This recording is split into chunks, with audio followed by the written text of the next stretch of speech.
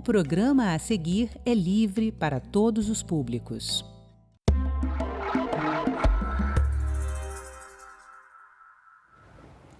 Olá!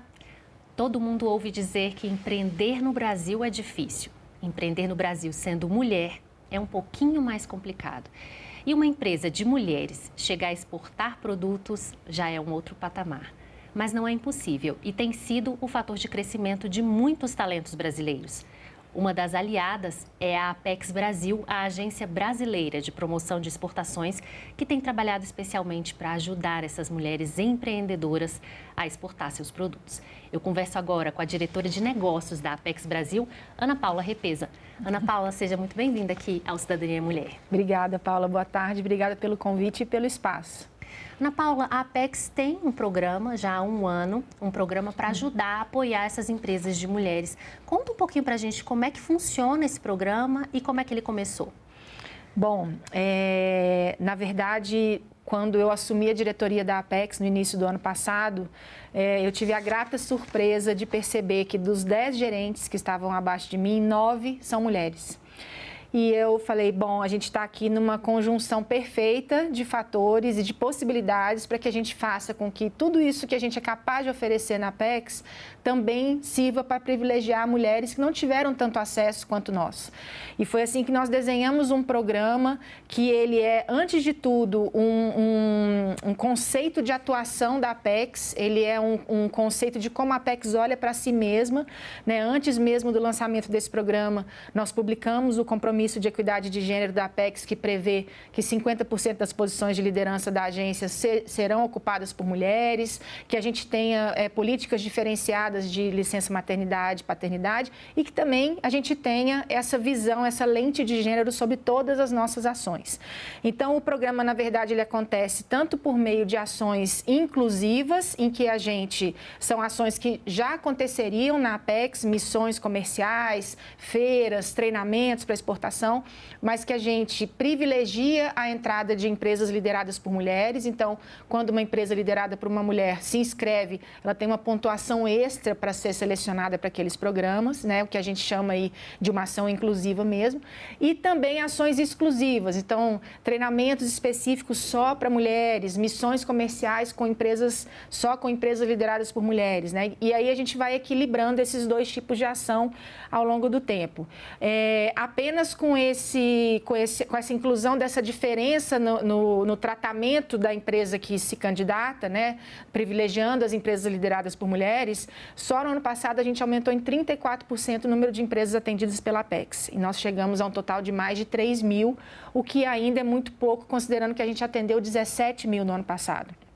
Então, a gente está muito longe da equidade quando a gente olha o total de empresas atendidas, mas a gente já está dando os nossos passos e de maneira bastante consistente aí ao longo do último ano.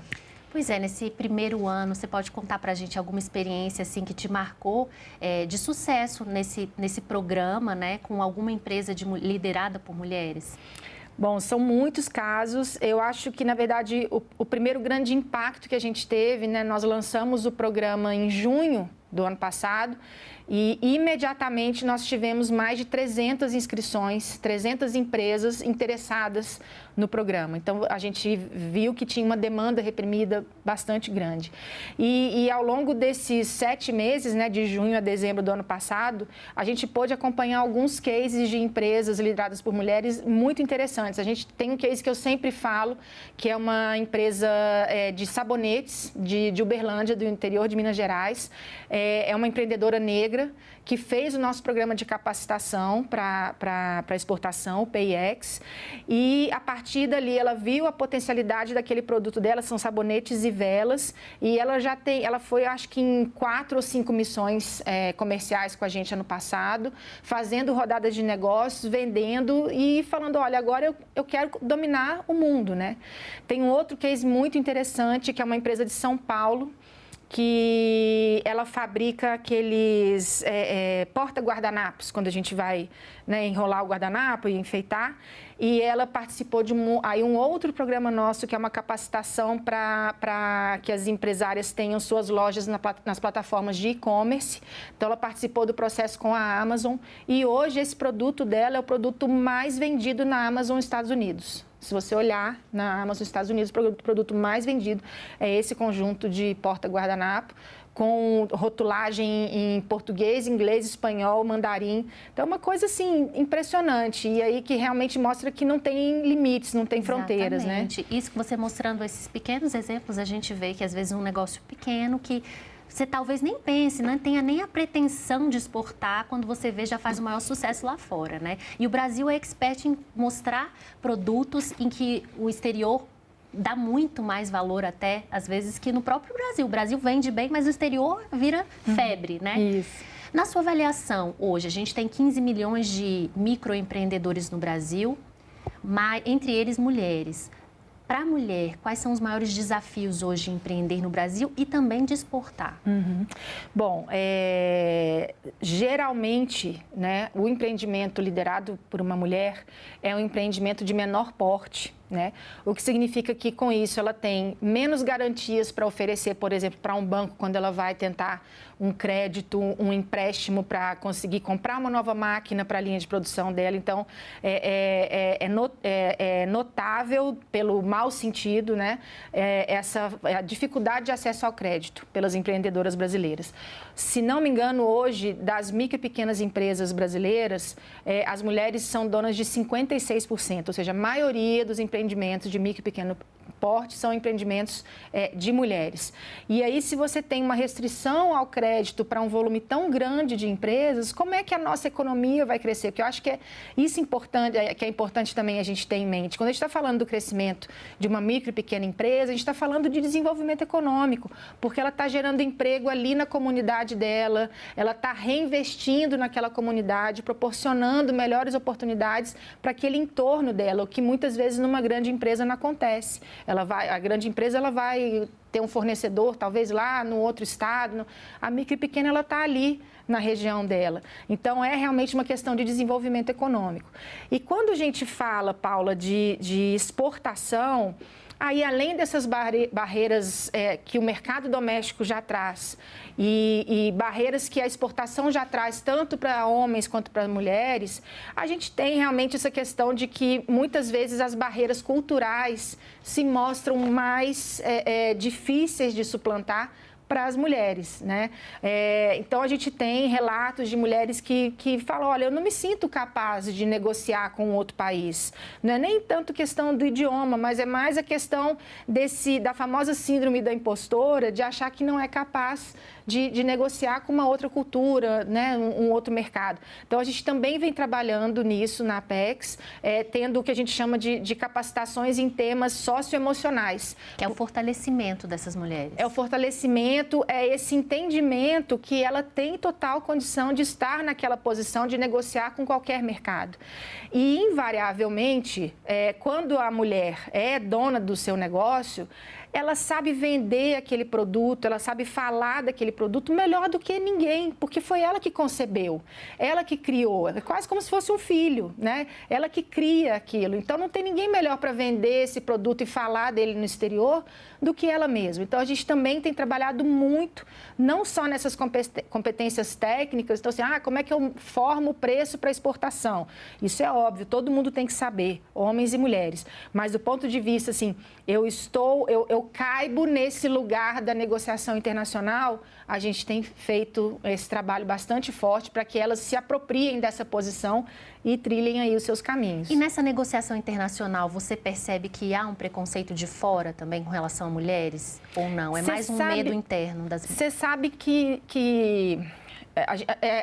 até assim, a gente não pode falar também de preconceito de fora, sendo que nós mesmos vivemos num país machista.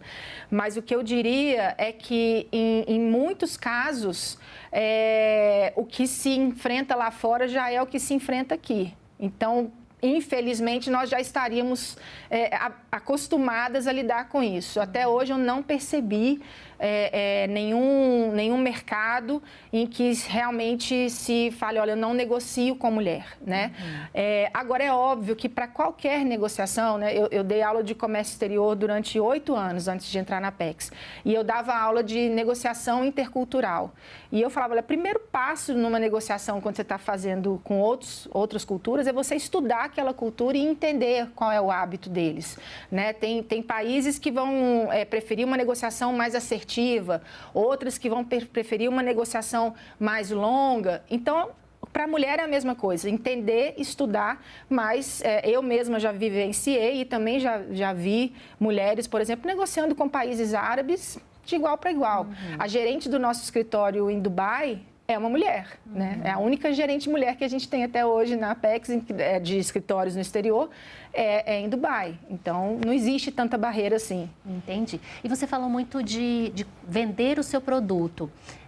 O Brasil, como eu falei, tem febre, Havaianas, outros produtos, a castanha do Brasil, né? Muita coisa. Mas, assim, o Brasil precisa saber se comunicar, ou seja, a comunicação, ela é a chave também para a venda desses negócios no exterior? Ou seja, a gente tem que mostrar o Brasil lá fora para poder vender mais? Com certeza, Paula. E assim, eu acho que tem uma característica muito favorável ao nosso país, que é assim, onde a gente chega, eu sou do Brasil, imediatamente se abre um sorriso. O Brasil é um país querido, é uma cultura amiga, vamos dizer assim, de todos os países. Nós não temos inimigos. Mas o consumidor internacional, e especialmente, eu diria todos, mas especialmente dos países mais desenvolvidos, eles estão cada vez mais interessados na história por trás do produto. Então, por que a castanha do Brasil faz sucesso? Porque ela é da região da Amazônia e não sei o quê, tarará, tarará. Tem um valor agregado. Tem um valor agregado. E aí, os produtos de empresas lideradas por mulheres carregam histórias sempre muito interessantes.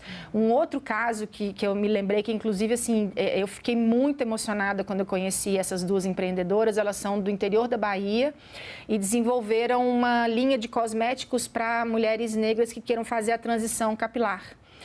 E elas começaram a contar a história, e é um produto vegano, ele é sem química nenhuma. Como que elas chegaram naquele produto? A filha de uma delas quis fazer a transição capilar, era alérgica a diversos produtos químicos, elas começaram a procurar ativos ali princípios ativos ali da natureza na região delas, se aliaram com uma química da Universidade Federal da Bahia para conseguir transformar aquilo num produto. Eu conheci essas duas empreendedoras na Colômbia, elas estavam participando de uma missão com a gente lá, e a história delas estava encantando, porque realmente é a história de uma família de mulheres que estava tentando se apropriar da própria história, com essa questão da transição capilar, e de uma maneira muito natural. Foi de uma dor delas que elas criaram uma solução. Então, assim, é muito bacana. E assim a gente tem um monte de histórias. Agora, você falou do treinamento, né? Então, assim, alguém que está nos assistindo pensa, interessante, quem sabe eu posso exportar meu produto. Tem essa visão já. Como é que é esse treinamento? Como é que faz para acessar esse treinamento, a PIEX, e depois dar andamento a todo o trabalho, que tem um trabalho depois burocrático para iniciar a exportação, né? Isso. Bom, para iniciar, assim, é um treinamento gratuito. Basta entrar no site da Apex, lá vai ter a indicação para esse programa PIEX, né, que é Programa de Extensão Industrial Exportadora.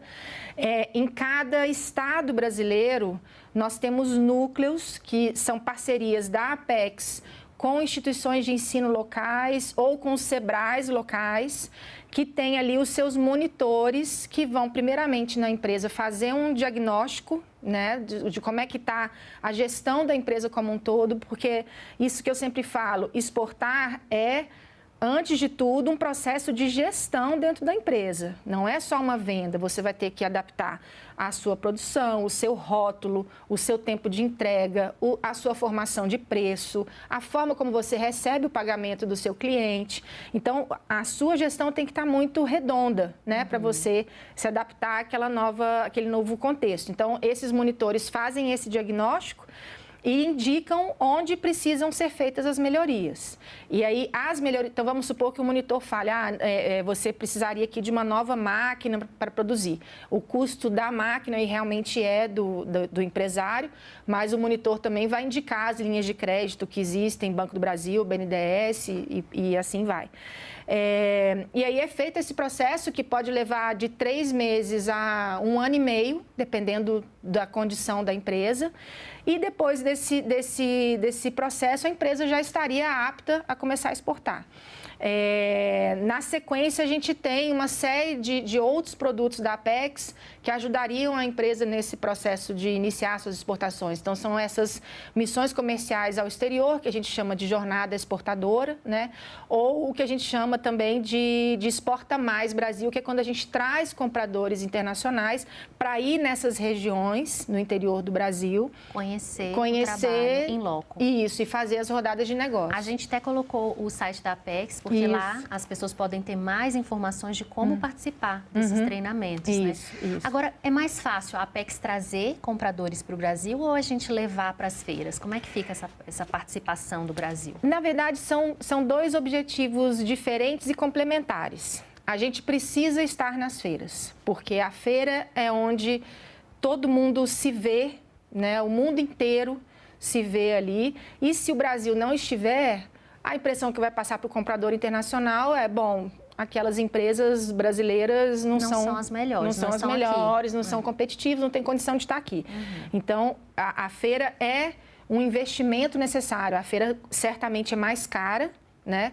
Você tem todo um trabalho de envio de amostra, a própria viagem do empresário que vai estar lá participando.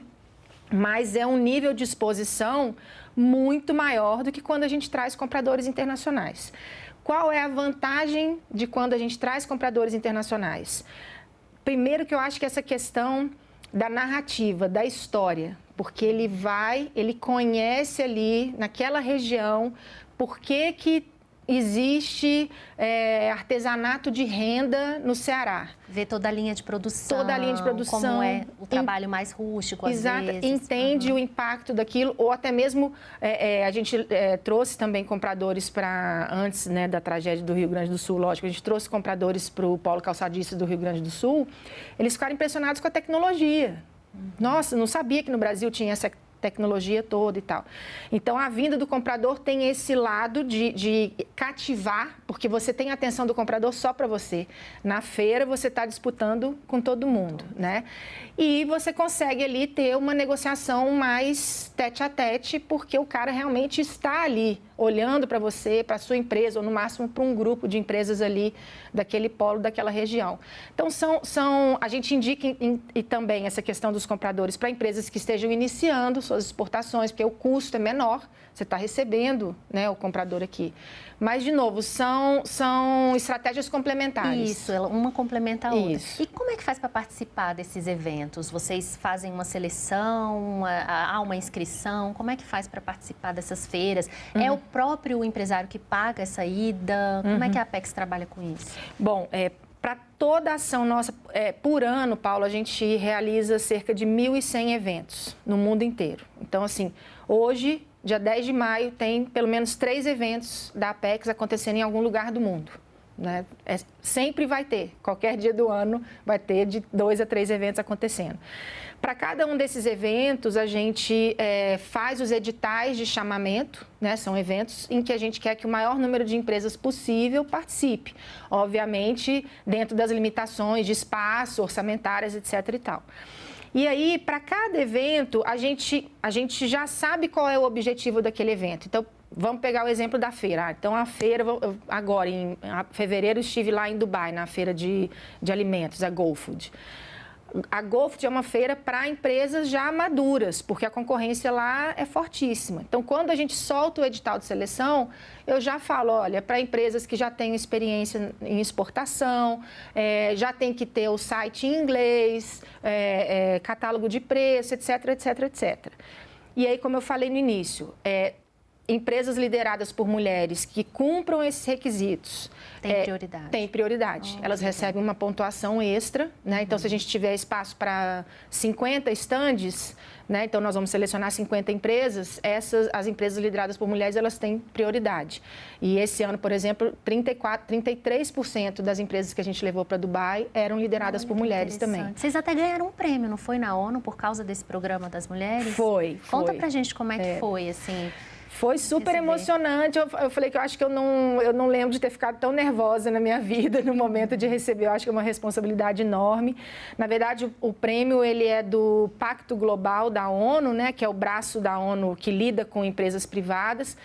E eles premiaram a Apex por esse conjunto de iniciativas, tanto do ponto de vista interno da gestão, né? Então, 50% de mulheres na liderança, licença maternidade e paternidade diferenciada, etc. E também pelo programa externo, né, o programa que traz as mulheres. Então, foi por esse conjunto, gestão e foco no cliente, né, que a gente recebeu esse prêmio. Legal. E foi super emocionante, uma responsabilidade muito grande, né, de manter. Com certeza, de manter. Mas, no mínimo, manter, né? Não tenho dúvida de que vai ainda... E vai ter um resultado ainda melhor. Agora, você falou sobre financiamento, que é um grande problema ainda que o Brasil enfrenta como um todo na parte dos microempresários. Mas vocês fecharam há pouco tempo uma parceria com o Banco do Brasil, né? Fala um pouquinho dessa parceria. É voltada para esse nicho de mercado, microempresa? Isso, O Banco do Brasil tem uma atuação muito importante na concessão de financiamento e crédito para exportação para empresas de micro e pequeno porte. E a gente quer acelerar a chegada dessas empresas apoiadas pela Apex a essas linhas de crédito do Banco do Brasil. Então, é uma parceria bastante importante, porque quando a gente pergunta para as empresas qual é a maior dificuldade delas para exportar, com certeza a questão do financiamento aparece, principalmente para alguns mercados, de onde é mais difícil receber à vista, você sempre tem que financiar, né? As maiores economias do mundo oferecem sistemas de financiamento à exportação muito robustos para suas empresas. Então, quando uma empresa brasileira de maquinário, por exemplo, está vendendo para a África, ela está concorrendo com empresas turcas. E a Turquia tem um sistema de financiamento à exportação super agressivo. E a gente não consegue, muitas vezes, fazer frente a essa concorrência. Então, é bem importante. Vocês ajudam, inclusive, nessa parte burocrática, por exemplo. A gente sabe que a legislação de cada país tem as suas particularidades. E o mercado tem que estar preparado para isso. Vocês fazem também essa consultoria, ou seja, vai vender para um mercado específico, a empresa que está começando agora, ela recebe toda uma orientação sobre o que precisa ter para entrar naquele mercado específico daquele país. Isso, a gente tem os nossos estudos de inteligência, que tem uma parte dedicada, assim, aos aspectos regulatórios daqueles países. Então, se eu estou falando, quais as melhores oportunidades para vender para a Colômbia? Eu vou ter lá a lista de produtos, quem são os principais concorrentes, etc. e tal, mas vou ter também, assim, olha, na Colômbia, a rotulagem para alimentos exige que fale se tem muito sódio, como no Chile, por exemplo, tem. Então, nos nossos estudos, a gente informa isso. Agora, você falou também sobre a questão do Rio Grande do Sul, vocês levaram uma empresa do ramo do calçado. Queria saber como é que a Apex está trabalhando agora no estado que está enfrentando, a gente sabe, talvez o evento climático mais extremo que a gente saiba da história, né? Como é que a Apex, que ajuda empresas que estão lá já antes do acontecido, está fazendo agora nesse momento? Realmente, assim, é uma preocupação enorme nossa, não só do ponto de vista humanitário, lógico. A nossa primeira preocupação é realmente com as pessoas, tanto que a gente está fazendo aí um mutirão para recolher doações, estamos em contato com a Defesa Civil para verificar outras possibilidades de ajuda, mas a gente também tem essa preocupação em como é que vai ser depois que a água baixar e as pessoas conseguirem minimamente reconstruir suas vidas, como é que a Apex pode apoiar essas empresas, porque o mercado internacional sempre foi um mercado muito importante para elas, né? Hoje nós temos mais de 1.000 empresas apoiadas pela Apex que estão ali naqueles municípios afetados pela enchente. Então, a gente está já discutindo com as entidades parceiras, a gente tem 40 projetos setoriais que têm muitas empresas do Rio Grande do Sul, e a gente está conversando com esses 40 projetos setoriais qual a melhor forma da Apex auxiliar depois nessa retomada da produção e das vendas, porque isso vai ser fundamental para que eles possam se reconstruir, para que o Estado possa se reconstruir. Então, a gente está avaliando formas, por exemplo, da gente apoiar ainda mais as empresas, né?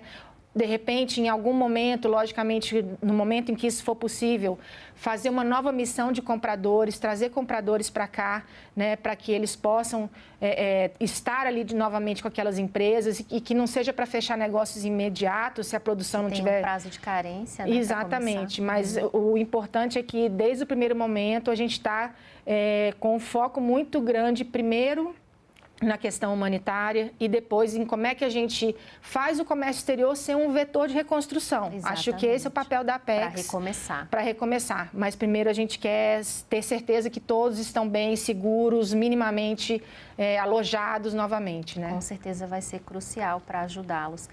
Agora, gente, vamos retomar a questão de quem está começando a querer, de repente, exportar e ainda não tem muita ideia.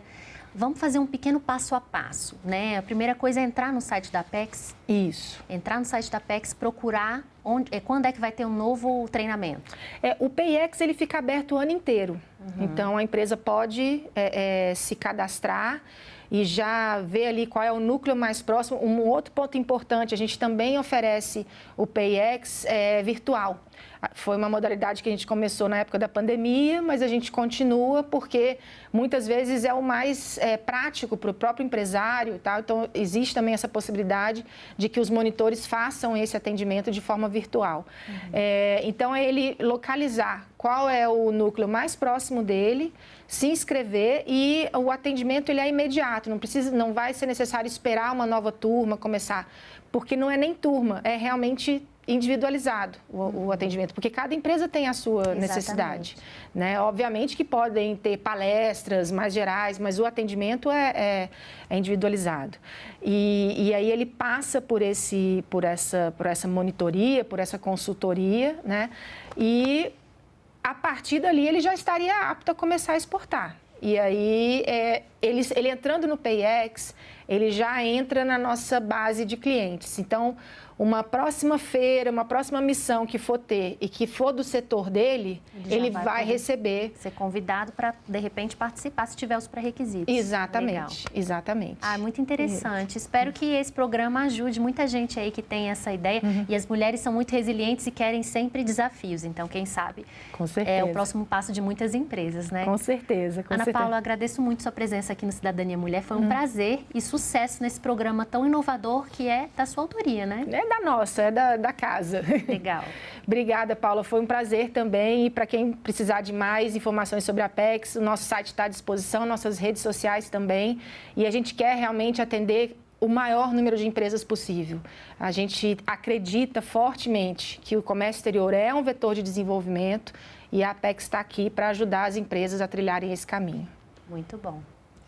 Bom, essa entrevista e todos os nossos outros programas estão disponíveis para você rever ou compartilhar no nosso site senado.leg.br/tv ou então pelo nosso canal do YouTube. Inscreva-se lá e marque o sininho para receber as notificações. Obrigada pela companhia e até o próximo Cidadania Mulher.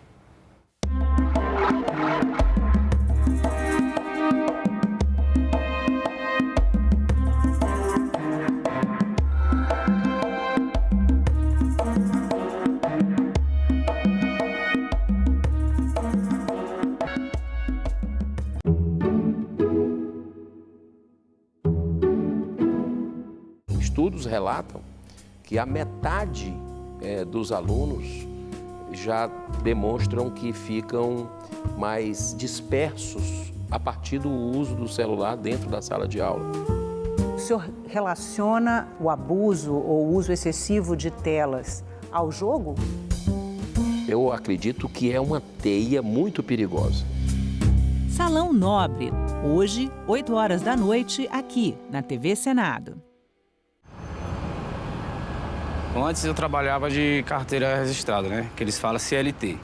Aí eu resolvi ficar só na plataforma, que eu tiro superior, tipo, que eu faço num mês para ganhar na CLT, eu tiro numa semana. Quem já acostumou trabalhar dessa forma, de fazer suas escalas, sua corrida, já não quer voltar para a CLT. Está praticamente no meio de uma guerra, né? Por quê? Porque a maioria dos motoboys não querem aceitar. A maioria fala que é melhor ficar do jeito que está agora e sem benefício, sem nada. Eu sou um dos poucos, na verdade, que não prefere o meio CLT, né? Porque o CLT traria para a gente mais segurança na questão de carga horária, também de salário fixo e benefícios. Se há recolhimento de imposto, melhora o SUS, melhora a educação. A gente tem até como exigir. E sem recolhimento, só quem lucra é a grande empresa.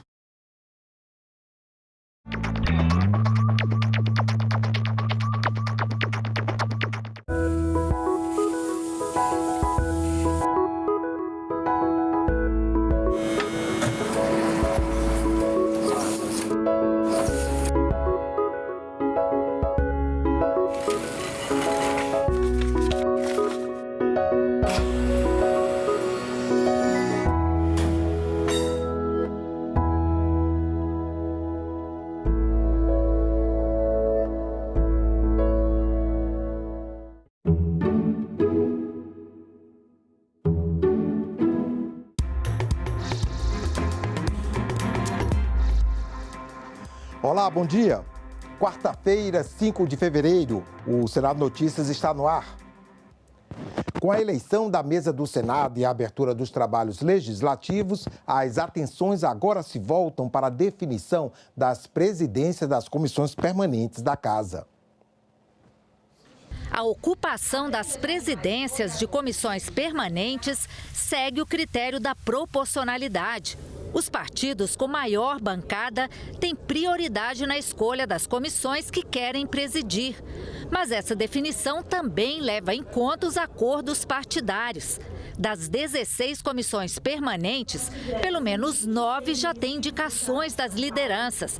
O PSD, partido com a maior bancada no Senado, já indicou o senador Otto Alencar para presidir a CCJ, uma das comissões mais disputadas. Isso vai ser no voto e eu estou conversando com os meus pares, aqueles que vão participar da comissão, para, sendo presidente, buscar presidir a comissão com muita responsabilidade, com muita assiduidade. O senador Nelsinho Trade, que também é do PSD, está cotado para continuar na Comissão de Relações Exteriores. Ele criticou o tratamento dado aos brasileiros deportados dos Estados Unidos. São situações que precisam ser revistas, né? A gente nunca teve no passado recente histórias dessa natureza.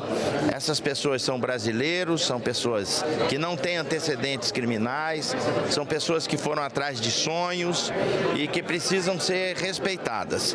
O PL, segunda maior bancada, indicou o senador Marcos Rogério para a Comissão de Infraestrutura e o senador Flávio Bolsonaro para a Comissão de Segurança Pública. Em sendo aprovado o meu nome na terça-feira, com o apoio dos meus pares, obviamente que a linha vai ser em priorizar aqueles projetos que endurecem a legislação penal, em especial no tocante aos crimes violentos. O MDB tem a terceira maior bancada e indicou o senador Renan Calheiros para a presidência da Comissão de Assuntos Econômicos e o senador Marcelo Castro para a Comissão de Assuntos Sociais. Destacar também as posições importantes que serão ocupadas pelo senador Renan Calheiros na presidência da CAI, representando o MDB, do senador Marcelo Castro, representando o MDB na comissão da CAIS, e na Comissão do Clima, o MDB estará também representado para que possamos contribuir na futura administração do Congresso Nacional. O PT, quarta maior bancada, deverá presidir a Comissão de Meio Ambiente com o senador Fabiano Contarato. E para a Comissão de Educação, o partido indicou a senadora Tereza Leitão. Um grande desafio pela importância que tem a educação, porque é uma pauta também prioritária da sociedade, do nosso governo, e temos também algumas medidas que virão em formato de lei que vão demandar um bom debate aqui na Casa.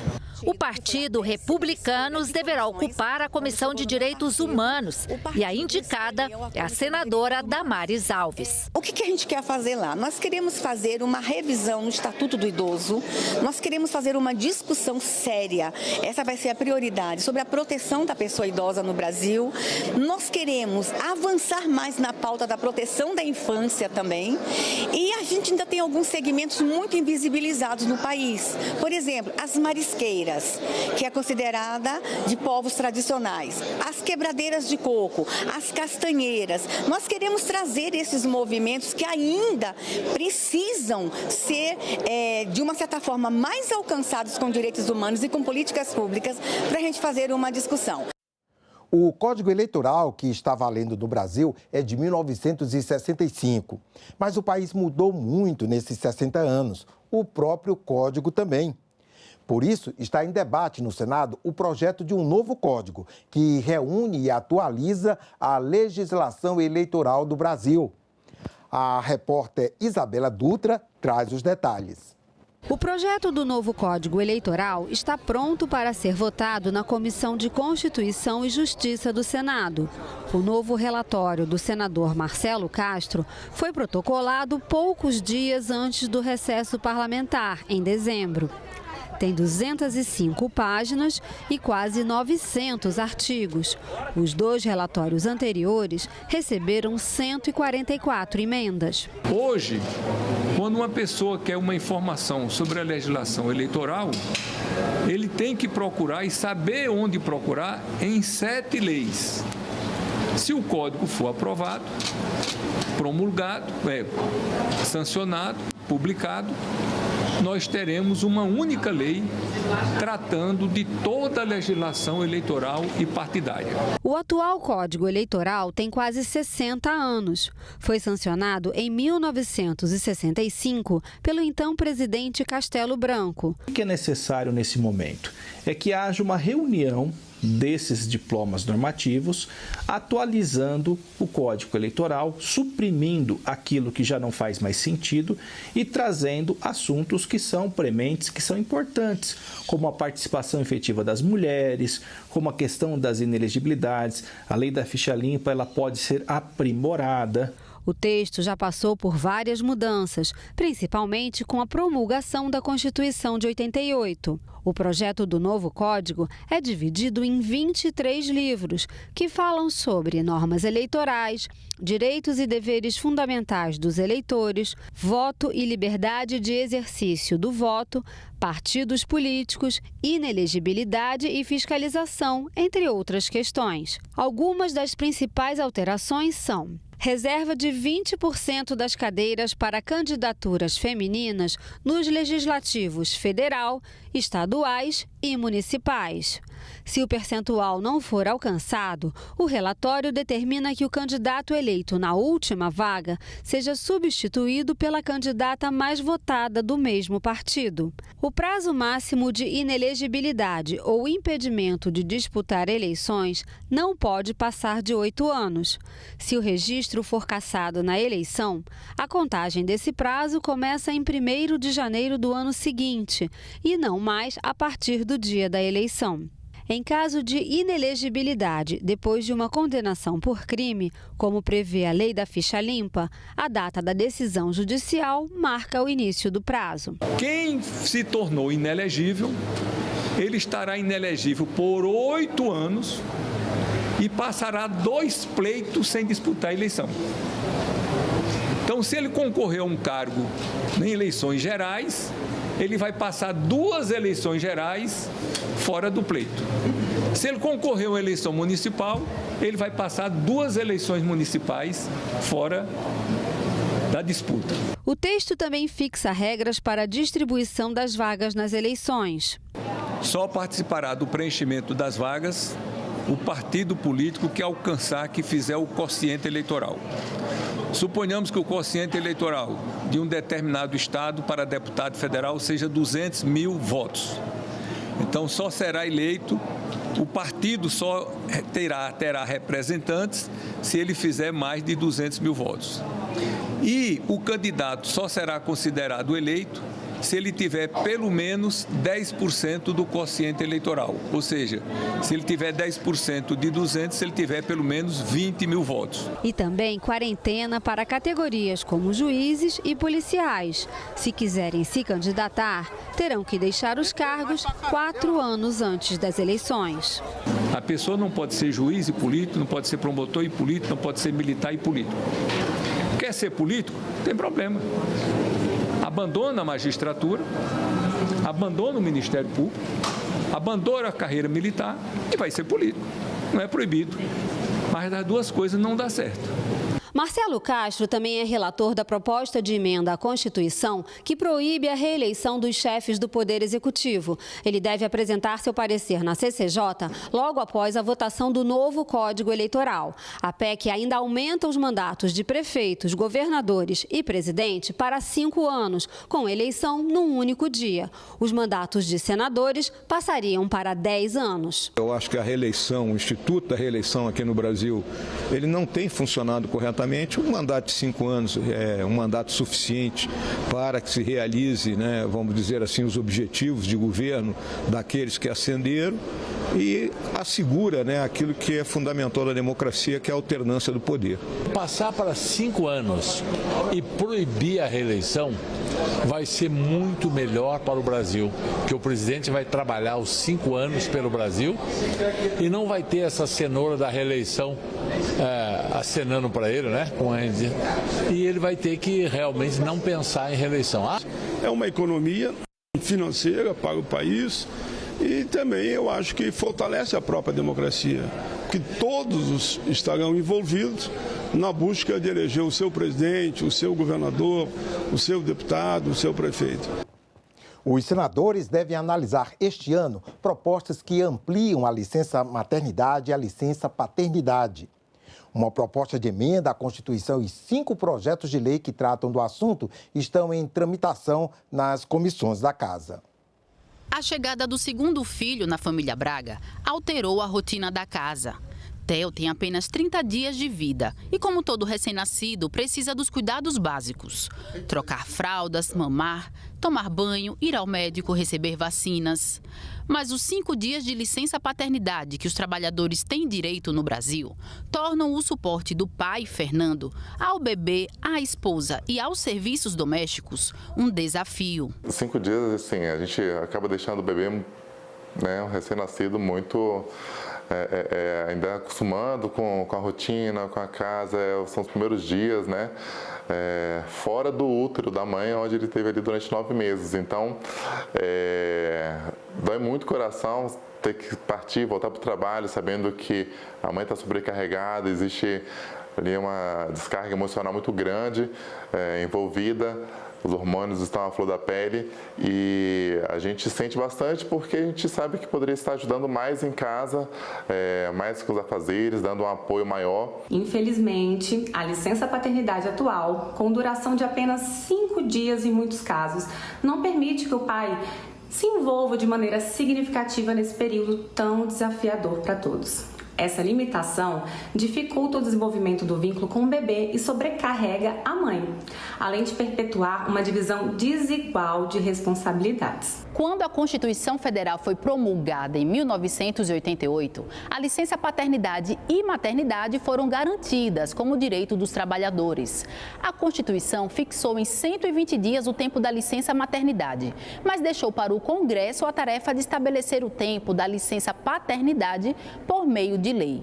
Estabeleceu ainda que, enquanto a lei não fosse elaborada, o tempo fixado para os pais seria de 5 dias. De lá para cá, já se passaram mais de 35 anos e essa lei que regulamentaria a licença paternidade nunca foi criada. Para fechar essa lacuna, tramitam no Senado uma proposta de emenda à Constituição e 5 projetos de lei que propõem a ampliação da licença paternidade ou maternidade. Todas as propostas estão atualmente em análise nas comissões e podem ser votadas em 2025. A PEC aumenta a licença paternidade de 5 para 20 dias e a maternidade de 120 para 180. Um dos projetos de lei amplia a licença maternidade para mães de recém-nascidos com deficiência para 180 dias, além de estabelecer 180 dias de estabilidade provisória para essas mães. Outro projeto amplia gradualmente a licença paternidade, começando com 30 dias nos primeiros anos da lei até chegar a 60 dias. O texto também institui o salário parentalidade, um benefício previdenciário a ser pago durante o período de afastamento. Mais um projeto aumenta a licença paternidade para 60 dias úteis e permite o compartilhamento de até 30 dias da licença maternidade com o pai. Outro projeto propõe o compartilhamento da licença maternidade entre cônjuges, permitindo a divisão de até 60 dias desse período. O texto ainda aumenta o prazo da licença maternidade, 180 dias. E, por fim, o projeto que garante 60 dias de licença paternidade e 180 dias de licença maternidade. Especialistas destacam vantagens para a relação de trabalho com a ampliação da licença paternidade. Os benefícios dados às empresas no sentido do bem-estar do funcionário e que evidencia, logicamente, a valorização da família e o bem-estar deste trabalhador, ajuda sem dúvida no engajamento e na fidelidade desses trabalhadores da empresa. Ampliando o prazo que o pai tem para permanecer com o recém-nascido, fortalece sim o vínculo e os papéis que esse pai tem dentro de uma família.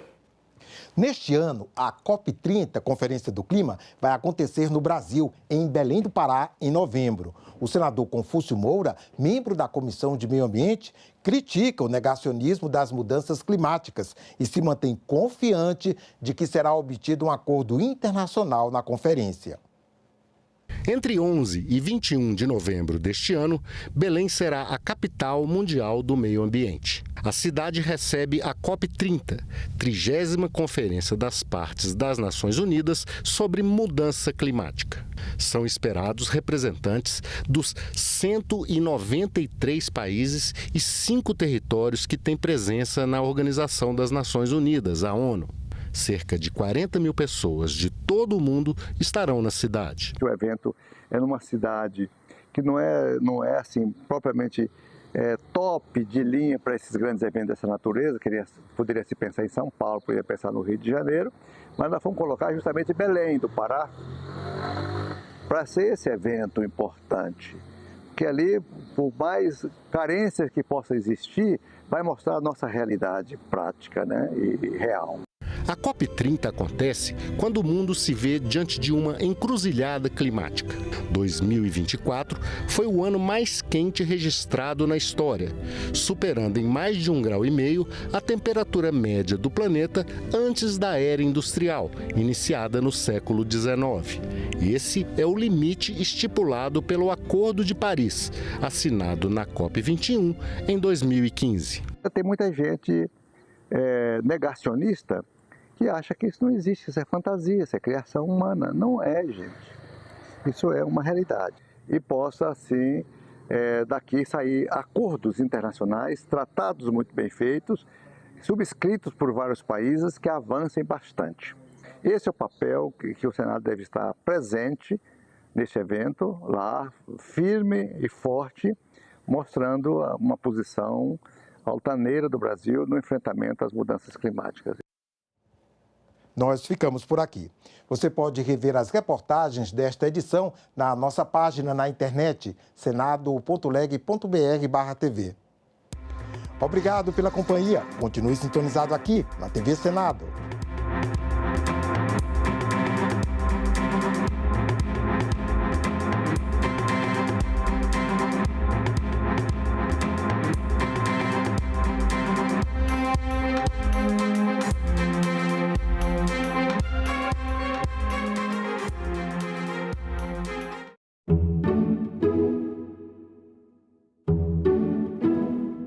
Estudos relatam que a metade dos alunos já demonstram que ficam mais dispersos a partir do uso do celular dentro da sala de aula. O senhor relaciona o abuso ou o uso excessivo de telas ao jogo? Eu acredito que é uma teia muito perigosa. Salão Nobre, hoje, 8 horas da noite, aqui na TV Senado.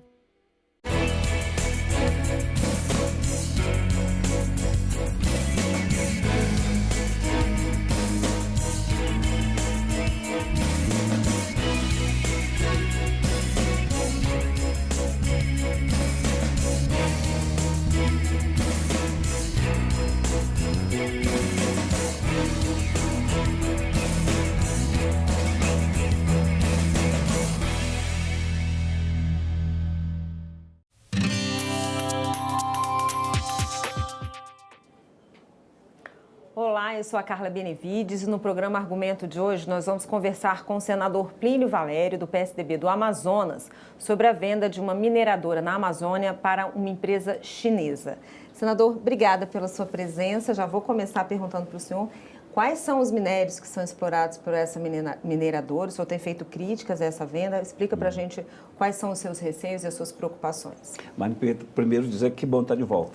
Obrigada, senador. Você é sempre muito bem-vindo. Essa mina de Pitinga, que fica no município de Presidente Figueiredo, a 105 km de Manaus, mas a mina fica a uns 270 km, mas ainda era território do Vamiri Troari. Mas já tem décadas, tem 46 anos, que era da Paranapanema, e explorava, até onde a gente sabe, estanho, que é a cassiterita. Mas nesse bloco do estanho vem aí 15 elementos que a gente chama terras raras, que é o ítrio, que é o nióbio, que é o urânio. Então, como não havia tecnologia para aproveitar o urânio, que o urânio é estatal, só o Brasil que pode, eles iam acumulando rejeito em montanhas, jogando. Então, hoje tem montanhas e montanhas de rejeitos. Lá contém o nióbio, o titânio e o urânio. Então, a gente não acredita, eu não acredito, que duas empresas chinesas, que são ligadas ao governo, comprem uma mina por 2 bilhões de reais para aproveitar o estanho. Então, eu quero saber o que eles vão realmente exportar, o que eles vão beneficiar. Porque o rejeito de estanho, a grande imprensa brasileira, vai em cima do que eu disse, mas é só rejeito de estanho, de urânio. Rejeito de urânio é urânio. Israel trabalha aproveitando, beneficiando o rejeito. E a China já faz isso. E sabe o que eles fazem com isso? Bomba atômica. Pois é, a Comissão Nacional de Energia Nuclear diz que nenhuma reserva de urânio foi vendida à empresa chinesa.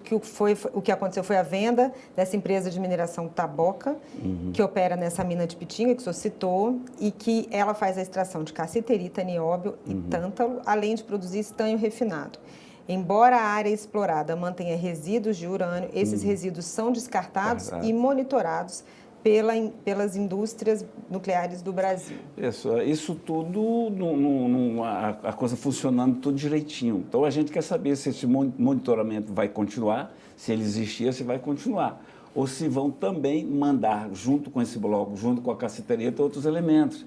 É preciso fiscalização. Só o estanho não vai dar o que eles querem. Então, esse rejeito que eles falam são montanhas hoje em dia. Montanhas é pegar blocos e explorar aquilo. Porque no bloco vem todos esses elementos que eu te falei. Então, eles tiravam o estanho, que era o mais pesado, e trabalhavam só com o estanho. A licença é para isso. Mas o urânio está ali. O urânio está lá. O ítrio está também nesse rejeito. O ítrio é que move a indústria automobilística, que cuida das baterias. Então, a nossa preocupação é essa. Eles vão continuar só tirando o estanho? Ou eles vão trabalhar também beneficiando, porque eles têm tecnologia.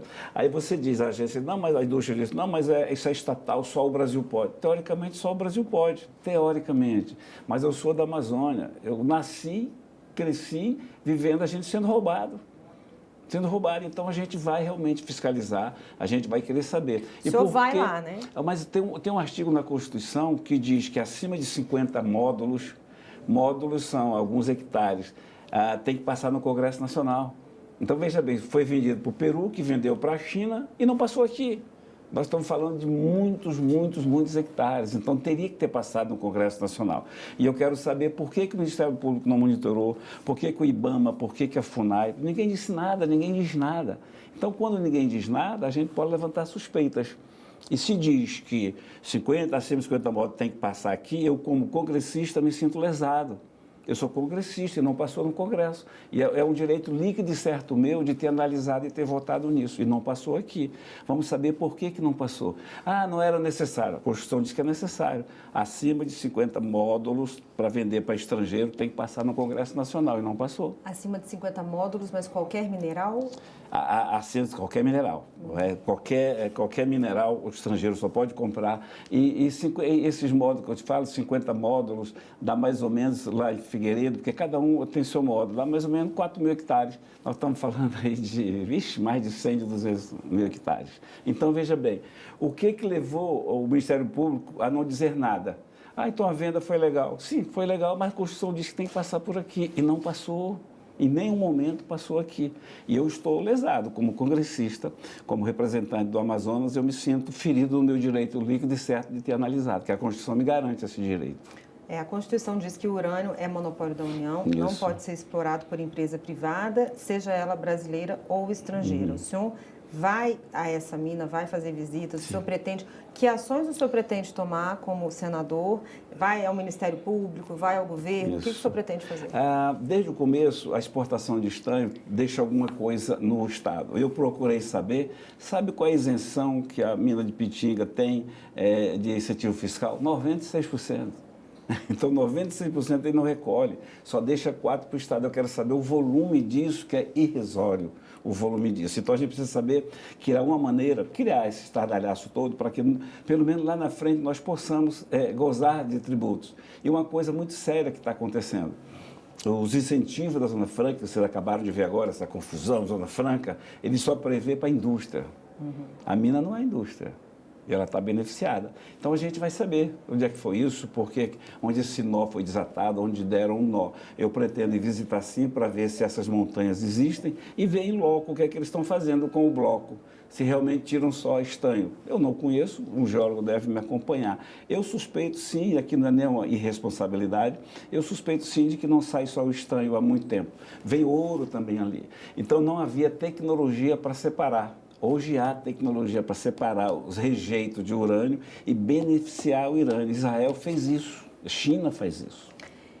Cabe, quando há uma venda dessa, a quem cabe essa fiscalização do que está sendo explorado, do que está sendo dessa separação desses rejeitos? O contrato é para explorar estanho, casterita e tal. Mas aí veio o ouro, alguém fiscaliza isso? Como é que é? Lá atrás era o DNPM. Então, quem substituiu o DNPM, acho que foi a Companhia de Recursos Minerais. Eles é que têm a prerrogativa de fiscalizar. E a Receita Federal, a nossa Receita Federal, estadual, tem que fazer isso. Eu tenho um depoimento de ex-fiscais da Cefaz que me disseram o seguinte: senador, quando eu era fiscal, a gente ia fiscalizar o caminhão, não podia, porque tinha cuidado, perigo, né? Cuidado, perigo. Então, o estanho não é perigoso. Ah, não, era radioatividade. Até onde eu saiba, o estanho não é radioativo. Até onde eu saiba. Então, a gente tem... Porque nós fomos muito roubados, nós da Amazônia, porque vocês não são da Amazônia, mas a gente é muito explorado, muito roubado. Temos que desconfiar de tudo. Então, ao desconfiar, eu quero ver o que fica no Estado. Ora, fica no Estado uma coisa irrisória. O Estado não está lucrando com isso. Tem o royalty do município Presidente Figueiredo, que ajuda o município. E o buraco vai ficar para as novas gerações, quando esgotar.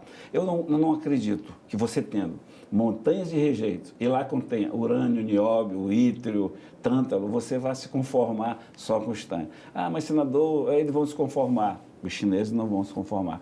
2 bilhões, outra coisa, 2 bilhões de reais não é nada para aquela mina. 350 milhões de dólares não é nada para aquela mina. Aquela mina vale muito mais do que isso. E esse dinheiro se reverte de alguma forma para o Estado? Não, de forma nenhuma. É uma venda de peruanos para chineses. Entendi. Senador, o senhor também tem mostrado preocupação com a exploração de potássio e gás ali na região, não é isso? Isso a gente precisa. Então, olha só, você me permitiu fazer essa comparação. O Ministério Público Federal não fez nada, ninguém fez nada, a mina foi para os chineses, né? De urânio não foi para os chineses. O potássio, que fica pestil, que vai suprir o mercado nacional em 25%, não pode, porque esse mesmo Ministério Público Federal que não fez nada lá, pega uma denúncia de uma ONG e dá uma liminar suspendendo. Potássio está lá, vai sair, mas é uma briga doida. E a mesma coisa com o gás de Silves, que é perto de Manaus. Uma ONG teria visto indígenas isolados, mas não prova que viu. E ali não tem. Aí o Ministério Público suspende o investimento de 6 bilhões de reais. Olha só, eles são ágeis, atrapalham 6 bilhões de reais de investimento que precisa, mas não diz nada em relação aos 2 bilhões da venda para os chineses. Então a gente precisa ver, comparar e mostrar para a população e mostrar para o que se passa no nosso país. O Ministério Público Federal tem sido omisso no caso dos chineses, mas tem sido muito ágil no caso do potássio. O potássio nos daria 3 mil empregos diretos, né, e supriria o mercado. Olha só a hipocrisia. O Brasil importa 80% do que precisa de potássio, que é o que move o agronegócio. Parte disso vem do Canadá. E esse potássio que vem do Canadá é de áreas indígenas. Senador, obrigada pelos esclarecimentos. Já convido o senhor a voltar depois que o senhor visitar a mina para a gente conversar de novo e continuar esse debate. Obrigada pelos seus esclarecimentos. Eu espero voltar sempre, eu que agradeço. Com certeza. E eu agradeço a você também que nos assistiu. Se você quiser rever esse programa, é só entrar no nosso site, senado.leg.br/tv ou acessar o nosso canal no YouTube. Obrigada pela sua companhia e continue sintonizado aqui na TV Senado.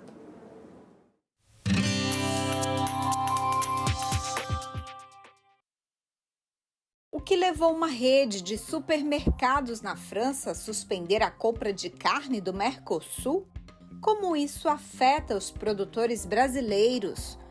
Pesquisador da FGV Agro, Leonardo Munhoz, e a diretora da Confederação da Agricultura e Pecuária do Brasil, Suemi Mori, respondem a essas e outras perguntas.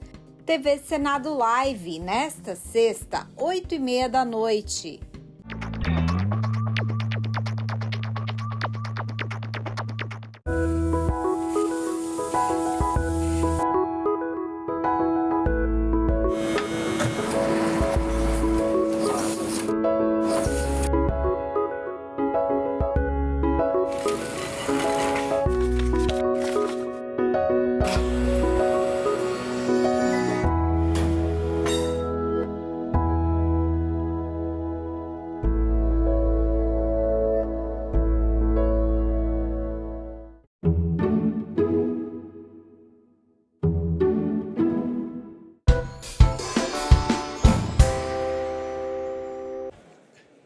Declaro aberta a sessão solene e inaugurados os trabalhos da terceira sessão legislativa ordinária da 57ª legislatura.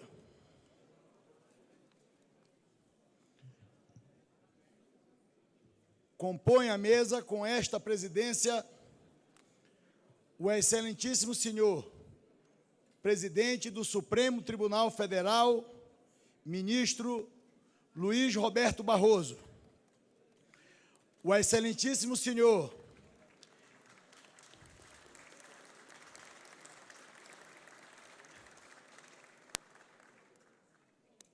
presidente da Câmara dos Deputados, deputado federal Hugo Mota.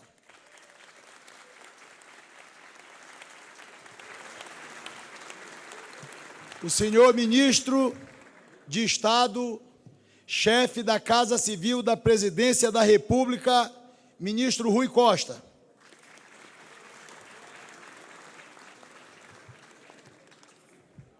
O senhor Procurador-Geral da República, professor Paulo Gonet Branco.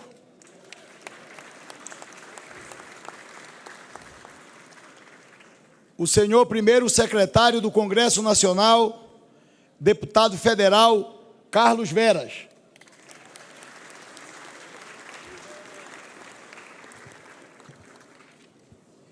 Convido todos para, em posição de respeito, entoarmos o hino nacional, executado pela Banda Sinfônica do Corpo de Fuzileiros Navais e conduzida pelo maestro suboficial músico André Luiz de Araújo.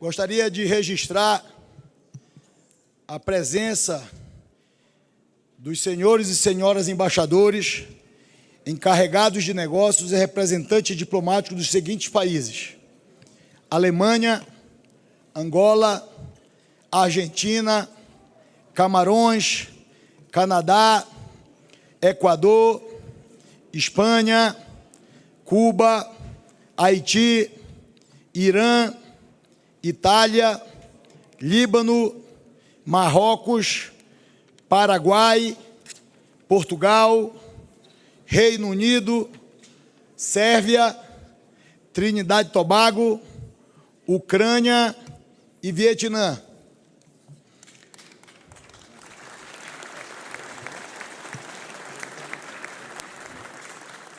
Registrar também a presença do ministro de Estado e Justiça e Segurança Pública, professor Ricardo Lewandowski.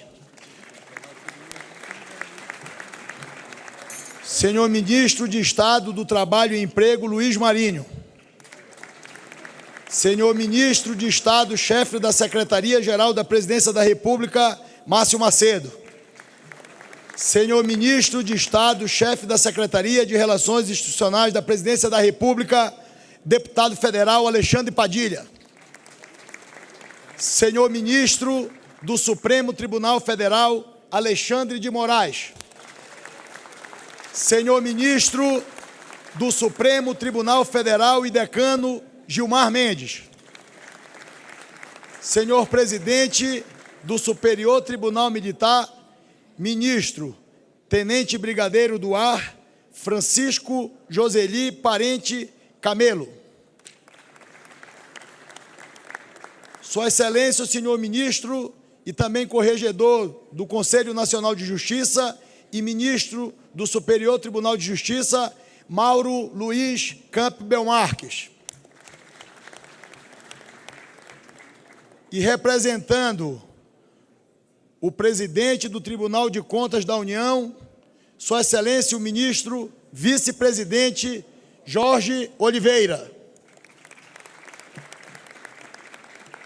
O senhor defensor público-geral federal Leonardo Cardoso de Magalhães. A senhora conselheira do Conselho Nacional de Justiça Daiane Nogueira de Lira. O senhor conselheiro do Conselho Nacional de Justiça Luiz Fernando Bandeira de Melo. A senhora conselheira do Conselho Nacional de Justiça Renata Gil de Alcântara Videira.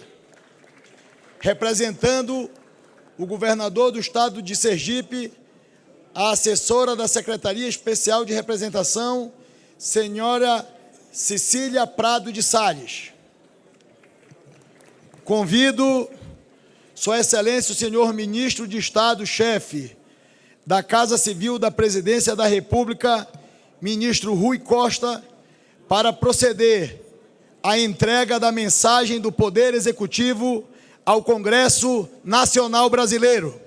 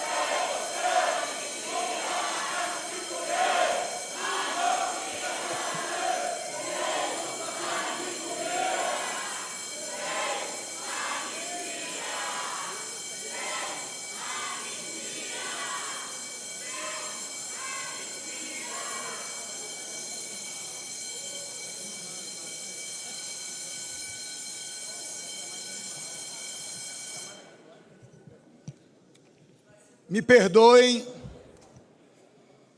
a manifestação, mas eu queria pedir, primeiro, na defesa do Congresso brasileiro, na defesa do Poder Legislativo brasileiro, em respeito a uma sessão muito importante do Congresso Nacional, onde todos nós reunimos deputados, deputadas, senadores e senadoras, com a presença de autoridades constituídas no nosso país, em uma abertura solene que, por favor, por gentileza, peço a cordialidade de todos, deputadas e deputadas, neste dia muito importante para a democracia brasileira e para a história do parlamento brasileiro.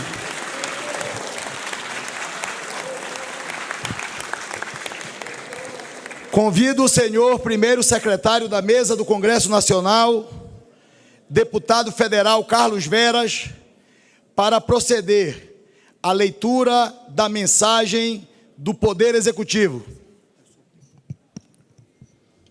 Excelentíssimo senhor presidente do Congresso Nacional, senador Davi Alcolumbre. Excelentíssimo senhor presidente do Supremo Tribunal Federal, ministro Luiz Roberto Barroso. Senhor presidente da Câmara dos Deputados, deputado federal Hugo Mota. Senhor ministro do Estado, chefe da Casa Civil da Presidência da República, Rui Costa. Senhor Procurador-Geral da República, Paulo Gonet. Senhoras e senhores parlamentares, na abertura deste novo ano legislativo, quero, mais uma vez, parabenizar e agradecer ao Congresso Nacional pela inestimável cooperação no projeto de reconstrução do Brasil. Nestes 2 anos de governo, reafirmamos nosso compromisso com a democracia, o respeito às instituições e a relação harmoniosa entre os poderes. Reafirmamos também o compromisso de promoção do desenvolvimento econômico com a inclusão social. A economia cresce mais, com mais investimentos, consumo, exportações e inovação. A indústria e o agronegócio estão mais fortes. A produtividade aumentou e o desemprego caiu. Em 2023, o Produto Interno Bruto aumentou 3,2%, 4 vezes acima da projeção do mercado. Para 2024, a projeção atual aponta para um crescimento de 3,5%, um dos maiores do mundo. Em média, o Brasil terá crescido, nestes 2 anos, mais do que o dobro da média do período de 2019 a 2022. Em 2023 e 2024, o país conquistou os melhores resultados de seu comércio exterior na história. Além disso, o fluxo de entrada de investimentos estrangeiros chegou a 133 bilhões de dólares no biênio. O dinamismo da economia é resultado de múltiplos fatores, a exemplo da retomada dos investimentos em infraestrutura, desenvolvimento produtivo, da expansão do mercado de trabalho, do fortalecimento das políticas de inclusão social e do aumento do consumo das famílias. O emprego formal tem crescido em todos os setores e em todos os estados da federação. No biênio de 2023 e 2024, o saldo irá superar 3 milhões de novos empregos.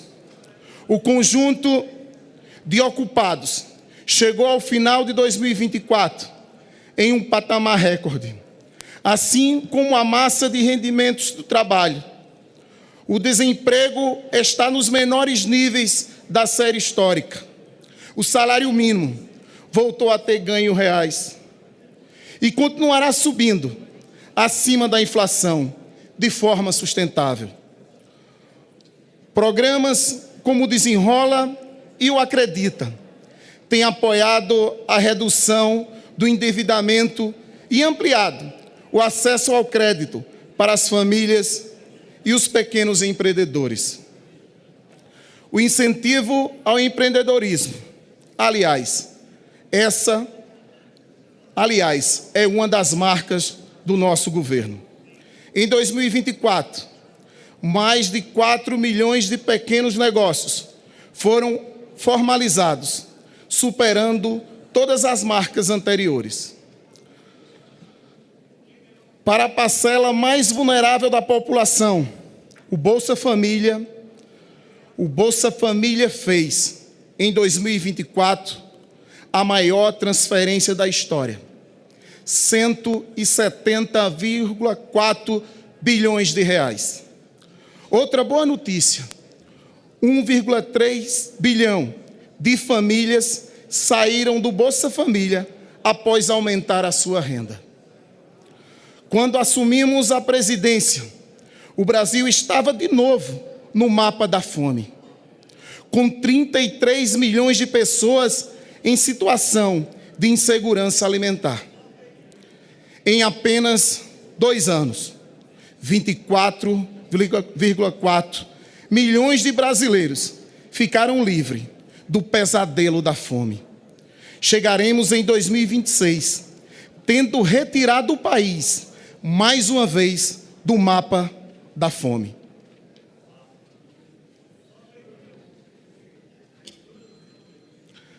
Estamos comemorando os menores índices de pobreza da série histórica. A extrema pobreza caiu para 4,4%, ficando pela primeira vez abaixo de 5%. Nesses 2 anos, o Brasil ficou menos pobre e menos desigual. Com o aumento dos salários, maior renda de trabalho e distribuição de renda mais justa. Cuidamos também para que oportunidades e direitos fossem ampliados. Fizemos progressos expressivos na garantia de terras para as comunidades quilombolas e os povos indígenas, reafirmando o compromisso com seus direitos históricos. Foram 32 terras quilombolas tituladas e 13 terras indígenas homologadas desde 2023. Lançamos o Plano Juventude Negra Viva, o maior conjunto de políticas públicas para a juventude negra na história do país, com investimentos nas áreas de segurança pública, saúde, educação, emprego, esporte e cultura. Lançamos também o Plano Nacional de Igualdade Salarial para combater a discriminação no mercado de trabalho. Nada justifica que a mulher trabalhe igual e ganhe menos que os seus colegas homens na mesma função. Na segurança pública, avançamos na elaboração de uma política de combate ao crime organizado, com a participação dos governadores e a garantia da não interferência na autonomia dos entes federativos. Negligenciada e criminalizada durante o governo anterior, a cultura teve 6,9 bilhões de reais transferidos pela Lei Paulo Gustavo e pela Política Nacional Aldir Blanc em 2023 e 2024. O setor audiovisual foi impulsionado com a retomada da cota de tela, que garante a exibição de filmes brasileiros no circuito exibidor. O novo PAC destinou recursos para investimentos em infraestrutura cultural e celebramos o marco regulatório do setor, com a sanção do Sistema Nacional de Cultura, outro resultado importante do diálogo entre o governo federal e o parlamento.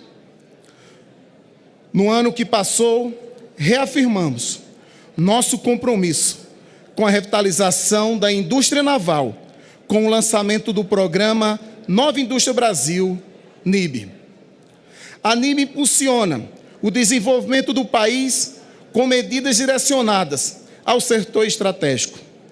promovendo a inovação, a sustentabilidade e a competitividade, em uma parceria entre o governo federal e o setor privado.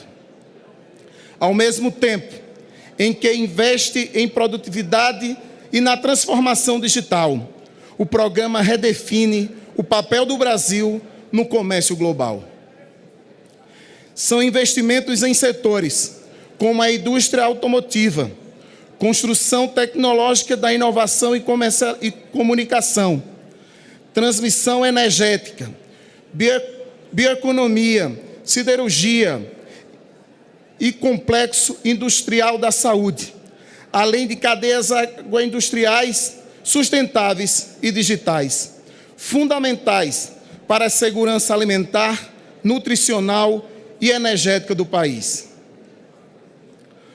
Os resultados já começam a aparecer. Em 2024, o Brasil bateu recorde em exportação de produtos manufaturados e reassumiu a 8ª posição em produção de automóveis.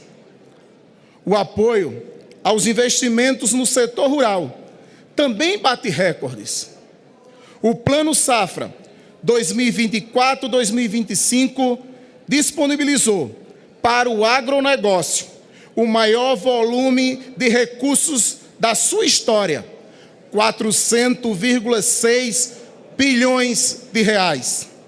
A agricultura familiar também recebeu volume recorde de recursos, 76 bilhões de reais, com juros mais baixos e linhas específicas para aquisição de equipamentos e para a produção orgânica e agroecológica.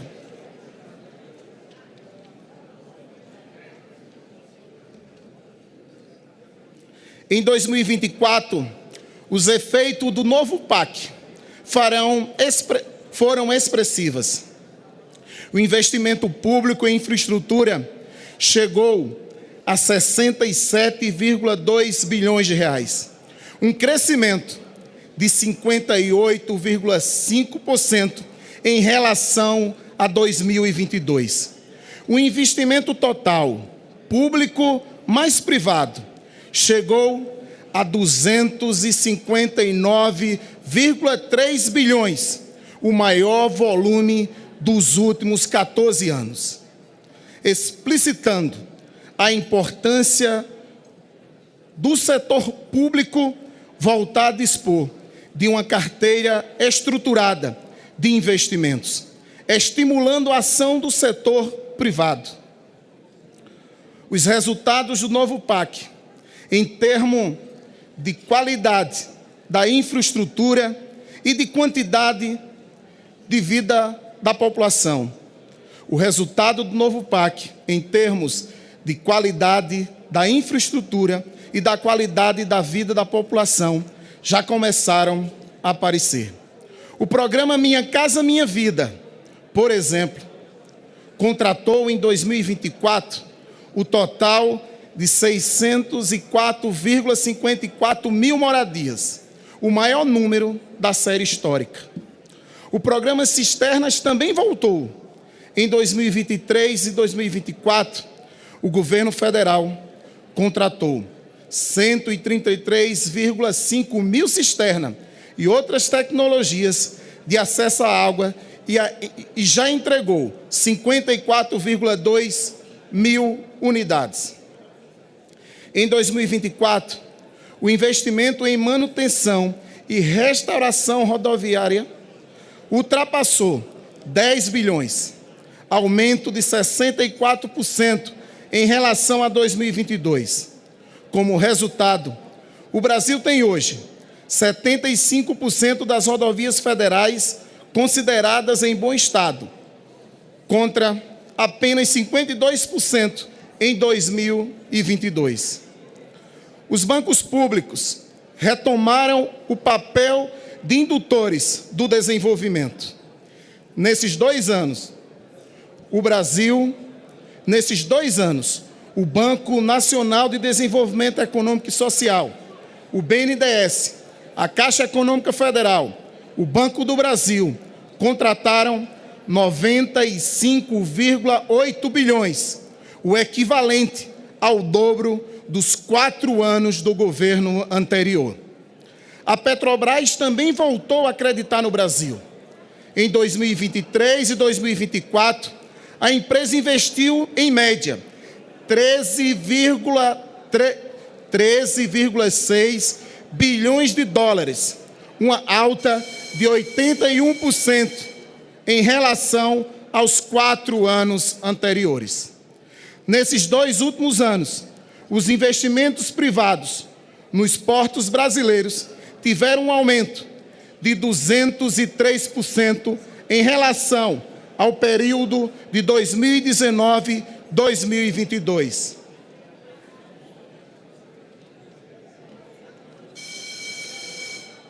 Já nos aeroportos públicos federais, os investimentos privados cresceram 72,9%. A educação voltou a ser tratada como prioridade. Programas como o Pé de Meia e a escola em tempo integral fortalecem a qualidade do ensino, asseguram a permanência dos estudantes nas escolas e pavimentam um caminho para um futuro mais promissor. O programa Pé de Meia beneficia mais de 3,9 milhões de estudantes, o equivalente a 54% dos alunos no ensino médio público do país. Em 2 anos, foram criadas mais de 1 milhão de novas vagas em escolas em tempo integral. Com isso, atingimos o maior percentual de matrículas em tempo integral da série histórica, 21,9%. O número de matrículas na educação profissional pública bateu recordes, chegando a 1,3 milhão. O número de jovens no ensino profissionalizante vai crescer ainda mais, com a criação de 101 novos institutos federais. Lançado em janeiro de 2025, o Mais Professores vai se somar ao investimento do governo federal na educação. O programa visa não apenas valorização e a qualificação dos professores da educação básica, mas também o estímulo à docência, por meio de distribuição de bolsas para jovens, com nota superior a 650 no Exame Nacional do Ensino Médio, o Enem, interessados em seguir a carreira. Cerca de 50 milhões de estudantes e educadores serão beneficiados. Na saúde, o programa Mais Médico, negligenciado pelo governo anterior, voltou com força total, levando atendimento às regiões de todo o país. O número de médicos em atuação pelo programa dobrou, passando de 13,73 mil em 2022 para 26,87 mil em 2024.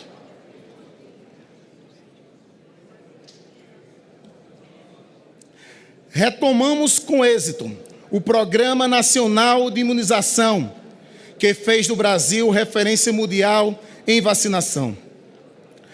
Mais de que havia sido negligenciado pelo governo anterior.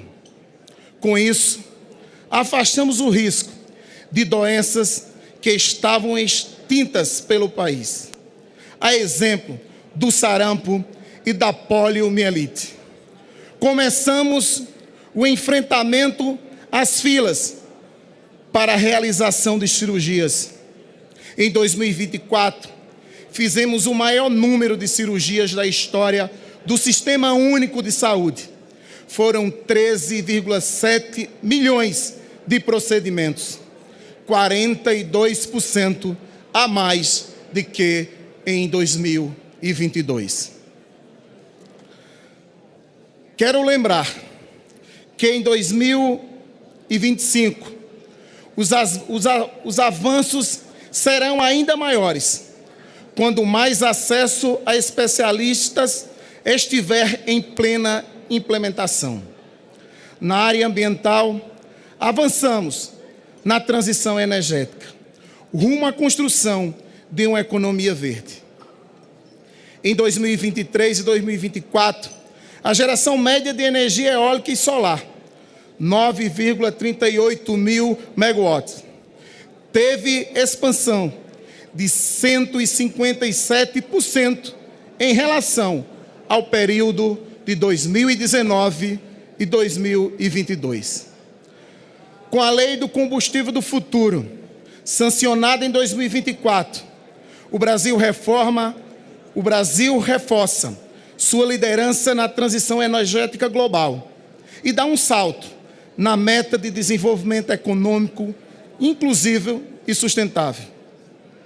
Além de medidas de incentivo aos combustíveis verdes, a lei institui o marco regulatório para captura e armazenamento de carbono, liberando investimento de 260 bilhões de reais. Seguimos firmes no combate ao desmatamento. Em 2024, na comparação a 2023, o desmatamento caiu 30,6% na Amazônia e 25,7% no Cerrado. Nossa meta é desmatamento zero até 2030. Assinamos o Pacto pela Transformação Ecológica, uma união entre os três poderes para que a sustentabilidade ecológica, o desenvolvimento econômico e a justiça social climática se tornem pilares centrais de nossas políticas públicas. Essas são algumas das respostas do Brasil à emergência climática. Não temos escolha. Em todo o mundo, a natureza vem respondendo com fúria à exploração predatória dos recursos naturais. Não podemos ignorar os pedidos de socorro do meio ambiente. É importante ressaltar a parceria entre o governo federal e o Congresso Nacional, por ocasião das tragédias das chuvas no Rio Grande do Sul, da seca na Amazônia e dos incêndios no Pantanal. Ao se deparar com esses desafios emergenciais, o Congresso se aliou às propostas do Executivo para responder de forma célere e eficiente. Na área internacional, em 2024, foi o ano da consolidação do protagonismo do Brasil no mundo. Sob a presidência do país, a cúpula do G20 reuniu no Rio de Janeiro as principais lideranças mundiais. A declaração final da cúpula, aprovada em consenso, contemplou os principais temas propostos pelo Brasil: combate à fome e à desigualdade, enfrentamento da crise climática, construção de uma nova governança global e a taxação dos super ricos. Realizado pela primeira vez na história pelo grupo, por iniciativa do Brasil, o G20 Social abriu espaço para movimentos e entidades da sociedade civil organizada apoiarem, opinarem sobre o mundo que queremos. Durante o G20, lançamos a Aliança Global contra a Fome e a Pobreza. Também proposta pelo Brasil, que já conta com adesão de cerca de 150 países e organismos internacionais. Em 2025, os olhos do mundo continuarão voltados para o Brasil. Em janeiro, assumimos a presidência dos BRICS, cujo encontro anual acontecerá em julho, no Rio de Janeiro. Em novembro, Presidiremos também a 30ª Conferência da Organização das Nações Unidas sobre as Mudanças Climáticas, a COP30, em Belém. Pela primeira vez, a Amazônia sediará as discussões sobre o futuro do planeta. Com a volta do Brasil ao cenário internacional, abrimos 300 mercados para os nossos produtos no exterior. O mais importante, concluímos as negociações para o acordo Mercosul-União Europeia, depois de 25 anos de tratativas.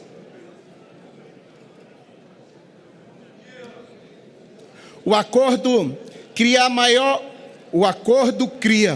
o maior mercado livre de comércio do mundo e abre oportunidades extraordinárias para o Brasil e os nossos vizinhos da América do Sul. Em 2024, a parceria do governo com o Congresso foi fortalecida. Aprovamos nesta casa o dobro de projetos prioritários, em comparação com 2023. O conjunto de medidas fiscais e a regulamentação da reforma tributária são exemplos que ilustram a relação construtiva entre o Executivo e o Legislativo. Em 2024, o governo federal manteve seu compromisso com o equilíbrio das contas públicas. Fizemos o 6º maior ajuste fiscal do mundo e o 3º maior entre os países emergentes. De acordo com o Fundo Monetário Internacional, o déficit primário está estimado em 0,1%, o menor da década. Em 2025, continuaremos a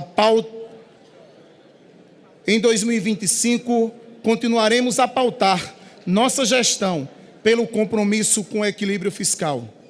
Isso está expresso na Lei de Diretrizes Orçamentárias, assim como no conjunto de medidas fiscais enviadas em novembro de 2024 ao Congresso Nacional, que permitirão economizar 70 bilhões de reais em 2025 e 2026. O marco histórico da aprovação da reforma tributária não apenas simplifica e torna mais justo o sistema tributário, como também impulsiona o desenvolvimento econômico, atrai investimentos, fornece a competitividade do setor produtivo e reduz desigualdades sociais e regionais.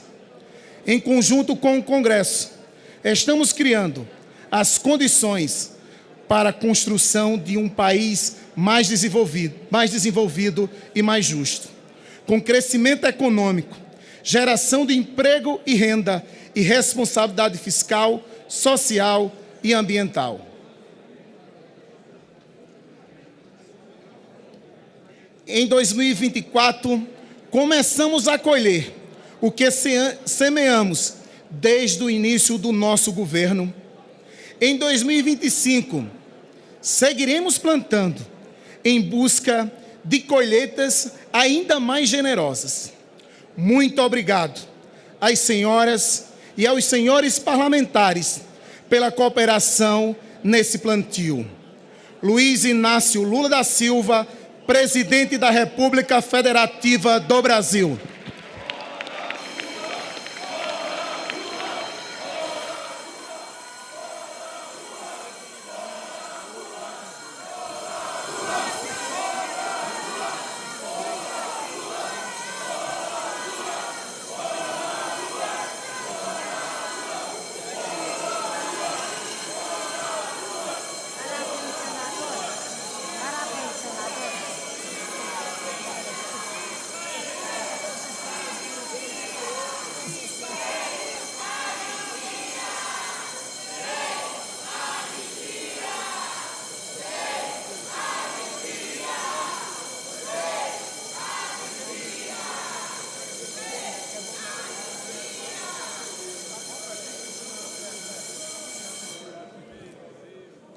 Gostaria de cumprimentar o primeiro secretário da mesa do Congresso Nacional, deputado federal Carlos Veras, por fazer a leitura da mensagem do Executivo ao Congresso Nacional. Convido o excelentíssimo senhor presidente do Supremo Tribunal Federal, ministro Luiz Roberto Barroso, para proceder à leitura da mensagem do Poder Judiciário e, em seguida, entregá-la ao Congresso Nacional Brasileiro.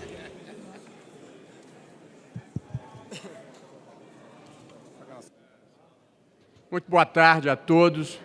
Prazer e muita honra participar desta cerimônia no Congresso Nacional e gostaria, logo ao início, de prestar a homenagem que considero devida e merecida ao presidente que concluiu o seu mandato no comando do Senado Federal, o senador Rodrigo Pacheco, um homem público que se destacou pela integridade, pela civilidade e pelo seu comprometimento com o interesse público e as necessidades do país.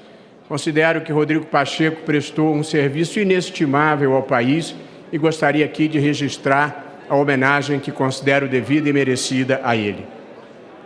Querido presidente Davi Alcolumbre, presidente Hugo Mota, senhor primeiro secretário, senhor procurador-geral, senhor chefe da Casa Civil, nós estamos aqui hoje celebrando a posse dos presidentes das casas legislativas e eu queria aqui cumprimentar uma vez mais o senador Davi Alcolumbre pela votação consagradora de 73 votos numa casa de 81 parlamentares. Não é pouco significativo esse fato e a capacidade que Vossa Excelência teve de aglutinar as pessoas em torno de valores e objetivos que são os objetivos do país. E da mesma forma queria cumprimentar o deputado Hugo Mota, que obteve 444 votos na sua eleição para presidente da Câmara dos Deputados, 444 em 513 deputados, a segunda maior votação já registrada na Câmara dos Deputados. Nós, todos os três poderes da República, estamos unidos pelos valores da Constituição e pelos propósitos nela estabelecidos. Porém, mais do que a harmonia e independência prevista na Constituição, eu tenho muito prazer de estar aqui porque nós temos, acima de tudo, bons sentimentos uns em relação aos outros e torcemos pelo sucesso um do outro. De modo, presidente Alcolumbre, que mais do que a presença formal do presidente do Supremo aqui, na verdade está o compromisso do Poder Judiciário de sermos parceiros em tudo aquilo que, à luz da Constituição, seja bom para o Brasil. Alguém me perguntou na entrada se eu havia recebido um recado ou compreendido um recado, e a primeira coisa que me ocorreu foi: entre nós não há necessidade de recados, nós temos conversa direta, aberta e franca de pessoas que se querem bem e que se ajudam, e quando eventualmente divergirem, vamos ser capazes de sentar numa mesa e institucionalmente absorvermos a divergência. Pensamento único só existe nas ditaduras. A característica da democracia é a divergência com civilidade e a capacidade de diálogo e de colocar argumentos na mesa.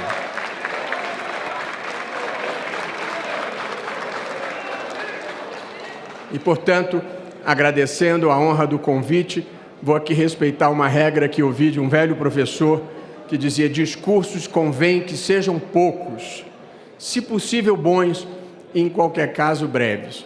De modo que eu agradeço o convite para estar aqui nessa tribuna e gostaria de dizer, presidente Davi, presidente Hugo Mota, a minha crença profunda de que com boa fé e com boa vontade, quase tudo nessa vida é possível.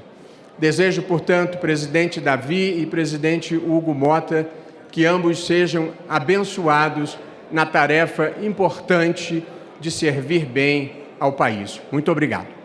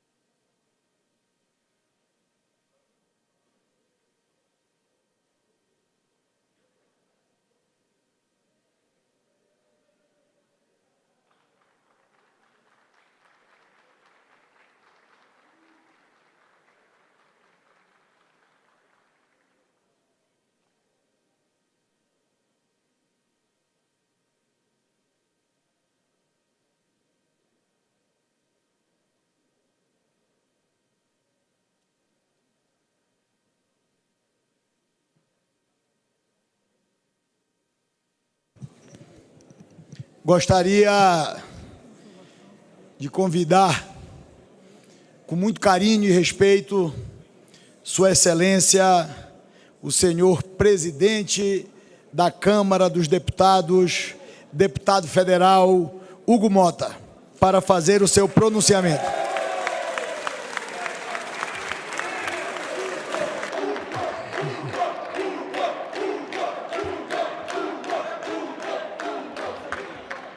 Excelentíssimo senhor presidente do Congresso Nacional, meu amigo, meu irmão senador Davi Alcolumbre, excelentíssimo senhor presidente do Supremo Tribunal Federal, ministro Luiz Roberto Barroso, a quem agradecemos a sua presença e em nome de quem cumprimentamos os demais ministros da nossa Suprema Corte.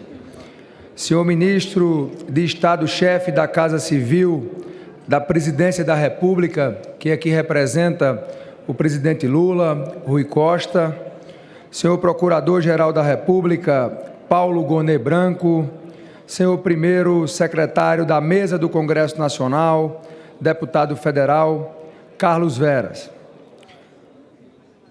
Quero aqui cumprimentar as senhoras senadoras, os senhores senadores, meus colegas deputadas e deputados federais, aqui presente, minhas senhoras, meus senhores, demais autoridades.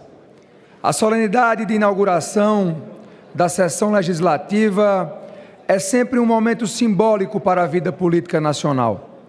A recepção pelo Parlamento das mensagens dos poderes executivo e judiciário e a reunião das lideranças nacionais reforça o sentimento de coesão entre os poderes da República. O trabalho conjunto dos três poderes, independentes e harmônicos entre si, está no cerne do regime político do país.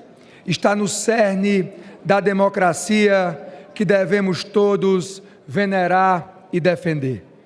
Essa independência e essa harmonia pressupõem o desvelo obstinado no cumprimento das atribuições constitucionais e o respeito às competências dos demais poderes, norteados sempre pelo interesse público.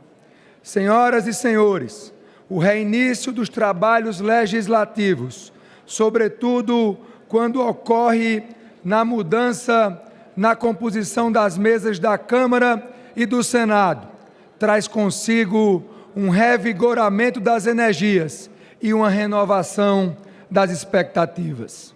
Sinto um forte entusiasmo dos meus colegas deputadas e deputados federais por fazer um bom trabalho, por produzir soluções para os problemas de nossa gente, que espera, precisa e exige de seus representantes resultados concretos de suas ações. Sabemos que há um grande desafio diante de nós. Contudo, senhoras e senhores, nada realmente de valor é construído neste mundo sem esforço. E vamos continuar trabalhando até fazer do Brasil a nação próspera e justa com que todos sonhamos. É ser disso que a superação de muitos dos problemas nacionais e das dificuldades enfrentadas pelo povo passa pela aprovação de proposições no Parlamento.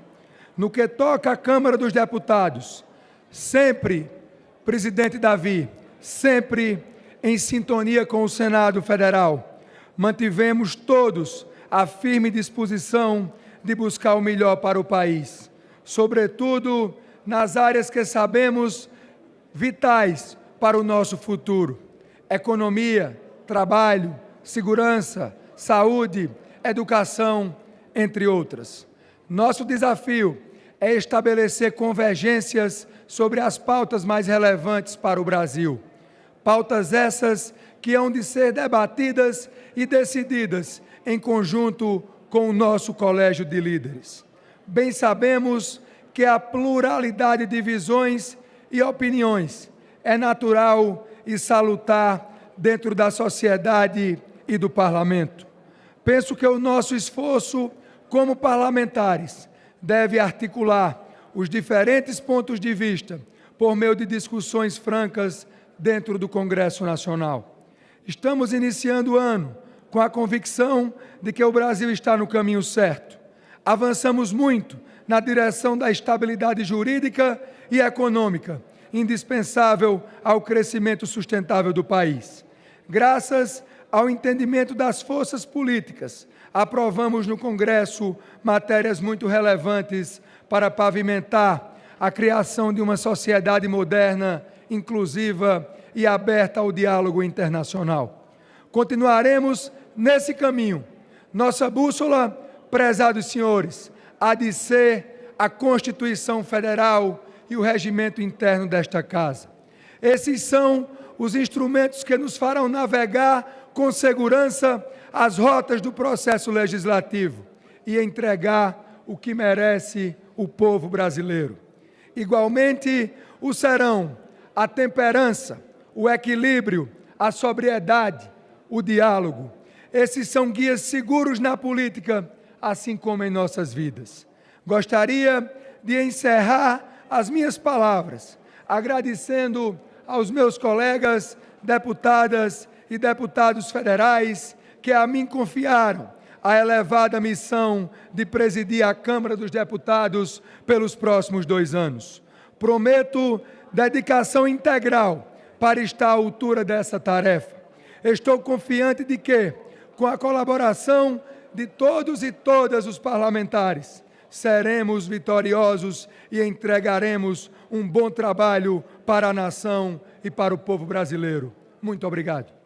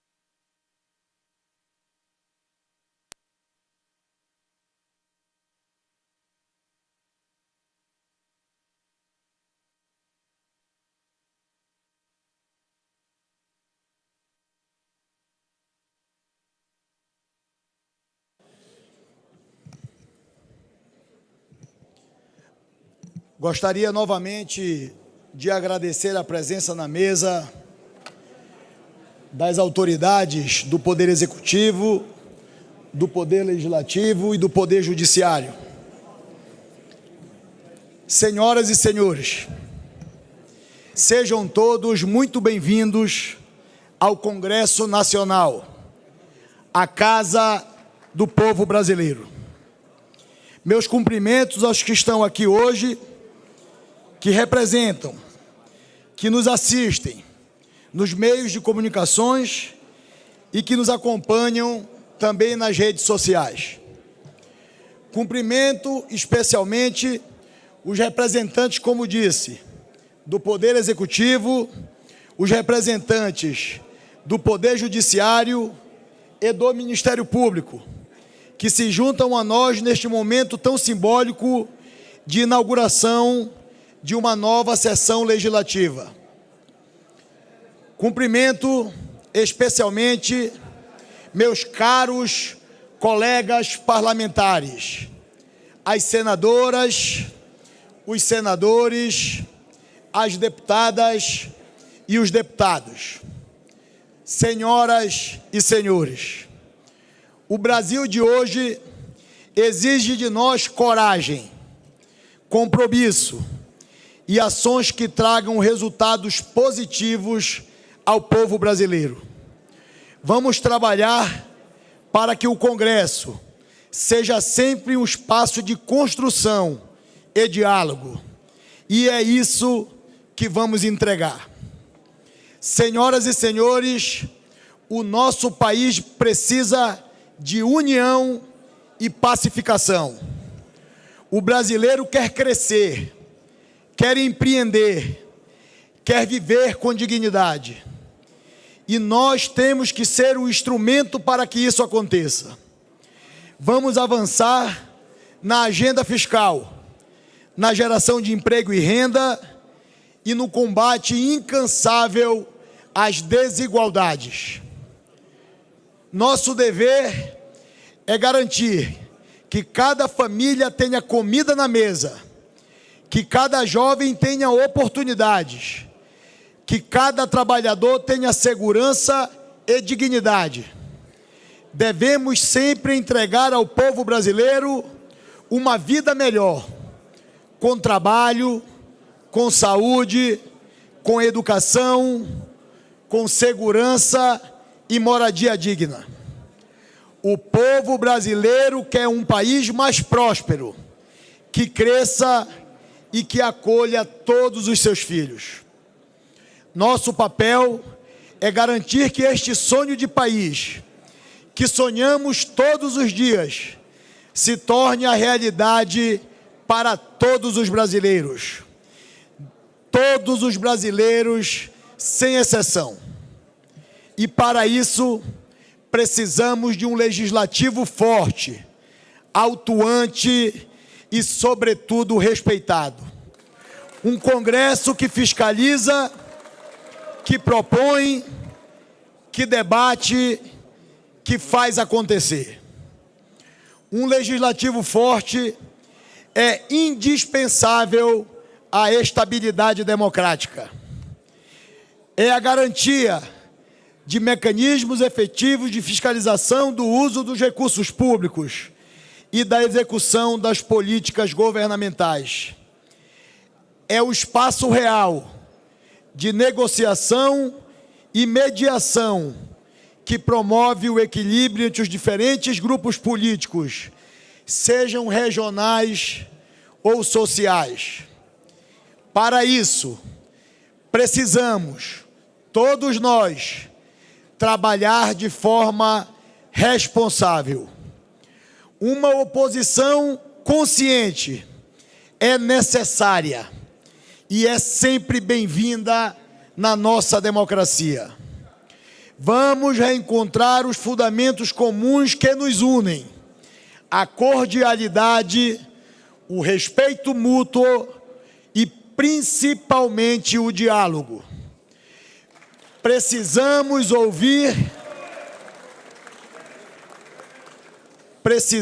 voltar a ouvir antes de falar e falar sem agredir.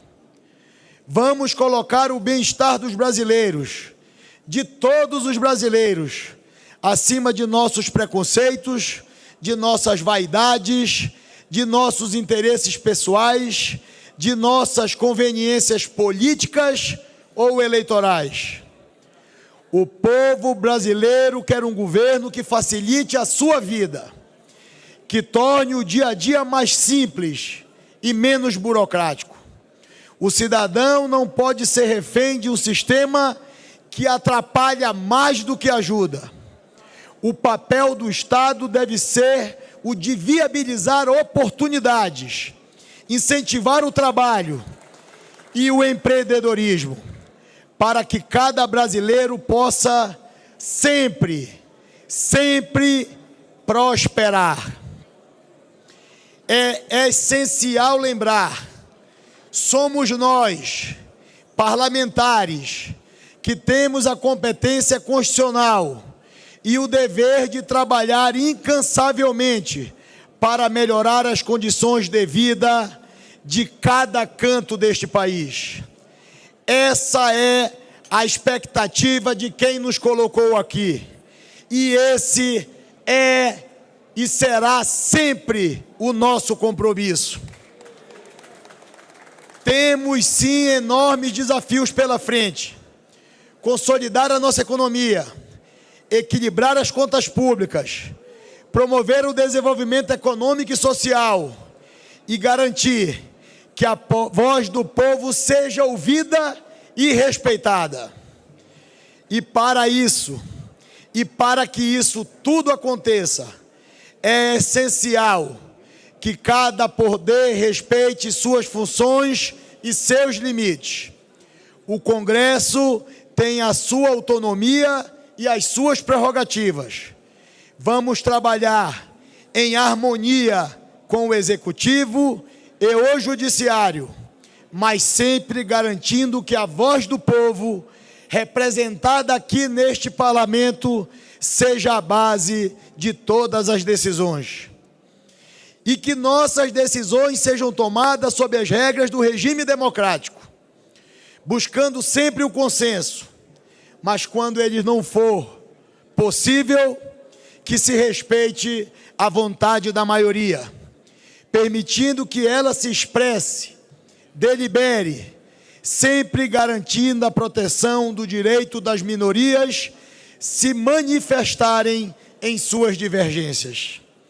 É um dos meus compromissos na presidência do Congresso Nacional, a qual retorno com um objetivo claro, o da pacificação.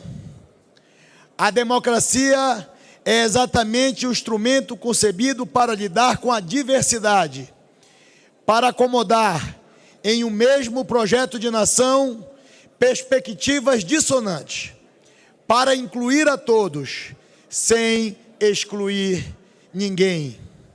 Que o nosso trabalho seja marcado pelo respeito mútuo, pela cooperação, pela fraternidade e pelo compromisso com o bem maior do povo brasileiro. Se cada poder cumprir sua missão, sem invadir as prerrogativas do outro, se nos concentrarmos nas soluções e não nos debates, construiremos juntos um Brasil mais forte, mais justo e mais próspero. A Casa do Povo, senhoras e senhores, é a força motriz da democracia e trabalhará incansavelmente pelo Brasil. Mas para que essa engrenagem funcione em seu potencial máximo, é fundamental que haja a cooperação entre os poderes.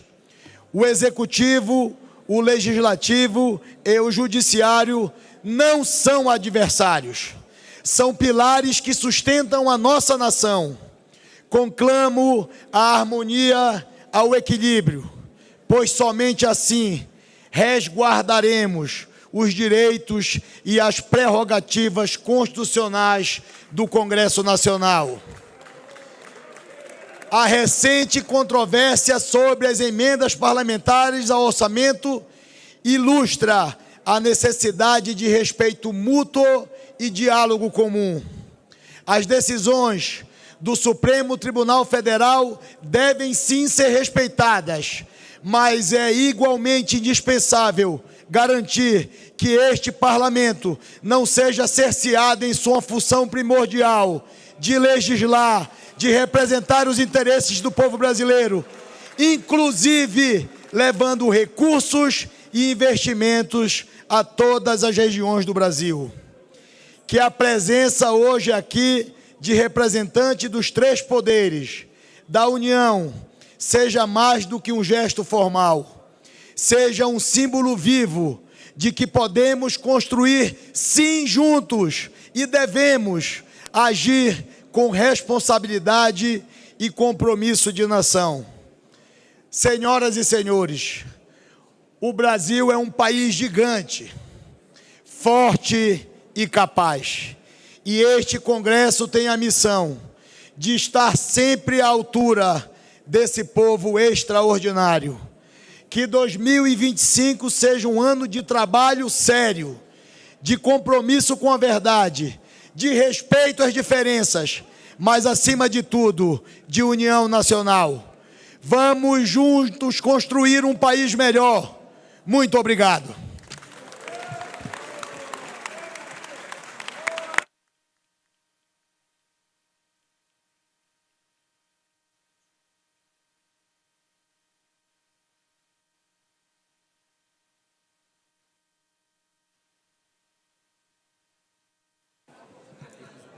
Meus agradecimentos a todos os congressistas e convidados que se fizeram presente nesta sessão solene, agradecendo a todas as autoridades, a todos os convidados que nos honram com o seu comparecimento.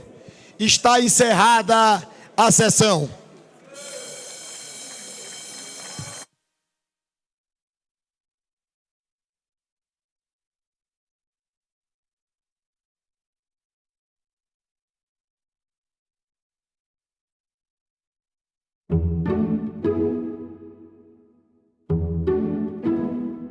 Estudos relatam que a metade dos alunos já demonstram que ficam mais dispersos a partir do uso do celular dentro da sala de aula. O senhor relaciona o abuso ou o uso excessivo de telas ao jogo? Eu acredito que é uma teia muito perigosa. Salão Nobre, hoje, 8 horas da noite, aqui na TV Senado.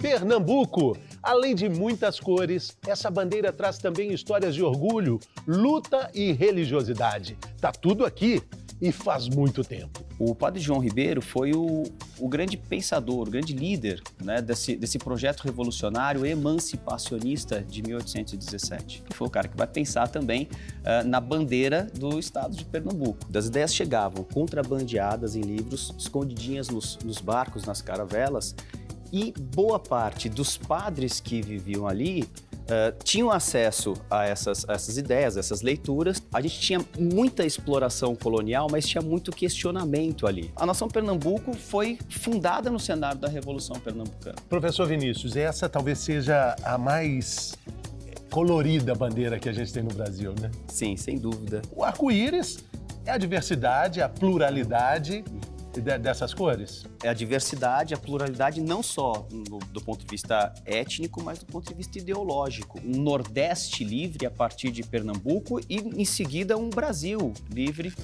e independente, liberal e republicano. E a cruz que remete a essa tradição desses padres que tanto participaram da história de Pernambuco, de diversas maneiras, né? Então, em 1917, os pernambucanos resgatam a história que eles têm muito orgulho da Revolução Pernambucana, trazendo aquela bandeira idealizada 100 anos antes. E o padre João foi quem idealizou e fez a bandeira do estado de Pernambuco, que vai ser resgatada 100 anos depois. A luta por um Brasil independente e os ideais de liberdade estampados no mesmo símbolo.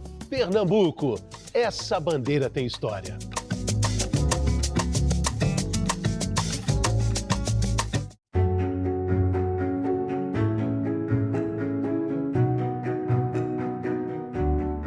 agora está bem definido que a saúde é um direito de todos e um dever do Estado. O Plano Nacional de Imunizações atingiu o grau de excelência com a criação do Sistema Único de Saúde.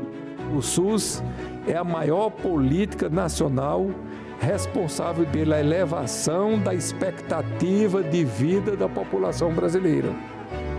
Todos nós aqui lembramos do que ocorreu na pandemia. Todos nós aprendemos com muita dor que sem saúde não temos nada. Acreditamos na medicina, no Sistema Único de Saúde, nós acreditamos na ciência. Temos o sentimento de dever cumprido e de que ainda temos que cumprir, porque essa batalha e esta guerra ainda não terminaram. TV Senado. Democracia todo dia.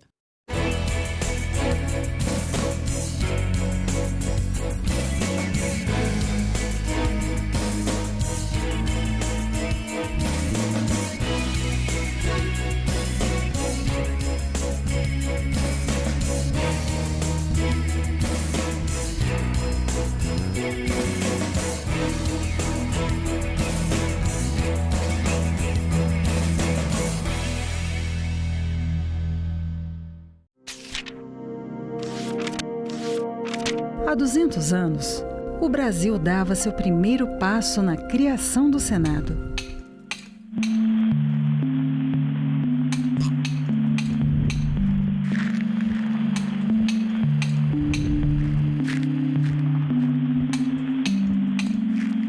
E começava a pavimentar o caminho para uma democracia representativa.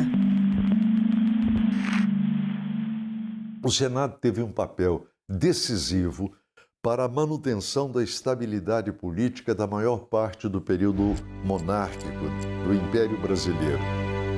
O maior desafio do Brasil era a manutenção da integridade territorial do país. Ao longo de 2 séculos, em 3 endereços diferentes, o Senado foi palco de discussões que definiram os rumos do país. O Senado está presente em todas as decisões que culminam com a aprovação de leis que vão ser decisivas para o andamento da vida brasileira ao longo do século XIX. O Senado participou dos debates e da votação das chamadas leis abolicionistas. E o Senado teve muita importância na resolução de conflitos. Ao longo de toda a República, todas as grandes crises políticas que aconteceram no Brasil foram resolvidas no Parlamento. E quando o Parlamento não conseguiu resolvê-las, houve a ruptura. Fundamental para a estabilidade política do Brasil, o Senado promoveu o debate, aprovou leis transformadoras, aboliu injustiças, conquistou direitos, atravessou crises, foi calado, fiscalizou, investigou, julgou, reformou, inovou. O conceito de democracia que nós temos hoje não existia no século XIX. Nas últimas décadas, o Senado começa a se transformar, porque ele passa a contar com pessoas que estão mais diretamente ligadas às condições gerais da população brasileira. Ela não deixa de ser representativa, mas vai tentando ser cada vez mais participativa. Quanto mais o tempo avança e se amplia a participação política da sociedade brasileira, mais o Senado se aproxima da real fisionomia da sociedade brasileira. Casa da Pluralidade Política. Espaço de diálogo. Berço de leis que expandiram os horizontes do Brasil. Guardião da democracia.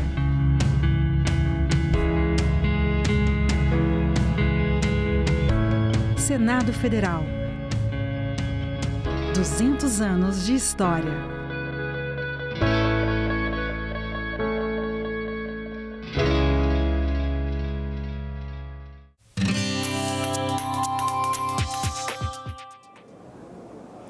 Olá, eu sou a Carla Benevides e este é o programa Argumento. A criação de exames nacionais de proficiência para médicos e dentistas foi aprovada na Comissão de Educação do Senado. O autor desses dois projetos é o senador Marcos Pontes, do PL de São Paulo, que está aqui conosco. Senador astronauta Marcos Pontes, muito obrigada pela sua presença aqui no programa. Eu que agradeço. Esse é um tema extremamente importante para a saúde pública no país. Tanto o exame de proficiência para médicos quanto para dentistas. Eu fiquei muito feliz hoje com essa aprovação.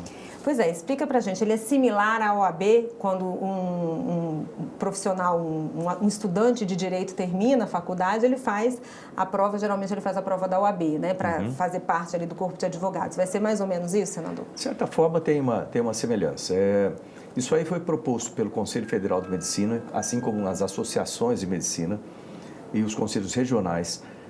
Nós tivemos uma audiência pública, eu confesso que eu fiquei surpreso, né? No momento, eu lembro que eu sou engenheiro, não sou médico. Então, eu pedi uma audiência pública para tratar da qualidade e da quantidade dos cursos de medicina no país. E a partir daí vieram as informações, né? Falar assim, pô, tem um número muito grande de médicos no país, o que me parece bom, certo? E um número enorme de cursos de medicina. A gente só perde para a Índia em números de cursos de medicina, mas considera que a Índia tem uma população muito maior que a do Brasil. Aí vieram os problemas, essa era a parte boa, vieram os problemas, a qualidade dos médicos formados. As escolas não têm tido capacidade de colocar, por exemplo, hospitais para treinamento, não estou falando todos, mas um percentual considerável. A questão da residência médica também, os problemas. E a partir daí, essa ideia já havia no passado, ressurgiu, então, a partir do Conselho Federal de Medicina, a gente criar, então, essa prova de proficiência que atesta não só a qualidade do profissional formado, mas também a qualidade da escola. Isso é importante porque se profissionais que vêm sendo formados numa certa escola não têm obtido resultado adequado, essa escola tem que ser averiguada, tem que melhorar essa qualidade. Ou seja, isso vai contribuir como um todo, no final das contas, o objetivo é a saúde pública, melhorar o atendimento das pessoas, que você coloca a sua vida na mão do médico. Que houve um boom, né, senador, do número de cursos de medicina. Houve um aumento muito grande e eu não sei se houve um estudo em relação à qualidade dos médicos que estão sendo formados aí, após essa criação de várias universidades, de várias vagas aí para medicina. Exato. O Conselho Federal de Medicina, as associações, eles acompanham os casos, né, que muitos casos acabam na justiça, acabam sendo divulgados, né, e eles vão acompanhando tudo isso, mas eles não tinham ainda, ou não têm ainda, porque a partir do momento que tiver esse exame, eles têm uma medida simples de se utilizar para ver a qualidade dos profissionais que estão sendo medidos. Eles fizeram alguns testes no passado e chegaram à conclusão que essa é a melhor solução agora. Resolve o problema totalmente? Não resolve, mas ajuda a mitigar o problema do impacto, vamos dizer, nesse gerenciamento de riscos aí, o problema do impacto. A probabilidade tem que ser nos cursos de medicina, ou seja, como que a gente vai melhorar esses cursos, como que a gente vai melhorar a distribuição de médicos no Brasil, o sistema como um todo, filas, etc. É uma outra questão que tem que ser cuidada também. Mas agora, para reduzir o impacto, o risco do impacto, que é uma pessoa pode morrer sendo tratada por um médico que não é habilitado completamente, ou não tem a qualidade que deveria ter, a pessoa pode ter sequelas grandes. Então, é importante, para proteger a saúde das pessoas, colocar esse curso. Só um adendo. Existe, na verdade, algumas ideias de se colocar provas sequenciais, né, durante o curso de medicina para isso. O Conselho não tem condições de fazer essas provas todas, por isso que se optou por uma prova só, no final, que consegue resolver o problema sem ter essa necessidade de várias provas. Ainda falta um ponto que nós temos na aviação e isso pode ser implementado no futuro para a medicina, que, por exemplo, eu como piloto, eu estou habilitado a pilotar, por exemplo, um avião comercial com 150 pessoas a bordo, mas isso não é para a vida toda. Eu sou habilitado, faço aquele ano, estou trabalhando aquele ano, daqui a um ano eu tenho que fazer novos cheques, né, a gente chama novos testes, para ver se eu continuo habilitado. Porque muda a tecnologia, muda a própria pessoa, envelhece, então a própria habilidade vai mudando.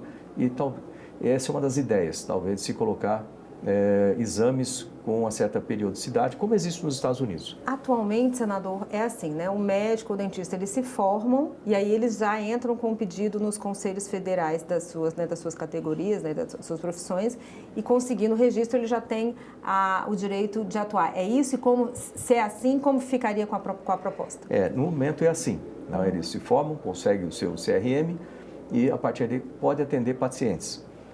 Eu falei com muitos médicos vamos dizer, de 40 anos de carreira, 50 anos de carreira, professores das melhores universidades, eles estiveram na nossa audiência pública e vai haver outra audiência pública na Comissão de Assuntos Sociais e é unânime entre eles. Assim, o profissional recém-formado, ele ainda não tem a experiência suficiente para tratar de muitos casos. Então, ele atendeu o paciente imediatamente, sem uma residência, ou sem ser qualificado realmente para isso, ou certificado, é um risco para as pessoas que estão sendo atendidas. Lembrar que quando a gente chega no médico, nós colocamos a nossa vida literalmente na mão desse profissional.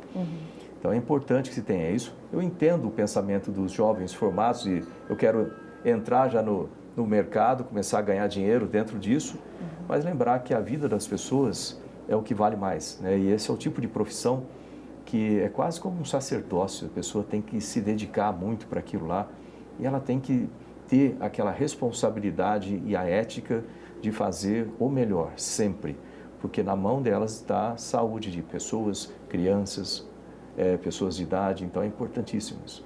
Senador, o senhor falou também sobre a questão não só do médico, mas de avaliar as instituições, né? O senador Marcos Rogério, que é o relator dessa proposta em relação à medicina, ele fez um levantamento, ele apresentou um levantamento que diz que 71% das vagas de médicos que são oferecidas para estudantes de medicina estão em locais que não garantem estrutura necessária para a formação dos profissionais. O senhor já tocou um pouquinho nesse ponto.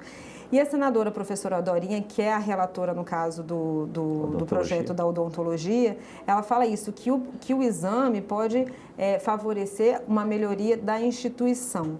Como é que o senhor avalia as instituições recebendo essa informação de que vai haver aí uma avaliação, um exame nacional? Como que eles devem, que melhorias isso pode reverter para essas instituições? Imediatamente avaliar, uma autoavaliação, vamos dizer assim, dos seus resultados, de como estão os seus cursos, as capacidades dos cursos. Lembrar que a competência médica odontológica não é só conhecimento, não é como você só estudar, assistir uma aula, estudar num livro, você tem que ter habilidade também. Então, existe uma necessidade de uma infraestrutura, um hospital onde eles possam treinar, a atitude médica também que você ganha com a experiência, com o tratamento das pessoas. Então, se eu fosse o dono de uma escola de medicina, imediatamente eu começaria a tomar providências para avaliar os meus cursos, melhorar esses cursos. Por quê? Como resultado, se os meus alunos forem bem na prova de proficiência, num número muito grande, vão falar, essa escola é muito boa, né? O meu negócio, é chato falar isso, né? Porque é uma coisa tão importante, Sim. vai continuar a prosperar. Se muitos alunos forem mal, o meu negócio vai afundar, o seu produto não é bom, você melhora o seu produto, né? Senador, passou agora na Comissão de Educação, quais são os próximos passos? Agora vai para a Comissão de Assuntos Sociais, de forma terminativa, e então ali nós vamos ter outra audiência pública, nós fizemos audiência pública na educação, agora vai ter outra audiência pública nos assuntos sociais, e nós temos vamos dizer assim, um apoio em massa da comunidade médica no Brasil, assim como na comunidade odontológica, que entendem, trabalham no dia a dia, então entendem disso. Eu tenho certeza que a opinião desses especialistas que estão ali na linha de frente vai ajudar a convencer os senadores a aprovar o mais rápido possível, que cada dia que a gente atrasa, um erro médico pode matar uma pessoa. Isso aqui no Senado, né? O senhor falou, é terminativo. Na Câmara, o senhor vai trabalhar também para que seja aprovado rápido, porque isso é realmente uma matéria, né, como o senhor falou, que tem uma certa urgência, né? Tem muita urgência, sem dúvida, não só eu, como outros senadores que entendem o setor, como o doutor Irã, por exemplo, que ele é médico, oftalmologista, ajudar a propagar isso com uma velocidade grande dentro da tramitação, assim como as sociedades médicas, o conselho, etc., e odontológicas também vão estar lá trazendo a informação técnica para que os deputados também saibam da importância e votem o mais rápido possível, sem distorcer. Aqui a gente tem, às vezes, a tendência de distorcer uma legislação, então sem distorcer a legislação. E passando, sendo aprovada e sancionada pelo presidente da República, é um projeto que tem aplicação imediata ou ainda precisa que os conselhos se preparem? Como é que é essa parte? O Conselho Federal de Medicina, ele já tem, inclusive fez alguns testes anteriormente, então ele já tem, vamos dizer, a estrutura preparada para começar a aplicar esses testes. Lógico que as pessoas que já foram formadas não têm que passar por isso, então os que estão em formação. Quem fez o revalida, ou quem fizer o revalida também, não precisa fazer, já funciona como um teste dessa forma. E o Conselho vai ter condição de, muito brevemente, vamos dizer, logo na sequência, dar início a esse novo procedimento, o que vai nos ajudar bastante. Basta você pensar na situação de você chegar numa emergência médica, por exemplo, e você vai ter certeza que aquele profissional que está te atendendo, ele foi formado, avaliado, checado, é uma pessoa capaz de tratar com toda qualidade aquele seu problema ou o problema de alguém da sua família. Tá certo, senador. Obrigada aqui pelos seus esclarecimentos. Obrigado a vocês. E eu agradeço a você também que nos assistiu. Se você quiser rever esse programa, é só acessar o nosso site, senado.leg.br/tv, ou acessar o nosso canal no YouTube. Obrigada pela sua companhia e até o próximo argumento.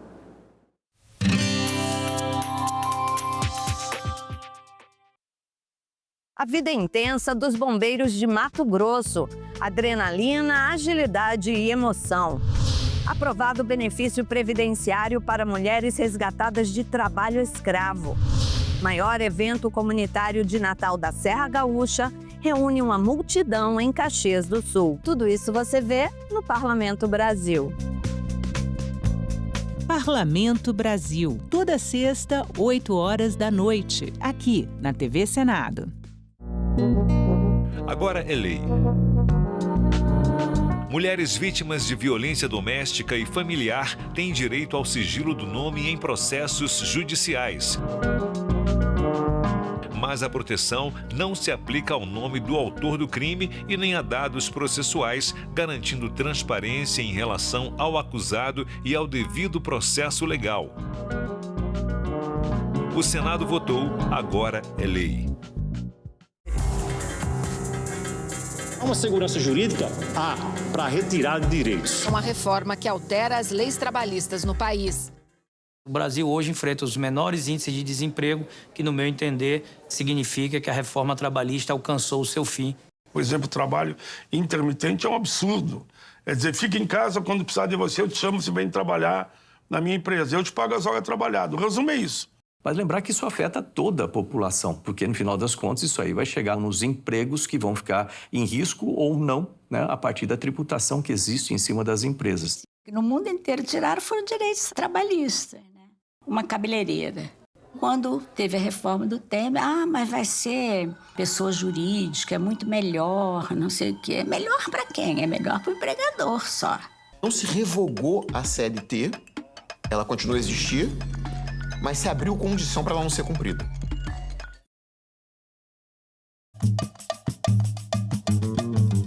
Oi, eu sou a Débora Ladim, sou professora de História e youtuber e hoje a gente vai falar um pouco sobre o voto feminino no Brasil. As mulheres representam hoje mais da metade do eleitorado brasileiro, mas essa realidade hoje aqui do nosso século XXI é muito diferente de uma jornada que começou lá atrás, há muito tempo e, claro, também passou pelo Senado. Foram décadas de luta de movimentos sufragistas desde o final do século XIX, principalmente no início do século XX, de mulheres ao redor do mundo que estavam lutando pelo seu direito pleno à cidadania, porque você não pode se considerar cidadão se você não tem um direito político. No Nordeste, no Rio Grande do Norte, aparece algo completamente inusitado no meio desse universo tão masculino. Foi no Nordeste, foi no Rio Grande do Norte que teve a primeira mulher eleita para um cargo executivo na América Latina inteira. Então ela foi uma pioneira em 1928. Outra personagem muito importante também foi a Berta Lutz. Ela era bióloga, fez vários trabalhos importantes no ramo da ciência, mas principalmente pela sua militância pelos direitos das mulheres. Aí vem Getúlio Vargas. E vem também, de uma forma muito determinada, o direito ao voto feminino? Sim. Quando Getúlio Vargas chegou no poder, vários projetos de lei que já estavam encaminhados aí, pedindo o voto feminino, acabaram sendo paralisados, mas a luta já estava sendo falada há muito tempo, era um assunto que não dava para ser ignorado. E aí foi canetado, oficializado em 1932, o voto feminino. Foi só em 79 que a primeira mulher foi eleita senadora no Brasil, que foi a Eunice Miquiles. Muitos nomes fazem parte dessa jornada que começou, olha, muito antes do voto feminino ser a realidade que é hoje. São páginas e páginas de muita história. Senado, 200 anos.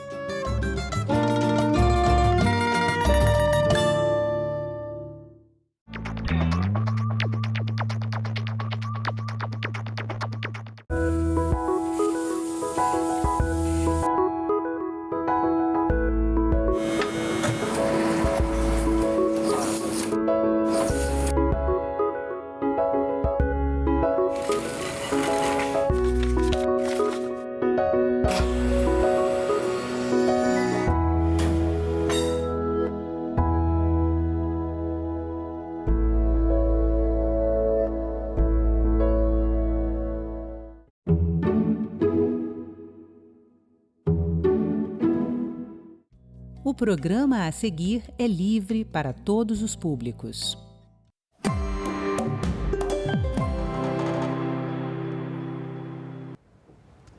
Há 25 anos, os países do Mercosul e da União Europeia discutem um acordo de livre comércio.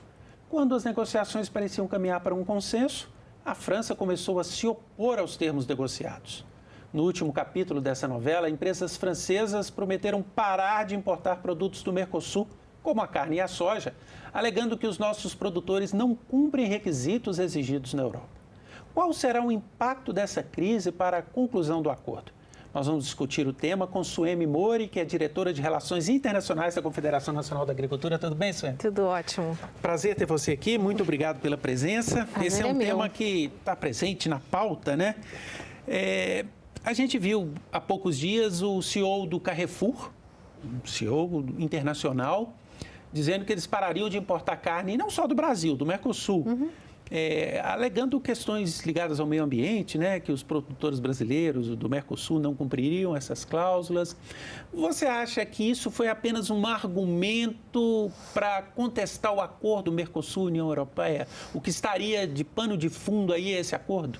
Sem dúvida nenhuma, né? A gente está há 25 anos aí nesse processo negocial e todas as vezes que parecia que ia encerrar essa primeira etapa, aqueles que são contrários se tornam mais vocais. Então, agora foi o caso da França, realmente numa proporção muito acima do que a gente está acostumado a ver, né? Até a sessão no parlamento que aconteceu recentemente, o deputado francês dizendo que o prato do francês não é lixo, fazendo uma referência ao alimento que vem do Mercosul, especificamente do Brasil, que somos o mais relevante no bloco. E a gente viu isso acontecer com outras empresas francesas também, né? Só como contextualização, para entender, no ano passado, no final do ano passado, começou um levante e muitos protestos dos agricultores europeus. Começou ali na Polônia, depois passou para a Alemanha e depois foi chegando, acabou tomando conta da Europa. Janeiro, fevereiro, os protestos dos europeus, e o que eles reclamavam principalmente é com relação ao excesso de regulamentos ambientais que, de acordo com eles, estavam sufocando e prejudicando a renda do produtor, e o acordo Mercosul-União Europeia. Então, essas eram as duas principais bandeiras dos agricultores. Os mais vocais que foram para a rua, fecharam rodovias, foram para Bruxelas, levaram os tratores para Bruxelas, que é o coração político, né, da União Europeia, foram os franceses. E isso impactou, por exemplo, as próprias eleições do Parlamento Europeu. Em junho desse ano, teve a eleição do Parlamento, que tinha uma cara mais centro-esquerda, e agora ele tem uma cara mais centro-direita, né? A eleição própria que aconteceu na França também enfraqueceu o governo francês, e tudo isso somado, chegando nessa proximidade, né? Os dois blocos falando, nunca estivemos tão próximos, temos a intenção, isso tudo somado levou a essa reação num tom muito ruim, uma ofensa, com relação aos alimentos produzidos no bloco do Mercosul. Bom, daqui a pouco a gente vai falar um pouco dos reais motivos, né, dessa resistência dos agricultores, mas eu queria ainda, para fecharmos o tema da carne, especificamente do Carrefour, houve uma reação grande dos produtores brasileiros, né, pararam de fornecer carne para a empresa no Brasil e logo houve uma retratação. Você acha que aquele episódio da retratação foi suficiente para resolver esse problema pontual? Não falo do acordo como um todo, mas esse problema pontual em relação à carne? Não. Foi uma retratação. Primeiro, foi uma retratação que não foi uma retratação. Uma retratação real seria o reconhecimento da qualidade sanitária da carne, porque ele ofendeu isso. Ele disse que a carne brasileira não tem a qualidade. Então, ele nesse momento, ele acusou o sistema sanitário brasileiro e do Mercosul. E ele não voltou atrás na medida de não comprar mais carne do bloco. E não é nem por uma questão econômica, Ronaldo, porque a França representa muito pouco, na verdade a União Europeia como um todo, mas a França especificamente muito pouco como destino de exportação das carnes brasileiras. Mas é muito mais do dano que foi causado à imagem, à reputação da carne. Então, não foi, a CNA não entende como uma retratação, os produtores, de maneira geral, não entenderam como uma retratação. A gente ainda está aguardando, né? A gente esperou isso acontecer para que ele realmente dissesse, olha, o que eu falei estava errado, eu quero me retratar e a gente vai voltar a comprar. Isso sim seria uma retratação total. Essas questões alegadas de regras ambientais, né? Sobre a carne brasileira, a produção brasileira, há algum fundo de verdade nisso ou os padrões seguidos, né, pelos produtores brasileiros são aqueles mesmos que se exigem no acordo e que se exigem na União Europeia? Essa é uma ótima pergunta, né, porque todas as acusações foram nesse sentido, de dizer, fazendo uma comparação aos padrões europeus, dizendo que os padrões europeus são diferentes. Eu acho que tem duas coisas importantes para a gente falar. Uma é que a produção agropecuária da União Europeia é diferente da produção agropecuária brasileira, por uma questão simples. A gente tem uma agricultura de clima tropical e a União Europeia de clima temperado. Então, por exemplo, eles têm inverno, neve, rigoroso, que impacta, por exemplo, a questão de pragas, e aqui nós não temos. Toda a produção agropecuária, especialmente carne, exportada pelo Brasil, ela respeita aquilo que foi negociado com o país ou com o mercado exportador. Vou te dar um exemplo. Quando a gente exporta carne para a China botou um padrão de carne. Ela disse, tem que ser um boi assim, abatido com tanto tempo, é desse jeito que eu quero, corte assim, corte assado. Então, a gente manda o que a gente chama de boi China. Existe o boi Europa, que foi negociado com a União Europeia. Então, a União Europeia disse, eu quero um boi assim, que seja assado, desse jeito, eu só quero aqueles cortes, tem que ser abatido com tanto tempo. Então, toda a carne que a gente manda para a União Europeia, ela vai com os padrões estabelecidos pela União Europeia.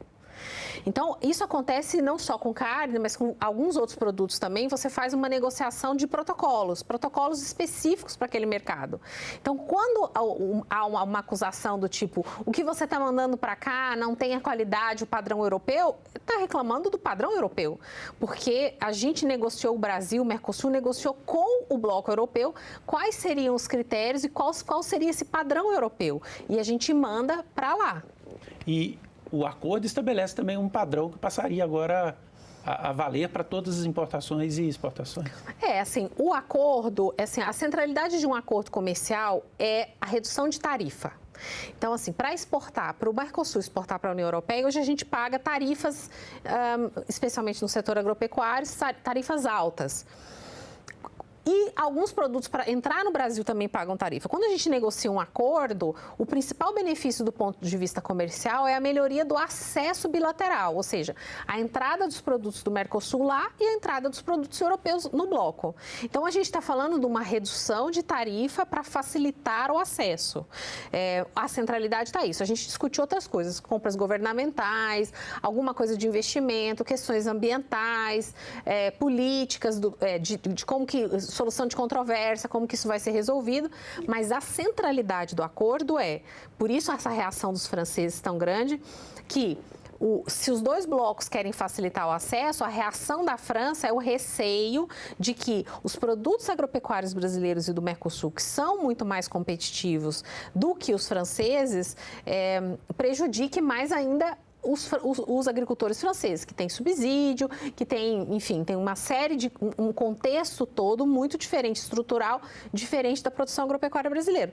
Mas fato é que nós realmente somos muito competitivos. Quero daqui a pouco falar desses termos econômicos do acordo, mas eu queria pegar desse último ponto que você colocou aí.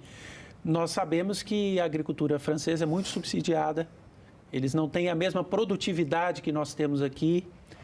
Será possível para eles ficar tentando manter essas barreiras para proteger essa agricultura? Ou o mundo caminha para uma situação em que eles não conseguirão mais fazer isso? Assim, como o bloco é um bloco que tem muito recurso para subsídio, né? Existe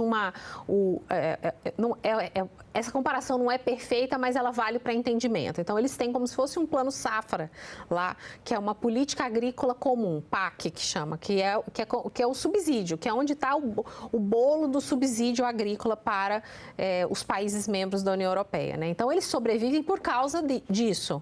Eles são competitivos em alguns produtos, eles são principais exportadores mundiais, são referência em vinho, azeite, queijos. Então, tem alguns produtos agropecuários que a União Europeia tem uma participação muito relevante no mercado.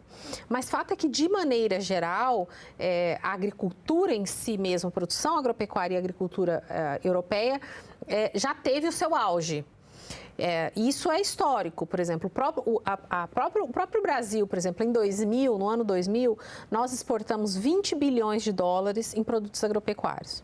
No ano passado, esse número subiu para 166,5 bilhões de dólares. É uma crescente exponencial, assim, e a gente não alcançou todo o nosso potencial ainda. A gente ainda está caminhando nisso, nesse aumento de produtividade, novas tecnologias. A gente se tornou, cada ano a gente ganha um título. Então, agora a gente voltou a ser, né, o principal exportador de algodão do mundo. O ano passado nós somos de milho, carne a gente já soja nós já somos, frango nós já somos. Então, o tempo vai passando e a gente vai ocupando mais esse espaço no mercado internacional. E aí, lembra que eu falei a questão das tarifas? O bloco Mercosul, o Brasil negocia acordos comerciais dentro do bloco Mercosul, né? Existem algumas exceções quando a gente fala dos países próximos aqui, onde a gente tinha um acordo anterior, mas fato é que com praticamente o mundo inteiro a gente só poderia negociar como bloco. E nós temos nossa rede de acordos é muito pequena. Nós somos o que somos dessa pujança exportadora sem acordos comerciais. O que dá um acordo comercial? Me dá uma vantagem para competir naquele mercado. Porque se a tarifa que você impõe para mim é zero e o outro país está concorrendo, entrando para você com tarifa de 20%, para mim é muito mais vantajoso. E mesmo sem ter uma rede de acordos boa, com os principais mercados que compram do Brasil, nós somos o terceiro maior exportador de alimentos do mundo, o Brasil, e o maior exportador líquido de alimentos do mundo, o Brasil. No caso do acordo com a União Europeia, ele fala de cotas, né? Teremos cotas para exportações nessa nova realidade tarifária. E me parece que falando da carne especificamente, é um percentual muito pequeno de carne a mais que vai entrar no mercado francês, por exemplo, né? Isso justifica toda essa briga dos franceses? Assim, se você olhar na ponta do lápis, não justifica. O que a gente manda hoje para o que a gente vai passar, a gente poderia mandar, né? Não significa e não zera a tarifa da carne, né? Hoje a gente tem uma cota lá específica que paga a tarifa de 20% e a tarifa extra cota bate 43%. O que a gente está negociando é uma outra cota com tarifa de 7,5%. Então, primeiro, não tem carne bovina, não tem zerar a tarifa. E o volume realmente, se você comparar o que a gente exporta para o mundo inteiro e o que vai para eles, não é importante, eles pagam mais, tem um preço diferenciado, é um mercado relevante, mas não justifica na ponta do lápis do número. A carne acabou ficando como grande exemplo, como a vilã da história ficou a carne. Mas o que a gente está vendo, essa reação, é uma reação com relação alta competitividade do bloco em termos de produção de alimentos. É isso. Então, eles têm uma agricultura, o maior comércio deles é entre eles. Se você olhar os números, a União Europeia, ela negocia entre os seus próprios países. Então, o principal parceiro são eles mesmos, eles com eles mesmos. Então, quando você vai fazer um acordo com um bloco como o Mercosul, que tem uma competitividade muito grande, assusta isso. Assusta quando você não tem uma grande competitividade.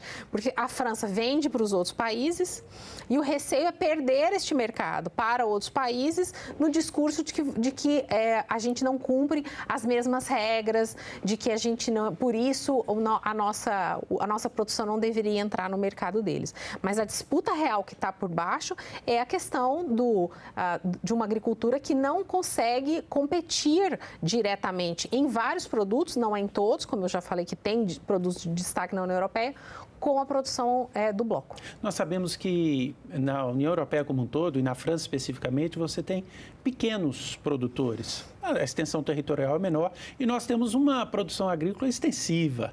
Isso seria a nossa grande, ou uma das nossas vantagens competitivas, que eles nunca vão conseguir alcançar, porque trabalham com pequenos produtores? Eu acho que a questão não da terra, da extensão territorial, mas eu acho que tem, quando a gente fala, né, assim, eu toco a área internacional lá na CNA, eu recebo muitos países que vêm com a mesma pergunta, que é assim, como é que o Brasil conseguiu se tornar essa potência em termos de exportação de alimentos? Eu recebo essa pergunta quase toda semana de uma delegação estrangeira. E assim, o que a gente diz, simplificando uma história muito complexa e de sucesso, a gente sempre diz que, obviamente, as condições climáticas do país são condições favoráveis para a produção agropecuária, investimento em pesquisa. Então, assim, o nosso crescimento, ele vem do aumento de produtividade. E o aumento de produtividade está relacionado ao investimento em tecnologia. Produzir melhor. Então, assim, hoje a gente conseguir fazer 3 safras, como tem lugares no Brasil hoje que fazem 3 safras, isso é investimento em tecnologia para aumento de produtividade. Ou seja, você usa a mesma área e consegue colher 3 vezes ou fazer três produções naquela mesma área. Então, a gente tem a condição climática, investimento em tecnologia que está relacionado a aumento de produtividade e um produtor que tem um perfil empreendedor único, né? Assim, a história do início da produção agropecuária brasileira começa no sul, inclusive de imigrantes europeus, né? Italianos, alemães, espanhóis que vieram e começaram a subir esse Brasil. A gente escuta a história de produtores lá na CNA, um produtor que foi para o Mato Grosso, interior do Mato Grosso, há 30 anos, há 40 anos, não tinha absolutamente nada. Então, esse perfil empreendedor e desbravador do produtor agropecuário brasileiro é um componente muito importante nessa receita que deu certo e que tornou o Brasil o que é hoje. Bom, nessa sanha protecionista, que é isso que está acontecendo em alguns países da Europa, eles podem, agora com a vigência do acordo, começar a apertar barreiras fitossanitárias para impedir os nossos produtos de chegar lá? Ou com um acordo isso não vai ser possível? Eles podem ir numa outra direção e tentando limitar o acesso dos nossos produtos dessa maneira? Assim, ó, hoje o comércio deveria ser majoritariamente liderado por relações privadas. Então, que é uma empresa que compra de outra empresa. O que a gente tem visto recentemente é um surgimento de medidas regulatórias governamentais protecionistas que estão impactando o comércio. Então, assim, na lógica por exemplo, vai comprar madeira brasileira, café brasileiro, e aí o comprador do lado de fora, ele diz assim, olha, mas eu preciso do selo tal, eu preciso que tenha a certificação X, a certificação Y. Isso é uma lógica comercial, eu falo que é ponto .com com ponto .com. O que a gente tem visto agora é um ponto .gov, um governo, como a gente está vendo na União Europeia, com uma outra medida, que é a legislação antidesmatamento deles, e que influencia o comércio privado. e o comércio privado com outros países. Então, essas medidas protecionistas, elas interferem na lógica de mercado. Então, isso pode acontecer sim, ou seja, o governo, a gente está vendo agora, né, fala-se, né, acordos comerciais como um todo, mas por outra via, os países também estão começando a editar medidas, implantar medidas mais protecionistas, que apesar de você ter negociado com aquele bloco ou com aquele país a abertura de mercado, tem uma outra medida ali pertinho que tem o potencial de fechar, medida protecionista. Como é que está esse xadrez hoje na Europa? Além da França, há outros países muito resistentes a essa integração comercial, outros que desejam mais ela. Como é que vocês analisam hoje a questão geopolítica? Quem está liderando hoje contra a relação com o Mercosul é a França, obviamente, mais vocal. E quem está liderando pró-acordo é a Alemanha. Que é o país mais forte, né? Então, hoje, assim, a Alemanha é a primeira economia do bloco, a França é a segunda economia do bloco. Outros dois países que também já se demonstraram, já disseram que o acordo é importante, é Espanha e Portugal. Espanha e Portugal também são favoráveis ao acordo. E, do outro lado, países que também já disseram que têm receio, Polônia e Itália. A Itália não formalmente como país, mas como setor agrícola também já levantou preocupação. Então, assim, a Europa está nessas principais forças, né? Porque são 27 países membros, mas tem aqueles que são muito pequenos. Mas quem está tocando isso, tanto do lado positivo quanto do lado negativo, são esses países.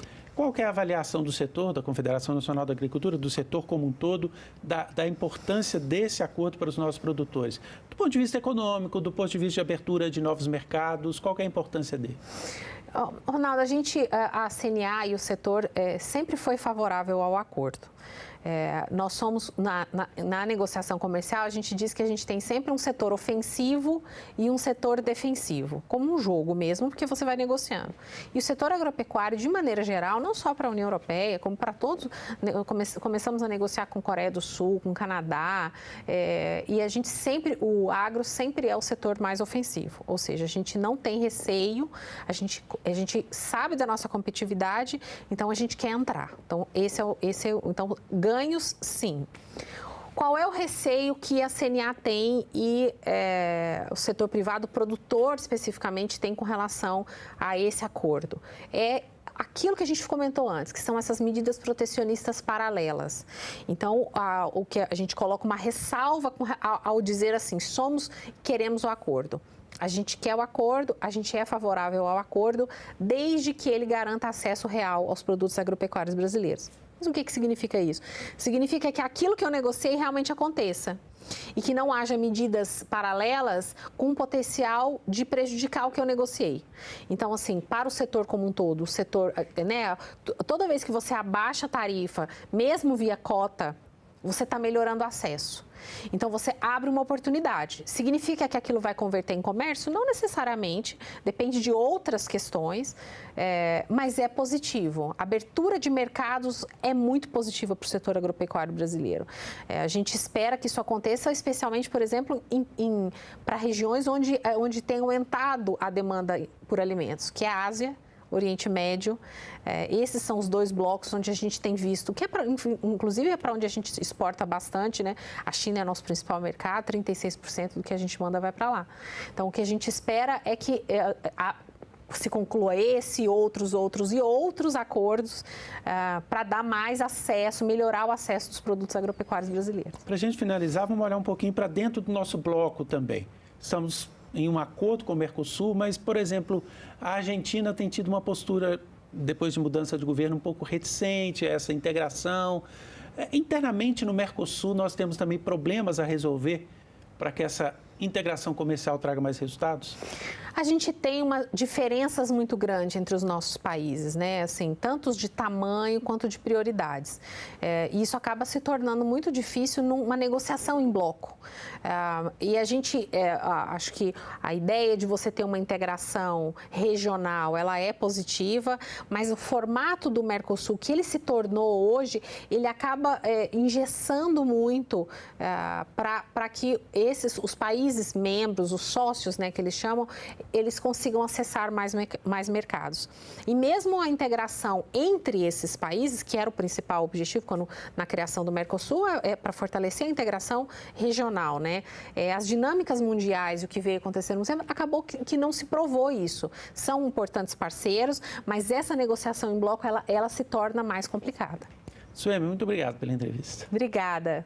Bom, conversei com a Suemi Mori, que é diretora de Relações Internacionais da Confederação Nacional da Agricultura, para falarmos desse acordo entre a União Europeia e Mercosul.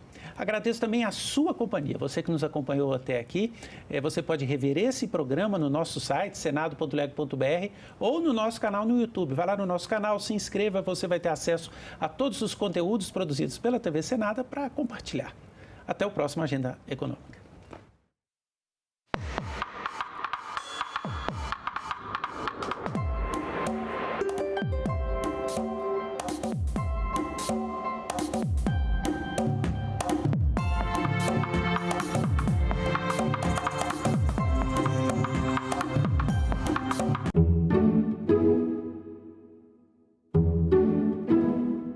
Estudos relatam que a metade dos alunos já demonstram que ficam mais dispersos a partir do uso do celular dentro da sala de aula. O senhor relaciona o abuso ou o uso excessivo de telas ao jogo? Eu acredito que é uma teia muito perigosa. Salão Nobre, hoje, 8 horas da noite, aqui na TV Senado. Agora é lei.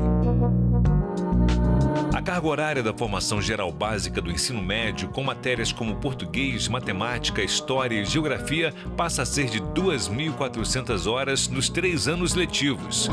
A carga total é de 3.000 horas. Caberá ao aluno escolher uma área de estudo nas 600 horas restantes. A norma passa a valer a partir de 2025. O Senado votou. Agora é lei.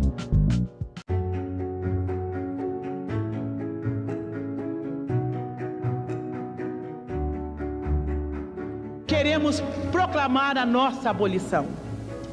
Não é ódio, nem rancor, apenas um grito de liberdade. A luta não vai parar! Os exploradores do negro não vão ter descanso enquanto toda a nossa nação negro-africana não for definitivamente livre. O Estatuto da Igualdade Racial significa um avanço, passos à frente na defesa daqueles que são discriminados. O Estado, infelizmente, criminaliza a cor da pele. Não há sonho impossível. Seremos o que queremos ser. TV Senado. Democracia todo dia.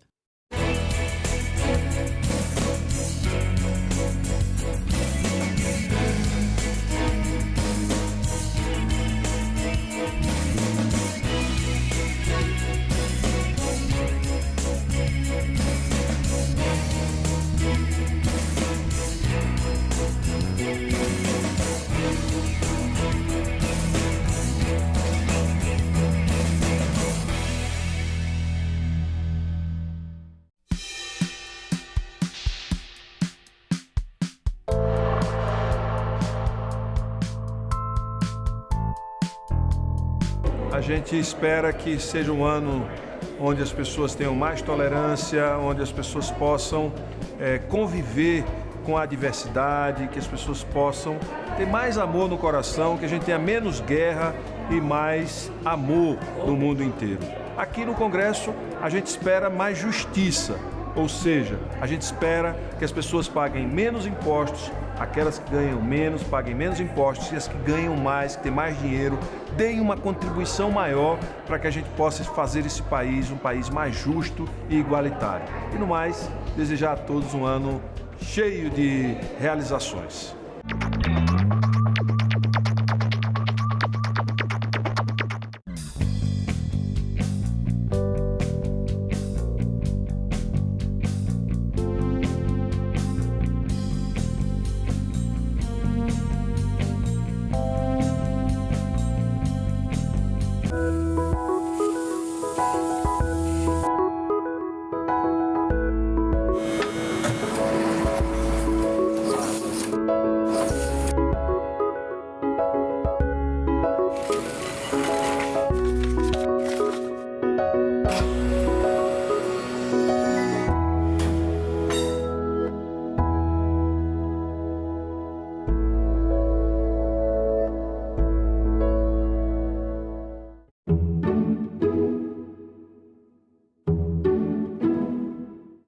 O programa a seguir é livre para todos os públicos. Eu era presidente da Comissão de Constituição e Justiça e fizemos uma reforma do Poder Judiciário.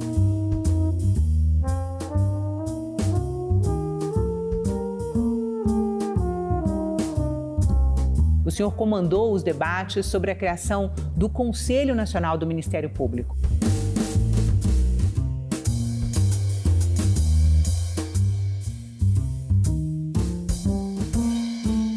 Era hora de se colocar um certo freio, um certo limite das práticas abusivas que surgiam de parte de alguns.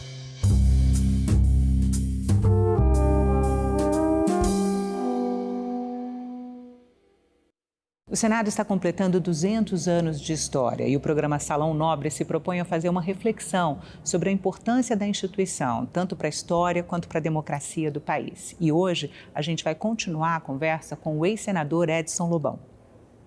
Outro tema espinhoso que o senhor também se envolveu na Assembleia Nacional Constituinte foi a emenda que deu 5 anos de mandato ao então presidente José Sarney.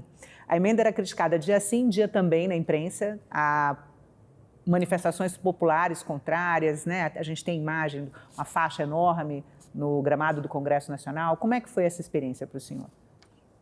Tentou-se passar a impressão de que o Sarney desejava estender o seu mandato de 4 anos para 6. E, na verdade, era o contrário. Ele tinha um mandato de 6 anos. Estava na Constituição 6 anos. E os adversários, a todo custo, pretendiam reduzi-lo para 4. Foi uma luta fixar em 5. O que o senhor defende como tempo de mandato do presidente Sarney? Eu defendo que se observe o que está na Constituição em vigor, que é um mandato de 6 anos sob cuja Constituição, aliás, ele prestou seu compromisso a assumir o cargo de presidente da República. Acho que, além das razões de ordem jurídicas, eu podia apontar razões de ordem política também. Como você sabe, o presidente Sarney realiza com êxito a transição política, porque tanto anseia o país no sentido de consolidar a democracia e promover um processo justo e correto de desenvolvimento. A consciência nacional e do próprio Congresso Nacional, que se opõe a ele, em parte, acabou por entender que ele ganhou 1 ano de mandato. Ele não ganhou 1 ano, ele perdeu 1 ano de mandato. E eu, amigo dele e um dos líderes do governo dele, participei dessas discussões todas, tentando explicar que o que se estava pretendendo em última análise era reduzir o mandato do presidente da República. O que aconteceu até com a concordância dele. Hoje, um dos gabinetes mais procurados da Constituinte era o do deputado Basílio Villani. Ele é o autor de uma pesquisa feita em meados do ano passado sobre a duração do mandato do presidente Sarney. De acordo com o levantamento, 327 parlamentares votam por 5 anos de mandato, enquanto 232 preferem 4 anos. Eu estou fazendo uma reavaliação, mas eu não acredito que haja essa tendência, não. Eu, pelo menos, com os companheiros que eu tenho conversado, eu tenho notado assim uma firmeza, porque quem é 5 anos dificilmente vai mudar, já se declarou na sua base, dificilmente pode haver algumas pequenas mudanças. Entre os deputados que votaram pelos 5 anos, alguns já admitem trocar de posição, depois do recesso de fim de ano e dos contatos com os eleitores. Se essa desesperança que está passando, essa frustração, isso insistir, se não houver um acerto na área econômica com urgência, fica difícil você explicar isso ao trabalhador, isso ao eleitor, porque o povo vai gritar, quero direta já, e fica muito difícil você se colocar, então, contra as aspirações populares. Eu, hoje, defendo a seguinte posição. Se, porventura, o governador de Pernambuco, Miguel Arraes, ele formulasse pessoalmente um apelo a mim para que eu votasse pelos 4 anos, eu votaria pelos 4 anos. Mesmo assim, o constituinte Matheus Jensen está confiante. Ele é o autor de uma emenda que garante 5 anos de mandato para o presidente Sarney. O número de assinaturas ainda não é suficiente, mas ele acredita que chega lá. Eu acho que deveria ser os 6 anos, porque a Constituição atual dá direito de 6 anos para o presidente Sarney. Mas eu acho e tenho quase certeza que o plenário vai garantir os 5 anos para o presidente Sarney. A esquerda já tem posição definida pelos 4 anos. Eu acho que vai prevalecer a vontade nacional, a despeito de haver o chamado Centrão, que já demonstrou a sua pujança.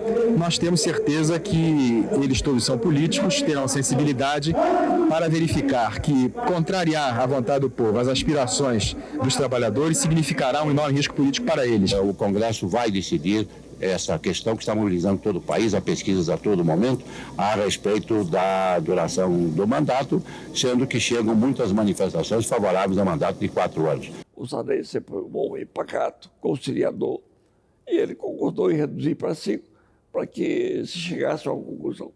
O senhor também defendeu o presidencialismo na Assembleia Nacional Constituinte, em detrimento do parlamentarismo. Nos países mais desenvolvidos, sem dúvida nenhuma, o sistema parlamentarista é excelente. Em nosso país, mesmo com o reestudo que está sendo feito, com as fórmulas alternativas de um parlamentarismo presidencialista, apesar disto, penso que não é a melhor solução para a atividade política e institucional em nosso país. Como é que o senhor vê hoje a questão? Olha, os países mais democráticos do mundo, à exceção dos Estados Unidos, adotam o parlamentarismo.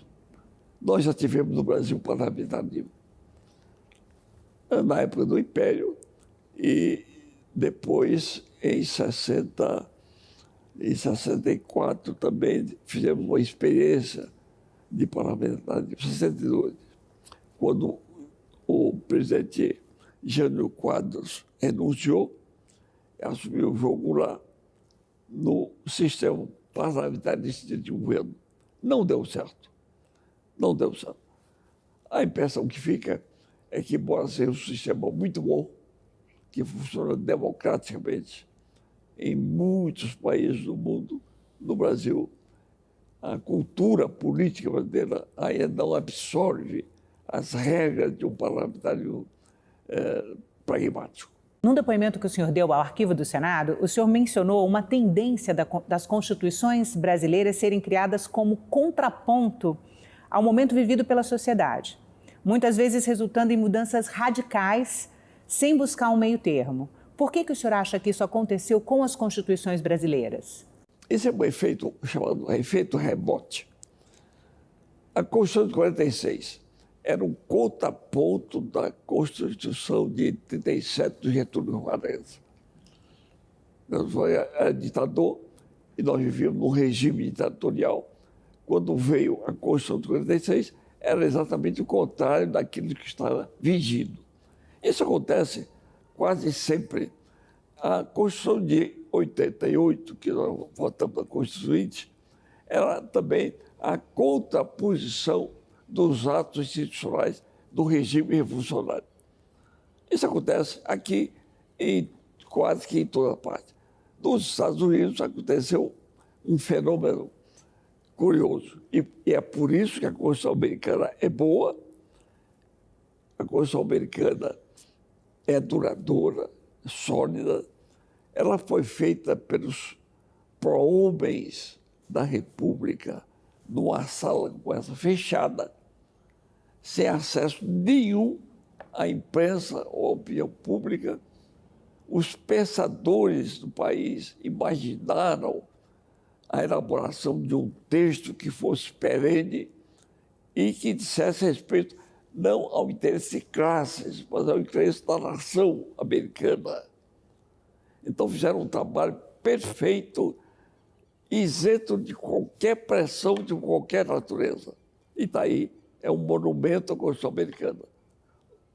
As nossas Constituições brasileiras são submetidas à pressão de toda forma, acabam resultando do que resultaram as nossas. Senador, o senhor presidiu o Senado interinamente em 2001, quando o então presidente do Senado, Jader Barbalho, renunciou. Era um momento delicado, a renúncia de um presidente do Senado. Quais foram os desafios que o senhor enfrentou? Havia naquele momento uma guerra fratricida entre dois grandes líderes, os maiores líderes do Senado naquele momento, Antônio Carlos Magalhães e Jader Ramalho. Qual foi a consequência dessa briga, desse confronto fratricida do ponto de vista político? Os dois perderam o mandato. Entendeu? O Senado que eu deveria assumir. O senhor era vice-presidente, né, do Senado? Deveria permanecer presidente por um tempo para pacificar o Senado. Eu tinha todo o interesse em realizar uma nova eleição para que o novo presidente assumisse. E eu prosseguiria com o meu mandato de vice-presidente. Mas permaneci alguns meses, consegui conciliar o Senado, passei a decidir junto com as lideranças, criou-se a prática da decisão da mesa junto com as lideranças partidárias. E só assim foi possível realmente voltar às águas turbulentas do Senado ao seu leito normal e prosseguimos prestando o serviço que o Senado sempre prestou à nação brasileira. O Senado não esteve inerte. Ao contrário, votamos importantes matérias que aguardavam nossa apreciação. Durante todo este tempo, tive a obstinada preocupação de agir rigorosamente dentro da lei e do regimento que nos orientam. Abdiquei muitas vezes da minha faculdade de arbítrio para buscar o consenso das lideranças. Creio, portanto, ter dado cumprimento à missão com prudência e com discrição, como sugeria o momento vivido pelo Senado Federal. Ainda na Constituinte, o senhor foi um dos responsáveis pelo capítulo que garantiu a estrutura e autonomia ao Ministério Público. Anos depois, na presidência da Comissão de Constituição e Justiça, o senhor comandou os debates sobre a criação do Conselho Nacional do Ministério Público, que limitava o poder dos procuradores. Como é que o senhor avalia hoje essa instituição? Eu estava convencido da Constituinte de que o Ministério Público precisaria ganhar uma força especial constitucional para o exercício da sua função, que é essencial. O Ministério Público tem uma função essencial na sociedade. E, de algum modo, hoje está exercendo esse papel. Mas acabamos por criar poderes quase que excessivos para o Ministério Público. E, durante a prática, já no regime constitucional novo, verificou-se que muitos agentes do Ministério Público estavam se excedendo, tanto o Ministério Público Federal quanto estadual. Eu era presidente da Comissão de Constituição e Justiça e fizemos uma reforma do Poder Judiciário. Durante esses debates, eu me lembrei de que era hora de se colocar um certo freio, um certo limite, não ao Ministério Público propriamente dito, mas às práticas abusivas que surgiam de parte de alguns. Criamos, então, o Conselho da Magistratura e o Conselho do Ministério Público. E estão os dois funcionando muito bem, graças a Deus, pondo um certo freio, tanto no Poder Judiciário quanto no Ministério Público. Esses conselhos são presididos, da magistratura pelo presidente do Supremo Tribunal Federal e o do Ministério Público pelo Procurador-Geral da República. Senador, e como é essa experiência de participar da estruturação de uma instituição, anos depois, fazer uma reflexão sobre o papel dela na sociedade, alterar as regras de funcionamento, essa experiência legisladora que o senhor tem? Uma coisa é a concepção de uma lei, outra coisa é a prática daquela lei, como ela vai funcionar em benefício da sociedade. Eu não me arrependo de ter feito o que fiz, ajudando a criar os poderes do Ministério Público. Mas também não me arrependo dos freios que nós colocamos depois da Constituição. Ninguém pode mandar absolutamente, nem o Poder Executivo, nem o Poder Judiciário, nem o Poder Legislativo. E a Constituição brasileira, todas elas, tiveram esse cuidado de haver um certo equilíbrio. É por isso que o presidente do Senado comanda o Congresso, quer dizer, é o presidente do Congresso Nacional, mas ele não é vice-presidente da República. Vice-presidente da República é o presidente da Câmara, na ausência do presidente. Vice-presidente eleito, o vice-presidente que funciona é o presidente da Câmara, somente depois do Senado.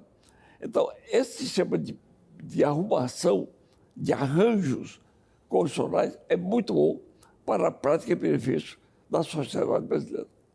Senador, o senhor presidiu a Comissão de Constituição e Justiça na sabatina do então candidato a ministro do Supremo Tribunal Federal, Alexandre de Moraes. Essa é uma das prerrogativas do Senado, avaliar a indicação de ministros aos tribunais superiores.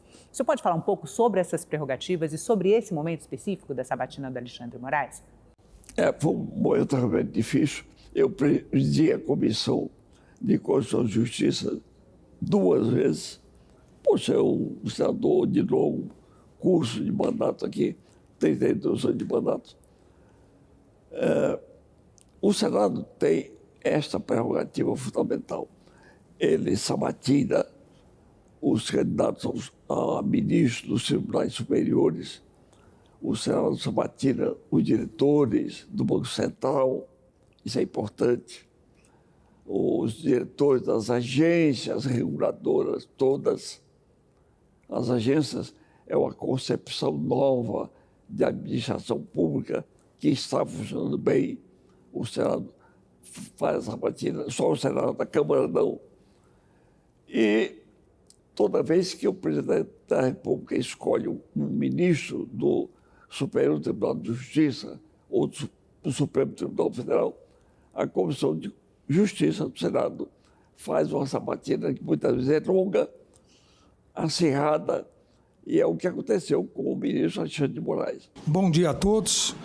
Senhor presidente, senador Edson Lobão, senhor relator, senador Eduardo Braga, senhoras senadoras, senhores senadores, é com muita humildade e imensa responsabilidade que compareço a essa sessão da Comissão de Constituição e Justiça do Senado Federal para me submeter pela segunda vez em minha vida, a primeira em 2005, para aprovação ao Conselho Nacional de Justiça, pela segunda vez em minha vida, a esse importante mandamento constitucional de ser sabatinado perante os senadores da República, sendo nessa oportunidade para o procedimento de investidura do honroso cargo de ministro do Supremo Tribunal Federal, nossa mais alta Corte de Justiça. Mas ele sempre teve um bom conceito aqui do Senado, tido como muito inteligente, e já havia sido sabatinado antes para uma outra função de um determinado conselho, e eu presidi a sessão que o sabatinou.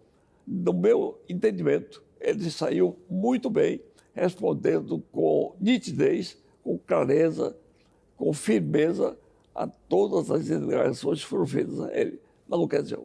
Senador, como eu falei na abertura do programa, o Senado está completando 200 anos de existência. Ele foi criado na Constituição de 1824.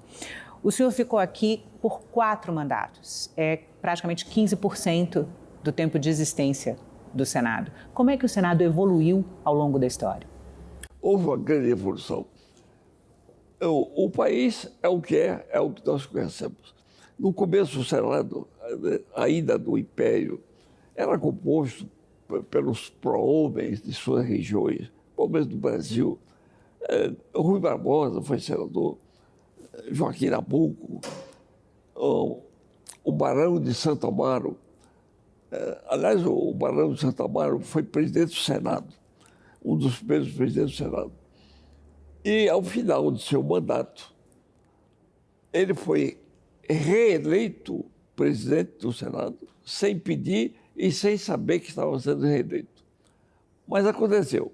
Ele então pediu aos seus pares que o perdoassem, mas ele não desejava continuar sendo presidente do Senado. Ora, ninguém renuncia a uma coisa dessa, a não ser em circunstâncias especiais. Ele fez isso, elevando, portanto, a condição cívica do Senado Federal e dos senadores. Mas ao longo dos anos, dos séculos, houve uma evolução muito grande no Senado. E a Constituição foi também ampliando os poderes desta casa importante do Poder Legislativo. Hoje, o Senado faz tudo quanto a Câmara dos Deputados pode fazer e mais. O Senado sabatina os ministros dos tribunais inferiores, das agências, do Banco Central, e tem funções de outra natureza. Julga, por exemplo, o presidente da República em caso de impeachment. Quem julga é o Senado. A Câmara inicia o processo e o Senado conclui, sob a presidência do presidente Supremo. Mas o Senado tem o poder também de julgar os ministros do Supremo Tribunal Federal. É o Senado que tem esse poder.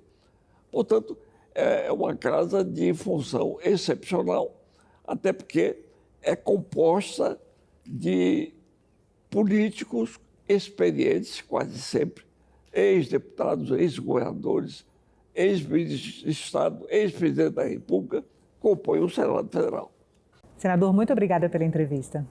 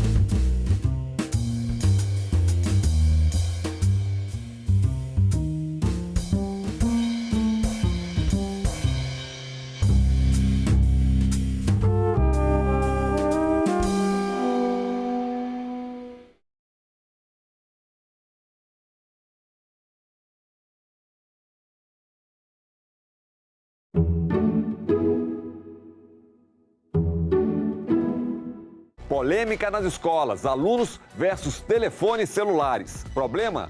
Solução? Se regular é preciso, educar é urgente. Essa criação de uma cultura mediática, eu penso que realmente através da escola pode acontecer. Mas a gente deveria discutir o uso do telefone celular na sociedade como um todo.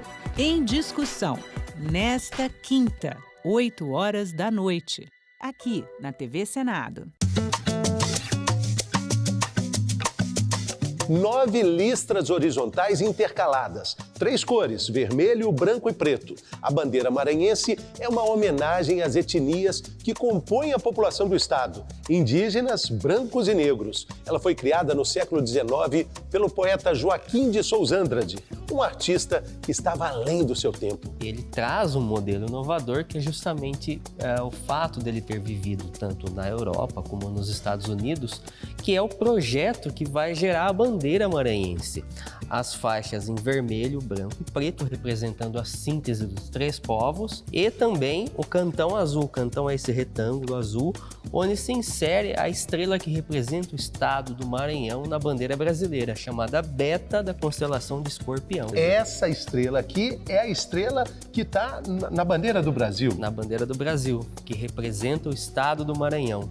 E essa combinação aqui lembra um pouco a bandeira dos Estados Unidos. É de propósito? Com certeza. Tanto a independência dos Estados Unidos como a Revolução Francesa tiveram um papel crucial para os republicanos no Brasil. São Luís, a capital, foi fundada pelos franceses que queriam ter uma grande base aqui na América do Sul, né? Seria uma outra França criada aqui, daí a cidade São Luís em homenagem ao rei Luís XIII. Exatamente, foi fundada a França Equinocial, né? Por que equinocial, né? Vem da palavra Equador, né? Porque era justamente um projeto de colonização francês nos trópicos. Vale lembrar que o Maranhão foi colonizado pelos portugueses, espanhóis, franceses, holandeses e novamente passou à mão dos portugueses. O orgulho de pertencer ao Brasil, a miscigenação que formou a população do estado e um poeta que escrevia para ser lido no futuro.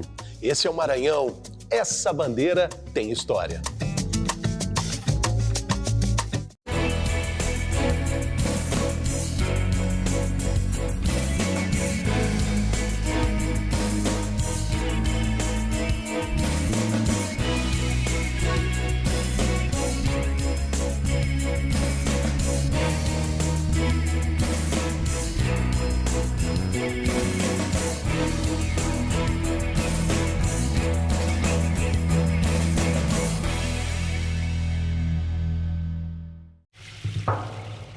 Impressiona o pioneirismo de Félix Émile Tonnet ao falar de aquecimento global ainda na primeira metade do século XIX. Porém, o quadro nem sempre recebeu elogios.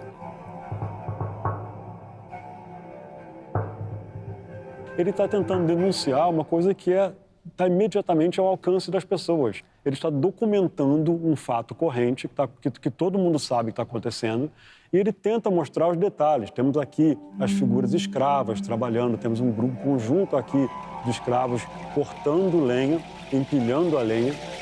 Ele realmente tenta trabalhar detalhadamente, o outro chicoteando a mula para ela caminhar, os outros com a moringa d'água, à beira da água, coletando.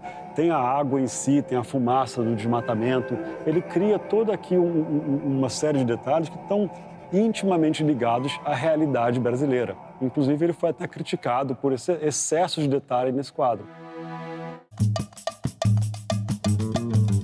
Oi, eu sou a Débora Ladim, sou professora de História e youtuber e hoje a gente vai falar um pouco sobre o voto feminino no Brasil. As mulheres representam hoje mais da metade do eleitorado brasileiro, mas essa realidade hoje aqui do nosso século XXI é muito diferente de uma jornada que começou lá atrás, há muito tempo e, claro, também passou pelo Senado. Foram décadas de luta de movimentos sufragistas desde o final do século XIX, principalmente no início do século XX, de mulheres ao redor do mundo que estavam lutando pelo seu direito pleno à cidadania, porque você não pode se considerar cidadão se você não tem um direito político. No Nordeste, no Rio Grande do Norte, aparece algo completamente inusitado no meio desse universo tão masculino. Foi no Nordeste, foi no Rio Grande do Norte que teve a primeira mulher eleita para um cargo executivo na América Latina inteira. Então ela foi uma pioneira em 1928. Outra personagem muito importante também foi a Berta Lutz. Ela era bióloga, fez vários trabalhos importantes no ramo da ciência, mas principalmente pela sua militância pelos direitos das mulheres. Aí vem Getúlio Vargas. E vem também, de uma forma muito determinada, o direito ao voto feminino. Sim.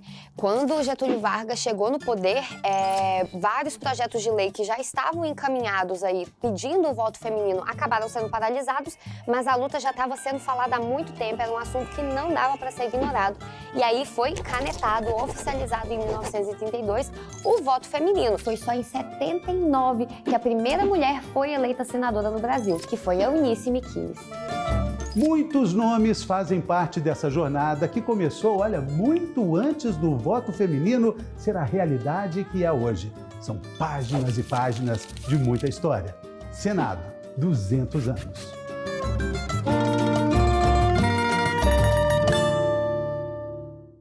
Estudos relatam que a metade dos alunos já demonstram que ficam mais dispersos a partir do uso do celular dentro da sala de aula. O senhor relaciona o abuso ou o uso excessivo de telas ao jogo? Eu acredito que é uma teia muito perigosa. Salão Nobre, hoje, 8 horas da noite, aqui na TV Senado.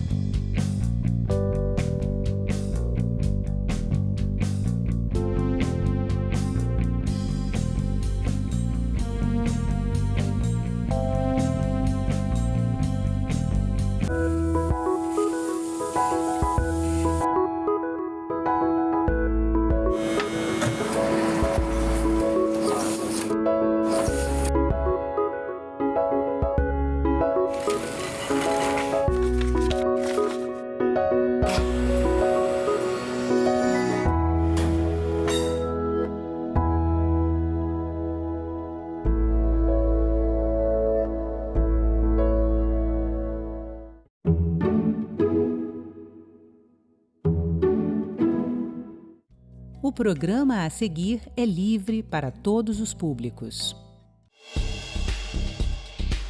O pedestre tem responsabilidade, ciclista... Fiz uma cadeira na academia, me foi negado pela história e pelo meu país. Hoje nós podemos, com o nosso megafone, que é o diploma na mão, nós não podemos recuar nesse debate. Declaro aberta a 7ª reunião da Comissão Senado.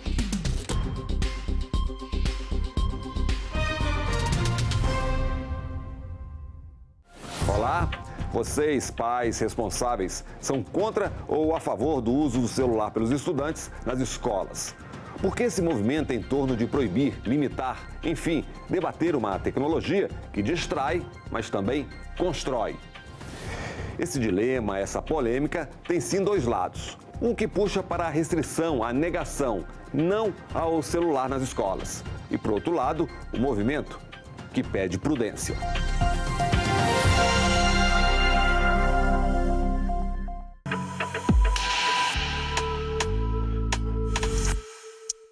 Prudência porque especialistas enxergam ameaças, sim, mas muitas oportunidades também. A Comissão de Educação realizou audiência pública para debater a educação midiática, que envolve aluno, professor, sociedade. Hoje, se cada pai, cada mãe que está aqui acompanhando, pegar o telefone do seu filho e olhar quantas horas ele utilizou cada um dos aplicativos que ele tem instalado no telefone, nós vamos observar que eles ficaram, alguns deles, mais tempo do que 4 horas utilizando qualquer um dos aplicativos.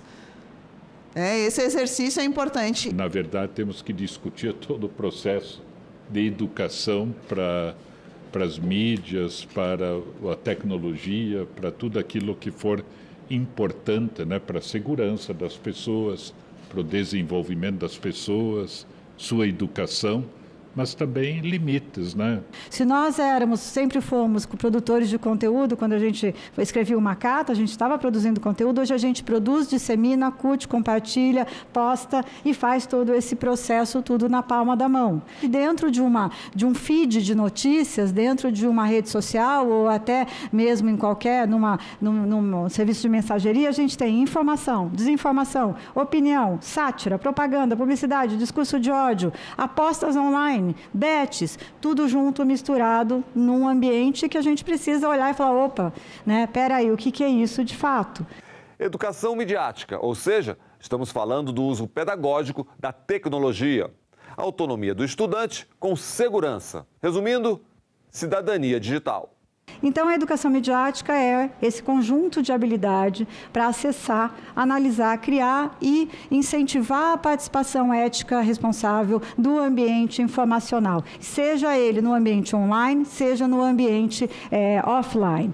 A gente precisa entender quais são as estruturas sociais, técnicas, o que está por trás dos algoritmos, o que está por trás da construção dessas redes, para que a gente possa, de fato, empoderar o cidadão para que ele faça um bom uso, saber usá-la de forma segura, eficaz, responsável, ética. E a gente entende, então, que a educação midiática, nesse contexto, é um direito de todos e precisa, de fato, chegar ao chão da escola. Na verdade, hoje o que nós temos é uma discussão do uso do telefone celular dentro da escola, mas a gente deveria discutir o uso do telefone celular na sociedade como um todo. Por isso, né, Ana, que a gente está agora discutindo, né, a implementação, a complementação da Base Nacional Comum Curricular, para que nós possamos discutir a cultura e construir a cultura digital dentro da educação básica no território brasileiro, porque é isso que nos falta.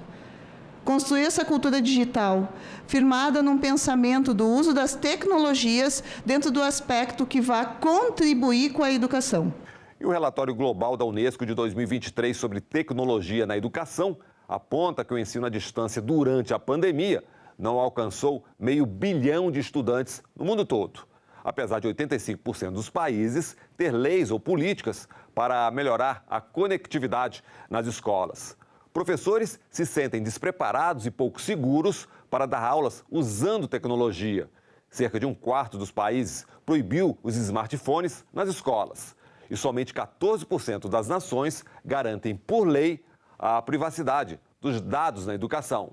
A gente tem vários países já adotando recomendações de restrições, né, de formas diferentes, né, modelos diferentes, mas que eu gostaria aqui de mencionar, né, a experiência já da França, da Holanda, da Itália, da Finlândia, da Espanha, da Austrália também, que vem até restringindo bastante o uso de redes sociais de uma forma geral por crianças e adolescentes. É fundamental também deixar aqui que a partir do dado de 14 países, fica razoavelmente evidenciado que estar próximo de um aparelho celular é fator de distração e que ele reforça a percepção de que os equipamentos por si só, sem mediação pedagógica no cotidiano escolar, eles não produzem efeitos positivos e podem ter impactos negativos na aprendizagem e nos processos de escolarização. O que a gente observa é que existe na sociedade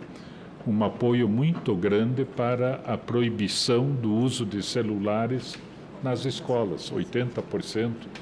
Em torno disso, de acordo com as pesquisas. A criança está na escola, o adolescente está na escola, 4 horas, 8 horas durante o dia, 7 horas, e o resto do tempo está em casa, com os colegas, né, com os amigos, com os pais, né, e os pais usando o celular na hora do almoço, na hora da janta, né, em vez de conversar com o filho, com a filha. E vamos aos números por aqui. Jovens e adolescentes e o mundo digital. 93% das crianças e jovens de 9 a 17 anos, 25 milhões de pessoas, acessam a internet. 98% acessam via celular e 83% têm perfil próprio em redes sociais. O censo escolar de 2023 demonstrou aqui no Brasil o tamanho da dimensão dessa desigualdade. Aí a gente vai ver que os maiores percentuais de escolas com internet de banda larga estão na região Sudeste, 96,9%, na região Nordeste, 88,4% e na região Centro-Oeste, com 88%. O Norte do país é a região com menor percentual de internet, 63,8%. Na faixa etária de 9 a 10 anos, 67% da população já tem celular próprio. De 11 a 12, 79%. Né? E de 13 a 14, 77, e de 15 a 17, 93. Ou seja, o celular está na mão das crianças, já é uma realidade. Mas eles são inocentes digitais. E aí a gente precisa olhar para esses inocentes digitais e instruí-los a criar, oferecer ferramentas para que eles possam criar a autonomia necessária para usar esse ambiente no qual eles já estão imersos de forma ética, responsável e com segurança. Na sala de aula, a chamada é feita com auxílio do celular. Tem um livro didático, mas tem a pesquisa virtual. É o uso pedagógico do aparelho. É óbvio que um dos aspectos mais positivos das tecnologias digitais foi a possibilidade de inclusão educacional de pessoas com deficiência e de moradores de áreas isoladas no mundo inteiro. Mas nós precisamos entender que dentro da escola também ele é uma ferramenta pedagógica. Nós temos muitas redes que produzem filmes utilizando smartphones, que inclusive a própria prefeitura municipal investe. O meu município é um município, São Leopoldo, onde nós temos São Léo Ensine, que são gravados com smartphones, que foram adquiridos pela escola, com o apoio do Poder Público Municipal, e nós temos exposição no cinema da cidade das produções que os nossos estudantes criam. O uso pedagógico da tecnologia, ela pode acontecer. E ela pode acontecer com esse critério. Você pode regular o uso do celular, mas você tem que educar para o uso. Eu tenho falado muito que se regular é preciso, educar é urgente, porque a regulação ela demora. A educação está aqui, é o que a gente pode fazer nesse momento. E quando a gente fala aqui em uso pedagógico das tecnologias, a gente está falando muito aí, né, do planejamento consciente, direcionado dos professores, né, de ter uma atividade aí pensada para os estudantes, com a finalidade exatamente de educar os estudantes em relação ao uso dessas tecnologias, ao uso equilibrado dessas tecnologias, não só para o próprio aprendizado, mas até para aprender a fazer essa autorregulação tão importante hoje em dia, né, que vai garantir a saúde mental dos nossos estudantes. O governo federal prepara uma legislação. Enquanto isso, Câmara e Senado debatem outras medidas. Na Câmara dos Deputados, por exemplo, tramita o projeto de lei que proíbe celulares durante a aula, inclusive nos intervalos, na educação básica. O uso fica permitido para fins pedagógicos ou didáticos. E no Senado, um projeto de lei trata da proteção de crianças e adolescentes em ambientes digitais. E tem entre os seus fundamentos a segurança contra a intimidação, exploração, abusos, ameaça e outras formas de violência. A gente tem nesse momento, né, um debate já nacional. Então, a gente tem a experiência recente que tem sido muito discutida do Rio de Janeiro, que é a primeira capital que, né, aprovou por decreto aí uma proibição do uso dos celulares dentro das escolas, e um projeto de lei também que está em discussão na Câmara, acaba de ser aprovado na Comissão de Educação, que também aí tem promovido muitos debates. Hoje, dentro das escolas, nós temos 2 documentos que são fundamentais, que seriam importantes instrumentos para essa regulação de utilização pedagógica dentro da escola. Um deles é o regimento escolar, que eu trouxe antes, e o outro é o projeto político-pedagógico da escola, que traz o conjunto de ações pedagógicas que os profissionais, e esses 2 documentos são feitos pela comunidade escolar, com a participação não só do corpo docente, mas também com a participação dos estudantes, com a participação das famílias. Restrições ao uso do celular nas escolas já aparecem em leis estaduais. Mas o que os especialistas apontam é que não se pode nem superdimensionar a legislação, nem tornar a tecnologia nossa inimiga. A lei que proíbe o uso do celular nas escolas do DF é de 2007. Então, desde 2007, existe uma legislação que proíbe o uso. Ela está sendo efetivada? Ela está sendo, de fato, seguida? Então, é um problema muito mais complexo, que eu acho que a gente não pode usar, não pode ter uma posição maniqueísta de sim ou não, 8 ou 80. A gente precisa olhar de uma ótica para encarar a complexidade do nosso tempo. Será que a gente determinar um único dispositivo como sendo o nosso inimigo da vez, dizendo o problema é o celular, para todos os outros problemas complexos de uma sociedade moderna, conectada, que a gente vive, vai solucionar o problema? Então, a gente precisa olhar para essa discussão, não demonizando a tecnologia, muito pelo contrário, a gente precisa educar para o uso, e eu acho que isso é muito importante da gente ressaltar. Não dá para a gente demonizar. Hoje todos, não sei se vocês já ouviram esse termo, o termo que é utilizado para definir a nossa sociedade é digital. Somos todos físico e digital ao mesmo tempo. A nossa persona online e a nossa persona digital é a mesma, não tem mais separação. O que a gente faz no offline reflete no online e vice-versa. Veja, por exemplo, os ataques, né, com discurso de ódio, cyberbullying, o quanto isso afeta, né, o cidadão, né, ali na sua individualidade, na sua saúde mental. Já falamos aqui dos benefícios da tecnologia em sala de aula. Mas quando, em vez de ajudar, atrapalha. Tem o cyberbullying, a exposição indevida. Acompanhem. E outro dia eu perguntei para minha filha, como é que você, com 11 anos, conseguiu ter um acesso à rede do TikTok? Qual foi a data de nascimento que você colocou lá? E ela disse para mim, eu fiquei espantado, que ela colocou lá na rede que ela nasceu em 1954. E isso, todas as crianças que estão no TikTok com menos de 13 anos fizeram.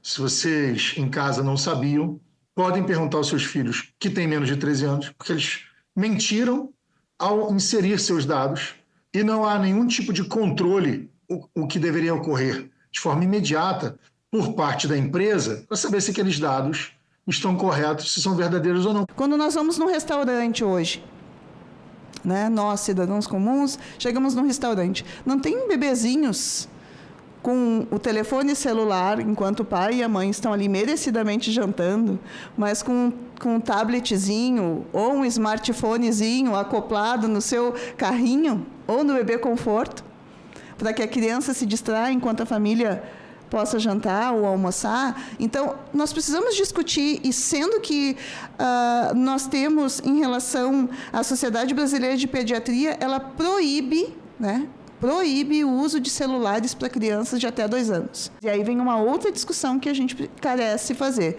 O uso indevido da imagem das nossas crianças nas redes pessoais dos professores e das professoras. Porque os pais assinam uma autorização para as redes sociais da escola. não para as redes sociais dos professores. A gente sempre teve problema de bullying nas escolas, mas a gente vê uma mudança muito grande do perfil, né? Antes, casos isolados que eram lidados ali entre alguns poucos estudantes e hoje jovens muito precocemente sendo, às vezes, completamente expostas nas redes sociais, né? Com imagens sendo compartilhadas. E a gente sabe que o que sai uma vez na internet fica para sempre gravado e todo o impacto de lidar com isso precocemente na adolescência, né? E tem mais polêmica. A gente fala muito da restrição para o aluno, mas aí entra em cena a desatenção do professor. É muito difícil educar quando não se dá o exemplo.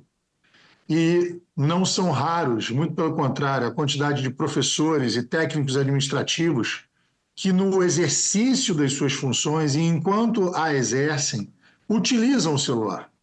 Seja para olhar o WhatsApp, seja para ver um recado, um vídeo importante, qualquer coisa que tenha recebido, em meio a uma aula, por exemplo.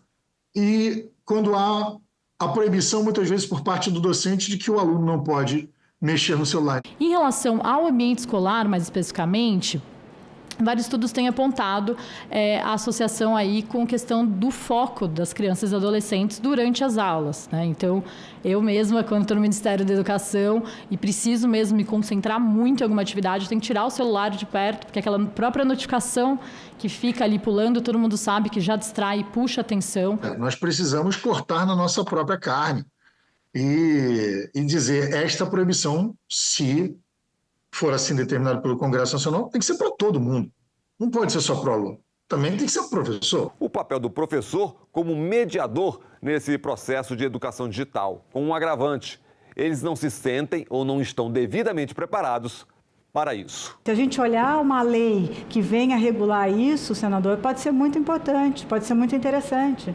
Porque muitas vezes o que a gente vê e ouve dos professores é que eles não têm mais autoridade para recolher um dispositivo. Porque a criança ou adolescente fala que você vai tirar de mim. Então, ter uma regra de uso pode ser importante para restabelecer esse poder. Hoje, nós conseguimos utilizar, enquanto profissionais da educação, as ferramentas tecnológicas, mas ainda nós carecemos que a universidade prepare os professores para esse uso tecnológico também, que isso esteja dentro das licenciaturas, planejado na formação contínua, na formação inicial e na formação continuada dos professores. Porque o uso das tecnologias, ele se faz, sim, importante, mas nós precisamos entender que entre o remédio e o veneno, a diferença é a dose, né? O governo acompanha os debates no Congresso, nos fóruns de discussões sobre o tema, na audiência pública, o MEC e a educação midiática. Do ponto de vista do Ministério, a gente acha muito importante separar o que é a discussão sobre restrições dentro das escolas relacionadas aos usos não pedagógicos, né? Então, celular no intervalo, celular durante a aula, sem orientação do professor, de um uso mediado pelo professor, que é tão importante para a implementação da educação digital nas escolas. E qual que é essa visão, então, que a gente traz dentro do MEC de educação com tecnologia, né? Então, uma educação com tecnologia voltada para a inclusão de todos os estudantes, né? Independentemente da região do país onde eles vivam, independentemente das suas de deficiências ou não, voltada exatamente para a gente formar esses novos cidadãos digitais que vão saber fazer esse uso seguro, crítico e responsável das tecnologias, né? Então, a gente está falando da garantia de uma conectividade nas escolas, de fato voltada para a finalidade pedagógica. A gente vem falando aí do acesso a dispositivos e daí dispositivos adequados para o aprendizado dos nossos estudantes, na mão dos estudantes, com os professores dentro de sala de aula, desse alinhamento curricular tão necessário que traga esses novos temas de educação digital que envolvem aí o tema do pensamento computacional, do mundo digital, para os nossos estudantes entenderem o funcionamento desse mundo digital, entenderem com a lógica dos algoritmos por trás, exatamente de todas essas plataformas, de todos esses conteúdos que eles acessam, exatamente para conseguirem desenvolver um pensamento crítico, e uma visão aí da cultura digital. A escola como um espaço de aprendizagem e lúdico também. Se organizar para brincar. As cidades e os espaços de convivência. A importância de pensarmos as nossas cidades também para esse espaço. Os parques naturalizados, espaços de convivência para a comunidade, principalmente para a periferia. aonde sim nós possamos dar condições, porque para a gente dizer que as nossas crianças precisam ir para a praça brincar, a praça tem que ser segura, tem que ter balanço, tem que ter um parquinho, tem que ter uma areia limpa para as nossas crianças poderem brincar. Porque é isso que transforma uma sociedade, uma cidade pensada para as crianças. Então, acho que também a gente tem discutido muito no MEC, não só essa questão da restrição, mas da promoção, de novo, né, das atividades offline, né, da convivência desplugada dentro das escolas. Então, da retomada, né, das brincadeiras nos intervalos, né, da gente ter que incentivar cada vez mais as trocas entre os estudantes, trocas reais de conversas, né, entre a comunidade escolar de uma forma geral. E o recado, a ética que antecede a inteligência artificial. A culpa é mesmo da tecnologia? O que leva um aluno a usar uma ferramenta de inteligência artificial generativa para criar nudes, né, para colocar no corpo de colegas lá, a foto de colegas no corpo nu de outras colegas para praticar o cyberbullying. Não é uma questão do uso da tecnologia, é uma questão ética que antecede o uso da tecnologia. Com que direito eu posso ter uma ferramenta de tecnologia qualquer e mudar e fazer um deepfake ou promover um discurso de ódio em relação àquele determinado colega ou professor ou qualquer outra pessoa? Então, é uma discussão até que vem primeiro, né, antecede. Assunto complexo. Normas internas, decretos, lei federal. No Senado, a cobrança. A aprovação do Sistema Nacional de Educação. O Sistema Nacional de Educação já foi aprovado, o projeto de lei, no Senado Federal. E está na Câmara dos Deputados, já faz uns 2, 3 anos, mais ou menos, 2, 3 anos lá. Não é necessário concordar com aquele projeto, pode ser modificado, melhorado. O objetivo é que a gente tenha um sistema nacional e que haja uma articulação, pactuação, uma convergência sistemática. Isso é, né, um sistema de educação mediática. Mas não só nessa área, em todas as áreas, né, isso é importante.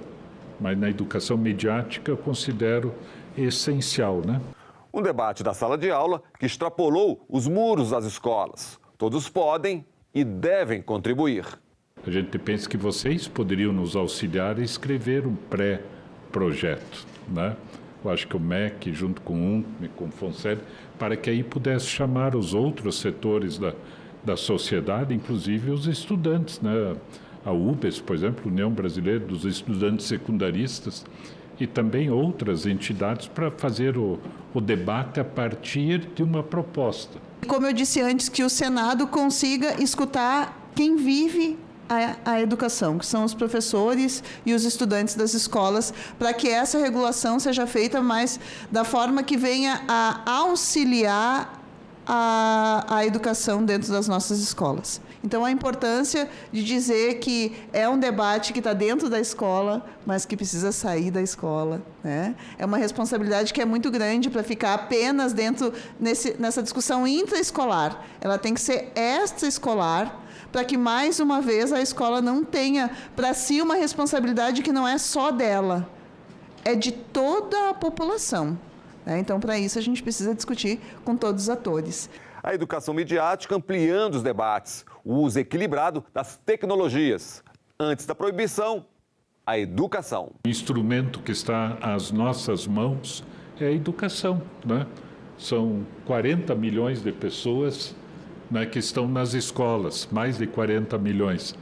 E desde a educação infantil até o final da educação básica.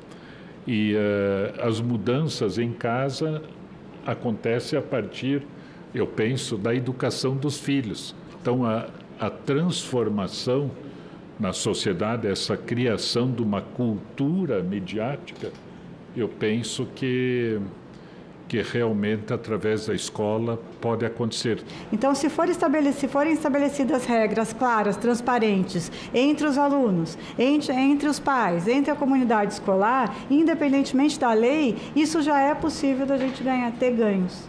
ganhos, inclusive, para a sociedade como um todo. A gente tem que pensar a formação de professores, pensar os currículos de educação digital das nossas escolas, mas a gente também precisa entender que os nossos estudantes, né, principalmente as crianças pequenas, precisam de ajudas a mais para conseguirem fazer esse uso equilibrado das tecnologias hoje dentro de sala de aula.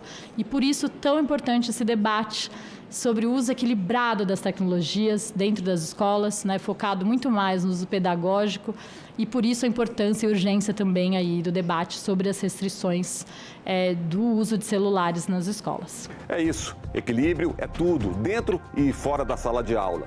Tecnologia a nosso favor, nunca contra. O Em Discussão fica por aqui. Até a nossa próxima edição.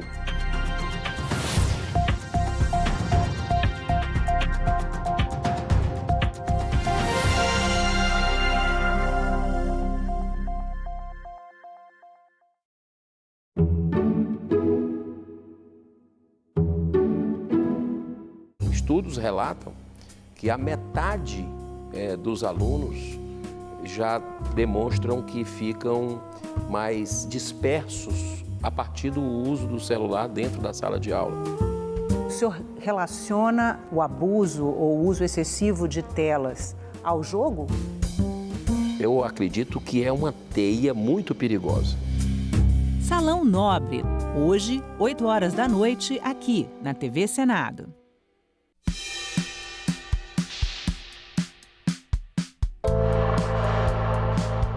Vai continuar a luta em defesa do pequeno agricultor brasileiro e, em especial, do agricultor de Roraima, dando a eles condições de trabalho, condições para prorrogar suas dívidas e para que eles tenham mais condições e estrutura para trabalhar. Estamos esperando ansiosamente que 2025 a gente venha inaugurar o Linhão de Tucuruí, que é de uma emenda minha, a Lei 14.182, e finalmente será concluído esse sonho para o povo de Roraima até setembro de 2025. Além disso, nós temos ainda uma luta grande em favor do enquadramento dos servidores do ex-território federal de Roraima. Já enquadramos mais de 4.000 servidores, mas ainda há muita gente que merece e que está fora, e nós vamos continuar lutando por isso.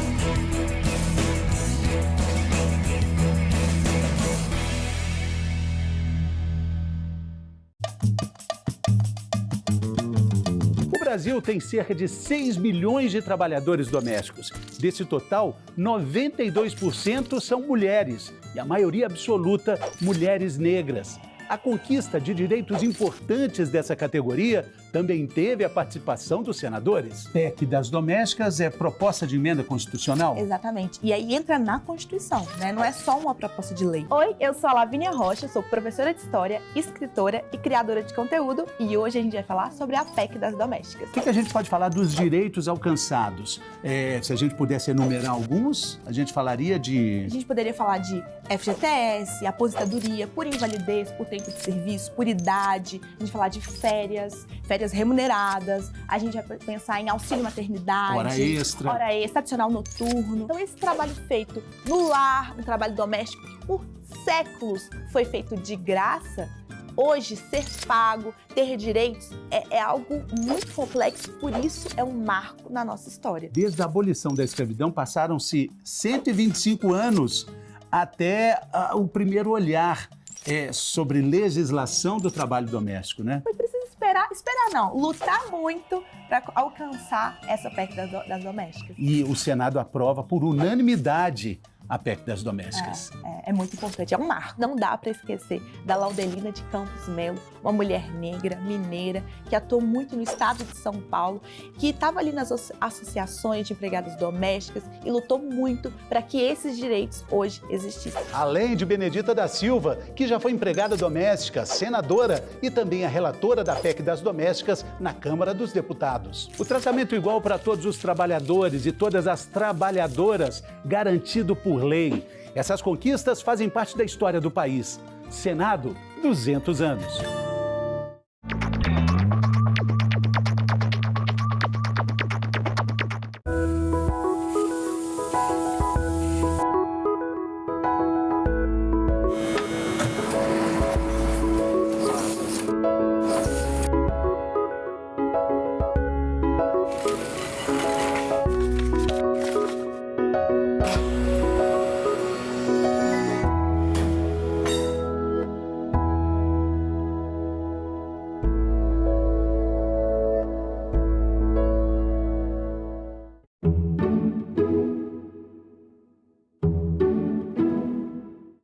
O programa a seguir é livre para todos os públicos.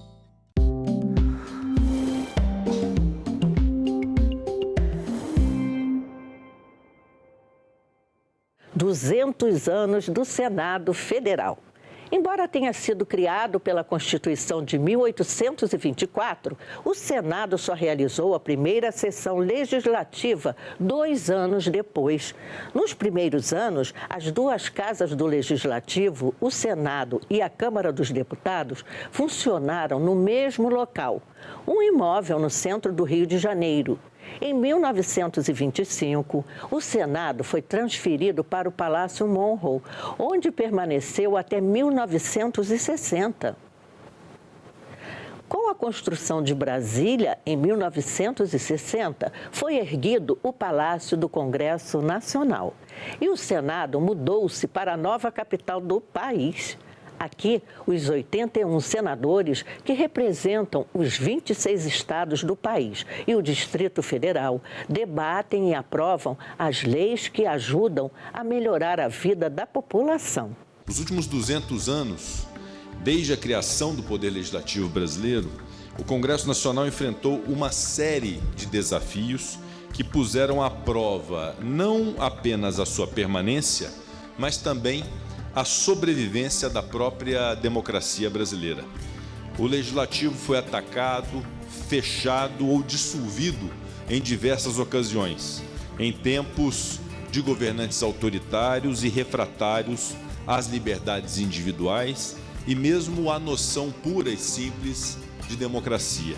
O historiador e consultor legislativo aposentado do Senado, Antônio Barbosa, faz uma análise de como o candidato deveria se apresentar para ser senador. Para ser político e principalmente para chegar ao Senado, era ser dono do poder, quer dizer, era pertencer a uma elite econômica, social e política. Na verdade, havia uma exigência mínima de idade, que, aliás, existe até hoje, até por uma tradição histórica de mais de 2000 anos que vem da República Romana. A palavra Senado vem de sênior, que é o mais antigo, que é o mais velho, diferentemente de júnior. Aqui no Brasil, a idade mínima para se ser senador é 35 anos. Na verdade, a nossa Constituição e o projeto dela ficou conhecido como Constituição da Mandioca. E por que isso? Porque se estabelecia que o pretendente ao cargo fosse grande proprietário de terra, sobretudo, e que tivesse uma produção anual mínima de alguma coisa que a mandioca vai ser utilizada como referência. Os 81 senadores representam esse mosaico, esse espectro que também caracteriza a sociedade brasileira. Isso começou já há algum tempo, foi um processo devagar, mas que tem se acelerado nos últimos tempos. Para que o telespectador entenda o que eu quero te dizer, até por volta de 1930, portanto há pouco tempo em termos de história, a gente costumava dizer que a lei no Brasil, isto é, a ação do Estado, parava na porteira da fazenda, ou seja, não incomodava definitivamente aos poderosos. Isso foi se alterando a partir de 1945, com a redemocratização, com o fim da ditadura getulista. Nós tivemos a ampliação da participação política, a criação de novos partidos. Um dos avanços nesses 200 anos do Senado Federal foi a modernização da assistência às pessoas com transtorno mental. Em setembro de 1903, foi aprovada pelo Congresso Nacional a primeira lei para organizar nos hospícios o grupo de pessoas chamadas na época de alienadas. A lei foi sancionada pelo então presidente da República, Rodrigues Alves. Muitos anos se passaram e os pacientes com transtorno mental continuaram à espera de outras normas humanitárias.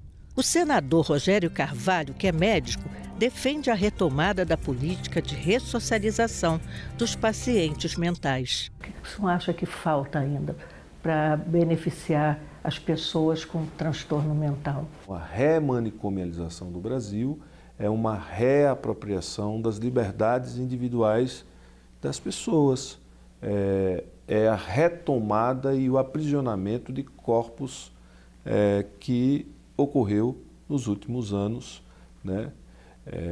Com reinstitucionalização de pessoas, com dessocialização, ruptura de laços familiares e sociais dessas pessoas.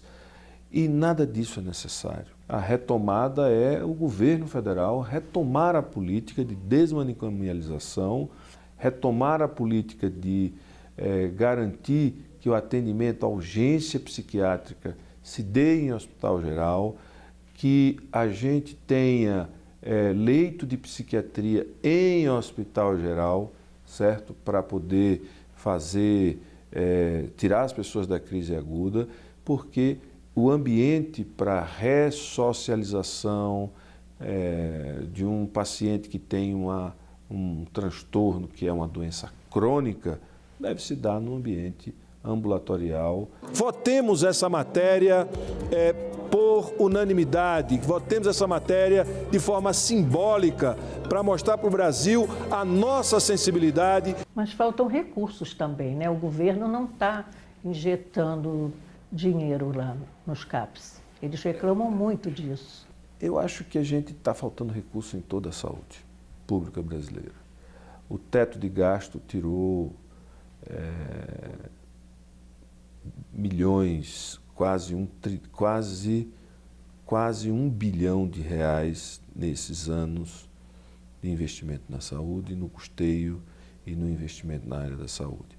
Só para termos uma ideia, 2002 foram 149 milhões de reais o recurso federal, 2024 sem o teto dá 220 milhões de reais.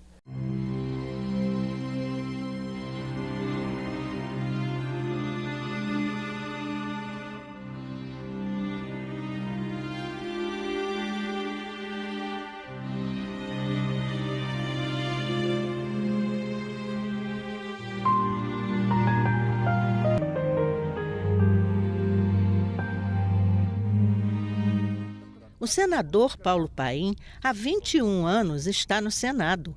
Esse é o terceiro mandato que ele exerce. Presidente da Comissão de Direitos Humanos, Paulo Paim defende com unhas e dentes o direito à vida com dignidade das pessoas com transtorno mental. Ele é autor de vários projetos que trazem benefícios às pessoas que são excluídas da sociedade. O próprio Estatuto da Pessoa com Deficiência reforça muito esse atendimento. São pessoas que precisam do apoio, precisam ser recebidas, precisam ser recolhidas, né? Felizmente, é uma lei do ex-constituinte ainda, estou me lembrando aqui agora, Paulo Delgado. Aí lembramos junto essa aqui, né? Foi que acaba com aquela história de jogar todo mundo em hospício, né? Tem que ser acolhido pela família, tratado em casa. E os CAPs poderiam cumprir um papel fundamental nesse sentido, de dar orientação, de receber, dar consulta, enfim, colaborar para que essas pessoas sejam atendidas decentemente. Porque é indecente a forma, infelizmente, como são tratadas as pessoas com doença mental nesse país ainda.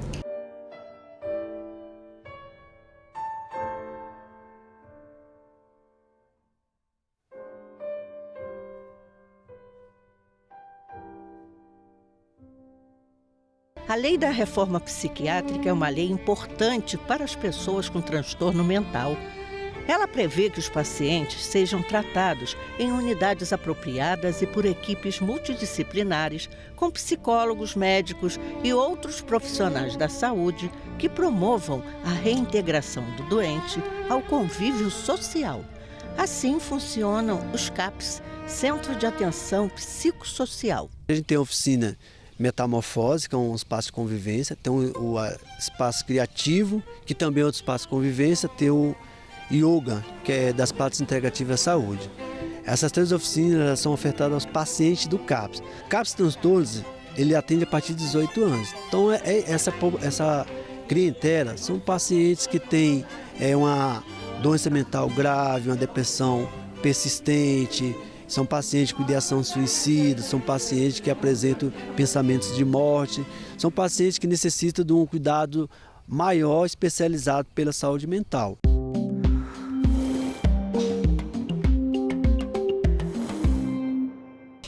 Não somente a lei, mas a política de atenção à saúde mental dentro do contexto da reforma psiquiátrica e da saúde mental no Brasil foram e são muito importantes, porque representa uma nova maneira de encarar a temática do distúrbio mental, dos transtornos mentais, garantindo inclusive a abordagem para o tratamento com absoluto respeito aos direitos humanos, às garantias individuais e a busca por resultados, a busca por eficiência, por eficácia.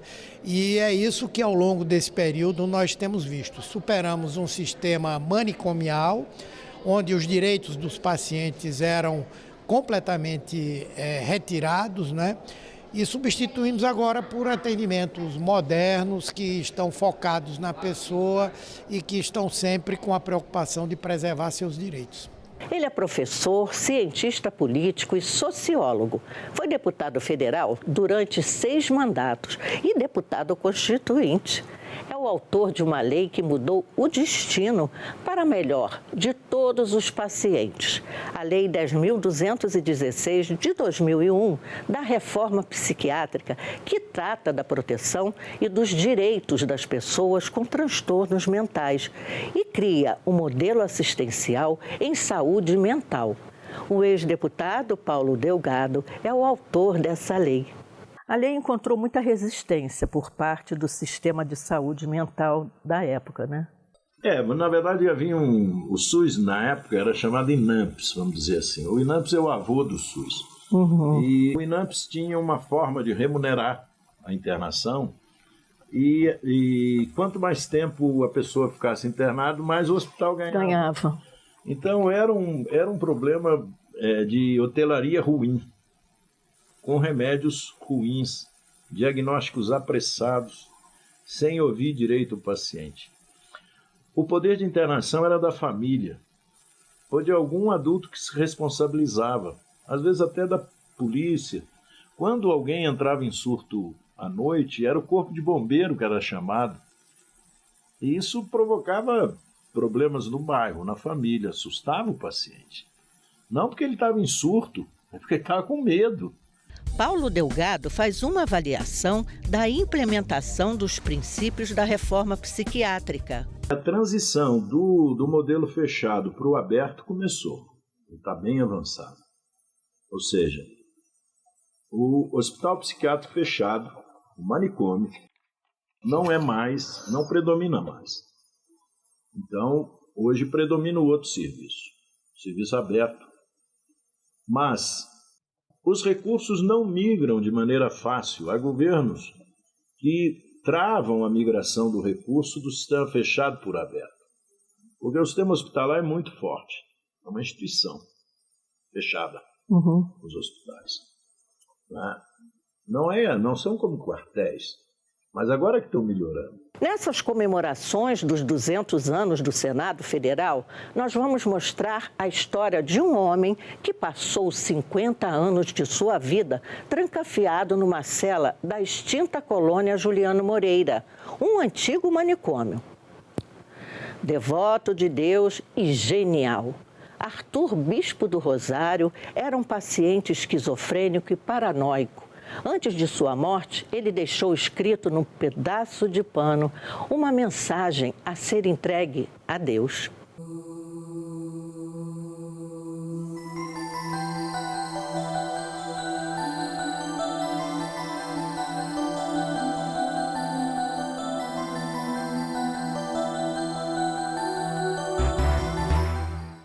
Arthur Bispo do Rosário foi internado na colônia Juliano Moreira em 22 de dezembro de 1928.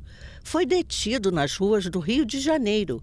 Perguntaram para ele: "Você é o Cristo?" E ele respondeu: "Não, sou o Filho de Cristo." Bispo passou 50 anos dentro da cela expressando o mundo em que vivia, com sua arte fenomenal e internacional.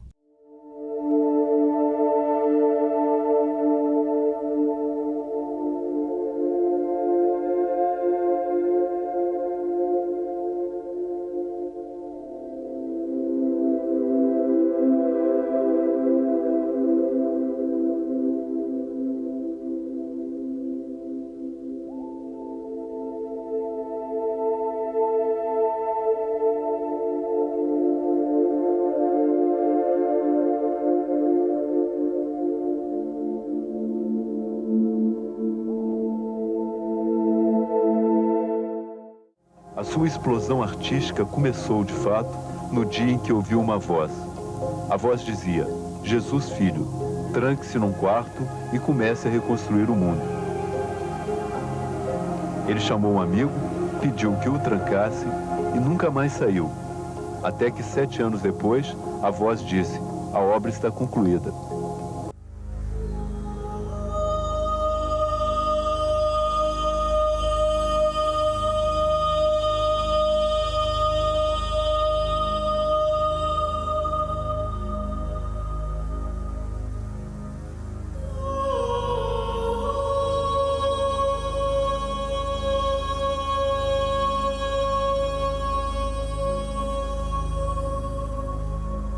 A legislação que ajudou a melhorar a vida das pessoas com transtorno mental é apenas um exemplo de como a atuação do Senado pode transformar a sociedade. Ao longo desses 200 anos, todos os temas importantes para o Brasil foram discutidos pelos senadores, com participação da sociedade. Esse diálogo entre o povo e os legisladores é a base da democracia.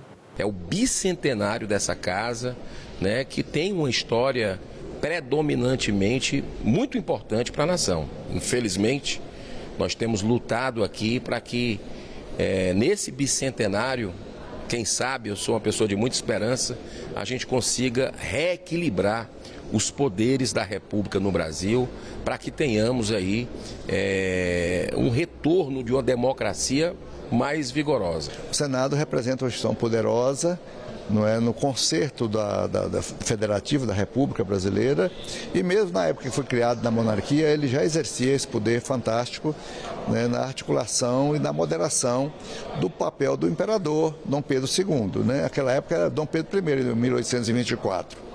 Então a coisa vem evoluindo e certo é que os desafios continuam, mas nós evoluímos muito. Por exemplo, naquela época, a escravidão era legalizada, foi muitos anos, e foi através do debate, né, dos grandes políticos do passado, entre eles Rui Barbosa e outros tantos, abolicionistas, senadores, né, que realmente trabalharam a abolição da escravatura. Não só a reforma psiquiátrica foi objeto de discussão até ser aprovada pelos senadores, outros temas pertinentes, como o combate ao preconceito racial e a legislação trabalhista das empregadas domésticas, foram amplamente debatidos. A deputada Benedita da Silva está no 6º mandato na Câmara dos Deputados. Ela foi a única senadora negra na época em que exerceu o mandato. Bené, como é chamada por todos, lembra com saudade do tempo em que trabalhou no Senado para dar voz às empregadas domésticas.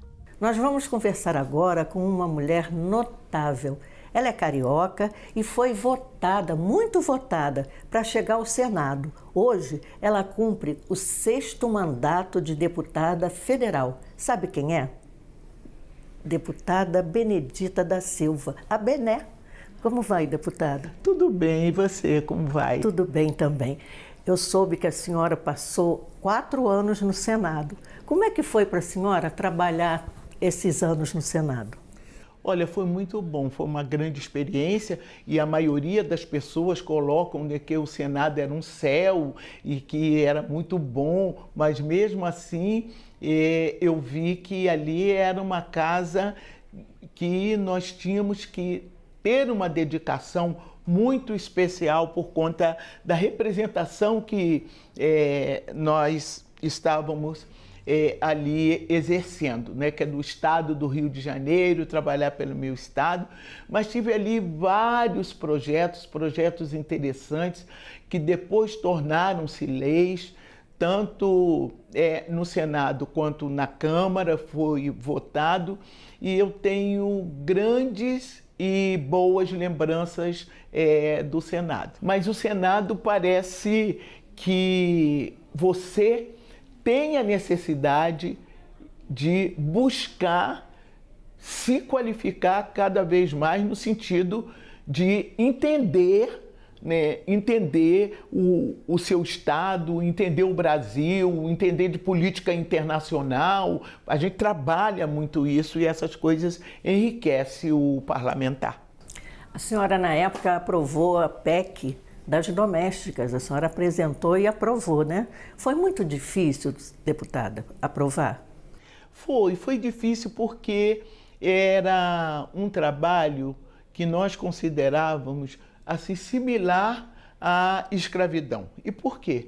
Não tinha jornada, né? Não tinha 13º, não tinha descanso semanal remunerado, não tinha licença maternidade, que é a maioria de mulheres.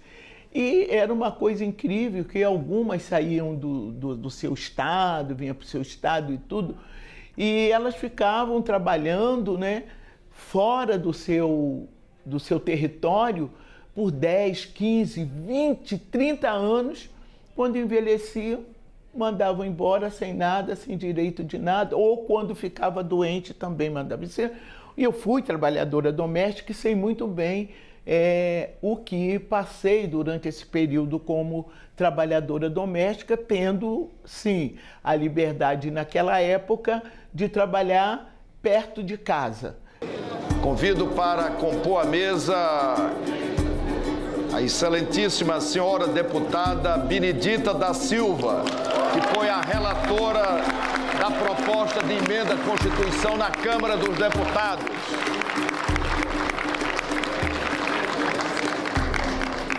Nos termos do parágrafo 3º do artigo 60 da Constituição Federal, declaro promulgada a emenda constitucional número 72 de 2013.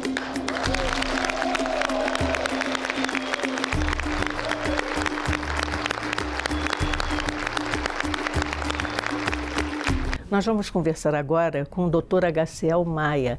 Ele é secretário de Estado de Relações Institucionais aqui do DF e foi, durante muitos anos, diretor do Senado. Começou como funcionário, qualquer funcionário, caminhou pelo Senado até virar diretor. Como é que foi essa mudança de um simples funcionário para um diretor da casa? É muita dedicação. Na realidade, o meu ingresso no Senado foi em 10 de fevereiro de 1977, né? Quando chegou em 17 de fevereiro de 1987, eu fui nomeado pelo então presidente do Senado, o senador Humberto Lucena, para ser o diretor da gráfica do Senado.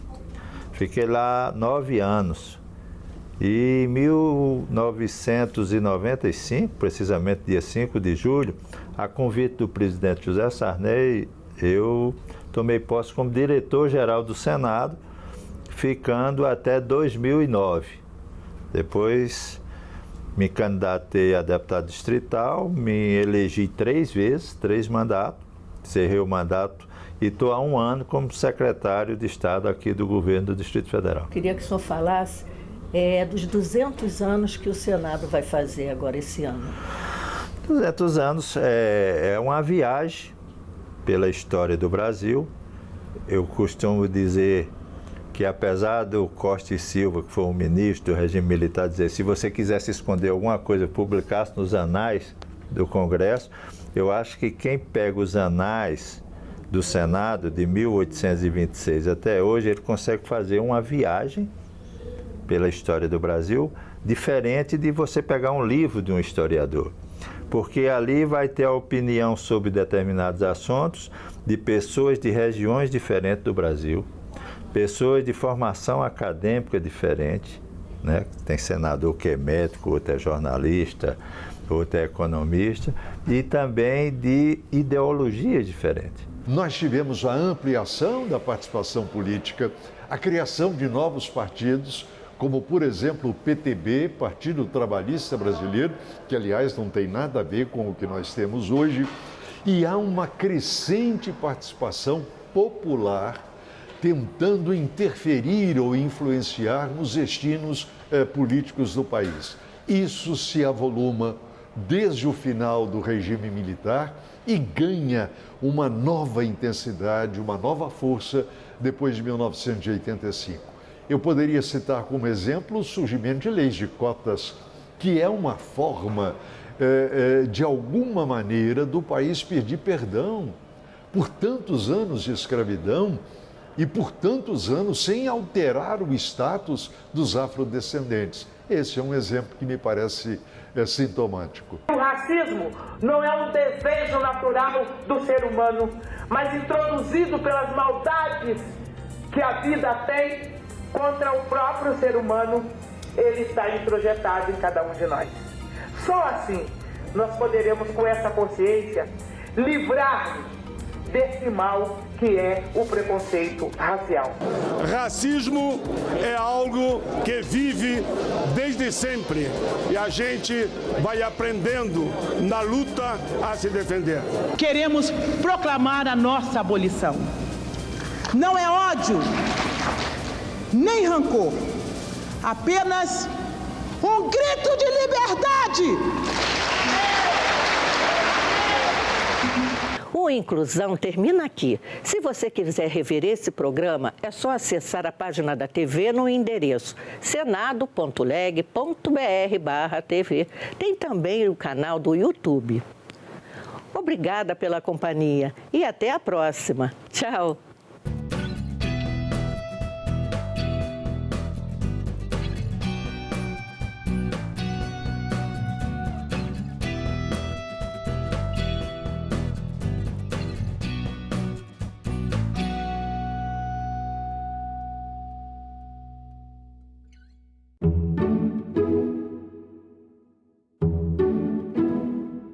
O que levou uma rede de supermercados na França a suspender a compra de carne do Mercosul? Como isso afeta os produtores brasileiros? Pesquisador da FGV Agro, Leonardo Munhoz, e a diretora da Confederação da Agricultura e Pecuária do Brasil, Suemi Mori, respondem a essas e outras perguntas. TV Senado Live, nesta sexta, 8h30 da noite. Agora é lei.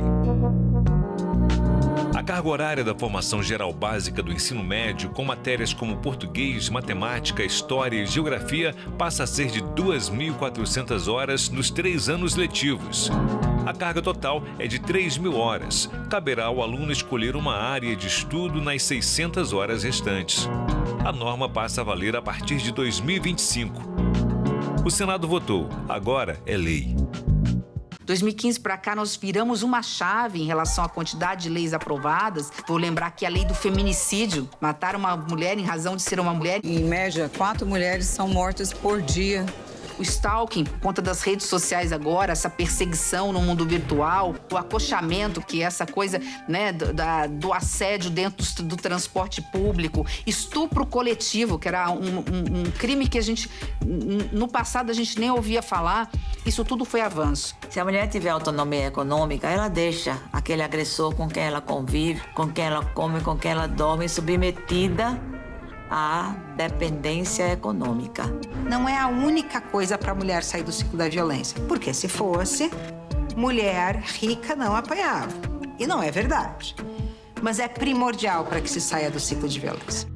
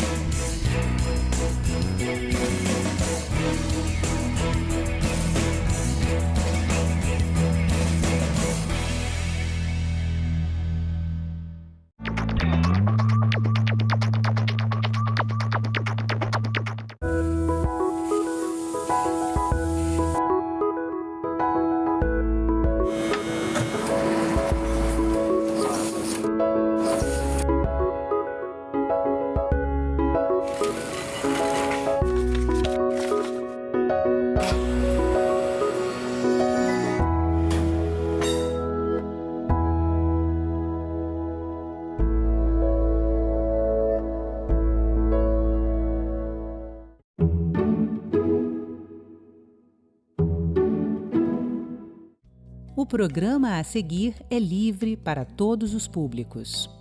Olá, está começando agora mais um programa Ecosenado. Você vai ver na edição de hoje.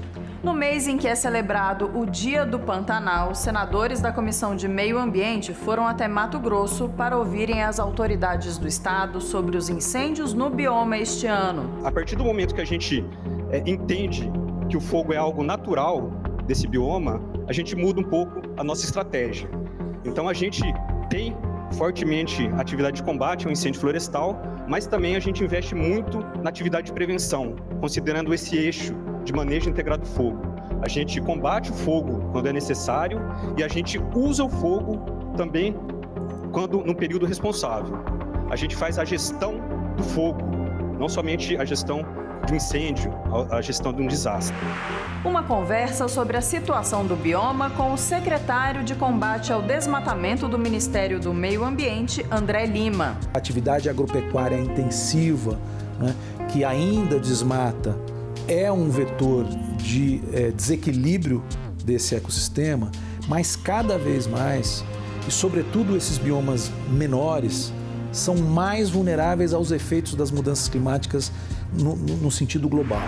O Brasil apresenta na COP29 uma nova meta de redução de lançamento de gases de efeito estufa. E o que é taxonomia verde? Uma classificação que define quais atividades econômicas são consideradas sustentáveis do ponto de vista ambiental.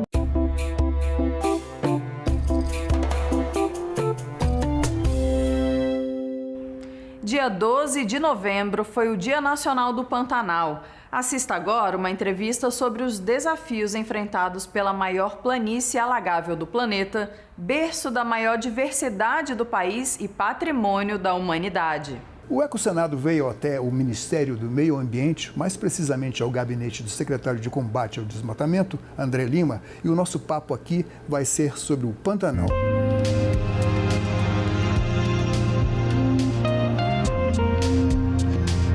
André, é verdade que o Pantanal, no correr das coisas como estão acontecendo, ele pode desaparecer? Veja, assim, se a gente olhar em perspectiva o que está acontecendo nos últimos 10, 15 anos, né, não apenas no Pantanal, né, mas na sua relação com os ecossistemas no entorno, porque o maior desafio do Pantanal é que grande parte das suas nascentes, o Pantanal é uma grande planície inundável, né, que ela depende, obviamente, do fluxo hídrico, além das chuvas, do fluxo dos rios que o abastecem. boa parte das nascentes desses rios estão fora da planície inundável, né? Estão dentro da bacia do Alto Paraguai, mas fora do Pantanal, fazem parte do Cerrado, né? E a expansão agropecuária, a expansão do desmatamento, a erosão desses rios, né? Ela vem comprometendo ano a ano essa vazão e a estabilidade, a integridade ecossistêmica do Pantanal. Se a gente agregar a isso, né, os efeitos das mudanças climáticas, né, estão trazendo secas consecutivas, né, muito extremas, comprometendo ainda mais esse ciclo hidrológico, não é difícil imaginar que em 50, 100 anos a gente pode realmente estar perdendo esse equilíbrio do ecossistema, né, essa integridade que a gente chama ecológica do Pantanal. De 2000 a 2022, o acúmulo de área desmatada cresceu, praticamente dobrou, né? A que se deve isso? Bom, se a gente está falando de Pantanal, né, a gente tem vamos dizer assim, um vetor específico, né, diferente de Amazônia, diferente da Mata Atlântica, né, mas no Pantanal o que a gente tem observado é que cada vez mais a gente tem tido a entrada, né, de atividades agropecuárias mais intensivas, seja a própria pecuária intensiva, né, porque a pecuária extensiva ela é tradicional no Pantanal, ela é secular. Ou seja, o boi na natureza ele podia ser... Ele tem lá, ele se alimenta ele convive com as outras espécies vegetais. Nativas, né, são espécies de gramíneas nativas, né, mas com a introdução, né, de espécies exóticas, com a demanda de mercado por uma produção mais intensiva e, ao mesmo tempo, também atividades agrícolas, né? Até mesmo o plantio de pinos, eucalipto, né? O plantio de monoculturas para celulose. E basicamente, né, grãos também. Né? Grãos também chegando dentro do Pantanal, né? Ano passado nós vimos autorizações para drenagem do Pantanal para poder ser utilizado para atividades agrícolas, né?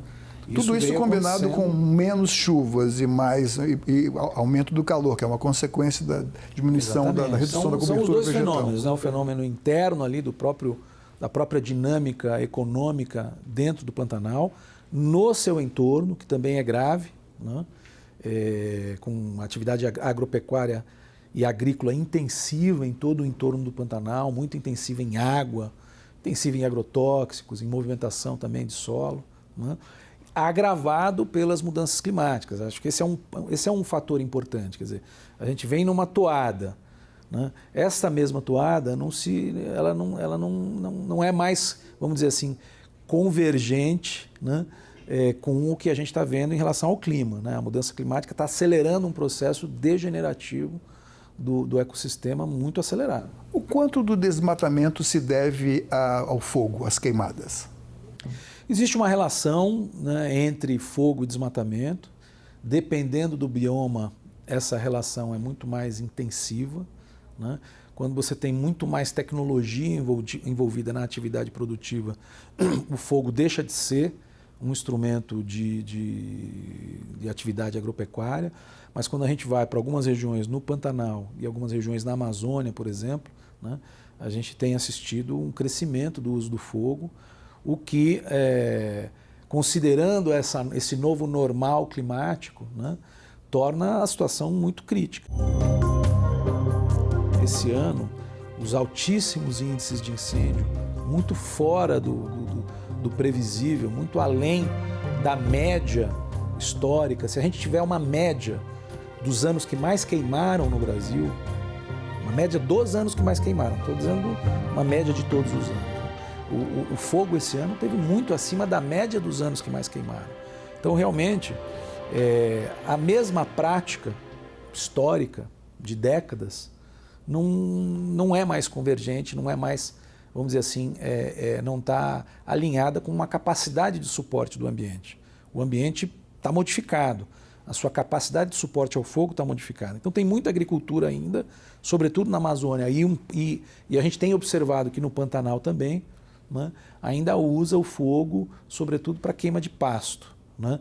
E também está muito associada ao pós-desmatamento, né? Inclusive, no Pantanal, a gente observou que o município, né, que mais queimou também, não por acaso, é o município que mais desmatou. Esse ano de 2024 foi trágico, mas é possível evitar que aconteça no ano que vem? O que falta? Porque o Ministério anunciou a contratação de 3.000 brigadistas na frente de combate. Veja, o que falta é realmente a sociedade como um todo, e aí o Estado como um todo, não só o governo federal, assumir a necessidade de ações preventivas e preparatórias. Né? Não se resolve o problema dos incêndios florestais com combate a incêndios florestais. Não existe governo que consiga duplicar, triplicar o número de servidores de um ano para o outro, né, para poder fazer combate a incêndios, e mesmo que duplicasse, né, tem que ter uma capacidade de coordenação estruturada, que também não se estrutura a coordenação de operações de incêndio de um ano para o outro, tem toda uma adaptação do sistema político, do sistema legal, porque também você não muda o orçamento de um ano para o outro para duplicar, triplicar, né, investimentos e contratações de aeronaves. Tem uma série de adaptações que é preciso ser feita na gestão nacionalmente falando, o que implica o proprietário privado estar mais bem preparado para isso. Eu arrisco fazer uma pergunta aqui. Perguntem aí aos proprietários rurais quantos de fato têm equipamento na sua propriedade para apagar incêndio. Um pequeno caminhão-pipa, uma carreta, abafadores, EPIs, bombas costais. Né? Se o proprietário não faz o primeiro combate, já vira um problema que o prefeito deveria estar minimamente preparado com uma brigada municipal, uma brigada local, seja voluntária, mas minimamente equipada para isso. Não tem. Em quanto tempo hábil o satélite pode detectar o início de uma grande queimada e as autoridades tomarem uma providência? Isso depende, são vários satélites, alguns que conseguem detectar com mais agilidade, mas com menos precisão, e outros que têm uma precisão muito grande, mas ele tem um tempo de rotação mais lento. Né? Então a gente tem uma constelação de satélites que é utilizado nos sistemas de monitoramento para detecção.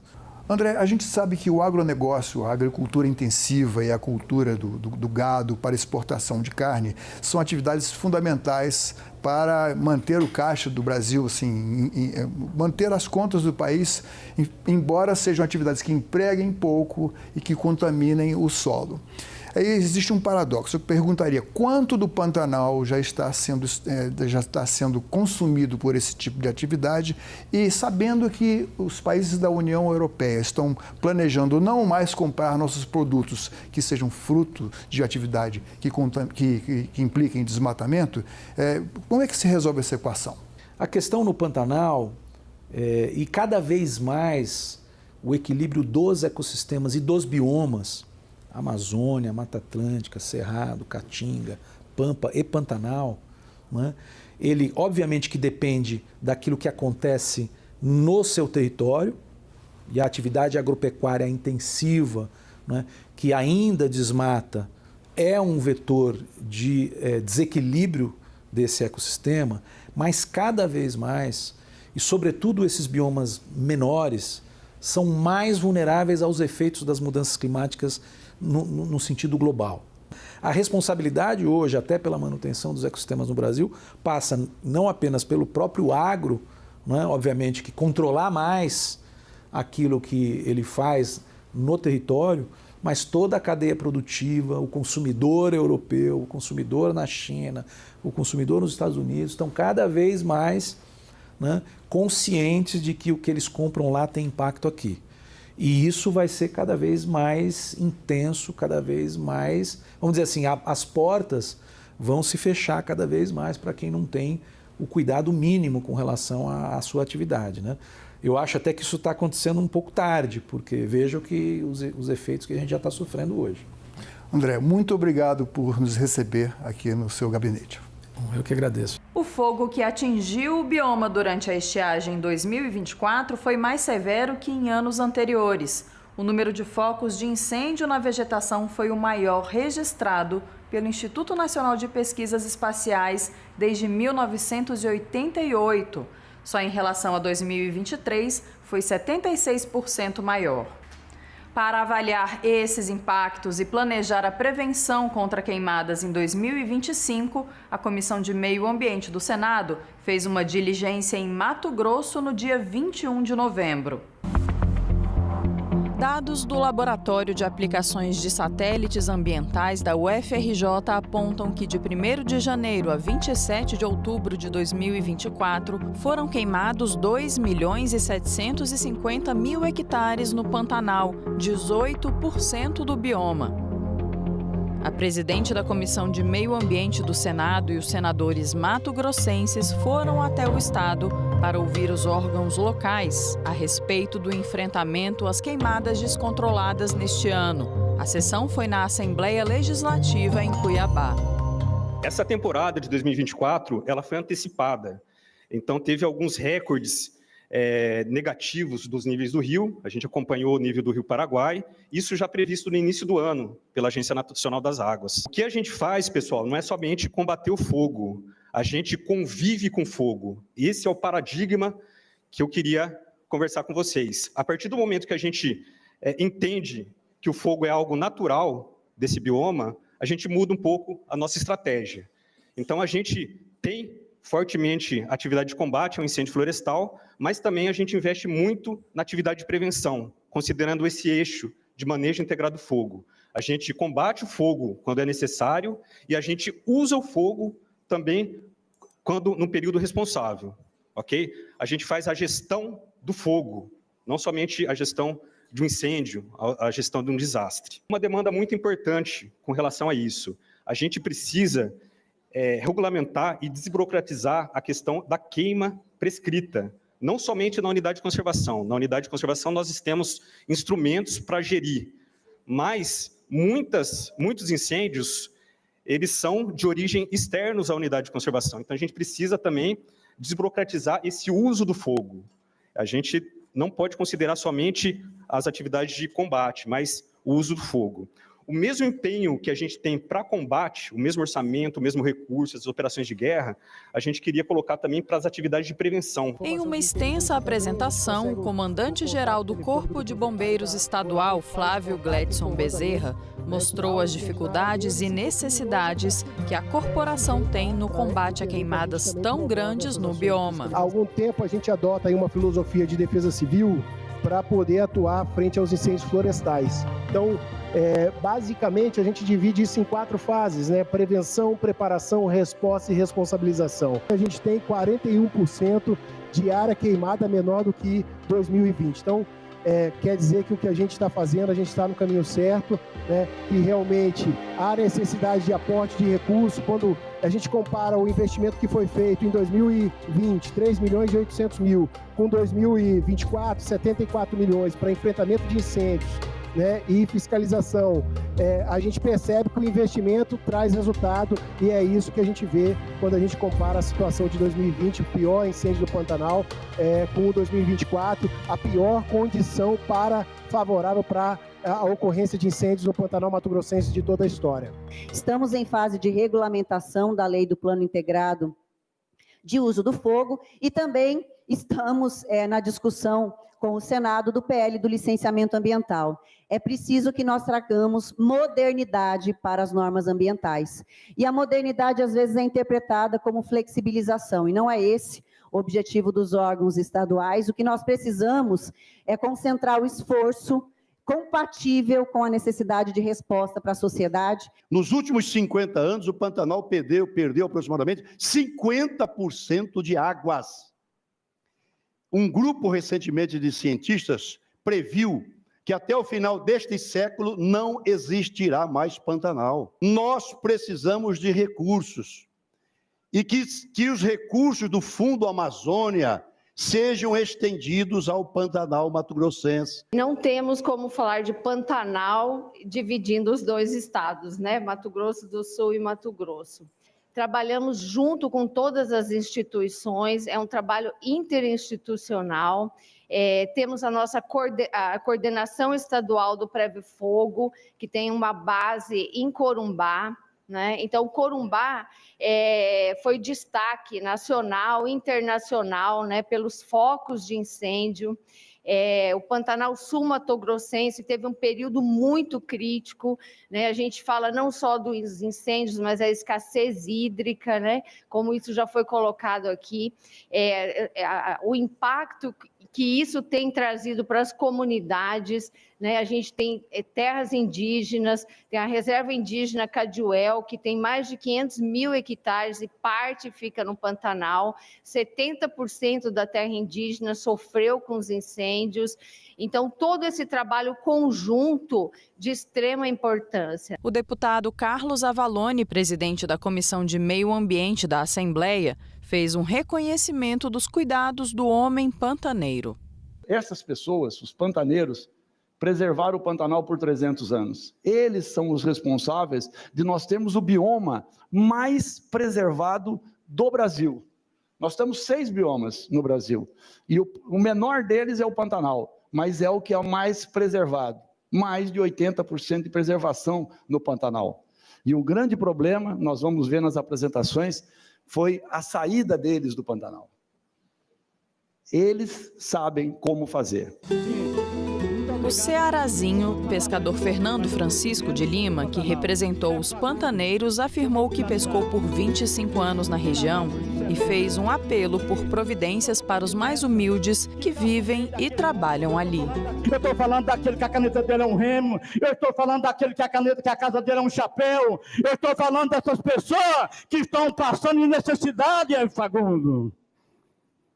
Pelo amor de Deus, caça um resíduo. Mato Grosso não consegue se enquadrar num resíduo do governo federal do auxílio emergencial de queimada e de seca, e nós temos mais uma lei no Estado que tirou o direito de nós sobreviver, senador.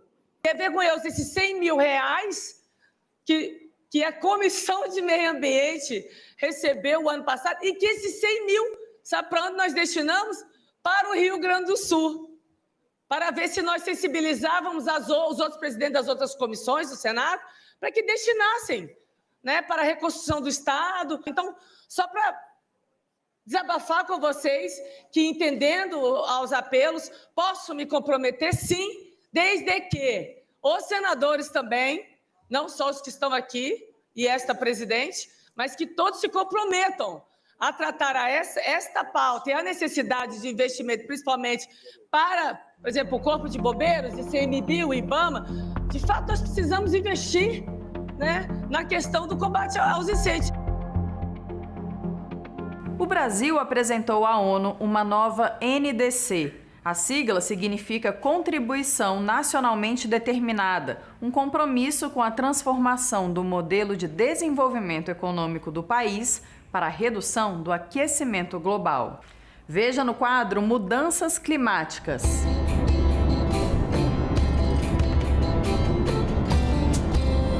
O governo brasileiro definiu uma nova meta climática para o país no Acordo de Paris. O objetivo é reduzir as emissões líquidas de gases de efeito estufa de 59% a 67% até 2035, na comparação com os níveis de 2005, o que equivale aproximadamente de 850 milhões a 1,05 bilhão de toneladas de gás carbônico. A nova meta foi entregue à Convenção Quadro das Nações Unidas sobre Mudanças do Clima na COP29 no Azerbaijão. Mais do que uma meta, nós temos aqui, lastreando o que está sendo anunciado e foi entregue ao secretário executivo da Convenção de Mudança do Clima, um novo paradigma para o desenvolvimento econômico e social do nosso país, que é o que, em última instância, faz sustentar de forma duradoura a redução de CO2. Em comparação às metas já estabelecidas para o ano de 2030, o aumento é de 13% a 29%. A estimativa do governo é que o compromisso permita ao Brasil avançar rumo à neutralidade climática até 2050. Veja agora o que mais foi destaque no Brasil e no planeta nos últimos dias no nosso Giro Ambiental.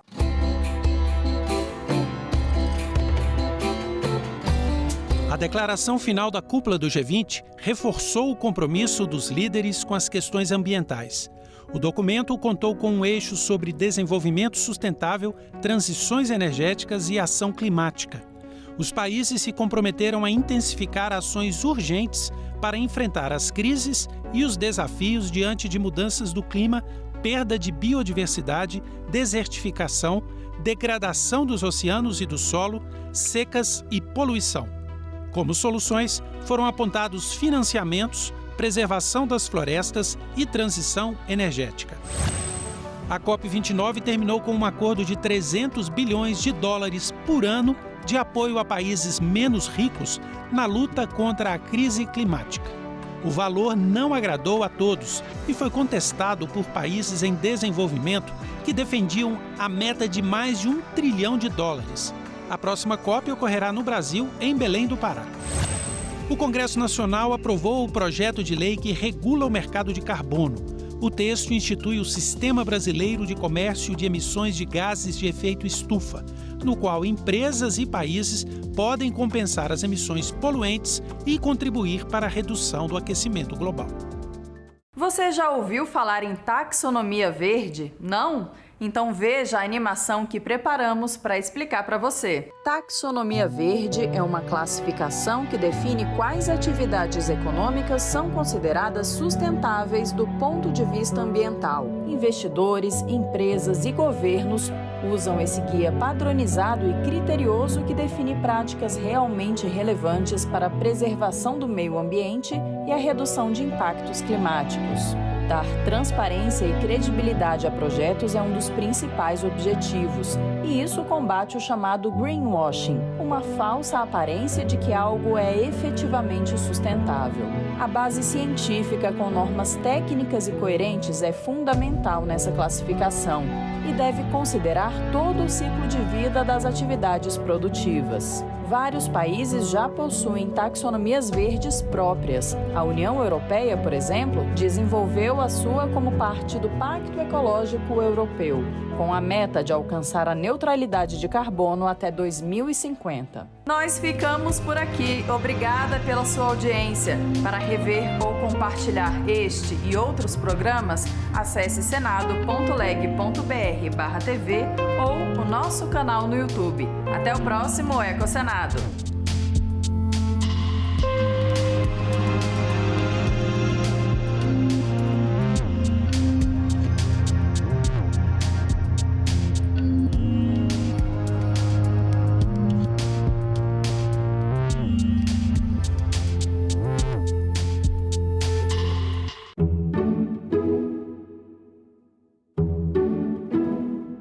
Estudos relatam que a metade dos alunos já demonstram que ficam mais dispersos a partir do uso do celular dentro da sala de aula.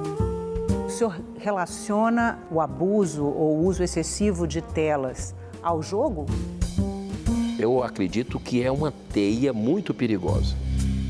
Salão Nobre, hoje, 20h, aqui na TV Senado.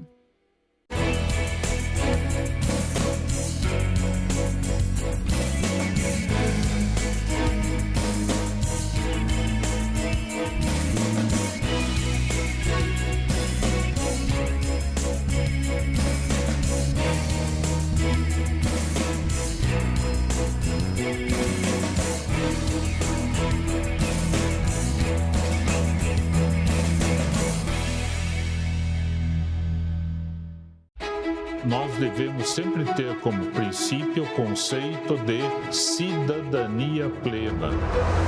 Cidadania e direitos humanos não apenas melhora a qualidade de vida, mas também fortalece a democracia e a justiça social em todo o país. A cooperação e o respeito ao próximo nos unem e são fundamentais para ampliar o capital humano e permitir a plena cidadania.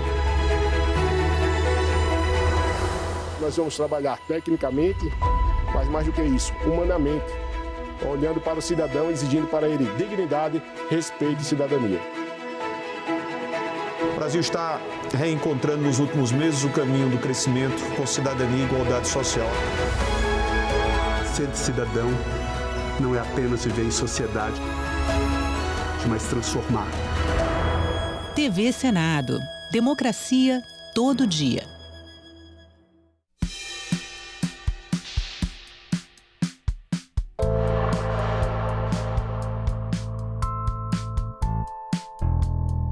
A gente espera que seja um ano onde as pessoas tenham mais tolerância, onde as pessoas possam conviver com a diversidade, que as pessoas possam ter mais amor no coração, que a gente tenha menos guerra e mais amor no mundo inteiro.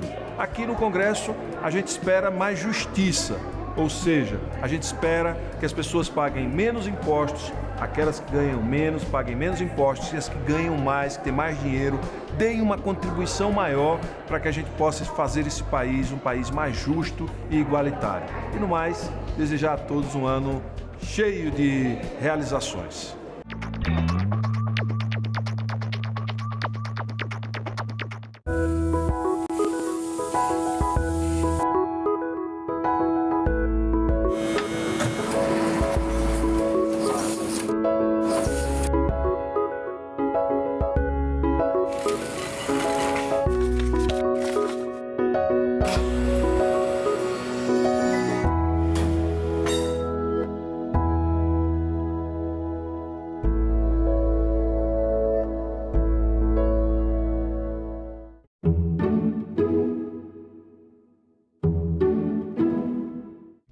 O programa a seguir é livre para todos os públicos.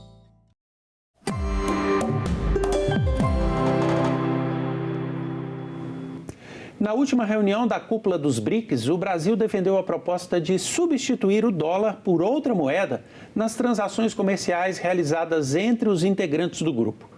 O Fundo Monetário Internacional estima que em 2027, os 5 países fundadores do bloco, Brasil, Rússia, China, Índia e África do Sul, serão responsáveis por mais de 30% do PIB mundial.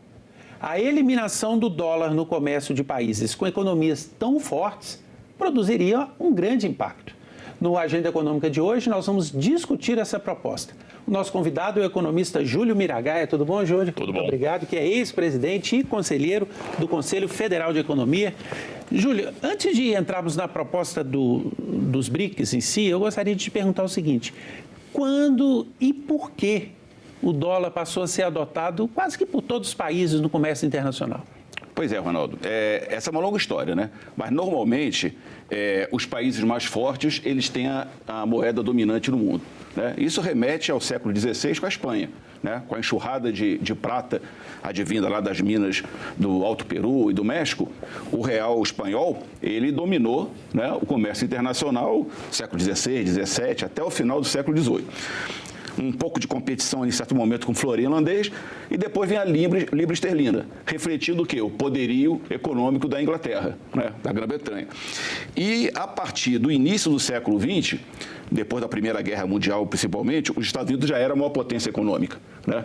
E a Inglaterra sai destroçada da Primeira Guerra, como a França, como a Alemanha. Então o dólar vai se impondo, em 29 ele já é a moeda dominante, na crise do crash lá da Bolsa de Nova York, e consolida esse poder depois da Segunda Guerra Mundial, né? Para você ter uma ideia, em 45 os Estados Unidos detinham 2/3 das reservas de ouro do planeta inteiro. Isso é uma coisa absurda, né? Uma coisa espantosa. Eles financiaram a reconstrução da Europa e do Japão, né, com o Plano Marshall. E aí o que acontece? Em 46, essa situação ela é reconhecida, entre aspas, né, institucionalizada no Acordo de Bretton Woods, quando o dólar padrão ouro, ouro-dólar, passa a ser a referência no comércio internacional e também norteando os investimentos do mundo inteiro. Nós tivemos a criação de um bloco muito forte da Europa, né, que adotou uma moeda única, que é uma experiência também única no mundo. Entretanto, mesmo na zona do euro, na Europa, hoje o comércio, 50% dele é feito em euro, e você tem um percentual muito grande de comércio entre os países da Europa ainda em dólar. Por que mesmo uma região tão forte, tendo a sua moeda própria, não consegue abrir mão do dólar nas suas relações comerciais internas? Só voltar um pouquinho, né, nessa história. A partir da década de 50, 60, o dólar se fortalece. Em 78, 1991 tem a quebra, né, do padrão ouro-dólar, e mesmo assim o dólar, de alguma forma, o comércio internacional, o mundo precisava de uma moeda referência. E o dólar continua com essa referência, né? Tanto é que em 74, quando 73 tem a crise do petróleo, né, 74, a cotação do petróleo no mundo inteiro, que era a principal commodity, se dá em dólar. Na década de 80 e 90, né, com a expansão, né, da globalização, do pensamento neoliberal, esse domínio ele se consolida mais ainda, né? Então, o dólar predomina nas relações comerciais e também nos investimentos. De tal forma que, quando o euro surge, já na virada do século, ele não consegue fazer frente, mesmo na Europa, fazer frente ao dólar. Hoje, as reservas internacionais, se não me engano, acho que 65% delas são em dólar e 20% em euro. E olha que esses países europeus têm reservas importantes, né? Como o Japão. A China, por exemplo, tem as maiores reservas, praticamente a totalidade em dólar, né? O que explica isso, né? Eu diria que, por um lado, reflete a pujança econômica dos Estados Unidos, né? O maior PIB do mundo, mesmo assim sendo ultrapassado pela China, e isso é importante, né? O que está acontecendo, sendo ultrapassado pela China. Tinha o maior fluxo comercial do mundo, já foi ultrapassado pela China, mas ele tem a moeda mais confiável, né? Aquela que apresenta maior estabilidade. Então, é o ativo financeiro que todos, de alguma forma, querem. Então, ele mantém essa força, né? Mesmo em relação ao euro, mesmo em relação à moeda chinesa. Não poderiam dois países, vou fazer uma pergunta bem de leigo aqui, por exemplo, Brasil e China, no seu comércio bilateral, abrir mão do dólar? Porque nós vemos hoje que países que não usam dólar como sua moeda, no seu comércio bilateral, o fazem com dólar. Seria difícil essa relação bilateral ser feita assim, sem o dólar? Isso a partir da perspectiva, veja bem, o dólar é interessante para a maioria dos países? Talvez não, esse amplo domínio. Para as empresas, para as empresas, ele se torna, primeiro, que ele é a moeda mais confiável, segundo, que, de alguma forma, esse mercado global, ele precisa de uma moeda que possa precificar, né, os preços e, de alguma forma, dar liquidez para esse comércio e para esses investimentos. E o dólar executa bem esse papel. Tem problemas? Tem muitos, mas outra moeda, se entrasse no lugar do dólar, também traria esses problemas, né? Então, as empresas, de alguma forma, as grandes empresas, né, e o sistema financeiro internacional, ele ainda vê o dólar como a melhor alternativa, né? Os países que sofrem, né, esse domínio do dólar, com certeza, do ponto de vista da economia nacional, né, seria interessante para eles substituir, mesmo que parcialmente, o dólar. Mas encontraria muita resistência, tanto no mercado financeiro, quanto no comércio entre as empresas. Desde 2008, o Mercosul adota um sistema de pagamentos em moeda local, que ainda não tem sido usado na maior parte do comércio da região, mas existe. Queria que você explicasse qual que é a diferença de se adotar uma nova moeda, uma moeda comum, como o euro tem, por exemplo, ou um sistema apenas para comércio? Nesse caso, tem que ter um entendimento. Aqui o Mercosul é um bloco, né? Da mesma forma, muito mais embrionário do que o bloco europeu, mas é um bloco e que permite, de alguma forma, que o comércio do Brasil com a Argentina, principalmente, é muito intenso, né? Permite que esses países eles possam estabelecer determinados parâmetros, né, em termos de cotação das suas moedas, que permite essa transição comercial nas moedas locais, né? Referenciada numa referência no real e no peso argentino, né? Agora, isso se dá numa escala, do ponto de vista mundial, numa escala muito micro, né? Muito micro e embrionária, e eu imagino que as transações que envolvam as grandes corporações, mesmo nesses países, né, elas encontrem muita resistência em adotar esse sistema, né? Porque diante da volatilidade que essas moedas, de alguma forma, apresentam, né, e que o dólar acaba sendo menos volátil. Não é que o dólar não seja volátil, é volátil também, né? Mas ele é menos volátil. É importante frisar, Ronaldo, que esse poder norte-americano, ele é imenso, né, ao ter o dólar como referência mundial, porque O Federal Reserve, que é o Banco Central americano, ele tem dois objetivos, né? O controle da inflação e o estímulo ao emprego. Quando a inflação está elevada, como agora foi recentemente, né, ele reduz, né, a taxa, aumenta a taxa de juros, né, para controlar os preços. Quando há necessidade de gerar emprego, ele reduz a taxa de juros para estimular a economia. E isso provoca, né, e entendendo que a taxa de juros vai incidir diretamente nos títulos de tesouro norte-americano, né, que o Brasil tem suas reservas internacionais, essencialmente em dólar, a China e em vários países do mundo. Então, isso impacta diretamente todos os países. Né? E isso vai impactar o fluxo. Se tem uma demanda muito grande por título tesouro americano, vai reduzir, né, a procura por títulos brasileiros. Isso vai fazer o quê? Impactar a taxa de juros aqui. Né? Isso vai, de alguma forma, impactar na cotação da moeda brasileira, né, vis-à-vis o dólar, e vai ter um impacto na inflação. Então, a política monetária norte-americana e essa dependência extrema do dólar, ela afeta a economia do mundo inteiro. Mesmo que você não queira, você vai estar sendo afetado. Sem falar naquilo que já foi mencionado, de aplicações de sanções, que é um absurdo, né? Porque os Estados Unidos, eles têm o poder de sancionar o país e retirar aquele país da rede global de pagamentos, o próprio o mercado financeiro desse país. Então, tem uma série de problemas, né, que teriam que ser enfrentados, mas que enquanto permanecer esse domínio do dólar, fica muito difícil equacionar essas questões, né? Eu diria que eu não acredito muito numa cesta de moedas ou coisa parecida. Eu acho que a tendência, até pela necessidade de uma referência, é o dólar vir, num médio ou longo prazo, ser substituído pela moeda chinesa.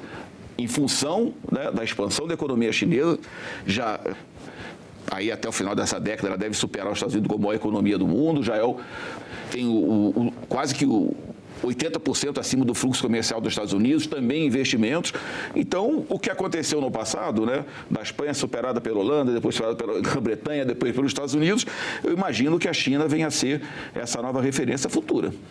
Antes de se discutir nos BRICS, essa moeda comum ou esse sistema comum, o Brasil discutiu isso no Mercosul e não foi muito para frente. Qual que seria a diferença entre os dois blocos? Você acha que hoje é mais viável se implantar um sistema desse nos BRICS do que no Mercosul? Sim, pelo poder da China. Pelo poder da China. É muito difícil pensar numa relação igual entre o real e o yuan, a moeda chinesa, né? O fluxo comercial da China é 10 vezes maior que o do Brasil, né? Os investimentos chineses espalhados no mundo inteiro, tem agora a nova Rota da Seda e tal, infinitamente maior que os investimentos que o Brasil realiza no exterior. Então, e também em relação à Rússia, à Índia, né, em menor proporção, né, e à África do Sul. Então, eu imagino que a China faz um pouco aquele jogo, né, não, vamos todo mundo junto aqui e tal, mas, no fundo, o projeto da China, né, é se transformar na potência econômica dominante do planeta, né? Falo econômica, não sei ainda como é que seria essa questão na esfera política, mas econômica com certeza. Então, e é muito difícil esses outros países que estão no BRICS, eles de alguma forma se estabelecerem no mesmo patamar que a China, né? Então, mesmo que haja um acordo, né, alguma forma de contratação de uma moeda que reflita, né, os interesses de todos os países, eu imagino que pela necessidade de uma referência, né, de uma referência no comércio internacional, a China possa ser, a moeda chinesa possa ser essa alternativa ao dólar. Ela vai ter o mesmo impacto que o dólar tem hoje no mundo inteiro? Não. No primeiro momento, não, né? Até porque vai ter uma resistência muito grande dos Estados Unidos, né, da própria União Europeia. Então, eu imagino que ela não vai ter isso, pelo menos no curto e médio prazo. Mas acho que no longo prazo essa é a tendência. Agora, você aponta isso como uma tendência de longo prazo, mas o que se discute no Mercosul neste momento não passa pela adoção da moeda da China, né? Não é um projeto para agora, né? Não é um projeto para agora. Eu acho Esse de agora seria o quê? Como é que isso poderia ser feito? Eu acho que vai ser nessa linha, né, das transações, por exemplo, entre o Brasil e a China, uma boa parte delas, né, se realizar a partir da moeda chinesa e da moeda brasileira, né? E mesma coisa em relação à China e à Rússia. Eu acho que onde mais avançou foi em relação à Rússia, né, por conta das sanções econômicas, e a Rússia se transformou no principal fornecedor de petróleo da China, e a maior parte dessas transações estão se dando hoje através do yuan e do rublo, né? Então, eu acho que é onde vai avançar mais solidamente, mas também tem espaço para avançar no Brasil. O Brasil tem um grande exportador de commodities, né? Então, todas as exportações de commodities brasileiras, soja, minério de ferro, mesmo petróleo cru, para a China, eu acho que pode, de alguma forma, se dar com base nessas moedas nacionais. Mas, como eu disse, né, vai haver muita resistência dos Estados Unidos, vai haver muita resistência das grandes corporações. É um processo de longo prazo, mas que gradativamente ele tende a acontecer. Como foi, né, em relação à substituição da Libra pelo dólar, né? Começou no final do século XIX, os Estados Unidos já era a maior economia do mundo e vai se consolidar mesmo em 46. Países que abandonarem o dólar como moeda do comércio, pelo menos em grande parte das suas transações, não podem se enfraquecer no comércio global? No primeiro momento, sim. No primeiro momento, acho que pode ter um impacto negativo, por isso tem que ser bem dosado, né? E envolver exatamente, né, aqueles fluxos que já estão consolidados. Vou dar um exemplo do minério de ferro. A China importa principalmente da Austrália, que é o primeiro, né, com uma certa margem, e segundo do Brasil. Mas o Brasil tem um peso importante, né, na exportação de minério de ferro para a China.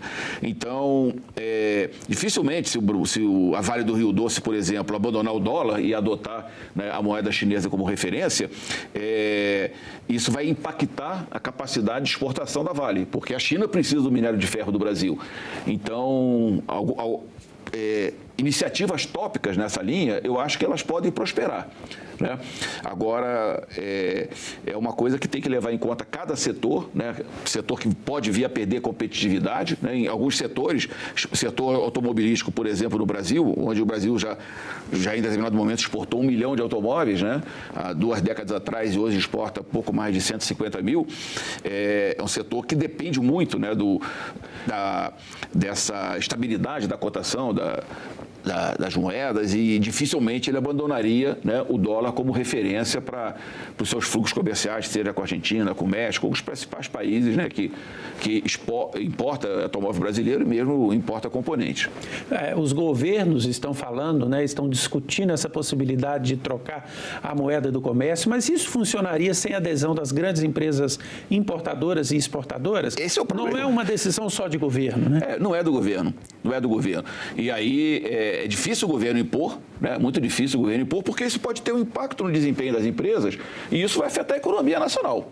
Tá certo? E nenhum país hoje está numa situação, né? O Brasil, por exemplo, não está numa situação, por exemplo, de tentar impor, como eu falei, no setor automotivo, uma medida dessa natureza, e isso, né, vai impactar um setor que tem um peso enorme no PIB nacional.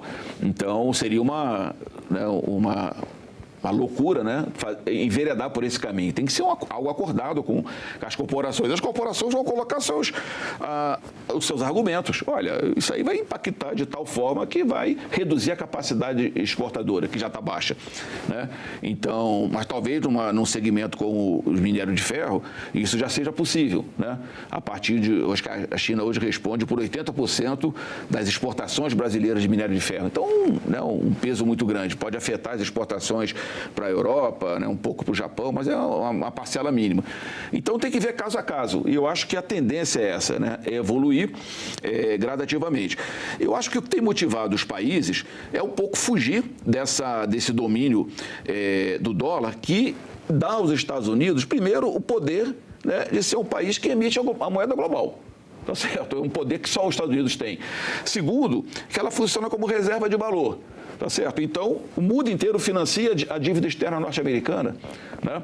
E vai financiar de acordo com os interesses norte-americanos, que, de alguma forma, a sua política monetária vai determinar a taxa de remuneração desses títulos. Então, para o mundo, claro que esse domínio, sem falar desse poder de aplicar sanções, né, como ele tem feito no mundo inteiro, né? E no caso da Rússia, né, que é uma economia muito forte, porque antes estava mais circunscrito a alguns países com pouco impacto, né? Somália, Cuba, Venezuela, mesmo Irã, um pouco mais, mas a Rússia é uma potência, né? E conseguiu, né, aplicar sanções pesadas à economia russa, só que a Rússia teve mais recursos, né, e recorreu ao apoio da China, da Índia, e sobreviveu bem às sanções, mas outros países passam uma situação muito dura. Então, eu acho que, do ponto de vista dos interesses nacionais, né, seria interessante fugir, pelo menos, desse amplo domínio do dólar. Agora, os interesses corporativos, eles remam contra. Mas se um país como o Brasil abandona o dólar no comércio para se livrar desse domínio norte-americano e adota a moeda chinesa ou uma moeda que tem influência da China, ele não está apenas substituindo, trocando aquele país sobre o qual ele vai ter que se viver? Não. Isso tem que ser visto a partir do olhar norte-americano. Os Estados Unidos não vai assistir passivamente o Brasil, né, deixando de ter as suas referências, né, em termos de comércio internacional, de investimentos, do dólar e adotando a China como essa referência. Com certeza, eles não vão ver isso com naturalidade e as sanções, né, mesmo que não diretas, né, mas vão vir muito pesadamente. Além da resistência, né, sim, mas o que eu digo é, o Brasil, entre aspas, quer fugir dos Estados Unidos e cair no colo da China, qual é a diferença? Ah, sim. Eu falo do ponto de vista de você ficar dependente de uma moeda de outro país. Hoje nós somos dependentes de uma moeda controlada e administrada pelos Estados Unidos. A China adoraria, né? Os Estados Unidos gostariam, mas o Brasil ficaria. O Brasil continuaria na dependência de uma grande potência internacional. É isso que eu digo. Não sei se o mundo está preparado. A gente vê aí, por exemplo, os problemas nos fóruns internacionais, nas principais organizações, né? FMI, Banco Mundial, né? A disputa, a OMC, a disputa que se dá entre as grandes economias, né, no âmbito desses países. Então, não sei se o mundo está preparado para ter essa visão mais bilateral, né, ou plurilateral das relações econômicas, né? Ainda está vigindo, né, um poderio econômico, né? Ainda tem um peso, ainda não, né? Sempre teve um peso muito forte, há séculos que acontece assim.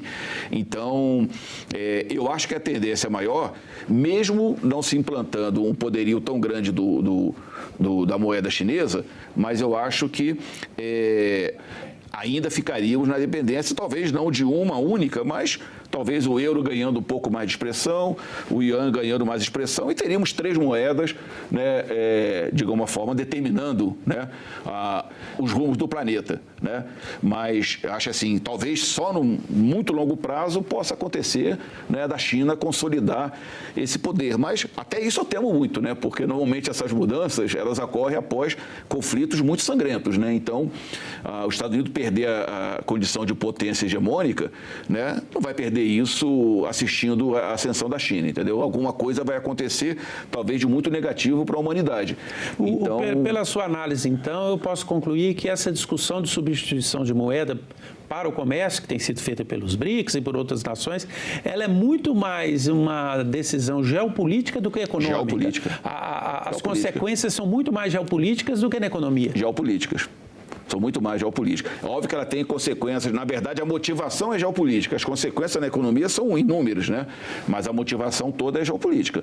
E isso vai impactar todo esse balanço entre os países do planeta. O que aconteceria se essa proposta avança em relação às frequentes substituições de governos, né?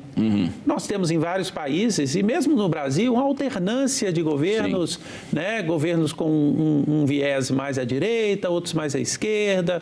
O Uruguai tem muito isso, o Brasil caminha para a própria Argentina. Como é que seria possível uma mudança dessa que demanda tempo ser feita com tanta substituição de governo? Porque cada um dos governos tem uma perspectiva diferente em relação ao tema. Perspectiva diferente, mas tem a situação real, né?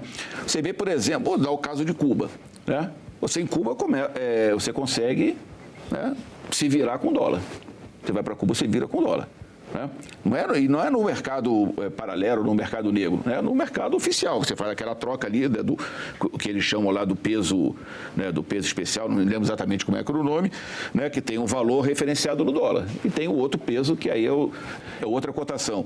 Então, essa força é muito grande. Mesmo nos países, na própria Rússia, né, que tinha uma diferença com os Estados Unidos, na China. A China tem algo em torno de 3 trilhões de dólares, né? E é a grande opositora dos Estados Unidos no planeta, e tem 3 trilhões de dólares, né, em títulos de tesouro norte-americano. Então, independente da ideologia política de um governo ou outro, ele vai ter que levar em consideração essa situação.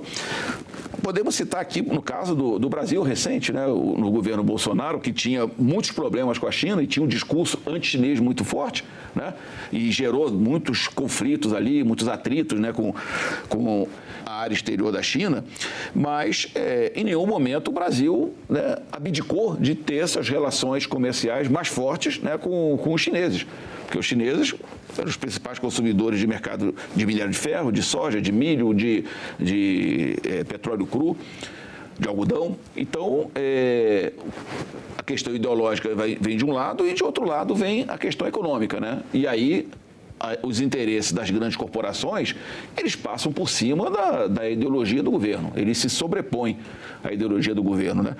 E eu diria que se o governo brasileiro, naquele momento ali, levasse essa questão ideológica, né, às últimas consequências, que gerasse uma dificuldade grande nas exportações e nos fluxos, né, de investimentos chineses, com certeza o Bolsonaro sofreria um processo de impeachment, não tem dúvida nenhuma disso, né? Isso seria articulado pelas grandes corporações junto ao Congresso Nacional, e o resultado, porque viria... O pragmatismo fala mais alto. O pragmatismo fala mais alto. Isso geraria uma situação política insustentável para ele e geraria uma crise econômica e tal, e pomba, Bolsonaro, né, seria substituído.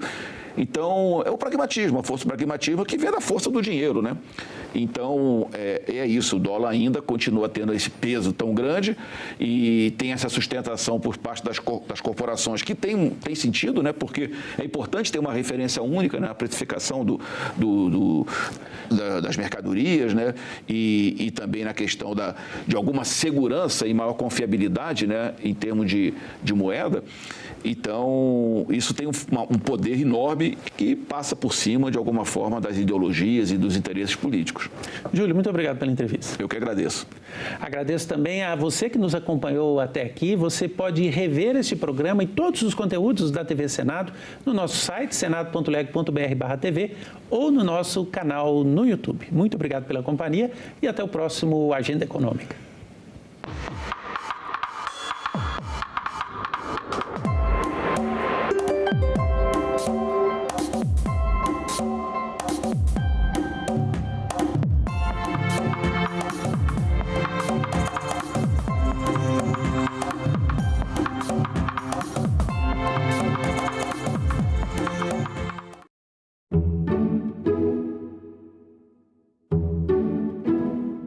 Estudos relatam que a metade dos alunos já demonstram que ficam mais dispersos a partir do uso do celular dentro da sala de aula. O senhor relaciona o abuso ou o uso excessivo de telas ao jogo? Eu acredito que é uma teia muito perigosa. Salão Nobre, hoje, 20h, aqui na TV Senado. Agora é lei. O programa Pé de Meia cria uma poupança para estudantes de baixa renda das escolas públicas do ensino médio. Os alunos vão receber 9 parcelas de R$ 200 mensais e mais um depósito de R$ 1.000 no final de cada ano concluído com aprovação. As escolas devem enviar ao governo federal os dados dos bolsistas do Pé de Meia. O Senado votou, agora é lei.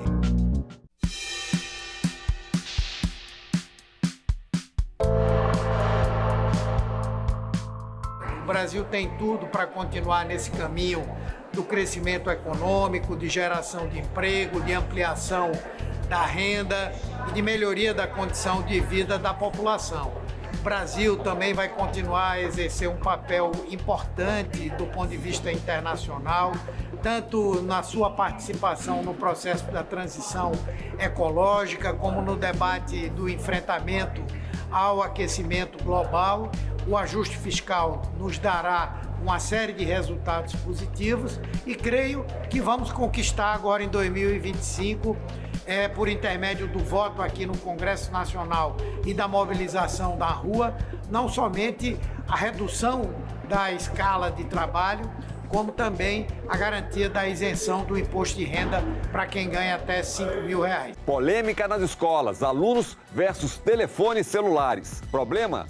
Solução? Se regular é preciso, educar é urgente. Essa criação de uma cultura midiática, eu penso que realmente através da escola pode acontecer. Mas a gente deveria discutir o uso do telefone celular na sociedade como um todo. Em discussão, nesta quinta, 20h, aqui na TV Senado.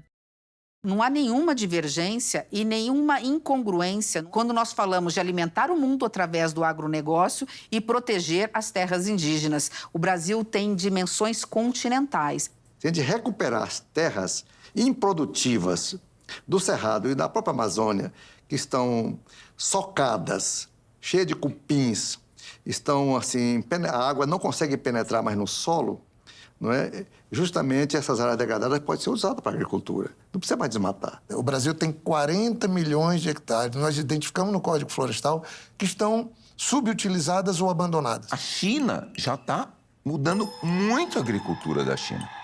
Muito. A Índia também. Pouco menos, mas também.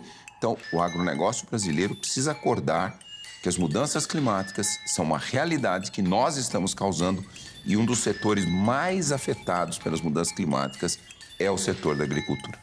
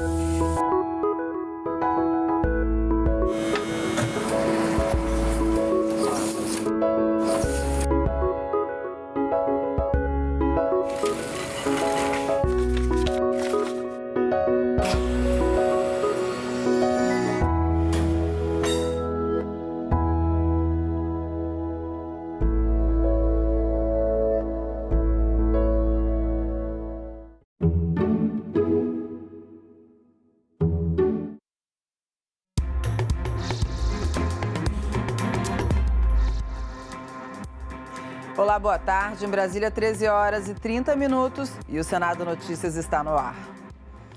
O relator do Orçamento da União de 2025, o senador Ângelo Coronel, prevê a votação do projeto após o Carnaval.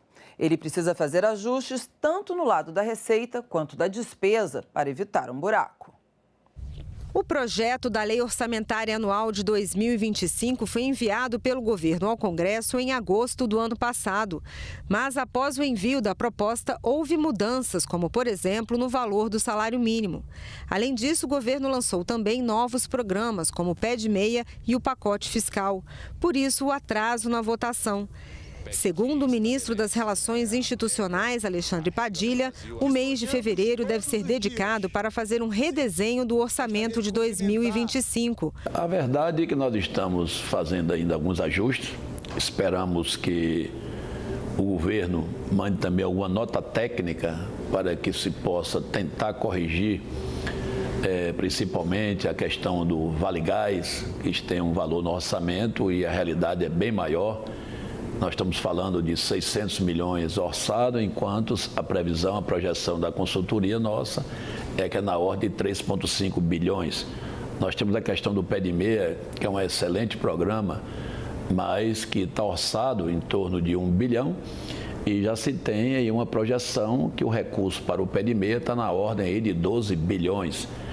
Então, nós vamos ter que ver de onde cortar.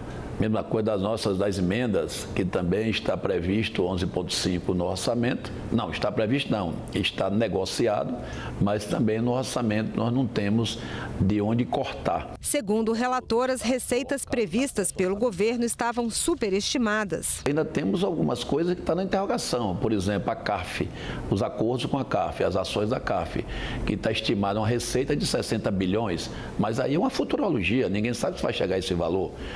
Temos a questão também das exportações. Nós estamos falando aí do dólar, que colocamos no orçamento, na casa de 5,75. O dólar está na casa aí de 5,8 e praticamente vai igualar. Mas as exportações é um quesito importante, principalmente a exportação do petróleo bruto, que traz uma divisa muito forte para o Brasil.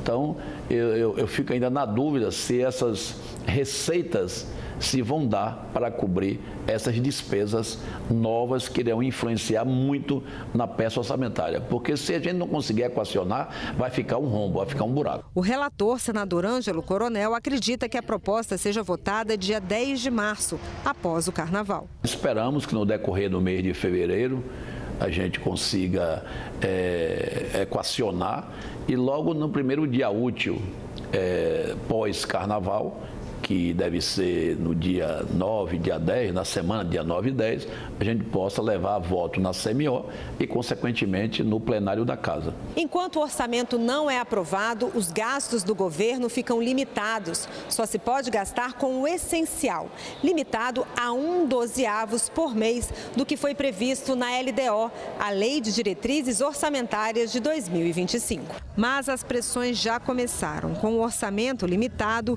o reajuste dos servidores públicos não pode ser pago. Os servidores públicos federais estão cobertos de razão. Eles têm aprovado 9% a partir de janeiro. Quero até adiantar que não terão nenhum prejuízo, que serão pagos retroativamente. Agora, claro, quem é que não gosta de ter o dinheiro antes, na hora? Isso é normal, todos nós gostamos, todo brasileiro. Agora, eu só não quero que me culpem de não ter sido pago por causa da lei orçamentária, porque a lei orçamentária, muito pelo contrário, esse atraso na votação da LOA vai ser de grande valia para o governo, porque está dando tempo de o governo corrigir algumas distorções. E o senador Rodrigo Pacheco apresentou o primeiro projeto de lei a tramitar no Senado este ano. O projeto é resultado do trabalho da Comissão de Juristas que estudou o processo estrutural no Brasil, criada pelo próprio senador no ano passado, quando era presidente do Senado. Os processos estruturais são demandas para o Poder Judiciário que surgem quando políticas públicas ou privadas não são suficientes para assegurar o cumprimento de direitos. O projeto define que problemas estruturais são aqueles que não permitem solução adequada pelas técnicas tradicionais do processo comum, individual ou coletivo. Entre as características dos problemas estruturais estão a multipolaridade, o impacto social, a prospectividade, a natureza duradoura das intervenções necessárias, a complexidade, a existência de uma situação grave e contínua de permanente irregularidade e uma intervenção no modo de atuação de uma instituição pública ou privada. A conceituação do problema estrutural dividiu a comissão. O próprio relator era a favor e depois passou a ser contrário a essa conceituação. Nós não precisamos de um conceito no artigo 1º para que tenhamos um conceito. Eu acho que esse conceito se extrai da legislação do todo do projeto. Qual é o conceito de processo estrutural? O processo estrutural é uma ação civil pública, como diz o artigo 1º, parágrafo 1º. É uma ação civil pública que se rege pelas normas fundamentais que estão no artigo 2º e cujo propósito é a elaboração do plano que está no artigo 9º. Esse é o conceito. Vice-presidente da comissão lembrou que a palavra final será dos congressistas. Essa comissão não tem por objetivo pretender um projeto que resolva os problemas estruturais do Brasil. Ela só quer, no máximo, um anteprojeto que ajude a, digamos, delinear as balizas principais para a efetivação dos processos estruturantes no nosso judiciário. Nós não somos os legisladores, nós somos apenas os experts que os legisladores convidaram para lhes fornecer um material inicial a respeito do qual eles sim vão decidir. E com a eleição da mesa do Senado e a abertura dos trabalhos legislativos, as atenções agora se voltam para a definição das presidências das comissões permanentes da Casa. A ocupação das presidências de comissões permanentes segue o critério da proporcionalidade. Os partidos com maior bancada têm prioridade na escolha das comissões que querem presidir. Mas essa definição também leva em conta os acordos partidários. Das 16 comissões permanentes, pelo menos 9 já têm indicações das lideranças.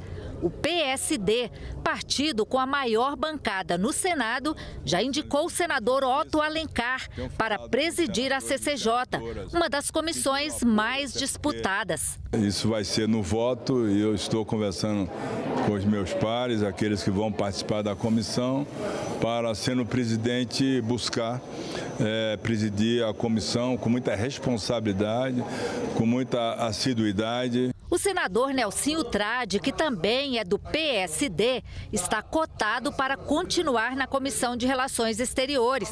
Ele criticou o tratamento dado aos brasileiros deportados dos Estados Unidos. São situações que precisam ser revistas, né? A gente nunca teve no passado recente histórias dessa natureza. Essas pessoas são brasileiros, são pessoas que não têm antecedentes criminais, são pessoas que foram atrás de sonhos e que precisam ser respeitadas. O PL, segunda maior bancada, indicou o senador Marcos Rogério para a Comissão de Infraestrutura e o senador Flávio Bolsonaro para a Comissão de Segurança Pública. Em sendo aprovado o meu nome na terça-feira, com o apoio dos meus pares, obviamente que a linha vai ser em priorizar aqueles projetos que endurecem a legislação penal, em especial no tocante aos crimes violentos. O MDB tem a terceira maior bancada e indicou o senador Renan Calheiros para a presidência da Comissão de Assuntos Econômicos e o senador Marcelo Castro para a Comissão de Assuntos Sociais. Destacar também as posições importantes que serão ocupadas pelo senador Renan Calheiros na presidência da CAI, representando o MDB, do senador Marcelo Castro, representando o MDB na comissão da CAIS, e na Comissão do Clima, o MDB estará também representado para que possamos contribuir na futura administração do Congresso Nacional. O PT, quarta maior bancada, deverá presidir a Comissão de Meio Ambiente com o senador Fabiano Contarato. E para a Comissão de Educação, o partido indicou a senadora Tereza Leitão. Um grande desafio pela importância que tem a educação, porque é uma pauta também prioritária da sociedade, do nosso governo, e temos também algumas medidas que virão em formato de lei que vão demandar um bom debate aqui na Casa. O Partido Republicanos deverá ocupar a Comissão de Direitos Humanos e a indicada é a senadora Damares Alves. O que a gente quer fazer lá? Nós queremos fazer uma revisão no Estatuto do Idoso, nós queremos fazer uma discussão séria, essa vai ser a prioridade, sobre a proteção da pessoa idosa no Brasil. Nós queremos avançar mais na pauta da proteção da infância também, e a gente ainda tem alguns segmentos muito invisibilizados no país. Por exemplo, as marisqueiras, que é considerada de povos tradicionais, as quebradeiras de coco, as castanheiras. Nós queremos trazer esses movimentos que ainda precisam ser, de uma certa forma, mais alcançados com direitos humanos e com políticas públicas, para a gente fazer uma discussão. O Código Eleitoral que está valendo no Brasil é de 1965. Mas o país mudou muito nesses 60 anos. O próprio Código também. Por isso, está em debate no Senado o projeto de um novo código, que reúne e atualiza a legislação eleitoral do Brasil. O projeto do novo Código Eleitoral está pronto para ser votado na Comissão de Constituição e Justiça do Senado. O novo relatório do senador Marcelo Castro foi protocolado poucos dias antes do recesso parlamentar, em dezembro. Tem 205 páginas e quase 900 artigos. Os 2 relatórios anteriores receberam 144 emendas. Hoje, quando uma pessoa quer uma informação sobre a legislação eleitoral, ele tem que procurar e saber onde procurar em 7 leis. Se o código for aprovado, promulgado, sancionado, publicado, nós teremos uma única lei tratando de toda a legislação eleitoral e partidária. O atual Código Eleitoral tem quase 60 anos. Foi sancionado em 1965 pelo então presidente Castelo Branco. O que é necessário nesse momento é que haja uma reunião desses diplomas normativos, atualizando o Código Eleitoral, suprimindo aquilo que já não faz mais sentido e trazendo assuntos que são prementes, que são importantes, como a participação efetiva das mulheres, como a questão das inelegibilidades. A lei da ficha limpa, ela pode ser aprimorada. O texto já passou por várias mudanças, principalmente com a promulgação da Constituição de 88. O projeto do novo código é dividido em 23 livros, que falam sobre normas eleitorais, direitos e deveres fundamentais dos eleitores, voto e liberdade de exercício do voto, partidos políticos, inelegibilidade e fiscalização, entre outras questões. Algumas das principais alterações são: reserva de 20% das cadeiras para candidaturas femininas nos legislativos federal, estaduais e municipais. Se o percentual não for alcançado, o relatório determina que o candidato eleito na última vaga seja substituído pela candidata mais votada do mesmo partido. O prazo máximo de inelegibilidade ou impedimento de disputar eleições não pode passar de 8 anos. Se o registro for cassado na eleição, a contagem desse prazo começa em 1º de janeiro do ano seguinte e não mais a partir do dia da eleição. Em caso de inelegibilidade depois de uma condenação por crime, como prevê a lei da ficha limpa, a data da decisão judicial marca o início do prazo. Quem se tornou inelegível, ele estará inelegível por 8 anos e passará 2 pleitos sem disputar a eleição. Então, se ele concorreu a um cargo em eleições gerais, ele vai passar 2 eleições gerais fora do pleito. Se ele concorreu à eleição municipal, ele vai passar 2 eleições municipais fora da disputa. O texto também fixa regras para a distribuição das vagas nas eleições. Só participará do preenchimento das vagas o partido político que alcançar, que fizer o quociente eleitoral. Suponhamos que o quociente eleitoral de um determinado estado para deputado federal seja 200 mil votos. Então, só será eleito, o partido só terá representantes se ele fizer mais de 200 mil votos.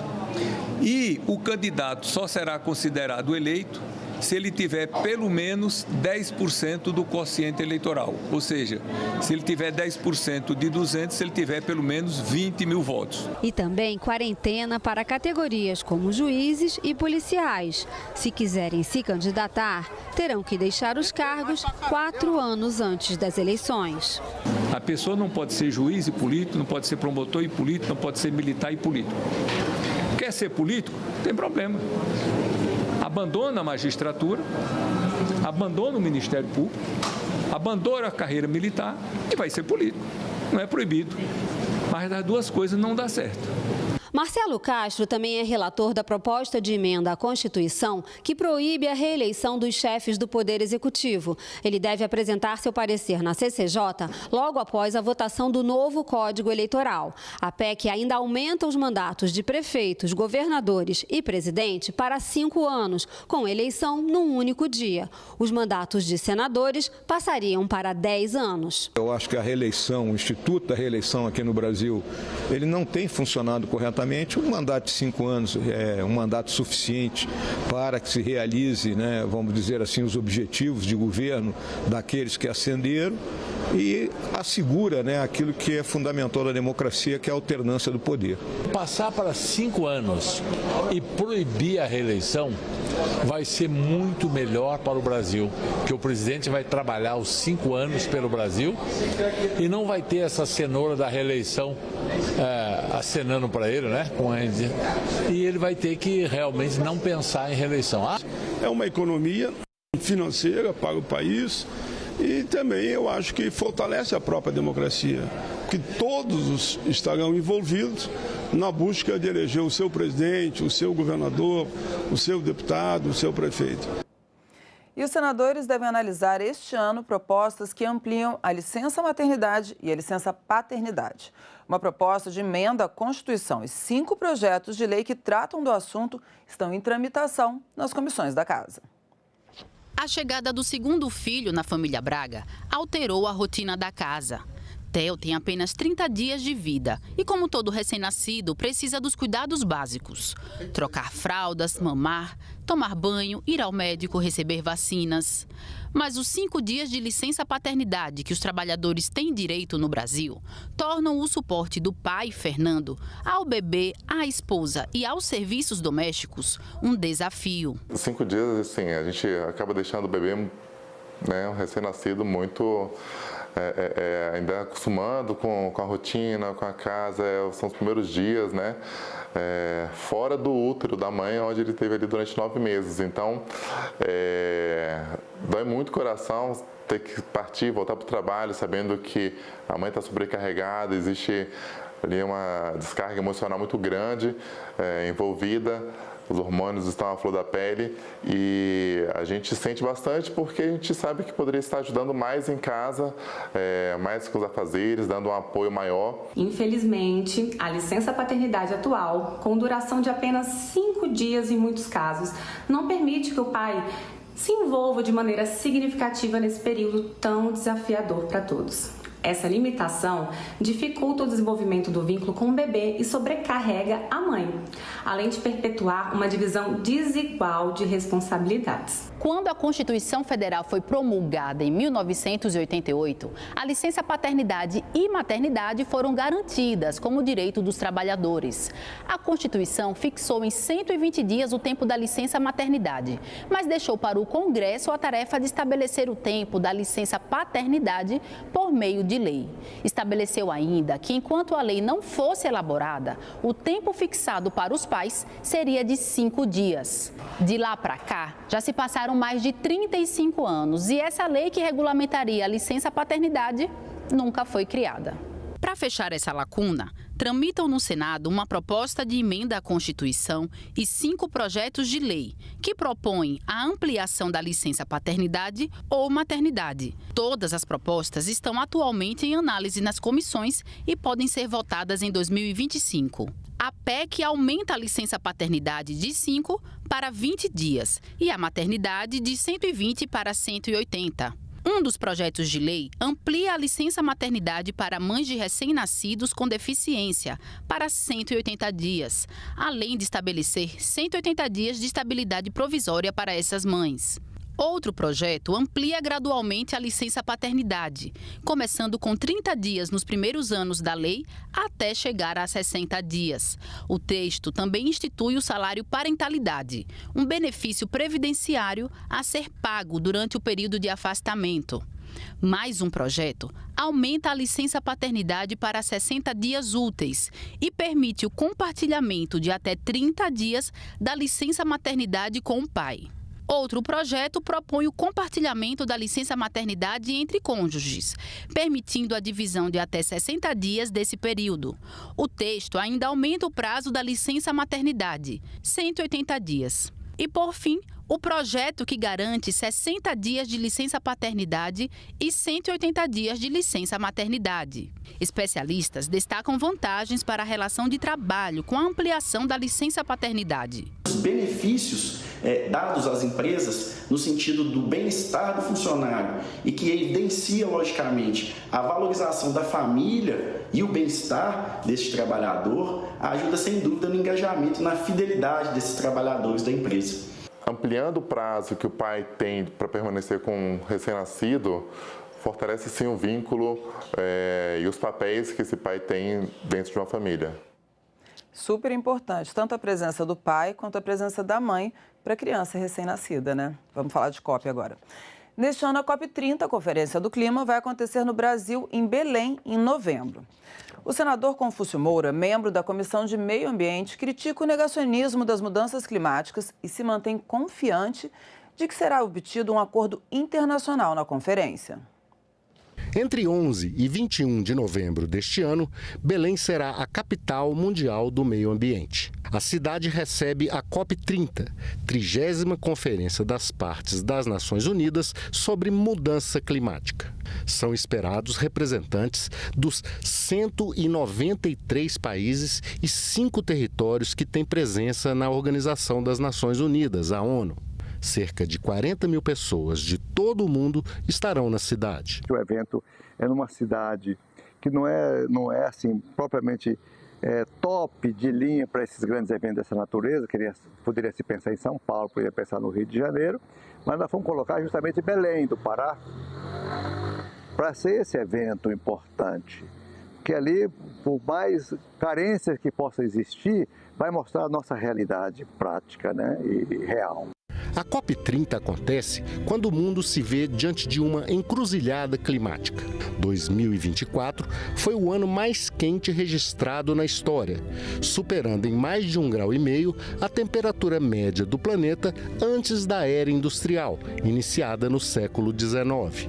Esse é o limite estipulado pelo Acordo de Paris, assinado na COP21 em 2015. Tem muita gente negacionista que acha que isso não existe, isso é fantasia, isso é criação humana. Não é, gente. Isso é uma realidade. E possa, assim, daqui sair acordos internacionais, tratados muito bem feitos, subscritos por vários países que avancem bastante. Esse é o papel que o Senado deve estar presente neste evento, lá, firme e forte, mostrando uma posição altaneira do Brasil no enfrentamento às mudanças climáticas. É isso aí. E nós ficamos por aqui. Você pode rever as reportagens desta edição na nossa página na internet, senado.leg.br/tv. Muito obrigada pela companhia e até a próxima.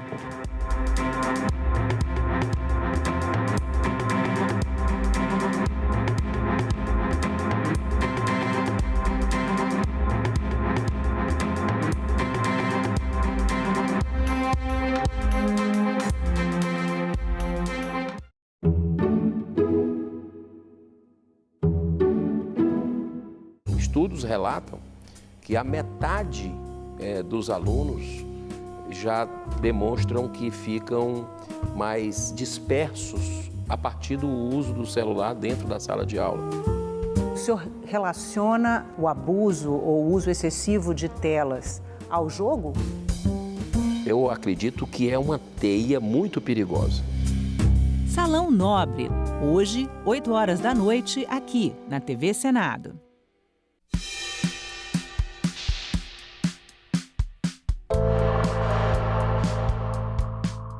O Brasil tem tudo para continuar nesse caminho do crescimento econômico, de geração de emprego, de ampliação da renda e de melhoria da condição de vida da população. O Brasil também vai continuar a exercer um papel importante do ponto de vista internacional, tanto na sua participação no processo da transição ecológica, como no debate do enfrentamento ao aquecimento global. O ajuste fiscal nos dará uma série de resultados positivos e creio que vamos conquistar agora em 2025, por intermédio do voto aqui no Congresso Nacional e da mobilização da rua, não somente a redução da escala de trabalho, como também a garantia da isenção do imposto de renda para quem ganha até R$ 5.000.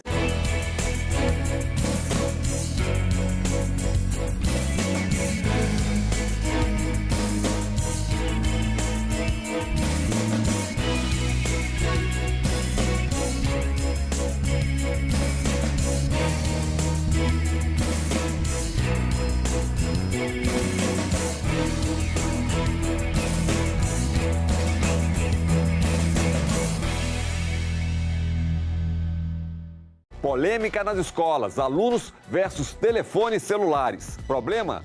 Solução? Se regular é preciso, educar é urgente. Essa criação de uma cultura midiática, eu penso que realmente através da escola pode acontecer. Mas a gente deveria discutir o uso do telefone celular na sociedade como um todo.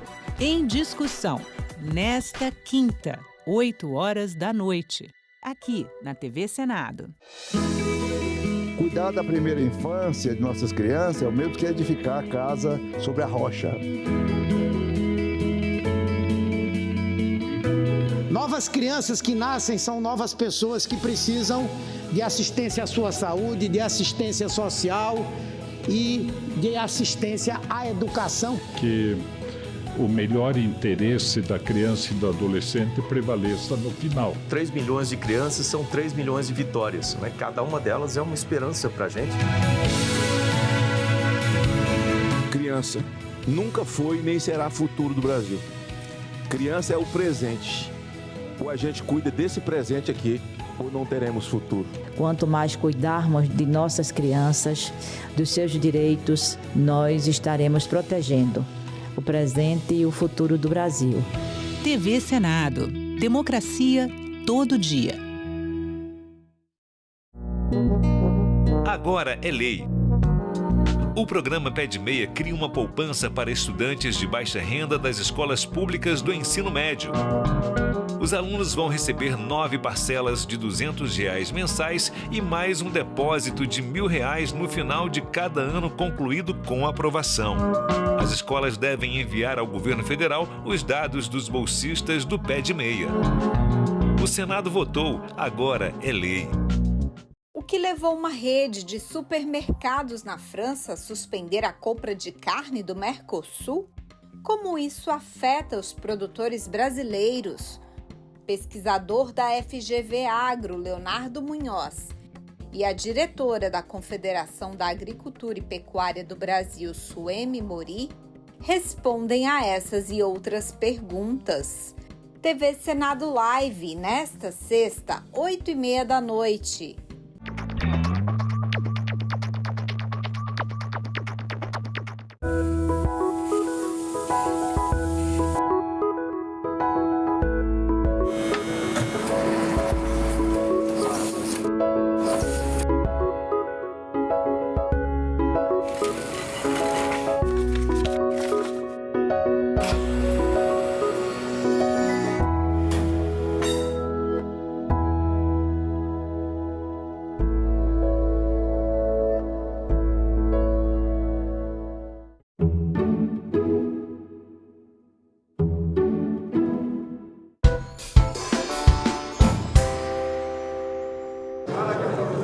Sob a proteção de Deus, iniciamos os nossos trabalhos.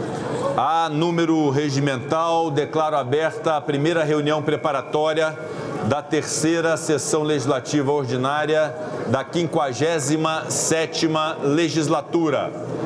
A presente reunião preparatória destina-se à eleição para a presidência do Senado Federal com mandato para o biênio 2025-2026.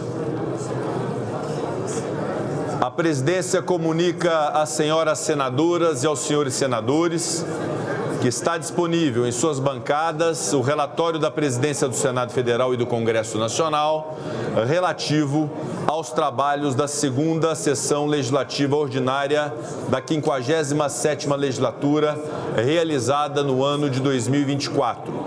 O relatório da presidência presta contas das atividades legislativas realizadas em 2024, oferecendo informações estatísticas acerca de proposições apresentadas, matérias aprovadas, pronunciamentos, reuniões de comissões, sessões do plenário, pareceres, premiações e outras atividades de cada um dos parlamentares.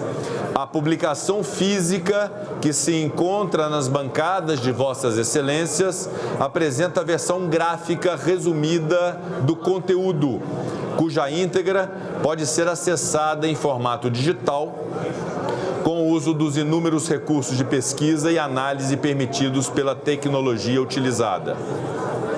Desejo a todos os senadores e senadoras uma boa leitura.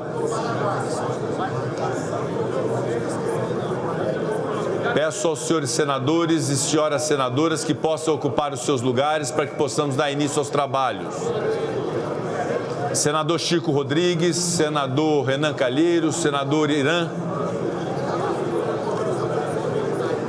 senador Randolfo Rodrigues, peço que ocupem os seus lugares.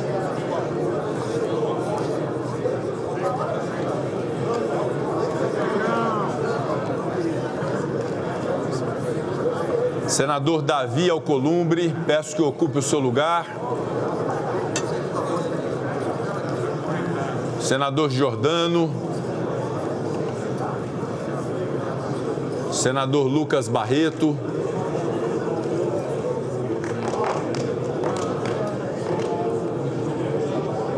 Abaixei.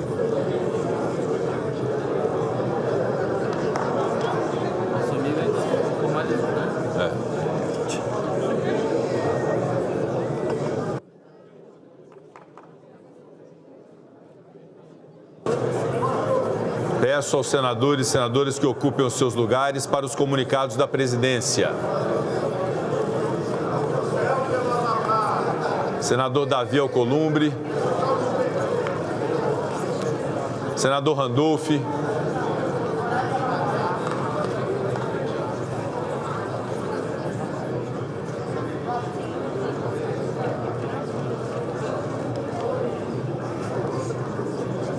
Peço aos senhores senadores e senhoras senadoras que ocupem os seus lugares para os comunicados da presidência.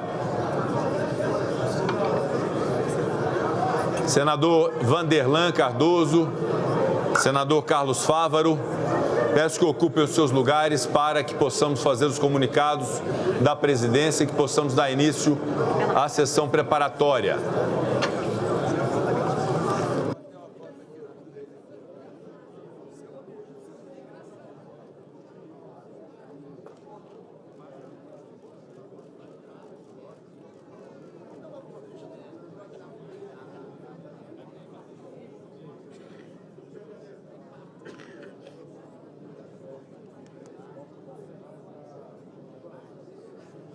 Senador Davi Alcolumbre, peço que ocupe o seu lugar para facilitar o início do trabalho da presidência.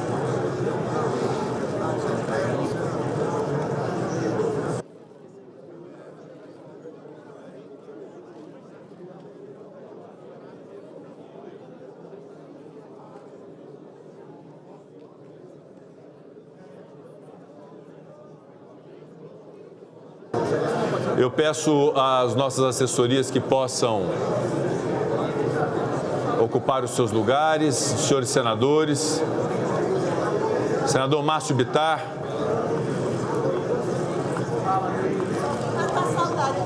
Seja bem-vinda.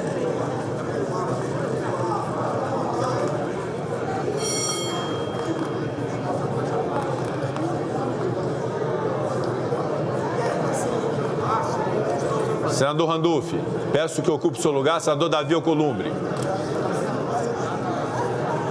Senador Efraim Filho.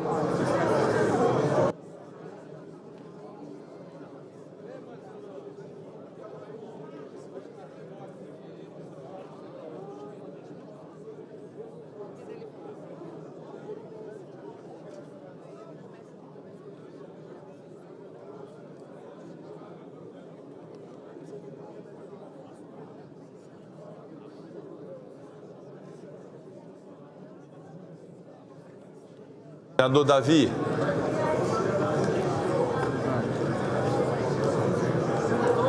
Podemos dar início? Podemos dar início?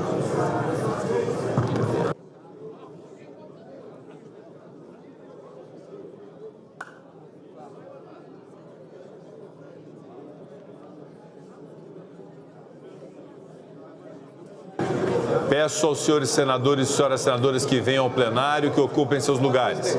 Presidente, pela ordem. Senhor presidente, pela ordem. Em instantes, senador Jaime Campos, daria a palavra a Vossa Excelência. Volta.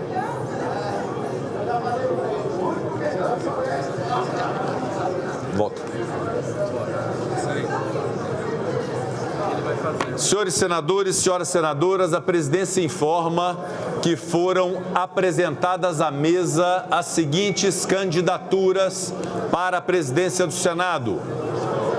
Senador astronauta Marcos Pontes. Senador Eduardo Girão. Senador Marcos Doval. Senadora Soraya Tronic. Poderão ser apresentadas novas candidaturas somente até o início do pronunciamento do primeiro candidato. A retirada de candidaturas poderá ser realizada pelo respectivo candidato por escrito ou oralmente até o encerramento do uso da palavra pelo último candidato chamado. Com a palavra, senador Jaime Campos, pela liderança do União Brasil. Senhor presidente, senador Rodrigo Pacheco. Só um minuto, senador Jaime Campos. Eu peço ao plenário, senador Sérgio Moro, peço que ocupe seu lugar, senador Alan Rick, senador Márcio Bittar, peço que ocupem seus lugares, por gentileza, apenas para que possamos dar início. Peço a atenção do plenário, senador Wellington Dias,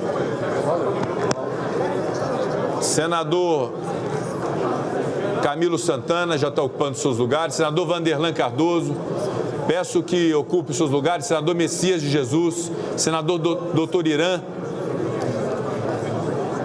Com a palavra pela União Brasil, senador Jaime Campos. Senhor presidente, senador Rodrigo Pacheco, eu gostaria de solicitar a Vossa Excelência, claro, a autoridade é o senhor que tem aqui como presidente da casa, pedir silêncio um pouco, né? A colaboração. Sem dúvida, eu peço aos nossos visitantes que possam se posicionar no entorno do plenário, peço que esvazie o plenário, peço à nossa assessoria que possa cuidar. Senador Nelsinho Trade, senador Jorge Seif, peço que ocupem seus lugares, por gentileza. Senador Sérgio Petecão, permaneça no seu lugar. Senador Nelsinho, muito obrigado. Senador Randolfo Rodrigues, senador Luiz Carlos Reins. Eu peço silêncio ao plenário, por gentileza, para que possamos ter o andamento da nossa sessão preparatória. Senador Davi, senador Wellington Dias, peço que ocupe o seu lugar. Senador Isalci Lucas, senadora doutora Eudócia, por gentileza, peço que ocupem seus lugares. Peço silêncio ao plenário, são todos muito bem-vindos ao plenário do Senado Federal, nossos assessores, nossos visitantes, nossos colaboradores, as galerias. Eu peço nesse momento silêncio ao plenário do Senado Federal para que possamos ouvir os senadores. Por gentileza, peço silêncio ao plenário. Senador Wellington Dias, peço que ocupe seu lugar. Senador Jaime Campos tem a palavra com o silêncio do plenário, por gentileza. Obrigado, senhor presidente. Colegas senadores e senadoras, eu quero aqui, em nome do União Brasil, solicitar à mesa diretora que faça o registro da candidatura a presidente do Senado Federal, do ilustre e eminente senador da República, Davi Alcolumbre. Tenho certeza que Vossa Excelência já estará providenciando, naturalmente, as chapas para que sejam votadas individualmente, se é presidente e os demais cargos da mesa, de forma que, em nome da União Brasil, eu solicito o registro da candidatura do senador Davi Alcolumbre para presidente desta casa. Muito obrigado, senhor presidente. A candidatura apresentada pela União Brasil do senador Davi Alcolumbre é deferida pela presidência e incluída no rol das candidaturas já previamente anunciadas. Portanto, os candidatos registrados são o senador astronauta Marcos Pontes, senador Davi Alcolumbre, senador Eduardo Girão, senador Marcos Doval, senadora Soraya Tronic. Eu consulto as lideranças do Senado, as lideranças partidárias do Senado e tão somente as lideranças do Senado, se desejam fazer uso da palavra, porque eventualmente há a possibilidade e a oportunidade de apresentação de candidaturas. Por isso, pela liderança do PSB, concedo a palavra ao senador Jorge Cajuru. Bem, inicialmente eu tenho certeza que, ao ser o primeiro a fazer este pronunciamento aqui, outros e outras pensam como eu, presidente histórico do Congresso Nacional, como sempre disse, o Rodrigo Pacheco. Antes de mais nada, Deus e saúde a todos e todas, aos meus amigos e amigas deste Senado Federal e à nossa pátria amada. Presidente Rodrigo Pacheco, tenha certeza absoluta da sua cabeça erguida e de que o Brasil, se ainda não o fez, fará. Uma justiça ao senhor, como presidente do Senado e do Congresso Nacional, pelo seu papel decisivo e essencial na defesa da democracia brasileira.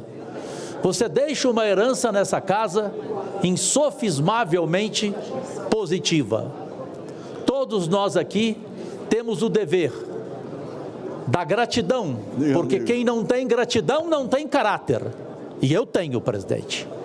A gratidão ao seu papel moderador durante os 4 anos de presidente, ao seu papel leal a cada companheiro, a cada companheira nesta casa e no Congresso Nacional. A sua sabedoria, o seu equilíbrio, a sua inteligência em todos os momentos. Se discute a questão de impeachment, também houve a sua inteligência. Eu que fui favorável. Por quê? Porque se colocasse para votar, nós iríamos perder. E esse Senado ficaria desmoralizado. E o senhor se preocupou com a imagem da casa ao não colocar na pauta como muitos queriam.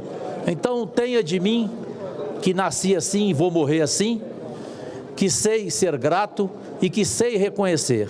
O senhor está na história definitivamente do Congresso Nacional e, repito, tenha a cabeça erguida e saiba que será substituído por um outro homem público com as mesmas qualidades que você tem. Essa é a minha opinião e é unânime da liderança do maior partido político deste país, o histórico PSB de 80 anos. Muito obrigado, senador Jorge Cajuru, por suas palavras. Concedo a palavra ao líder do MDB, senador Eduardo Braga. Presidente Rodrigo Pacheco, eu faço uso da palavra em nome da bancada do MDB, primeiramente para reconhecer o legado que Vossa Excelência, como presidente do Senado nos últimos 4 anos, entrega ao país no dia de hoje. Vossa Excelência não foi apenas um grande defensor da democracia brasileira. Vossa Excelência foi, sem dúvida nenhuma, uma palavra de diálogo, de ponderação, de bom senso, de responsabilidade, ao presidir o Congresso Nacional numa quadra desafiadora.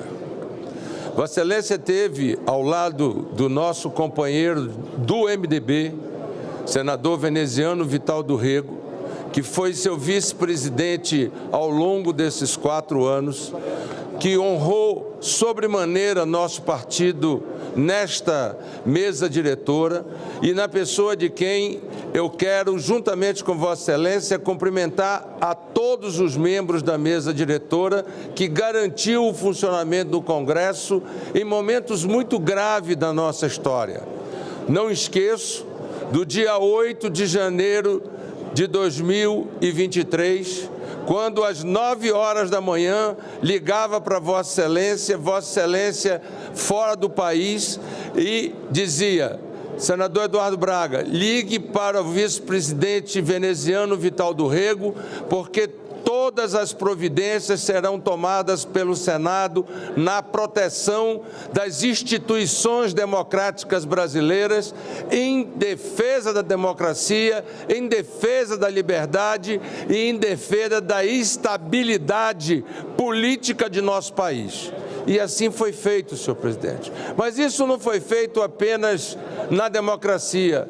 A responsabilidade de Vossa Excelência nesta quadra trouxe estabilidade econômica para o país num momento extremamente importante.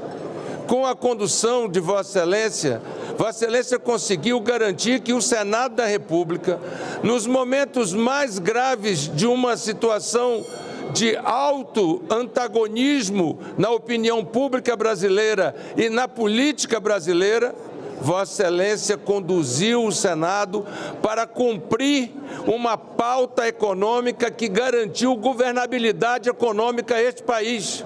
Se o Brasil tem hoje a menor taxa de desemprego do seu registro histórico, em boa parte é devido à forma responsável e ponderada como Vossa Excelência conduziu os trabalhos do Senado da República. Se nós temos hoje a primeira reforma tributária aprovada em regime democrático neste país, nós temos hoje, em boa parte, em função do compromisso de Vossa Excelência com o futuro do Brasil. Portanto, eu não poderia, em nome do MDB, deixar de dizer estas palavras de reconhecimento, de apoio, de engrandecimento do trabalho e do legado que esta mesa diretora, presidida por Vossa Excelência, trouxe para essa casa. E mais, se hoje nós temos uma eleição harmônica no Senado, reproduzindo a proporcionalidade da partidária na composição das mesas, em boa parte foi graças ao trabalho de Vossa Excelência que conseguiu reunificar o Senado da República. Portanto, nossa admiração, nosso respeito e nossa eterna gratidão pela forma correta com que Vossa Excelência conduziu os trabalhos com o meu partido, com o MDB, e em especial em relação a este seu colega senador que Vossa Excelência ganha como um amigo para a vida. Gostaria de também dirigir umas palavras a todos os candidatos no dia de hoje e manifestar, senhor presidente, eu entendo a euforia do plenário, Senador Eduardo Braga, agradecendo as palavras de Vossa Excelência dirigidas a mim, eu peço silêncio ao plenário, uma vez mais. Eu peço aos nossos visitantes, peço à nossa assessoria que possa garantir o silêncio do plenário, por gentileza. São todos muito bem-vindos, mas eu peço a colaboração porque o nível de ruído está muito elevado e com dificuldade para o orador se pronunciar. Por favor, eu peço às nossas assessorias que possam garantir o silêncio do plenário. Repito, são todos muito bem-vindos, mas eu gostaria que dirigissem a atenção aos oradores que estão se pronunciando. Em instantes teremos o pronunciamento dos candidatos. Eu peço, portanto, a concentração do plenário no trabalho do plenário do Senado Federal. Por gentileza. Senador Rogério Carvalho, peço que ocupe seu lugar. Senador Omar Aziz. O Omar Aziz chegou ao plenário.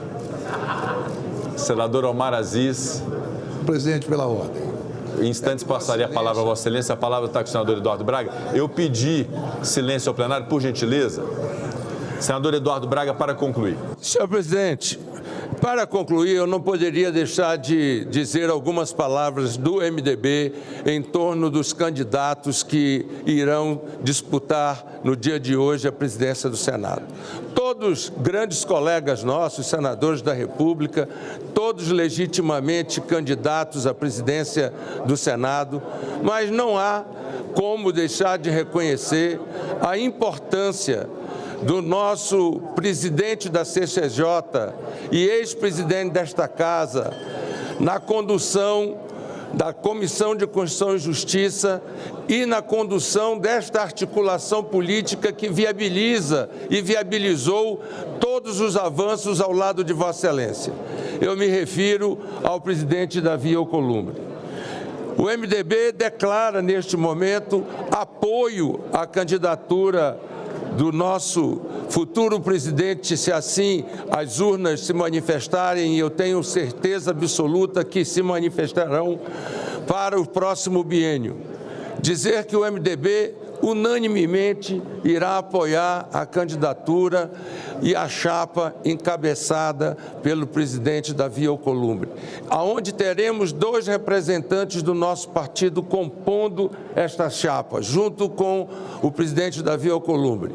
O nosso senador Confúcio Moura, que tem uma história nesta casa e que representará a vaga na comissão, tendo em vista o impedimento da recondução do nosso sempre vice-presidente da Casa, Veneziano Vital do Rego, na condição de segundo secretário, e o nosso senador Alessandro Vieira, na Procuradoria Parlamentar da Casa. E assim, o MDB compondo a chapa ao lado do presidente Davi Alcolumbre, desejando ao presidente Davi Alcolumbre muita sabedoria e que Deus possa lhe dar luz, sabedoria para que a condução da casa faça com que o poder legislativo possa cada vez mais restabelecer o equilíbrio entre os poderes da República, para que o Senado possa entregar ao povo brasileiro aquilo que o povo brasileiro espera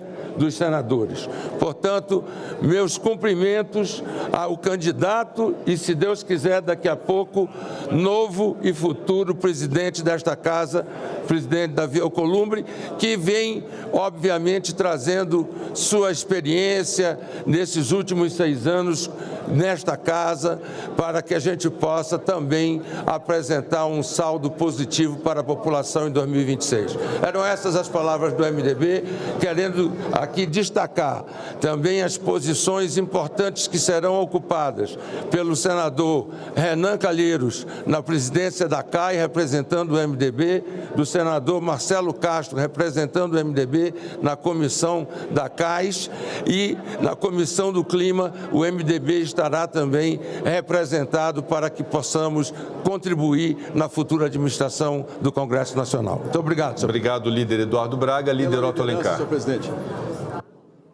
Senhor presidente, o senador e líder Omar Aziz estava ausente e, na ausência dele, eu pedi a palavra. Já que o líder do PSD chegou, o senador Omar Aziz, eu passarei a palavra que ele possa se manifestar pelo partido, mas antes disso, quero parabenizar a Vossa Excelência pelo período em que presidiu o Senado Federal, o Congresso Nacional. Vossa Excelência sabe da minha admiração, do meu respeito e sabe também de quanto considero a participação de Vossa Excelência tão importante para a sustentação da democracia, com a sua firmeza, com a sua serenidade, com a competência e com a postura que está à altura das grandes tradições do Senado Federal. Parabenizo Vossa Excelência como um grande senador e representante do Estado de Minas Gerais.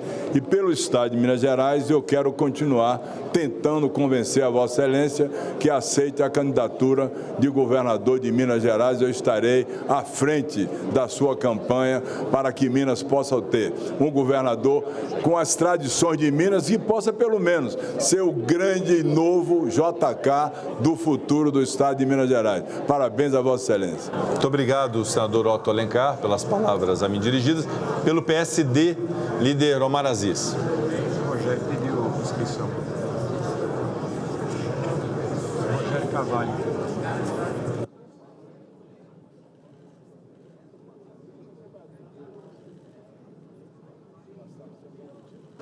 Senhor presidente, senhores senadores, senhoras senadoras, o PSD se reuniu no ano passado e, numa decisão unânime, decidimos apoiar o seu candidato, em respeito ao presidente do PSD, Rodrigo Pacheco, que escolheu o senador Davi Alcolumbre para sucedê-lo.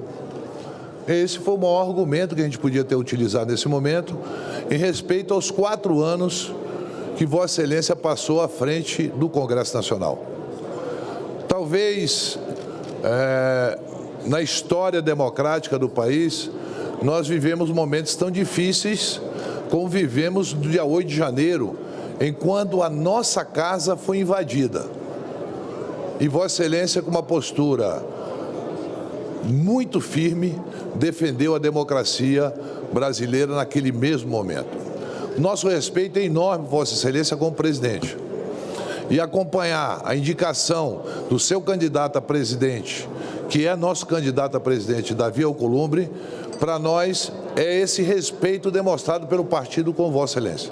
O PSD vai apoiar o Davi Alcolumbre. Já conversamos bastante, tem algumas coisas ainda para arestas para ser acertadas. A gente vai hoje, até a votação, conversar. Mas o Davi foi meu presidente uma vez e foi um grande presidente. Muita gente preocupada, Davi, a imprensa perguntando muito qual vai ser teu comportamento em relação ao governo federal. Comportamento do Congresso Nacional nos últimos 2 anos, e aí, senhores senadores e senhoras senadoras, nenhum ministro da Fazenda, numa democracia, precisando do Congresso Nacional para aprovar, aprovou tantas medidas econômicas como o atual governo aprovou. É uma semente que foi plantada. Muita reclamação? Sim, tem muita reclamação. Mas um país hoje, que através das leis aprovadas aqui no Congresso Nacional, melhora a qualidade de vida da população brasileira. Um país que praticamente está em pleno emprego. Um país em que hoje a procura é maior do que a oferta, até porque muitos produtos nós perdemos na seca ou nas enchentes. Um país hoje que tem um potencial mineral enorme, que infelizmente, por questões fundamentalistas de algumas pessoas que estão no governo, nós não conseguimos explorar essas riquezas e ficamos à mercê de importar esses produtos que poderíamos estar produzindo no Brasil hoje. E eu falo aí de um maior setor do Brasil, que é o agronegócio. É impossível, senador Eduardo Braga, não olhar as minas de potássio que nós temos, as condições, objetivos e subjetivos para produzir fertilizantes, produzir adubo para o agronegócio e a gente ficar dependendo de importar isso dos Estados Unidos, do Canadá, da Ucrânia, de não sei o quê, quando eles estão da Rússia, quando está tudo bem. E aí vem os fundamentalistas, que não sabem distinguir, senador Otto Alencar, uma árvore de outra, que não conhece a nossa realidade. E quando viveu a nossa realidade, lá nada produziu. Nós podemos melhorar o governo, sim. Não é com simples trocas. Se enganam aqueles que, se trocar, muita gente pede a cabeça do Padilha. O Padilha tem sido um grande ministro, eu estou lhe falando aqui na frente, até porque o que eu tenho que falar eu falo na frente. Tem sido um grande ministro. Veja bem, um projeto seu, Eduardo, quando governador, que agora o governo lança, o pé de meia. Nós fizemos isso em 2003 no Amazonas. Nós fizemos, era um outro programa, era o Jovem Cidadão, mas com o mesmo objetivo, remunerar aluno em sala de aula. E hoje o governo atende mais de 4 milhões. E sabe qual é a discussão? Não é a ajuda que nós estamos dando para os estudantes. Não é a ajuda que a gente está dando para a família. É se houve ou não pedalada vindo de um cidadão que hoje está no TCU, que é um golpista. É golpista. E aí eu não vejo nenhum senador aqui pedir o impeachment do ministro do TCU. Mas vai chegar o momento dele, sim. Vai chegar o momento. E Vossa Excelência defendeu muito bem. Não é correto. Esta sessão não pode repetir esta pregação facciosa que o meu querido amigo Omar Aziz está fazendo. Eu penso diferente dele, mas não quero politizar. Eu peço, perfeito, eu peço, na verdade, esse é um encaminhamento das lideranças partidárias acerca das candidaturas. Eu peço apenas que fiquemos adstritos a esse escopo da manifestação, agradecendo o senador Omar, que a palavra que me dirigiu, mas apenas que as lideranças de partidos possam fazer um encaminhamento a respeito das candidaturas a esta fase exatamente. O PSD apoia o Davi Alcolumbre, senhor presidente. Perfeito. O PSD conclui o seu pronunciamento pela liderança do Bloco Resistência Democrática, senadora Elisiane Gama. Senhor presidente, colegas senadores e senadoras, presidente, eu queria inicialmente trazer aqui os meus cumprimentos a Vossa Excelência. Vossa Excelência se notabilizou nesta casa como, eu diria, um dos maiores presidentes do Congresso Nacional. E eu poderia aqui elencar uma série de atividades que Vossa Excelência fez ao longo dos 4 anos que foi presidente nesta casa, mas eu queria fazer especialmente destaque em 2 áreas que para mim elas são muito caras. A primeira delas foi o seu apoio e as suas ações em relação à defesa dos direitos das mulheres. Nós, as mulheres brasileiras da política, nós lutamos historicamente pela ampliação dos nossos espaços.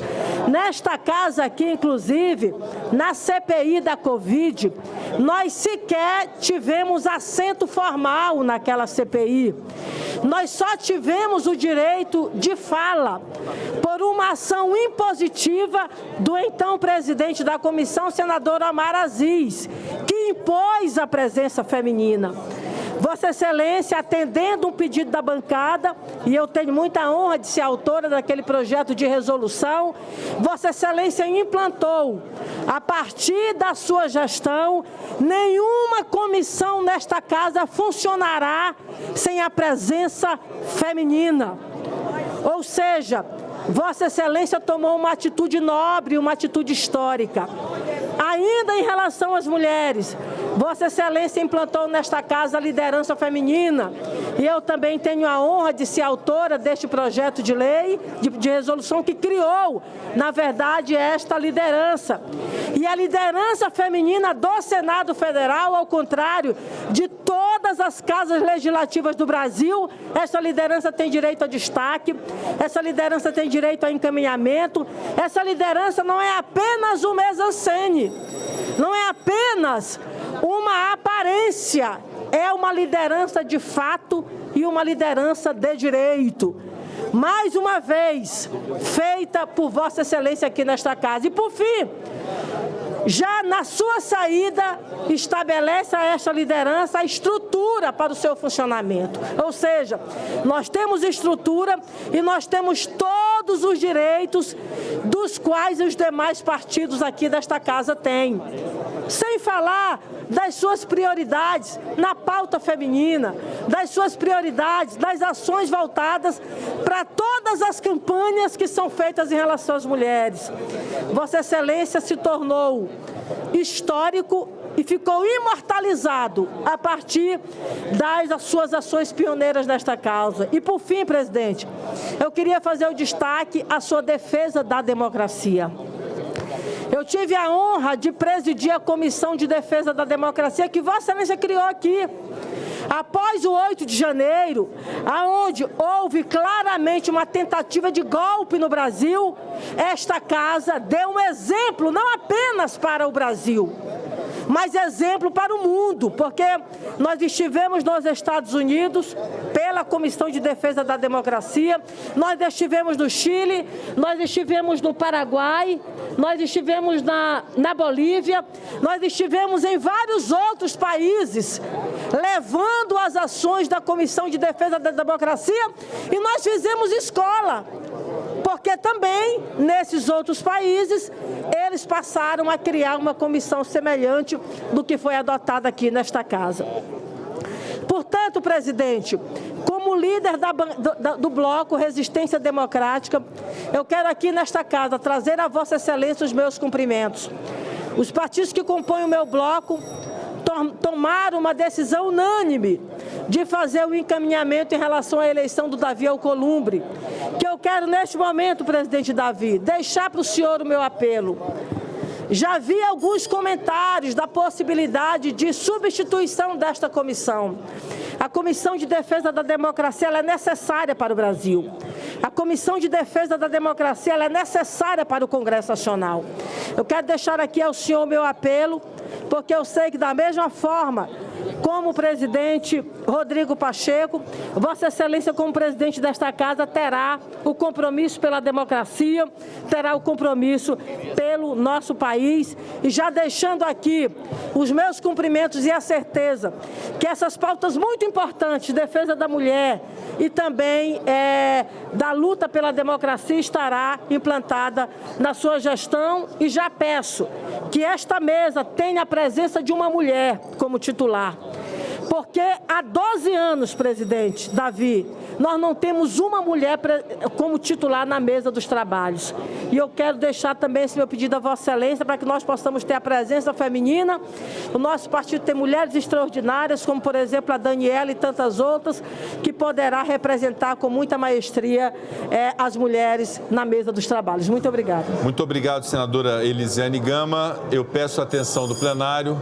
Eu peço silêncio ao plenário. Nós temos ainda a fala de líderes das bancadas. Por gentileza, peço silêncio ao plenário. Nós temos a fala agora, teremos a fala agora, pelo Podemos, o senador Carlos Viana. A todos, senadores e senadoras, meu bom dia. Uma data muito importante em nossas histórias e na história do Brasil, em que vamos escolher quem vai comandar o destino desse Senado para os próximos 2 anos. E antes, presidente Pacheco, eu quero dizer da minha alegria, como seu colega de bancada, em ter participado desse seu período na presidência do Senado. A história reserva a poucas pessoas a responsabilidade e o privilégio em sentar nessa cadeira e comandar os rumos do país. Salvo nossas diferenças em alguns pontos, digo e sempre lhe coloquei da sua preparação, da sua capacidade e principalmente da sua conciliação, que fez com que essa casa pudesse avançar em diversos temas, como já foi dito aqui, em momentos difíceis para o Brasil, mas que o Senado soube das respostas de imediato. Eu quero relembrar aqui o Covid, quando nós tivemos de nos reunir em emergência para dar apoio à população no auxílio emergencial, o Congresso não se furtou em todas as questões, como a reforma tributária, a reforma de autonomia do Banco Central, o novo marco do câmbio, que eu tive o prazer de ser o relator por essa casa, o marco das ferrovias, que eu e Vossa Excelência conseguimos corrigir uma injustiça absurda com Minas Gerais na concessão das ferrovias, em que o dinheiro das primeiras concessões foram todas apenas para um estado e Minas Gerais ficou apenas a ver os trens passando. E nós nos juntamos para que, naquele momento, o governo que eu apoiava fosse obrigado, aceitasse a dividir com Minas Gerais pelo menos metade da concessão. O senhor pode levar na sua bagagem com tranquilidade de que só na renovação Minas receberá 6 bilhões e mais investimentos serão mais 8 a 9 bilhões de reais, presidente Rodrigo Pacheco. Então, o senhor, juntamente nesse trabalho, deixamos um legado de renovação da infraestrutura de Minas Gerais pelo trabalho desta casa. Hoje, nós podemos colher esses frutos. E eu quero também me colocar aqui aos senadores, aos candidatos, que aquele que assumir essa casa, que nós tragamos para a votação o que realmente preocupa a população brasileira hoje. Os brasileiros estão inseguros com a economia, os brasileiros estão evitando investimentos, o mercado externo está olhando o Brasil com desconfiança, porque nós não temos estabilidade suficiente nas decisões da área econômica. Porque na área política, esse Congresso tem dado respostas sempre efetivas ao mundo de que a democracia, as leis, a Constituição serão sempre respeitadas por acordo, mas principalmente por interesse da população. Então, quem chegar, substituindo agora o presidente Rodrigo Pacheco, que o presidente ou a presidenta, que chegue pensando em que a população espera de nós, votações de propostas que gerem mais emprego, votação de propostas que reduzam os custos do governo. A população pede e exige de nós que tenhamos um Estado em que a iniciativa privada tenha mais liberdade e o Estado gastando cada vez menos apenas com o que importa. Que nós, congressistas, que nós possamos reduzir os nossos custos, que nós possamos nos tornar cada vez mais responsáveis com o gasto. Hoje somos, mas precisamos dar importância efetiva àquilo que a população nos dá e dar retorno com o básico que eles nos esperam. Economia, fazemos com que o imposto tenha realmente o valor devido, porque é caro viver nesse país, trabalhar e gerar emprego e renda. Nós temos que ser o primeiro exemplo dessa história, tornar o Congresso mais leve à população nos custos, pensarmos essa estrutura sem perdermos a nossa capacidade de trabalho. E em seguida desejar a todos os outros líderes diálogo, responsabilidade como sempre e a visão de que o Brasil precisa de nós para que a gente atravesse essa fase e nós voltemos a crescer sempre com um país de todos. Um país em que a gente precise pacificar todas as diferenças.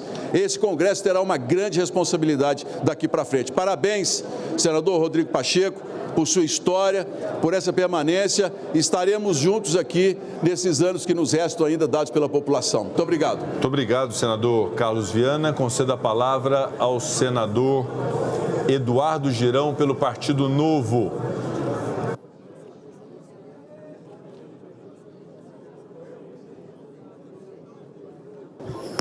Presidente Rodrigo Pacheco, senhoras, senhores senadores. Senhor presidente, o senhor pode pedir silêncio aí ao plenário, pelo amor de Deus? Perfeito. Eu peço uma vez mais, acho que pela quinta vez, silêncio ao plenário do Senado Federal, a todos os nossos visitantes, são muito bem-vindos, as nossas assessorias são indispensáveis, os senadores são essenciais. Mas eu peço que todos permaneçam em silêncio para que possamos ouvir o encaminhamento das lideranças sobre as candidaturas e as indicações de candidaturas. Por isso, eu peço uma vez mais silêncio ao plenário do Senado Federal, sob pena de precisar reduzir o número de pessoas no Senado Federal para que tenhamos viabilidade de continuidade da sessão. Por isso, senador Fabiano Contarato, senador Jaime Campos, senador Efraim Filho, ocupe o seu lugar, por gentileza, senador Sérgio Moro, senador Davi Alcolumbre, permaneça no seu lugar. Senador Eduardo Girão, com a palavra pelo Partido Novo. Presidente Rodrigo Pacheco, ao longo de sua gestão no Senado Federal, nós tivemos muitos embates, sempre de forma respeitosa, saudável. Isso faz parte da democracia. Quero dizer que eu sou daqueles que acredita que a gente pode ser adversário no campo das ideias, jamais inimigos. E uma coisa, tenho muitas discordâncias da sua gestão, inclusive o colega Cajuru, que há pouco falou de impeachment de ministro do Supremo, eu acho que foi uma falha de sua gestão não colocar o pedido de impeachment, das dezenas que estão nessa gaveta, porque se perder no voto, a população fica sabendo exatamente quem é quem, qual é a verdade. Isso não desmoraliza a casa. Muito pelo contrário, essa atitude, ela faria com que a casa se levantasse perante a nação, porque em 200 anos do Senado Federal, nós nunca analisamos um pedido de impeachment, e esse é o problema do Brasil hoje, número 1. Com o desrespeito constante do Supremo Tribunal Federal, de alguns ministros, porque a instituição é muito importante para o Brasil, mas alguns ministros com seus excessos têm deixado essa casa, no meu modo de ver, respeito quem pensa diferente, totalmente desmoralizado. Então, eu quero reconhecer que o senhor sempre prezou, por mais que eu discorde dessa questão de uma falha de não colocar o pedido de impeachment, mas o senhor sempre prezou pela liturgia do cargo. O senhor sempre respeitou posições divergentes, sempre ouviu o contraditório, sempre foi muito respeitoso, e eu tenho a obrigação moral de testemunhar isso e dizer que o senhor buscou, dentro do seu limite, a pacificação. Isso é muito importante. Então, eu quero apenas lhe desejar tudo de bom para a sua vida, os seus objetivos, os seus destinos, né? E dizer que o Novo vai encaminhar o meu nome. Eu estarei na tribuna daqui a pouco para fazer a defesa da minha candidatura perante os colegas. E também queria, assim que o senhor ler o rito Aqui eu quero fazer uma questão de ordem, já quero deixar consignado por escrito. Muito obrigado, que Deus abençoe a todos. Obrigado, senador Eduardo Girão. Também desejo boa sorte a Vossa Excelência. Gostaria de fazer um registro antes de passar a palavra ao próximo líder, que hoje é o aniversário da nossa ex-senadora por 2 mandatos, Cátia Abreu, que nos visita no plenário do Senado Federal. A quem nós desejamos muitas felicidades e vida longa. Minha pasta está garantida aqui, viu? A minha pasta permanece comigo.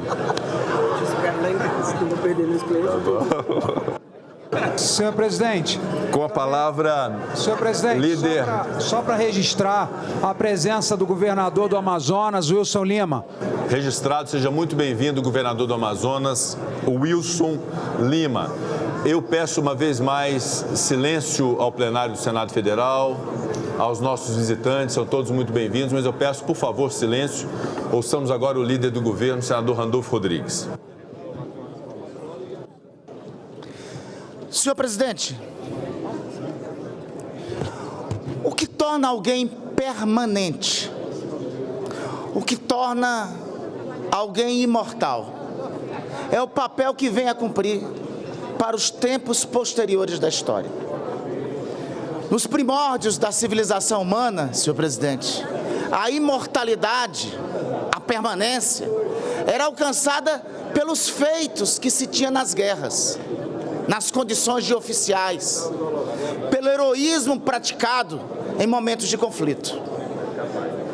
Na contemporaneidade, na evolução da civilização humana, com o advento do racionalismo, com o advento do iluminismo, com o advento da era da razão, das letras, com o culto ao conhecimento e com os valores fundados após as revoluções democráticas do século XVIII, a norte-americana, a inglesa e a francesa, o que torna alguém permanente é a defesa dos valores conquistados por essas revoluções democráticas. Qual o primeiro dos valores que essas revoluções democráticas nos trouxe, presidente? O valor universal da igualdade jurídica perante a lei. O valor universal da democracia e da sua permanência como o melhor dos regimes políticos que poderia existir para a espécie humana. Senhor presidente, o meu primeiro voto a Vossa Excelência, a presidência dessa casa, Vossa Excelência o lembra, se processou em um encontro que tivemos, em que eu dizia, não sou profeta, mas vaticinava, presidente, o biênio que o senhor assumiria naquele momento seria o mais dramático desta cadeira que o senhor ocupa, da presidência do Senado e do Congresso Nacional. O senhor lembra, presidente, Rodrigo Pacheco, eu acrescentei, a cadeira que o senhor vai ocupar, num passado não tão distante, foi vilipendiada, foi conspurcada. No exercício da presidência do Senado e do Congresso Nacional, um antecessor seu havia declarado vaga a presidência da República, quando o presidente da República estava no exercício do governo e diante das tropas legalistas, reagindo a um golpe de Estado que levou esse país a 21 anos de torturas, de trevas, de arbítrio. Eu disse a Vossa Excelência naquele dia, naquela noite, o senhor tem a condição e a possibilidade, quase 60 anos depois, de prestar redenção a essa cadeira da presidência do Senado e do Congresso Nacional. Presidente Rodrigo Pacheco, é chegado o dia 1º de fevereiro de 2025, vosso último instante nesta cadeira, que no passado foi conspurcada, quando a presidência da República foi declarada vaga. É com alegria e com enorme honra e orgulho que digo, Vossa Excelência cumpriu sua missão com enorme amor, dedicação, zelo aos brasileiros e ao maior patrimônio que os brasileiros poderiam ter conquistado nos últimos 40 anos, a sua democracia. O senhor praticou a redenção da cadeira da presidência do Congresso, a mesma cadeira que outrora consumou um golpe de Estado, é agora a cadeira que foi sentada por alguém que nos momentos mais dramáticos da democracia brasileira afirmou em alto e bom som, não passarão. É de se destacar a vossa presença no 30 de outubro de 2022, na sede do Tribunal Superior Eleitoral, dizendo que a vontade democrática do povo que fosse manifestada naquele dia seria respeitada. O senhor foi o primeiro dos presidentes das casas para defender a institucionalidade, mas, sobretudo, a conquista dos brasileiros à democracia. Há de se destacar o papel que o senhor cumpriu no 8 de janeiro. E estão nesta mesa, dois personagens daquele dia que vivemos juntos, senador veneziano, Vossa Excelência e o presidente Rodrigo Pacheco, que não titubeou, mesmo fora do Brasil, tomou as providências necessárias para retornar, para defender mais uma vez a democracia brasileira da ameaça da ruptura e do golpe de Estado que se praticava. Isso, per si, seria o suficiente, mas o senhor fez mais. Aprovou, sob a cadeira dessa casa, a primeira reforma tributária da história desse país sobre a égide da democracia em 60 anos. O senhor não esqueceu o vosso estado de Minas Gerais, depois de mais de 30 anos, de um dos estados que tinha mais crônicos problemas de endividamento do país, junto com o presidente da República, aprovou um programa de renegociação das dívidas. O senhor, sob vossa presidência, aprovou o novo arcabouço fiscal que hoje dá tranquilidade aos brasileiros e é resultado dos números que celebramos de melhoria da vida dos brasileiros. Por fim, presidente, eu queria dizer, o senhor não faltou 1 milímetro ao compromisso, não com este senador ou com qualquer partido político, mas com compromisso com a maior conquista dos brasileiros, a sua democracia. Por fim, hoje, para nós amapaenses, em particular do meu estado, é razão de muito orgulho estar aqui com meu companheiro, senador Davi Alcolumbre. Que muita honra me dá de ter estado com ele desde o primeiro momento, no ano de 2014, quando anunciei que ele era candidatura à presidência, era candidatura ao Senado da República pelo Amapá, para continuar o processo de transição geracional da política amapaense. Davi, o seu retorno no dia de hoje à presidência do Congresso é razão para todos os amapaenses de orgulho, mas é também de tranquilidade para o Brasil. Sem Davi, não teria PEC da transição. Foi o papel dele aqui no Senado que construiu isso. Sem Davi, não teria arcabouço fiscal. Foi o papel dele aqui no Senado e no Congresso Nacional que construiu isso. Sem Davi, presidente Pacheco, o senhor há de convir, também não teríamos reforma tributária. É com muita alegria que hoje eu digo a Vossa Excelência que vosso compromisso com a democracia tem uma dívida de todos os brasileiros para com o senhor e que amam a democracia com o melhor regime político. E é com enorme honra que digo que, mais uma vez, um companheiro amapaense presidirá esse Senado da República para continuar unindo os brasileiros e reconstruindo o país. Muito obrigado, senador Randolfo Rodrigues, por suas palavras. Dando sequência, eu peço a atenção do plenário para um breve comunicado antes de passar a palavra ao próximo líder partidário, que esta presidência recebe o ofício número 03 de 2025, que diz, nos termos do parágrafo 6º do artigo 65 do Regimento Interno do Senado Federal, a bancada do Partido da Social Democracia Brasileira, PSDB, indica como líder o senador Plínio Valério. Portanto, a bancada do PSDB, composta nesse instante pelo senador Oriovisto Guimarães, senador Stevenson Valentim e senador Plínio Valério, indica este último competente senador, Plínio Valério, como líder da bancada do PSDB, já com as anotações no sistema do Senado e no painel. Peço silêncio ao plenário. Ouviremos agora o líder do Partido dos Trabalhadores, senador Rogério Carvalho. Senhor presidente, antes de mais nada, eu quero agradecer a Vossa Excelência e cumprimentar a Vossa Excelência por esses 4 anos que eu fiz parte da mesa diretora do Senado, ao vosso lado, ao seu lado, como terceiro secretário, depois como primeiro secretário. E a forma como Vossa Excelência conduziu os rumos desta casa do ponto de vista administrativo e, mais importante ainda, como Vossa Excelência se conduziu num dos momentos mais duros da nossa história, que foi na defesa da democracia. Eu cito 2 momentos marcantes para estarmos neste momento vivendo num regime democrático e vivendo na retomada de um país que volta a ser grande, volta a ser o gigante que está acordado.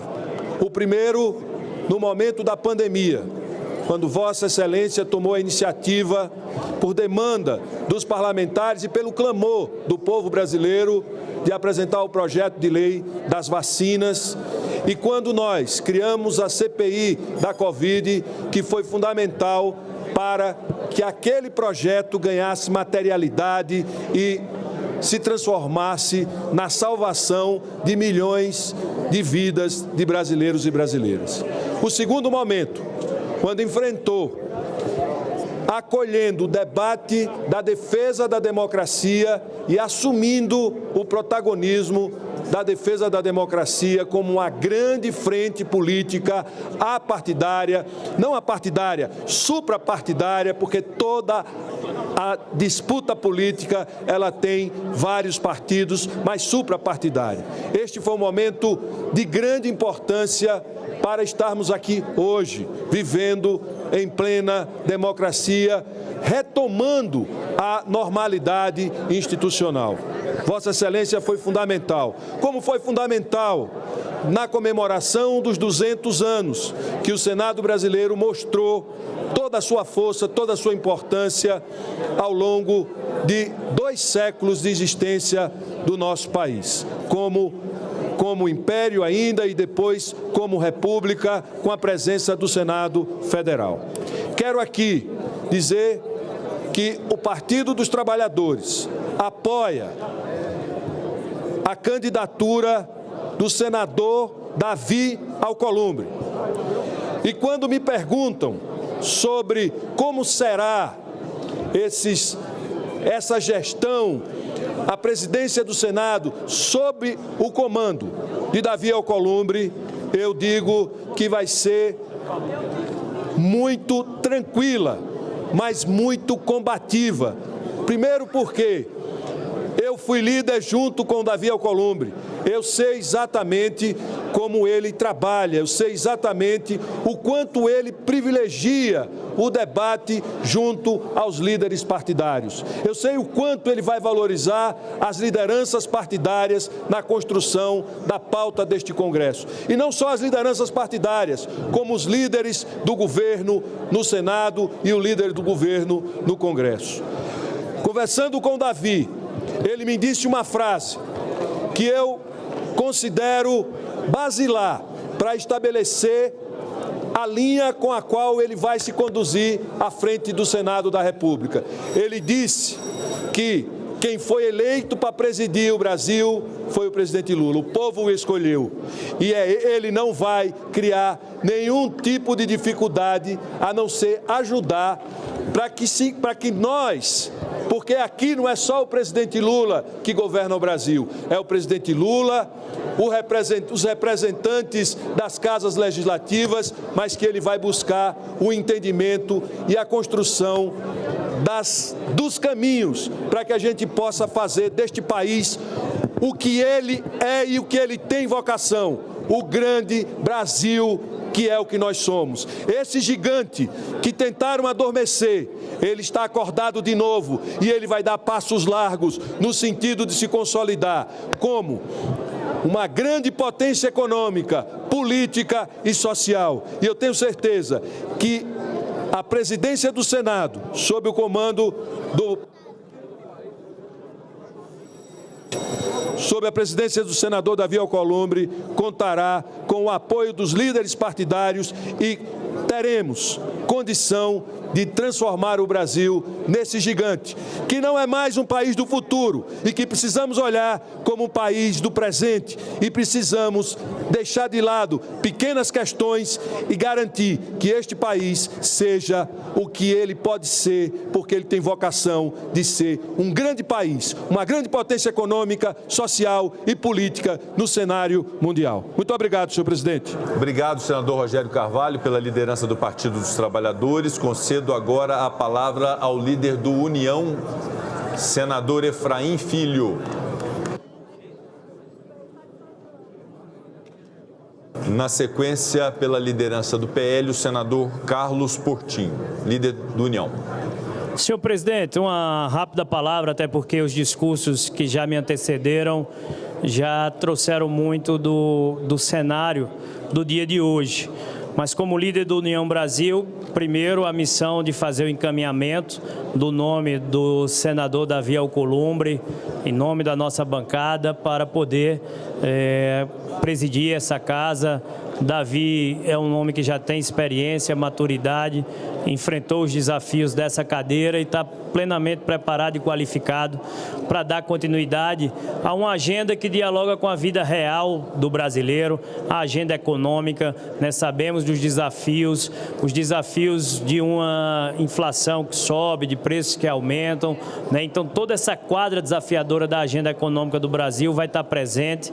Segunda fase da reforma tributária, imposto sobre a renda e o patrimônio, a agenda da segurança pública, a agenda da violência que pequenas, médias, grandes cidades enfrentam. Então o Davi sabe que contará com a bancada do União Brasil. Falo em meu nome, falo em nome dos nossos senadores Jaime Campos, Dorinha Seabra, dos senadores Alan Rick, do senador Márcio Bittar, do senador Sérgio Moro. Então a bancada do União Brasil se sente representada nessa indicação do senador Davi Alcolumbre para a presidência.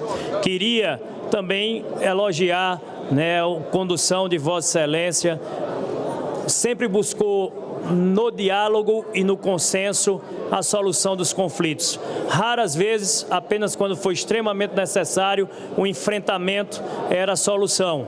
E quando foi preciso, você teve a firmeza para fazê-lo. Mas foi na busca do consenso, na busca do diálogo, composição de estadista, que Vossa Excelência conduziu essa casa por 4 anos, né, vindo ali da experiência do seu primeiro mandato ainda, foi alçado a esse posto e soube exercê-lo com a dignidade, né, e a qualificação que Vossa Excelência tem. Para concluir, disse que era breve, mas me cabe também elogiar o trabalho de toda a mesa diretora em nome de um pilar de sustentação que esteve ao seu lado em todos esses momentos. O nosso vice-presidente, senador Veneziano Vital. Sempre que o era necessário, ou às vezes não apenas necessário, mas oportuno, Veneziano soube lhe substituir à altura, engrandeceu a Paraíba e também merece de nós os parabéns por essa recondução, meu conterrâneo veneziano. E aproveitando a oportunidade de falar em conterrâneo, né, saudar a presença em plenário, passou por aqui o nosso deputado federal Hugo Mota, né, que com a expectativa de consolidar uma vitória hoje no plenário da Câmara dos Deputados, alçará também a Paraíba a uma posição de protagonismo no cenário nacional. E esperamos, senador Veneziano, senador Everton, senador Chico, que essa relação Hugo-Davi possa fortalecer o diálogo entre as duas casas. O Congresso Nacional vive um momento, né, de relação com tensão interpoderes, na relação com o Executivo, na relação com o Supremo Tribunal Federal, e ter um Congresso Nacional agindo de forma junta, conjunta, unida e com diálogo é a melhor forma de fortalecer a nossa posição nessa mesa diante da agenda que é importante para o Brasil e não apenas para os governos. É o encaminhamento do União Brasil, senhor presidente. Obrigado, líder Efraim Filho, pelas palavras. Concedo a palavra à liderança do PL, senador Carlos Portinho. Senador Carlos Portinho ocupa a tribuna. Peço que se garanta o microfone para o senador Carlos Portinho. Obrigado, senador Rodrigo Pacheco, presidente dessa casa. Só um minuto, senador Portinho. Senador Portinho, peço desculpas a Vossa Excelência. O nível de ruído ainda está muito elevado no plenário do Senado. Peço aos senhores senadores e senhoras senadoras que possam ocupar os seus lugares. Peço aos nossos visitantes, são muito bem-vindos, mas que possam garantir o silêncio necessário para que possamos ouvir os oradores. Senador Davi Alcolumbre, peço que ocupe o seu lugar. A movimentação do senador Davi Alcolumbre é um fator de ruído. Senador Davi Alcolumbre ocupa o seu lugar. Senhor presidente. Peço silêncio ao plenário, os nossos visitantes. Eu estaria quebrando o regimento interno se eu pedisse 1 minuto pela ordem? A palavra está com o senador Carlos Portinho, o senador Magno Malta, e encerrada a fase de liderança, eu lhe dou a palavra por 1 minuto. Eu lhe darei uma parte, senador. O senador Carlos Portinho pode fazer a parte também. Senador Carlos Portinho tem a palavra. Senador Rodrigo Pacheco, em todas as nossas divergências, sempre manteve o respeito que é recíproco e fico feliz que Vossa Excelência volta ao nosso convívio aqui nesse plenário, nessa tribuna, e o Brasil agradece aos 2 mandatos que Vossa Excelência teve. Eu quero me dirigir ao nosso candidato do PL, o senador Davi Alcolumbre. O PL tem líder, e o líder do PL chama-se Jair Messias Bolsonaro, o maior líder da direita que esse país já viu. E todas as conversas que nos levaram à composição para a indicação do candidato senador Davi Alcolumbre à presidência do Senado foram conduzidas pessoalmente pelo presidente Jair Bolsonaro. Mas, de forma democrática, como é o PL, levou a nossa bancada, que por extensa maioria, amplíssima maioria, decidiu acompanhar, o que é óbvio, o seu líder, Jair Messias Bolsonaro. Essa composição, ela resgata o que é de mais democrático nesse Senado e a sua tradição, que o partido, o segundo maior partido dessa casa, que é o PL, dando as boas-vindas à nossa senadora Eudócia, nossa 14ª, ou somos 14 senadores, e nossa primeira mulher na bancada, que fique registrado, que nos representa, e todas as mulheres do PL, senadora Eudócia. Nós voltamos a ocupar os espaços dessa casa, porque aqui é uma casa de pares, em que os partidos, no seu tamanho, têm a proporcionalidade da presidência das comissões. E isso, senador Davi, é o primeiro compromisso que Vossa Excelência não fez só com o PL, mas com todos os partidos.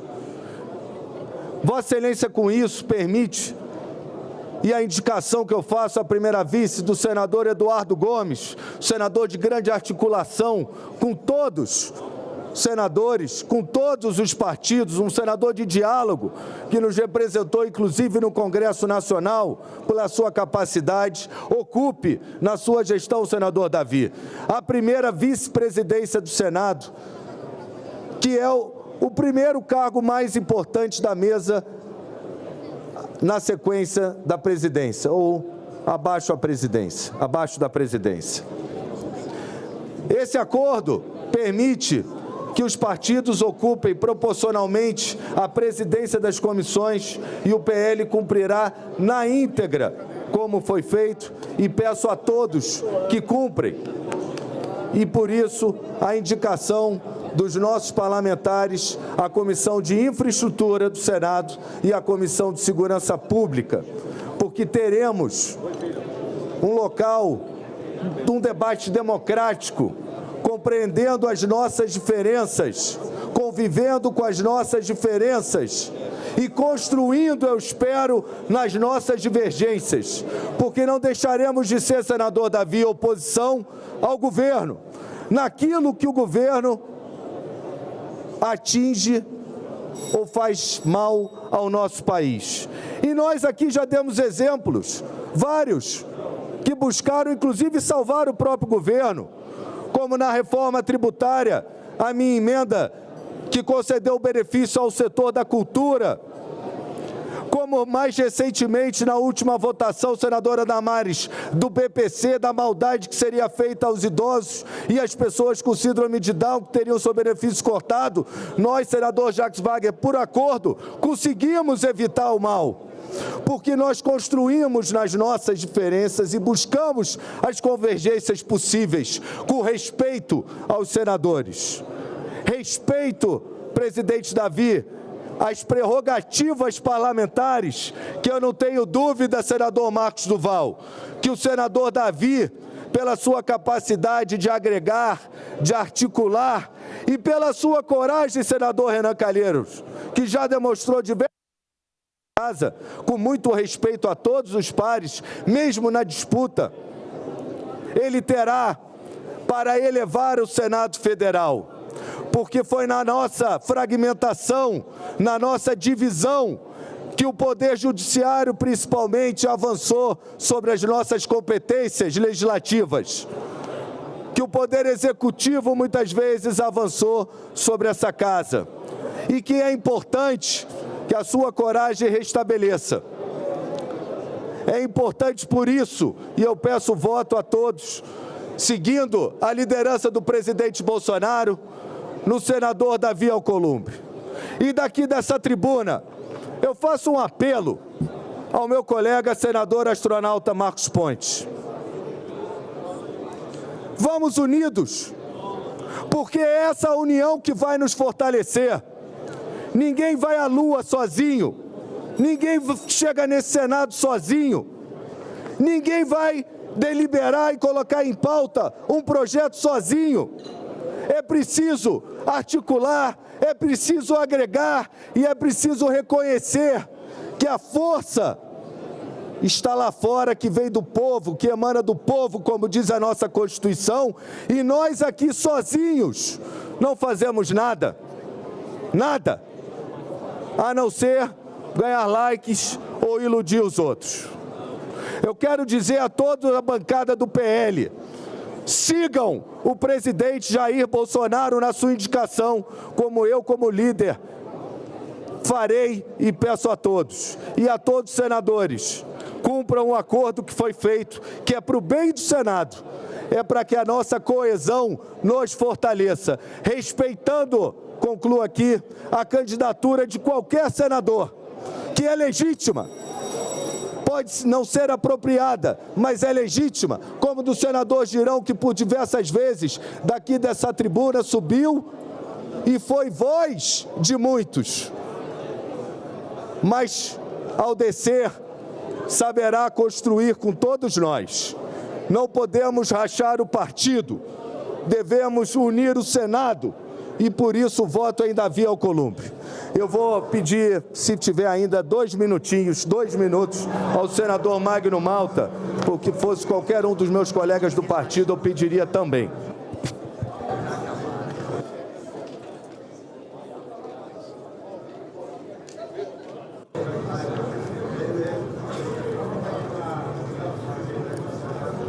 Senhor presidente Rodrigo Pacheco, hoje eu estou de paletó, porque hoje é um dia de votação e eu resolvi vir de paletó hoje. Mas eu gostaria de cumprimentar a Vossa Excelência ao final do seu mandato. Ao longo dos 2 anos que convivi com Vossa Excelência, em nenhum momento fui desrespeitado por Vossa Excelência, dentro do meu estilo, em que diversas vezes, nesse plenário, cobrei Vossa Excelência, como presidente da minha casa, e Vossa Excelência, todas as vezes, foi cortês, se mantendo na sua posição, e a razão pela qual eu pedi esse à parte, não vou fazer comentário sobre o que aconteceu e o que está acontecendo no Brasil. Não vou falar nada de preço de café nem de picanha, não vou perder tempo com isso. Mas o espectro político em que eu... O espectro político em que defendo e faço parte é um espectro político, senador veneziano, em que estou na posição onde a história me colocou, na oposição.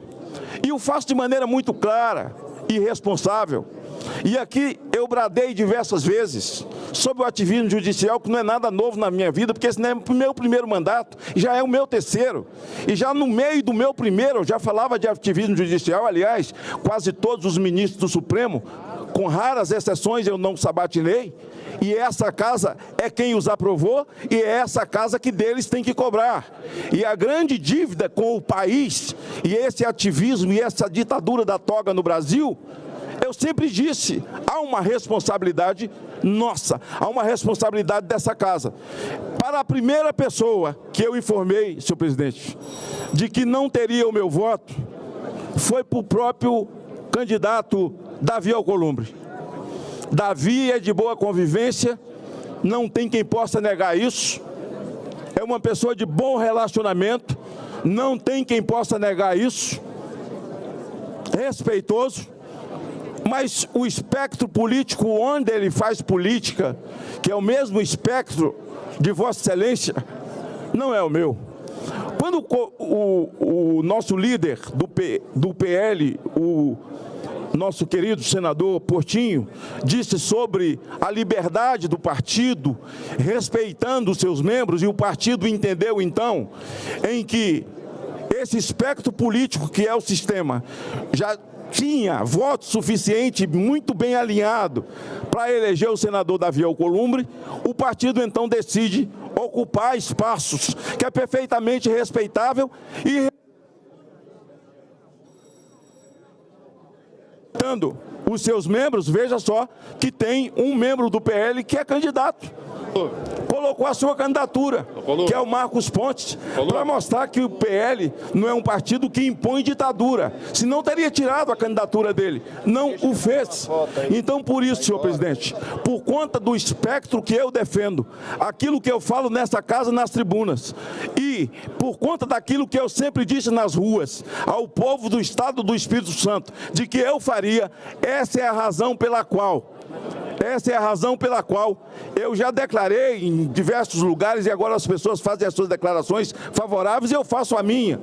Por essa razão, eu não votarei no senador Davi Alcolumbre, nesse momento, respeitando a posição de todos, por conta do espectro político onde eu defendo, onde eu faço política e tenho feito ao longo desses 2 anos, quando Excelência, lhe desejo toda a saúde do mundo, a você, a sua família, ao seu futuro.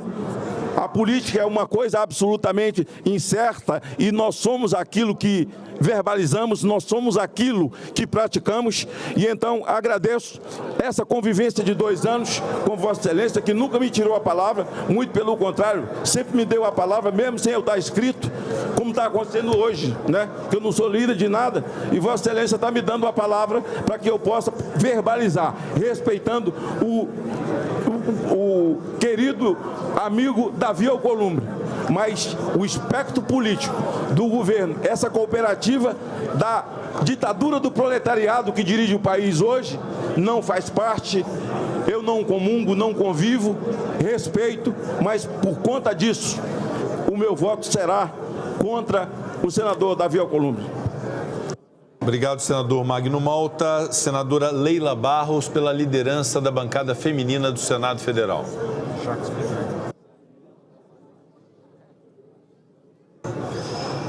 Líder Leila Barros.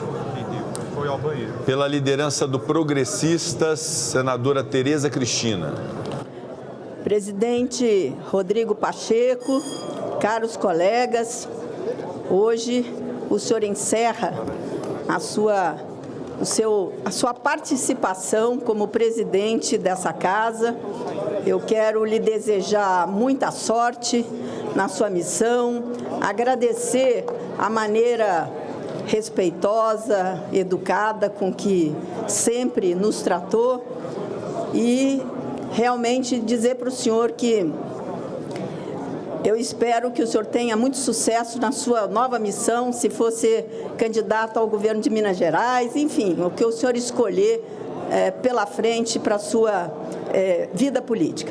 Desejar ao meu querido amigo Davi Alcolumbre, não estivemos juntos aqui na sua presidência. Eu acompanhei quando era ministra, como deputada federal, ministra, colegas que fomos no Democratas, né? Dizer que eu também lhe desejo muita sorte, lhe dizer que nós precisamos de um Congresso cada vez mais altivo, cumprindo o nosso papel, que os brasileiros esperam dessa casa, com coisas importantes que nós temos que colocar na pauta. O presidente Pacheco fez a pauta econômica dessa casa acontecer, mas nós ainda temos, pelo volume de projetos que o nosso país precisa. O mundo hoje é muito dinâmico e nós precisamos de comissões que funcionem logo, presidente Alcolumbre, que sejam logo colocadas ativamente para que os projetos que nós precisamos, tão importantes para o nosso país, possam acontecer. Então, eu quero desejar sorte aos dois, ao que sai e ao que entra. Muito obrigada. Senadora Leila Barros, pela liderança da bancada feminina. Obrigado, senadora Tereza Cristina, pelas palavras. Senhor presidente Rodrigo Pacheco, eu cumprimento o senhor, nosso vice-presidente, senador veneziano, assim como toda a nossa mesa diretora da atual gestão. Desejando, reforçando os votos de que o seu retorno ao nosso convívio seja o mais profícuo, aqui, não aí no público, mas aqui embaixo, mas assim, dizer, Pacheco, foram anos de muita troca, não só de você com os demais senadores, mas com a nossa bancada. Foi através, sob a sua liderança, que você instituiu a bancada feminina e que agora, ao final do ano, nos deu a estrutura e certamente sairá nessa transição da sua saída para o senador Davi, a estrutura física para que possamos fazer uma atuação melhor ainda para 2025, já em março, fazendo essa transição também da liderança feminina, outra senadora, assim como a Procuradoria, outras senadoras irão comandar. Mas dizer você, Pacheco, que você foi um grande presidente. Podem falar o que for, você foi um homem de pulso nos momentos mais difíceis deste país e deste Congresso Nacional. Brasileiro, e muitas vezes nós aqui dentro dessa casa, temos a memória muito seletiva e muito curta. Lembrar da Covid-19, dos momentos que nós passamos madrugadas revendo o marco legal nesse país para que os estados tivessem recursos, insumos, vacinas, O 8 de janeiro, enfim, você sempre com espírito moderador, apaziguador, um homem de alma democrática, um implacável defensor. Você é um grande exemplo do que é ser um homem que entende a sua missão como político, mas que tem a alma pública, uma alma com espírito coletivo e que muitas vezes foi fundamental para a tomada de decisões, muitas vezes impopulares, muitas vezes incompreensível por muitos, mas que no fundo foram importantíssimas naqueles cenários. Então quero te agradecer porque foi uma experiência muito bacana, tanto da minha parte pessoalmente com Vossa Excelência, mas acima de tudo com o companheiro Rodrigo Pacheco. E desejar ao Davi muita sorte, bom senso, que você consiga, Davi, eu acho que você já conseguiu, nesse primeiro momento, unir extremos nessa casa, posições nessa casa muito divergentes. Isso mostra a sua capacidade e o maior desafio que você vai ter para os próximos anos. Como o senador Efraim falou, nós precisamos nos conectar com a pauta do mundo real. E a pauta do mundo real é a pauta econômica, é a pauta do meio ambiente, é a pauta ambiental nesse país, é a pauta dos direitos humanos, principalmente principalmente aquelas que tratam dos mais vulneráveis, que nós precisamos ter alma aqui. A pauta do mundo real não é dentro desta casa. A pauta do mundo real será do presidente, que terá capacidade de unir essas divergências em prol daqueles que de fato precisam de uma melhor atuação de todos nós dentro dessa casa. E eu acredito muito na sua capacidade. Independente do governo que esteja, a nossa missão nessa casa é fazer que o país funcione, que o país se una e que o país respeite principalmente os direitos democráticos de cada cidadão nesse país. Eu gostaria de reforçar o papel de uma candidata aqui, mulher, senadora Soraya Tronic, que é mulher, representa a nossa bancada. Quero lembrar aos colegas que as mulheres aqui nessa casa existem.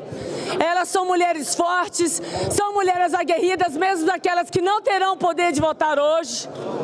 E certamente a próxima liderança terá um papel fundamental nessa casa, de estarmos todas juntas, debatendo as pautas importantes para as mulheres, para as famílias e para a sociedade brasileira. Então, desejo, Pacheco, veneziano que está sendo reconduzido, Chico, o Everton, meu colega de partido, né? A vocês que estão saindo, outros reconduzidos, muito sucesso, estaremos juntos fazendo um trabalho, se Deus quiser, profícuo, importante para o país, e desejo muito bom senso e tranquilidade de diálogo, de unir as pontas, para que a gente dê o melhor exemplo possível à sociedade brasileira de diálogo e respeito mútuo. Muito obrigado, senhor presidente. Muito obrigado, senadora Leila Barros, por suas palavras. Pelo Republicanos, líder Messias de Jesus. Presidente Rodrigo Pacheco, quero inicialmente registrar a presença em plenário do nosso governador de Roraima, o governador Antônio Denário. Também cumprimentar o futuro presidente da Câmara dos Deputados, deputado Hugo Mota, que aqui estava presente, acompanhado do ministro Silvio Costa, nosso querido Silvinho. E dizer, presidente Rodrigo, que eu tenho muita alegria de dizer que, com muita honra, fui membro da mesa diretora que Vossa Excelência presidiu até aqui. Vossa Excelência sempre foi correto, coerente e respeitoso com todos. E até mesmo nos momentos mais difíceis, Vossa Excelência sempre manteve o equilíbrio e não se exaltou em momento algum. O seu legado na história como presidente do Senado Federal haverá de ser reconhecido muito em breve pelo Brasil e pelo seu estado de Minas Gerais. Vossa Excelência, em momentos muito difíceis, se portou como grande estadista, defendendo os interesses reais da República.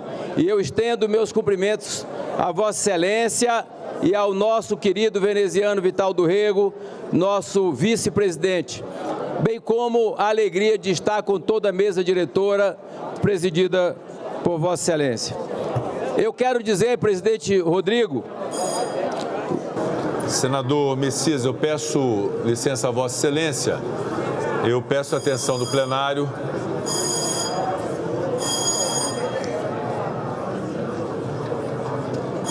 Senhores senadores, senhoras senadoras, peço que ocupem seus lugares. Peço aos nossos visitantes que possam também ter a compreensão de conferir um pouco mais de silêncio no plenário do Senado. São todos muito bem-vindos, mas peço a compreensão de todos. Peço que os senadores voltem aos seus lugares para que possamos ouvir. Já estamos na fase final dos encaminhamentos das bancadas. Em instantes, ouviremos os candidatos. Por isso, peço ao senador Márcio Bittar, senador Flávio Arnes, senador Carlos Fávaro, senadora Tereza, que possamos ocupar os assentos para, em instantes, iniciarmos a oitiva, a apresentação dos candidatos a presidente do Senado. Senador Messias de Jesus, Vossa Excelência tem a palavra para concluir. Senhor presidente Rodrigo Pacheco, eu quero dizer que Vossa Excelência, além de ter feito muito pelo Brasil, eu tenho uma gratidão muito pessoal a Vossa Excelência, porque foi sob o seu comando que uma emenda de minha autoria, a Lei 14.182, que aprovou a privatização da Eletrobras, garantiu a construção do linhão de Tucuruí, de Manaus a Boa Vista. E essa minha emenda está sendo concluída, o linhão de Tucuruí, e Roraima deixará, graças a Deus e ao Congresso Nacional, aos senadores aqui, que eu agradeço a todos, Roraima deixará de ser o único estado não interligado ao Sistema Nacional de Energia Elétrica. Quero cumprimentar o senador Davi Alcolumbre, grande brasileiro, grande amazônida, que volta à presidência do Senado Federal. Volta como um grande conciliador que sempre foi, ouvindo todos os partidos. E o nosso partido, Republicanos, terá a senadora Damares Alves como presidente da Comissão de Direitos Humanos.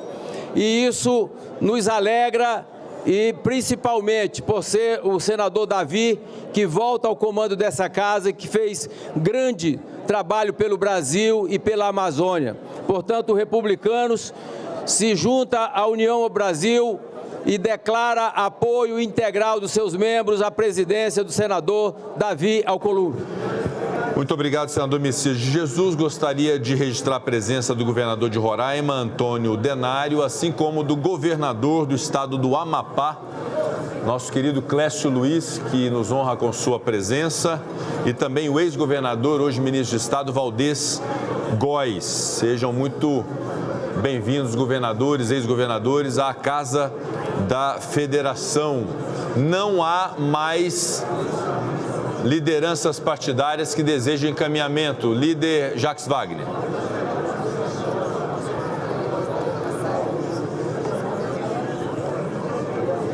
Presidente, cumprimentando Vossa Excelência, todos os membros da mesa diretora que encerra seu mandato hoje, cumprimentando a todas as senadoras e senadores, desejando a todos um 2025 de muita paz, de muito êxito, de prosperidade para a nossa gente. Eu quero, presidente, em nome da liderança do governo, já que o posicionamento é partidário, primeiro agradecer a Vossa Excelência esses 2 anos que eu, como líder do governo, tivemos a oportunidade por diversas vezes de nos encontrarmos, de discutirmos, e efetivamente agradeço a Vossa Excelência a postura ampla, aberta, uma postura serena, uma postura, como Vossa Excelência gosta de dizer, acima de tudo, de defesa da democracia, que eu também, como Vossa Excelência, sou um apaixonado e não conheço melhor sistema do que a democracia para que a gente possa viver.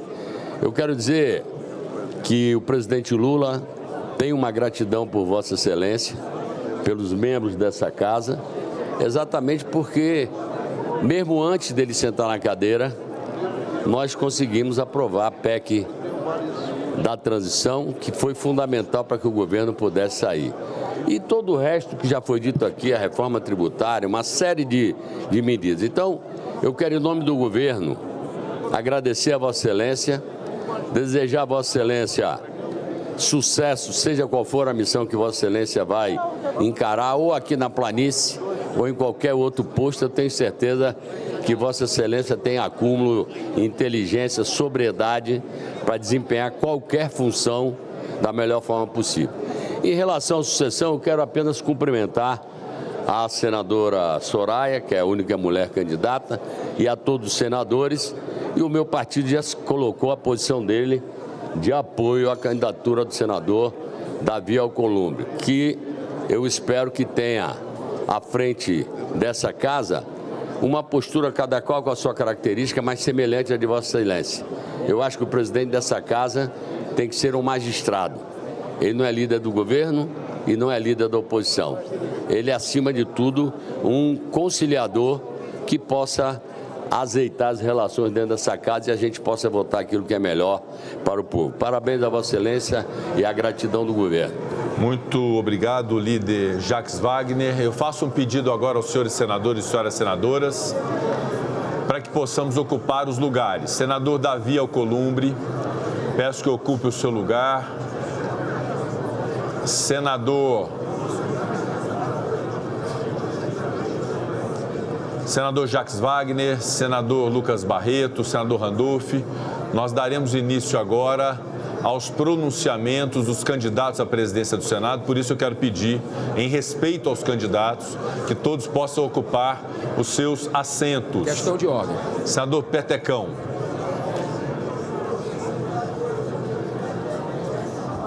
Presidente Rodrigo,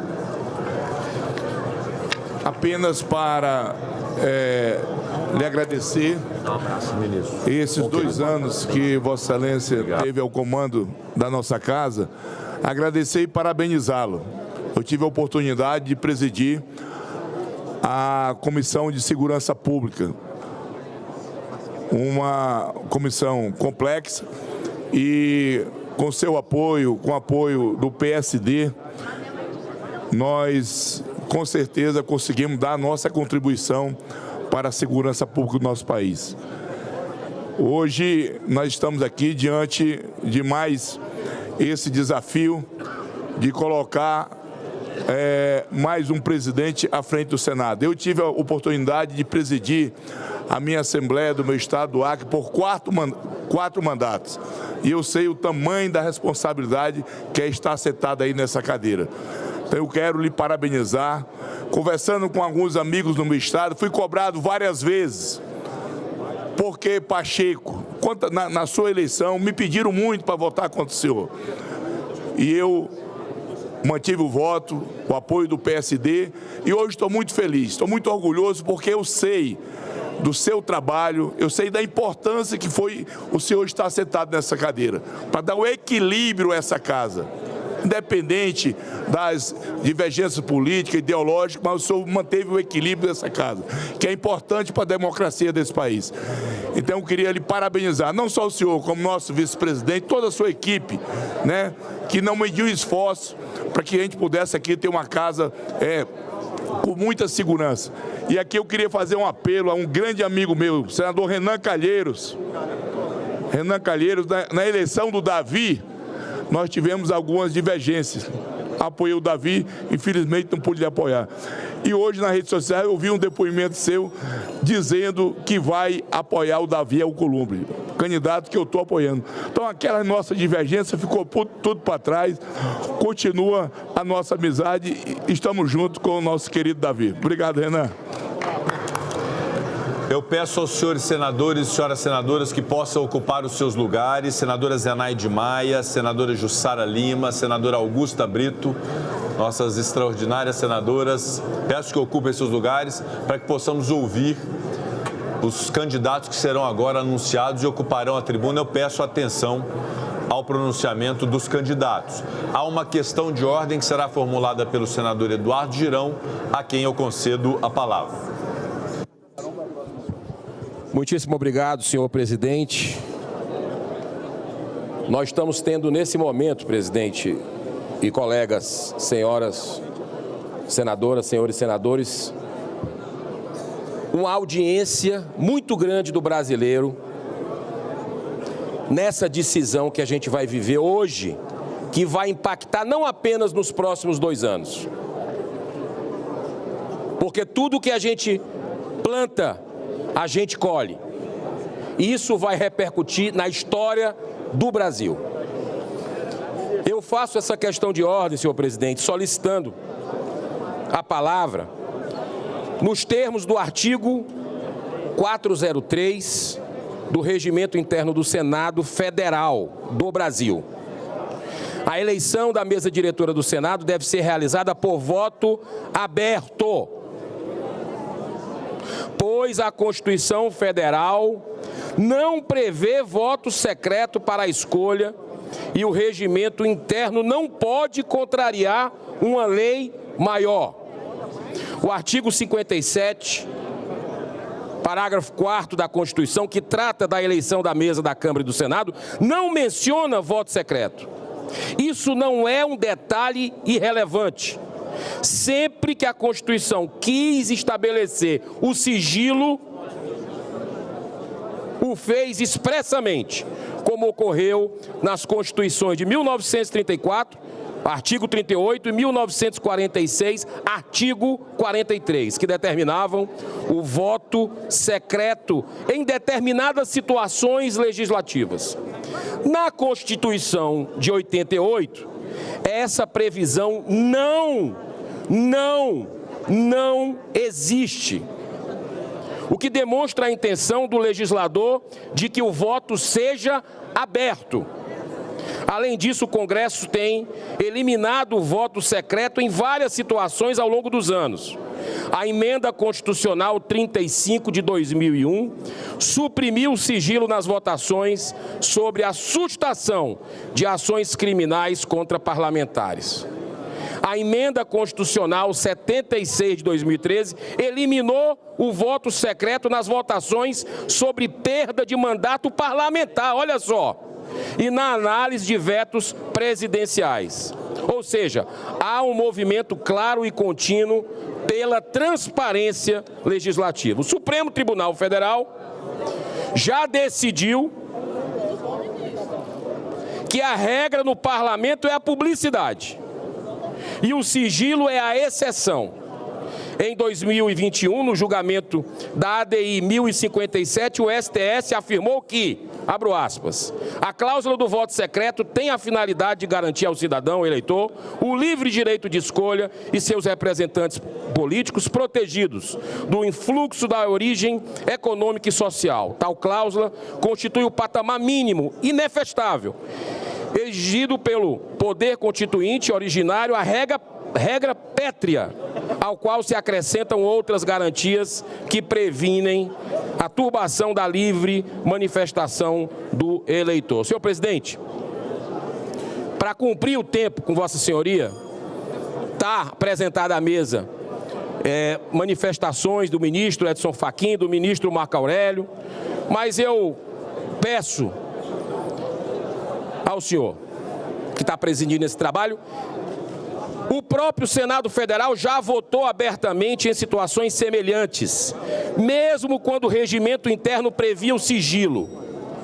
Em 2015, ao decidir sobre a prisão de um senador, esta Casa afastou a exigência do sigilo e adotou o princípio constitucional da publicidade. Em 2019, eu peço atenção, senhor presidente, eu peço atenção do plenário. Peço atenção do plenário, senhores senadores, senhoras senadoras, para a conclusão da questão de ordem do senador Eduardo Girão. Eu entrei aqui em 2019, senhor presidente, com o senhor e outros 52 parlamentares. E houve um episódio emblemático na nação. 50 senadores votaram a favor do voto aberto. Inclusive o senhor, presidente Rodrigo Pacheco, mostrou o seu voto na eleição da mesa diretora daquele ano, que nós conseguimos a alternância de poder, senador Magno Malta.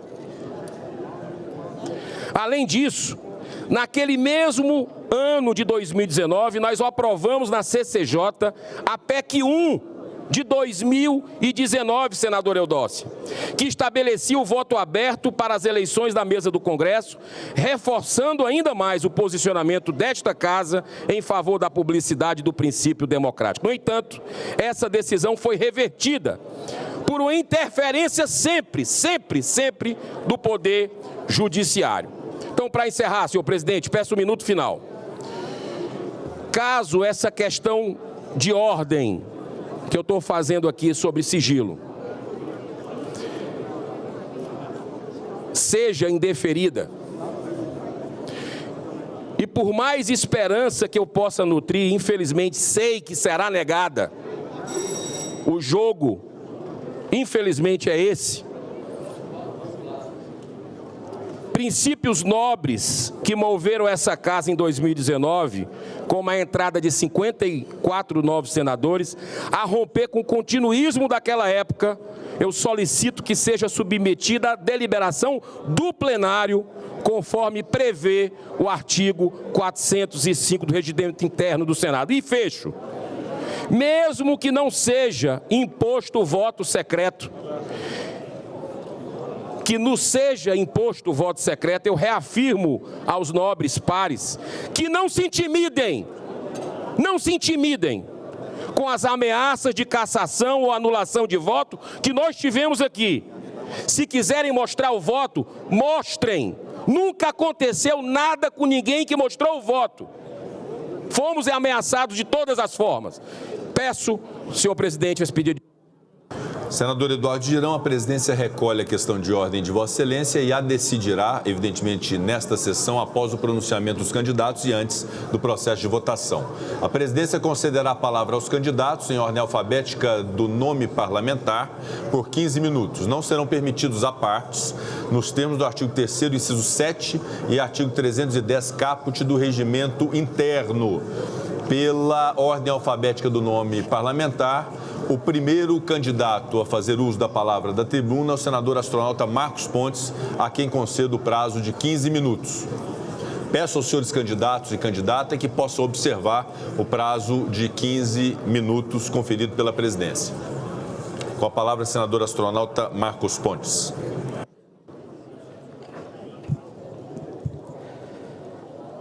Senhor presidente, senhoras e senhores senadores, como senador, eu tenho o dever de lutar pelo Brasil, lutar pelo Senado e pela democracia. Tenho o dever de honrar cada um dos quase 11 milhões de votos que me trouxeram até aqui e de jamais abandonar a missão que me foi confiada. Eu poderia iniciar esse discurso falando sobre minha história de vida e trajetória profissional, sobre os desafios enfrentados como piloto de caça, como astronauta, como ministro ou como senador. Mas hoje eu quero começar falando sobre algo ainda mais importante: coragem e compromisso. A vida nos ensina, a cada passo, que o destino não sorri para os que desistem, que o verdadeiro líder é aquele que se mantém firme, mesmo diante das maiores adversidades. Lembro-me de um momento difícil da minha vida pessoal. Quando meu filho Fábio tinha 14 anos, enfrentamos juntos uma das batalhas mais cruéis que um ser humano pode travar: o câncer. A cada sessão de quimioterapia, a cada exame, a cada dia de dor, de incerteza, eu sentia o medo no meu coração. Mas pelo amor ao meu filho, pela minha responsabilidade como pai, eu não tinha o direito de desistir. Do mesmo modo, lembro-me da imensa dor de assistir à morte do meu melhor amigo, o tenente Brzezinski, em uma missão na aviação de caça. Ele tinha 24 anos, deixou a esposa e um filho com menos de 1 ano. Alguns perguntavam: vale a pena arriscar tanto? Mas para um piloto de combate, proteger a pátria não é uma escolha, é um dever. E eu não tinha direito de desistir. E hoje, meus caros colegas, enfrentamos uma outra batalha. O Brasil clama por mudanças.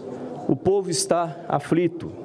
Nossos eleitores nos pedem: façam alguma coisa. Eu pergunto: nós vamos cruzar os braços?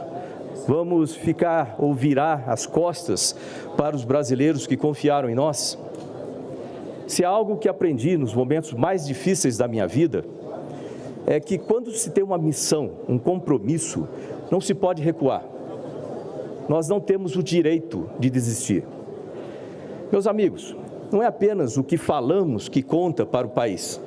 O que conta é o que fazemos para cumprir nossas promessas com os brasileiros, com os nossos eleitores. Hoje estamos diante de um momento crucial.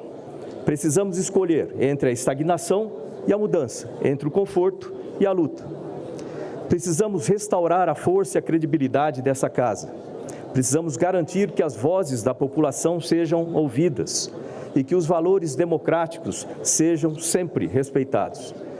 Se eu for eleito presidente do Senado Federal, minha missão e compromisso são claros: tirar da gaveta os pedidos de impeachment e garantir que sejam analisados com seriedade, como determina a lei.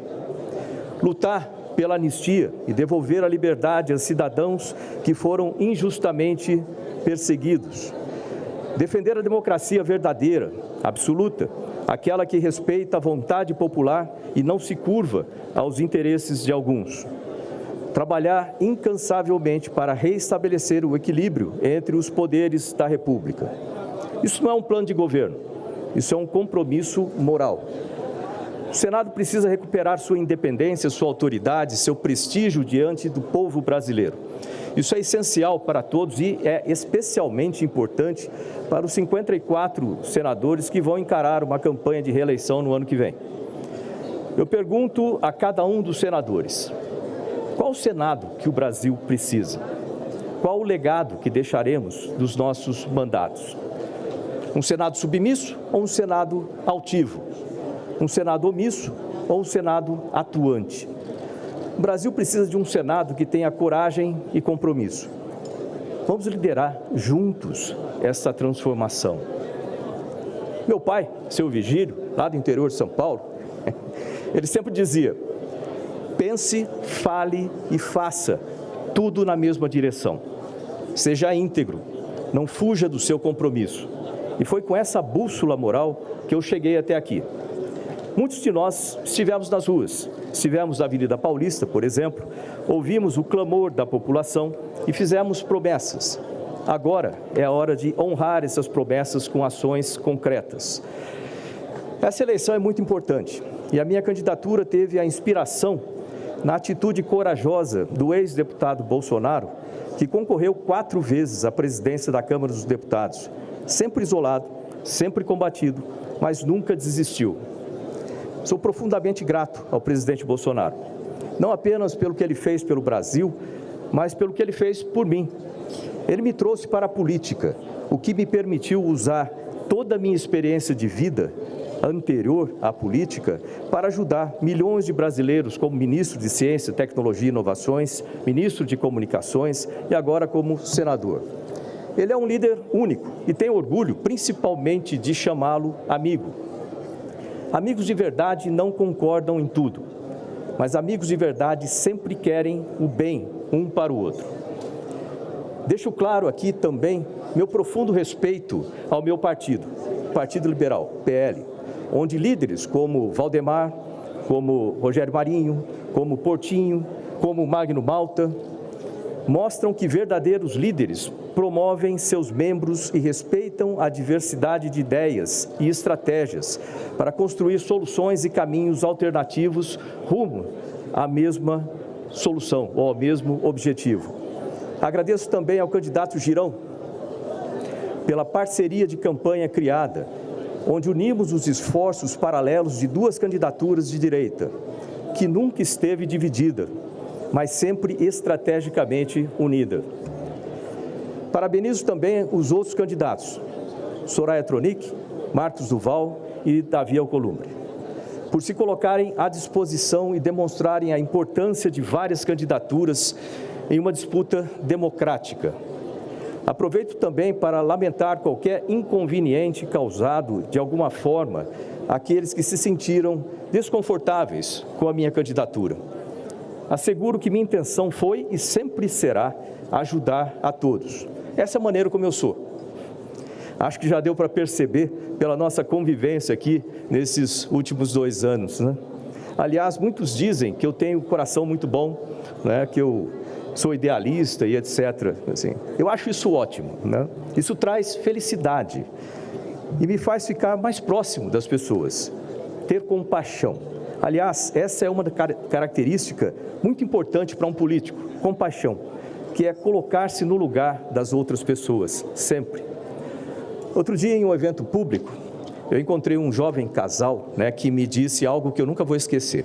Eles me falaram o seguinte, que eles sonhavam em ter filhos e criá-los em um país justo, seguro, onde o trabalho honesto e o bom exemplo levassem ao sucesso. Esse é o país, esse é o Brasil que nós precisamos construir. E isso começa aqui, no nosso Senado. Nós temos a obrigação de dar o exemplo. A população nos observa atentamente. Ela espera de nós coragem, integridade e compromisso. Lembro-me de um momento marcante na minha vida, não dá para esquecer, né? O dia em que eu vi a Terra do espaço pela primeira vez. Olhar para o nosso planeta lá de cima é uma experiência que transforma a gente, é uma experiência transformadora. Nossa espaçonave azul, que a gente chama de terra, não tem fronteiras visíveis. Somos todos um só povo, somos todos indo todos em um só destino. Essa visão que poucos tiveram na história da humanidade me ensinou que precisamos trabalhar juntos. Como piloto de caça e astronauta, colocamos literalmente as nossas vidas nas mãos uns dos outros. Aprendi que a sobrevivência depende do trabalho em equipe. No Senado, não é diferente. Minha candidatura não é um projeto pessoal, é um projeto para devolvermos juntos ao Senado a sua grandeza. E é isso que hoje, junto aos nobres senadores, eu me comprometo também a, primeiro, promover a união do Senado e do Congresso, garantindo um ambiente de respeito e diálogo entre todas as correntes políticas e uma maior harmonia entre as casas. Fortalecer a autonomia do Legislativo, garantindo que o Senado tenha voz muito ativa nas decisões nacionais e que nossas prerrogativas parlamentares sejam defendidas e respeitadas. 3. Valorizar a bancada feminina, ampliando sua participação nas decisões estratégicas da Casa. 4. Compartilhar a responsabilidade da pauta, ouvindo o Colégio de Líderes e dando transparência às decisões, garantindo que cada senador, que representa, obviamente, uma parcela significativa do seu Estado, tenha seu espaço e sua voz respeitada no plenário. Girão, eu sou a favor do voto aberto para dar transparência aos eleitores. Aliás, em todas as votações, exceto aquelas previstas na Constituição que são para voto fechado, escolha de autoridades, por exemplo. Por outro lado, o voto secreto, obviamente, dá conforto e autonomia a cada senador ou senadora para votar de forma coerente com as suas demandas dos seus eleitores e com a sua própria consciência. Sim, o voto é secreto, sem dúvida. Mas o peso da consciência de um voto desalinhado com a nossa responsabilidade, com os nossos eleitores, conviverá conosco para sempre. O voto pode ser secreto, mas a consciência é transparente. Assim, em nome de cada brasileiro que deposita suas esperanças na nossa coragem e compromisso, eu peço o seu voto para cada um dos nossos senadores aqui. Eu não acredito em favoritismo, eu acredito na consciência de cada um. Não por mim, mas pelas lágrimas derramadas por famílias que hoje têm medo do futuro. O futuro dessas famílias está nas nossas mãos. E o futuro de cada brasileiro está nas suas mãos. Sob o olhar de Rui Barbosa, os brasileiros, que sobre o olhar de Rui Barbosa, os brasileiros não desanimem da virtude e que possamos reconstruir juntos um Senado forte, unido e independente. Para encerrar, eu lembro das palavras de Martin Luther King. Você não pode ser responsável, você pode não ser responsável pela situação em que se encontra, mas se tornará responsável se não fizer nada para mudá-la. Meus amigos, o Brasil precisa de cada um de nós. Eu estou pronto para essa missão, assim como estive para muitas missões e desafios, colocando a minha vida a serviço do país, literalmente.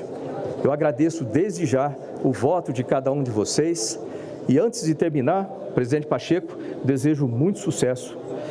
Parabéns pela serenidade constante, pela educação sempre, e a confiança que passa pelas suas decisões. Obrigado, obrigado a todos e eu conto com cada um de vocês. Agradeço ao senador astronauta Marcos Pontes por seu pronunciamento, observou o prazo assinado pela presidência e, nesse momento, concedo a palavra ao candidato senador Davi Alcolumbre pelo prazo de 15 minutos.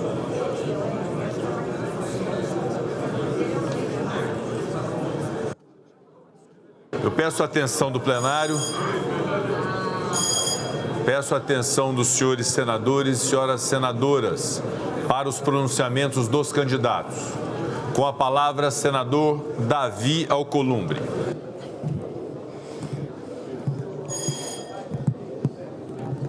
Presidente Rodrigo Pacheco, prometo que tentarei cumprir o prazo estabelecido por Vossa Excelência. Senhoras senadores, senhores senadoras, senhoras senadoras da República Federativa do Brasil e senhores senadores da República Federativa do Brasil. É com a bênção de Deus, com o apoio incondicional da minha família e com o incentivo do meu partido e de tantas outras legendas que me coloco mais uma vez à disposição de servir a esta casa e ao Brasil. É para mim uma grande honra subir novamente a esta tribuna do Senado da República com humildade e uma determinação renovada para apresentar minha candidatura à presidência do Senado Federal. Vocês me conhecem, sabem do meu compromisso verdadeiro com esta instituição, com o Brasil e, acima de tudo, com a população que confia em cada um de nós para representar os seus sonhos e as suas esperanças. Sou um defensor intransigente do diálogo, da construção coletiva e das soluções compartilhadas. Para mim, governar é ouvir e liderar é servir.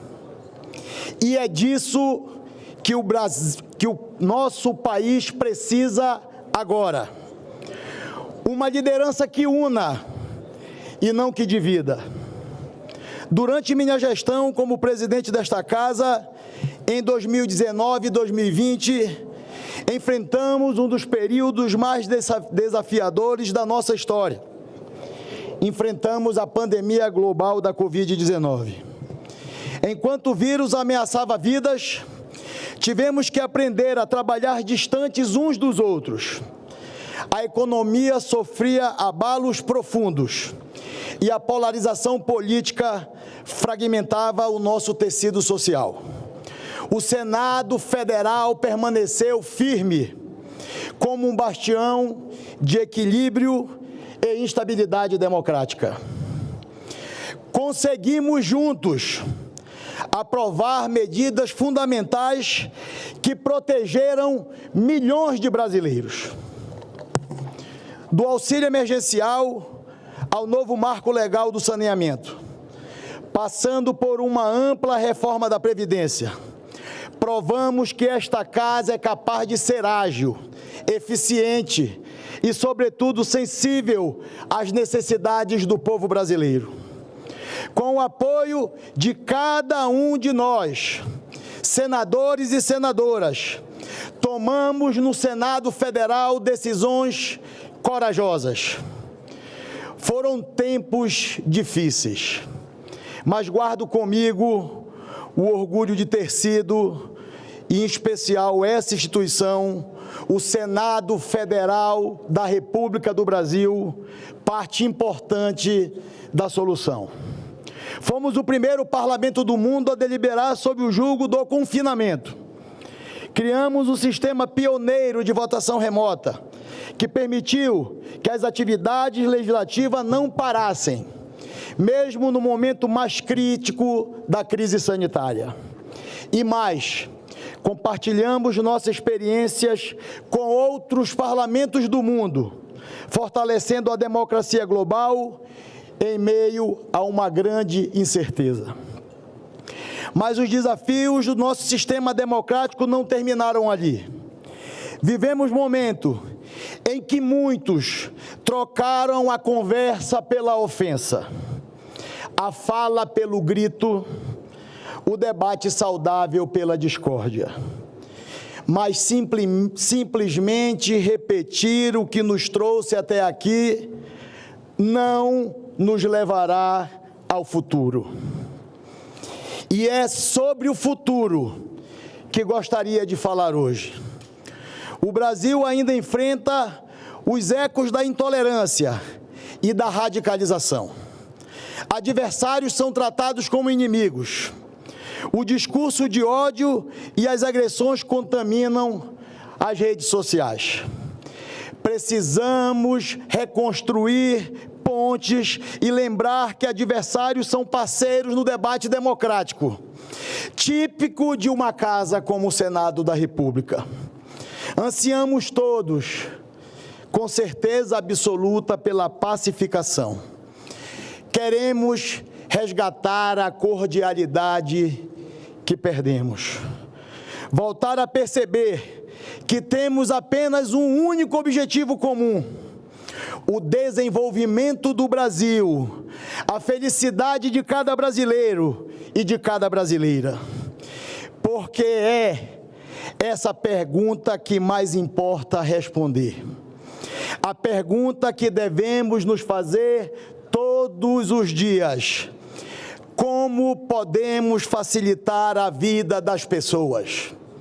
O que podemos fazer para o nosso povo viver mais feliz?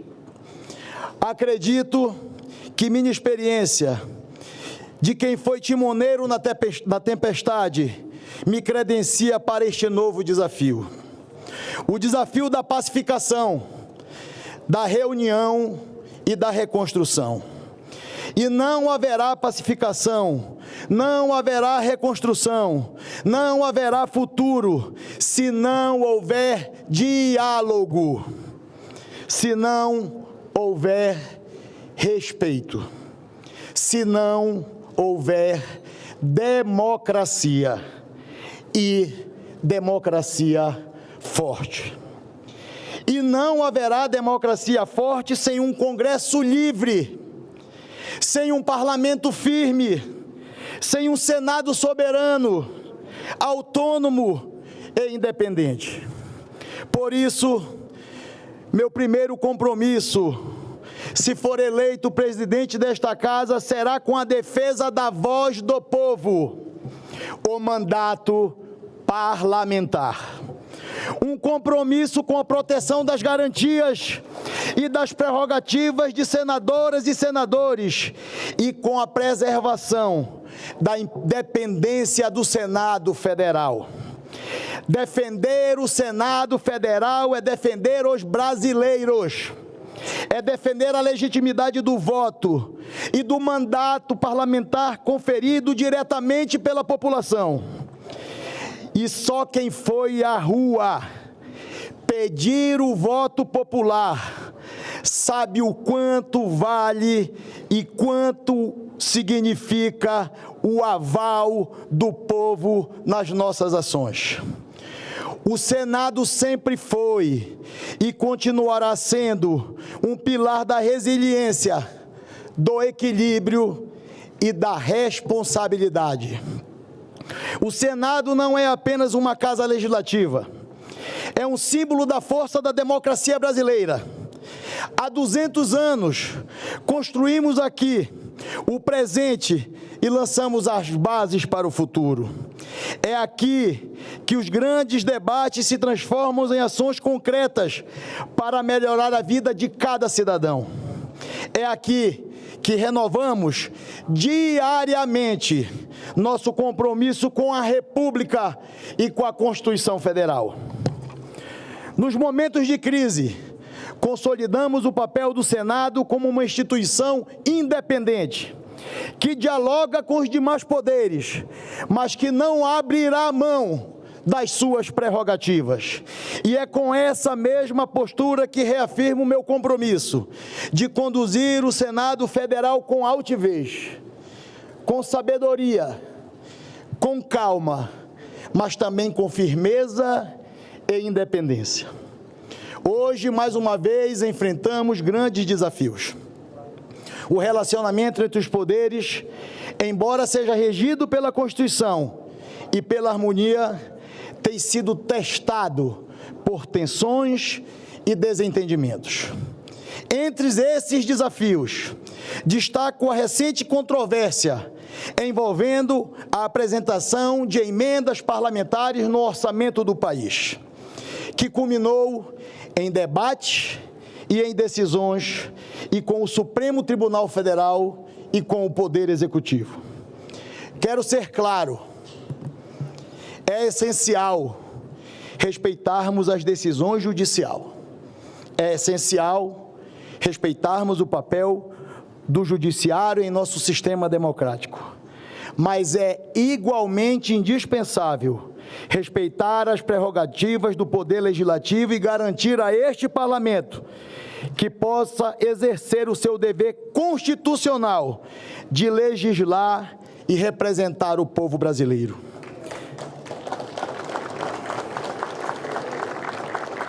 Essa garantia pelas prerrogativas do mandato vai muito além das questões orçamentárias. Tem a ver com o mandato popular, o mandato parlamentar, que é assegurado pela Constituição Federal. Estou falando ao cumprimento de acordos. Acordos aqui firmados, porque sem a confiança uns nos outros e sem a obediência ao que foi acordado, esse parlamento se transforma em um verdadeiro campo de guerra e as boas ideias se perdem numa eterna e infrutífera disputa entre antagonistas. Daí coloco um terceiro compromisso, para o qual me empenharei com determinação. Acordo firmado é acordo cumprido, até que um novo acordo ou uma nova maioria pense diferente. O diálogo é a essência da política. É através dele que convergimos ideias, superamos diferenças e avançamos como nação. Sei que os consensos nem sempre são rápidos e fáceis, mas acreditem que eles são sempre o melhor caminho.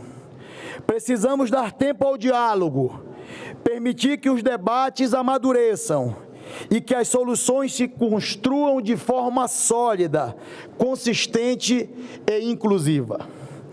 E quando os consensos se mostrarem impossíveis, que prevaleça a vontade da maioria, sempre respeitando o direito das minorias e assegurando que cada voz seja ouvida. A convivência harmônica entre diferenças é a busca constante pelo equilíbrio entre as vontades. É, sem dúvida nenhuma, o pilar de uma democracia robusta. Um outro desafio também se coloca diante de nós: o processo legislativo bicameral que se espera do Congresso Nacional. A matéria já aprovada em uma casa, e assim com tramitação mais avançada, tem que ser prioritária em relação ao outro projeto interno que ainda não foi apreciado. Um ato da mesa, seja da Câmara ou do Senado, não pode sobrepor a Constituição e ao regimento comum e a décadas de tradição. E assim assumo um compromisso de atuar para reverter o entendimento da mesa da Câmara anterior, de apensar os nossos projetos já aprovados no Senado, a projetos ainda em fase inicial da Câmara vizinha, a fim de que a iniciativa de lá se converja em originária, enquanto as dos senadores é esquecida. O processo legislativo das medidas provisórias também precisa ser retomado urgente. As comissões mistas são obrigatórias por mandamento constitucional. Suprimi-las ou negligenciá-las não é apenas errado do ponto de vista do processo, é uma redução do papel do Senado Federal. E por isso que estou aqui, apoiado por meus pares, e me coloco novamente à disposição para buscar construir consensos e ajudar nos entendimentos que o Brasil tanto precisa. O futuro nos convoca, um futuro que exige coragem para enfrentar desafios, experiência para lidar com sabedoria e, acima de tudo, um compromisso inafastável com a democracia. Vamos fazer o que é certo. Vamos resistir aos atalhos populistas. Nenhuma das diferentes correntes políticas é puro anjo ou demônio. Evitemos os rótulos dos discursos fáceis, as distorções dos debates nas redes sociais e as simplificações mal intencionadas. Nosso objetivo é muito maior é construir um Brasil que orgulhe as futuras gerações. Me permitam aqui agora me dirigir ao povo do meu querido e amado Amapá.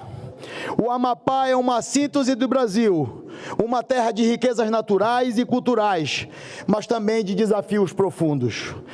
O Amapá me trouxe a Brasília como deputado federal em 2002, com 25 anos de idade.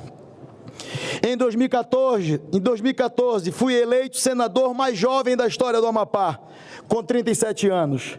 E, finalmente, em 2022, o povo do Amapá entendeu que eu deveria continuar nesta luta. O Amapá representa tanto as oportunidades quanto os dilemas que marcam o Brasil. O Amapá traz em si um paradoxo brasileiro. De um lado, uma riqueza natural extraordinária, a diversidade cultural vibrante, um povo resiliente, e de outro, os desafios econômicos e principalmente sociais. Meu compromisso com o Amapá é, portanto, também um compromisso com cada estado do Brasil. O compromisso de encurtar as nossas distâncias, de reduzir as nossas desigualdades e de superar as nossas diferenças. Esta é a minha missão. Colegas, sei que não caminho sozinho.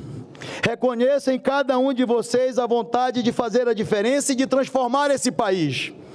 Após o fim do meu mandato, tive a honra de passar o bastão ao senador presidente Rodrigo Pacheco, um dos mais completos homens públicos deste país, um líder equilibrado, coerente, preparado e comprometido com os valores democráticos. Seu trabalho nesses últimos 4 anos, Rodrigo, consolidou os avanços iniciados por esta casa e fortaleceu o papel do Senado como pilar da democracia. Senador presidente Rodrigo Pacheco, minha gratidão e o meu reconhecimento pelo legado que deixa. Sua liderança nos inspira e nos mostra o caminho a seguir. O caminho da união, da moderação, da busca pelo bem comum. A experiência que adquiri como presidente, aliada ao aprendizado desses anos de parceria, de amizade, de trabalho conjunto com Vossa Excelência, me fortalece para esse novo desafio. Sozinho não se vai longe.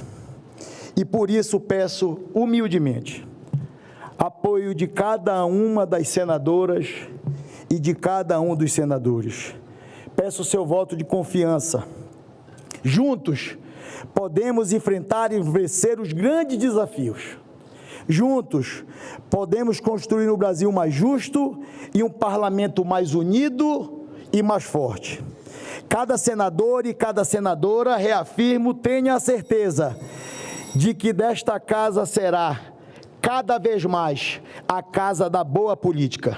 A política do respeito, a política do diálogo, como ferramenta de construção, a busca de consensos.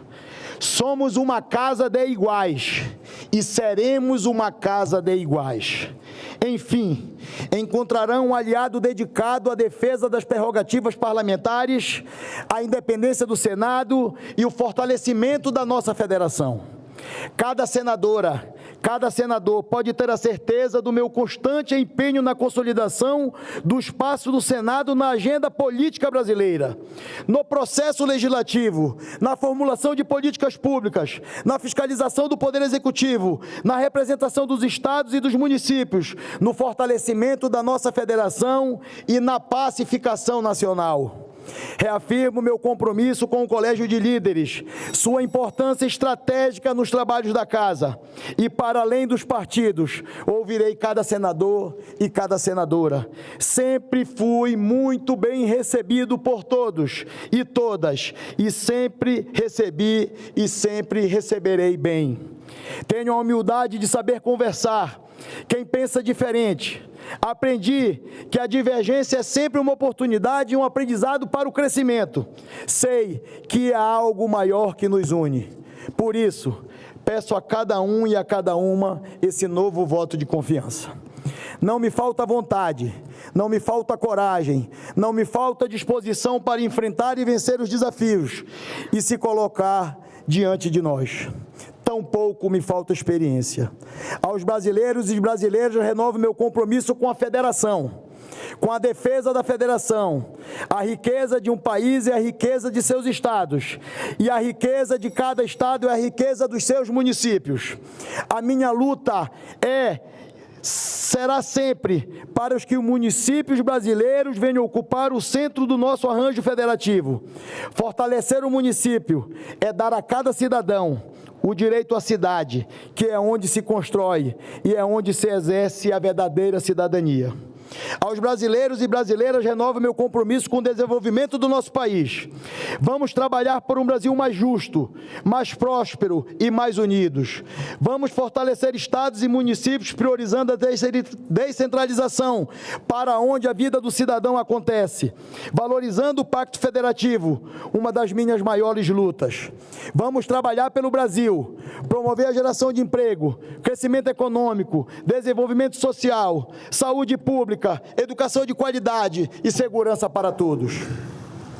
Vamos ampliar as oportunidades e garantir que cada cidadão tenha a chance de prosperar. Para concluir, senador Davi. Vamos trabalhar para facilitar a vida do povo, que é para isso que nos colocaram aqui.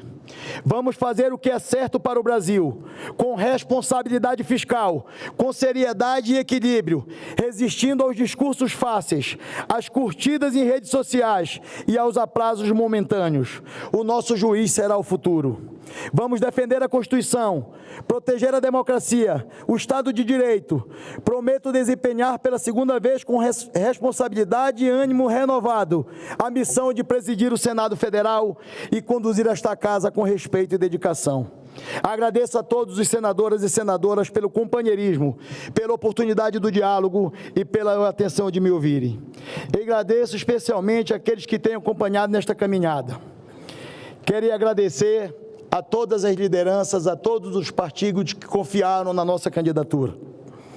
Queria agradecer mais uma vez ao nosso presidente Rodrigo Pacheco, pelo trabalho extraordinário, pela amizade fraterna e pela parceria duradoura. Agradeço, finalmente, a minha família, pelo apoio incondicional. E agradeço a Deus pela força sempre renovada. Muito obrigado.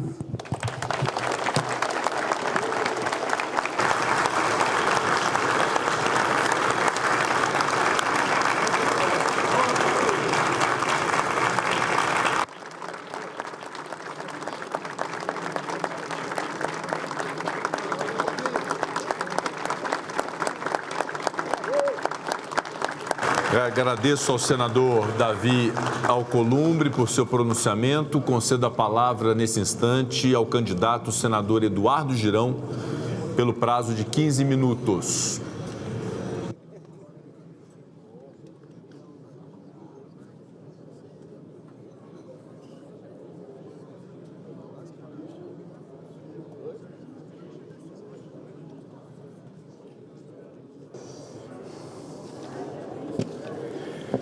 Paz e bem,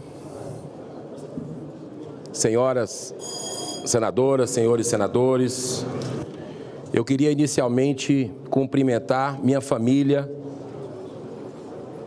a pessoa da minha esposa Márcia, os meus 5 filhos, um deles fazendo aniversário hoje, está lá em Fortaleza, o Luiz Davi, e dizer o que inspira a minha vida na política, vida que começou há pouco tempo, em 2019. Os fins não justificam os meios. O errado é errado, mesmo que todo mundo esteja fazendo. O certo é o certo, mesmo que ninguém esteja fazendo. Nós estamos vivendo hoje aqui uma grande catarse que me traz, exatamente, foi num sábado, 2019, 1º de fevereiro, quando nós chegamos nessa casa cheio de esperanças.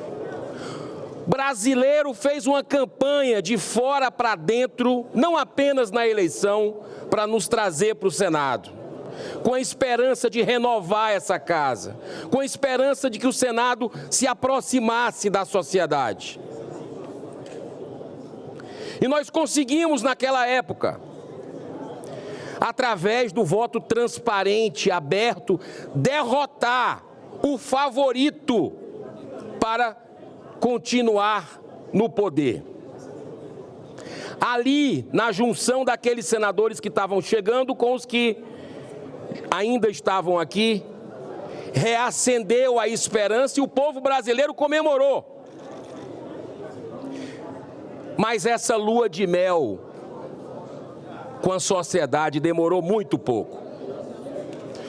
O primeiro compromisso foi descumprido com o candidato que hoje quer voltar a conduzir a casa. O primeiro, onde ele fala com todas as letras, não vou colocar o áudio em respeito às pessoas, mas diz: o prestígio e estatura do Senado serão recuperados com o voto aberto. Chega de segredismo na República. Nós construímos uma PEC, aprovamos a PEC na CCJ para o voto aberto e está no plenário. Ficou durante a gestão do candidato que foi eleito pelo voto aberto. Eu aprendi uma coisa com o senador Magno Malta, que muito me inspirou a entrar na vida política, senadora Damares, que eu conheço antes de sonhar em estar aqui servindo o Brasil, que a regra da boa convivência é o respeito. Senhor presidente,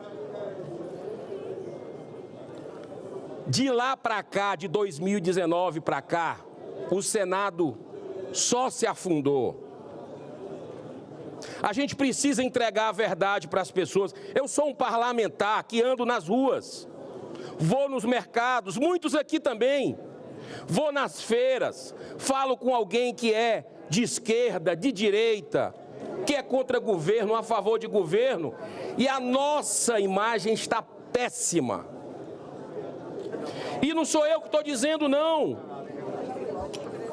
A pesquisa do Poder Data, agora do ano passado, mostrou a escalada. Pede silêncio ao plenário aqui, a falta de respeito com o candidato falando. A regra da boa convivência é o respeito. Obrigado, senador Cleitinho.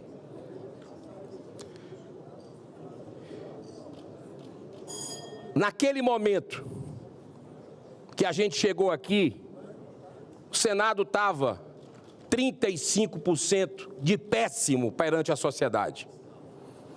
A escalada veio 42 em 2023, 44 ainda em 2023 e agora 45% de péssimo.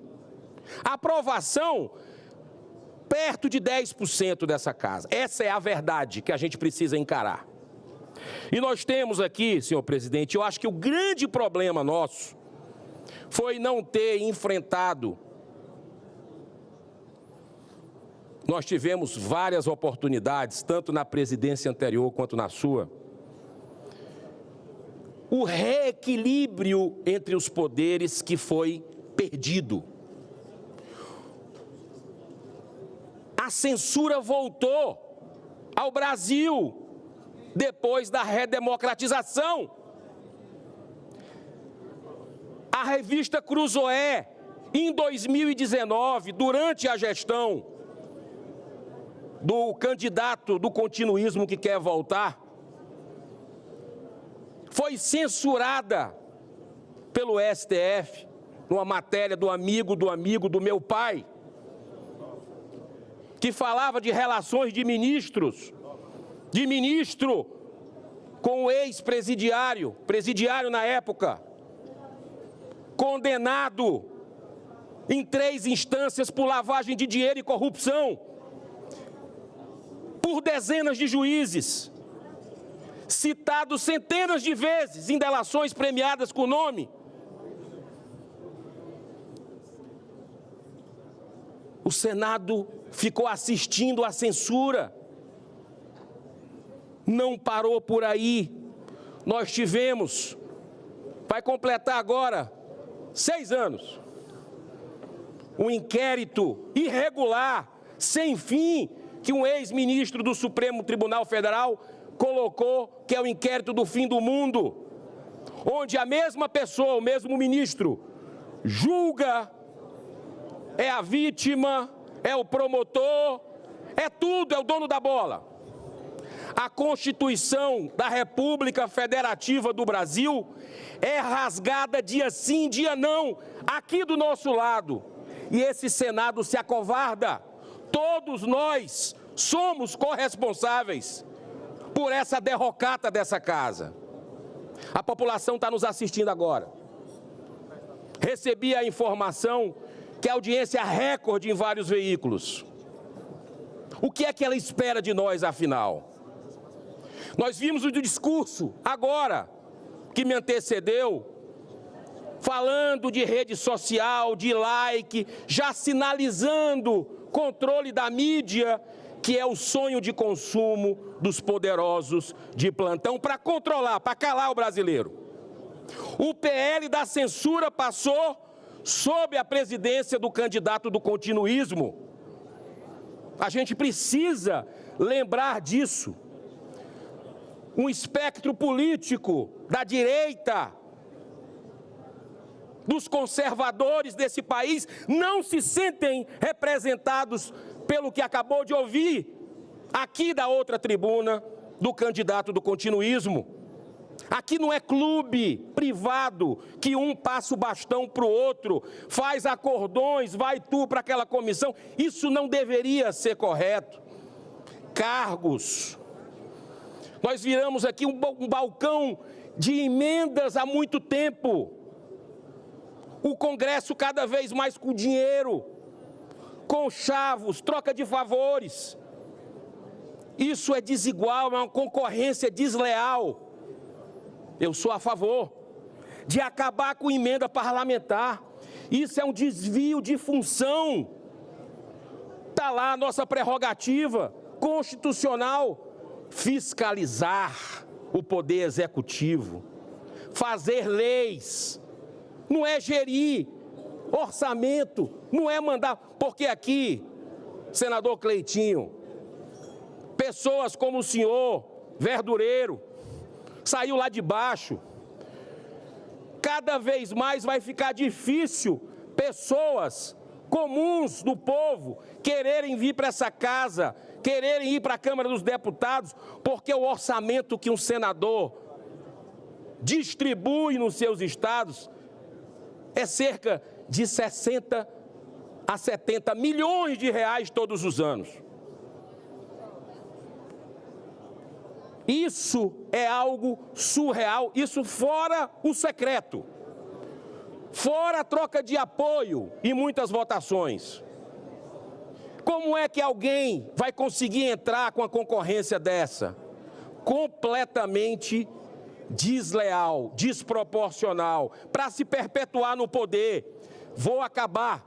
Se não puder acabar, porque eu gosto de, sempre fui do diálogo, construir junto com os colegas, eu vou colocar publicidade total no site do Senado Federal, cada centavo de emenda para todo mundo saber para onde foi. Eu já faço isso no mandato. Eu já tenho esse respeito com o meu eleitor. Mandei para os 184 municípios do estado do Ceará, independente se é administrado pela esquerda, pela direita, pelo PT, pelo PL, o povo não tem culpa de briga política. O povo precisa dos seus problemas resolvidos. Faço isso e não vou para a inauguração de obra nenhuma. Não julgo quem vai, mas aquele dinheiro é do povo, eu não posso me beneficiar politicamente daquilo que a gente está destinando. Senhor presidente, nós precisamos levantar o Senado Federal da República. Nós temos há 6 anos lá na Câmara dos Deputados, e como presidente do Congresso eu vou exercer minha liderança. Eu já administrei milhares de vidas com empregos que eu gerei na minha vida. Sei ter responsabilidade com dinheiro. Fui presidente do Fortaleza Esporte Clube, na 3ª divisão do Campeonato Brasileiro. Com a pacificação, com gestão, nós subimos em 6 meses para a 2ª divisão e logo depois foi para a 1ª. É isso que eu quero fazer no Senado, que o Senado saia da 3ª divisão e vá para a elite das instituições desse país, que o Senado represente a população brasileira, porque esse país é maravilhoso, é para estar no topo do mundo, mas nós precisamos fazer o dever de casa. O que a gente não precisa é se rebaixar, cada um no seu quadrado. Nós temos hoje jornalistas, parlamentares, está aqui um, você quer assinar o maior, senador Marcos Duval, que vai falar daqui a pouco. Nós temos cidadãos que estão com passaporte cancelado, parlamentar e jornalista. Isso é democracia onde? Nós estamos com eles, esses profissionais, essas pessoas, esses brasileiros, censurados nas redes sociais, em tribunais secretos, que estão sendo revelados no Twitter File, aqui do STF. Nós temos essas pessoas com as contas bancárias bloqueadas, que trabalharam a vida inteira numa canetada de um ministro do Supremo, e nós vamos ficar calados aqui? É isso? Como é que a gente vai encarar as pessoas lá fora? A insegurança jurídica que esse país chegou, o caos institucional, é porque essa casa não faz o seu dever. E eu tenho certeza da capacidade de cada um aqui, para juntos a gente levantar, porque o brasileiro está aflito lá fora. O cidadão que paga imposto cada vez mais alto. E a gente pode dar o exemplo aqui dessa casa. Sabe quanto é que custa o Senado para funcionar? Mais do que a maioria das capitais brasileiras. O Senado gasta quase 7 bi para rodar, com mordomia, regalia, excessos. Enquanto a população lá fora sofre com aumento de preço a partir desse governo irresponsável, que só pensa em gastar e se vingar de seus adversários políticos. Chega de perseguição política, chega de intimidação. O Senado precisa cumprir o seu dever. E eu, como presidente, se tiver o voto de vocês, e eu sei que é um jogo muito tradicional, de cartas marcadas, mas eu peço a consciência de cada um, nesse momento. Não é um voto em mim, é um voto para o Brasil, é um voto de mudança, é um voto para os seus filhos, para os seus netos terem liberdade. Os valores da nossa terra são em defesa da vida desde a concepção, da família, da liberdade, da ética. Candidato do continuismo é a favor de cassino, de bingo. Já não basta as bets que ele apoiou e que eu alertei lá atrás, que iria ser uma tragédia social humanitária. Como é que vocês vão ficar com a consciência de vocês e com olhar no olho do seu conterrâneo, ampliando essa tragédia com cassino, com bingo, que já se demonstrou que é uma falácia, que isso é para beneficiar a magnata? Senhor presidente, nós estamos chegando agora numa decisão muito importante para a nação. Como presidente do Congresso Nacional, eu vou exercer minha liderança a algo que não foi feito nesses últimos anos, desde 2019, para que nós possamos se reunir com o presidente da Câmara, mas eu, como presidente do Congresso, vou fazer andar o fim do foro privilegiado. A grande blindagem à corrupção e à impunidade no país. Fica um poder protegendo o outro por causa disso.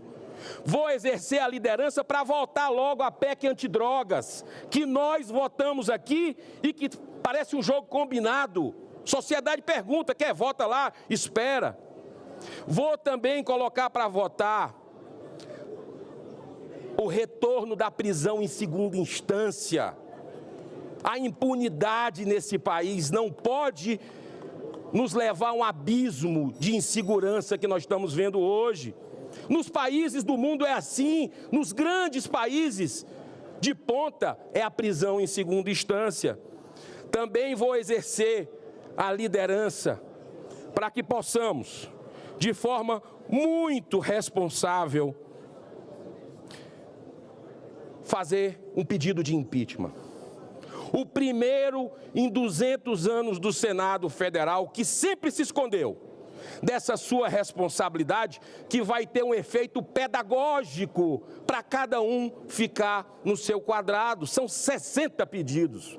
Um deles, com quase 150 deputados federais assinando, 2 juristas, desembargador Sebastião Coelho, o constitucionalista Rodrigo Marinho, quase 2 milhões de brasileiros. Só cresce esse movimento e o Senado não pode se esquivar. Senador Girão, para concluir. Presidente, para concluir, eu deixei para o final um chamamento à consciência de vocês. Em pleno século XXI, nós temos hoje presos políticos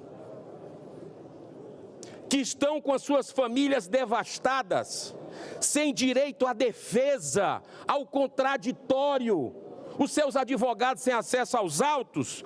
E eu mostro, senhor presidente, aqui, para todo o Brasil,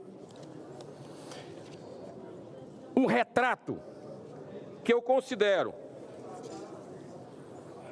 o mais emblemático, que é da Débora, uma cabeleireira com 2 filhos pequenos. Está presa há quase 2 anos. Sabe por quê? Porque num roubo, num momento de fraqueza que todos nós temos, de revolta, mas ela não feriu, pintou de batom, fez um protesto numa estátua pública em frente ao STF. Ela está 2 anos presa e a sua condenação para sair 15, 17 anos.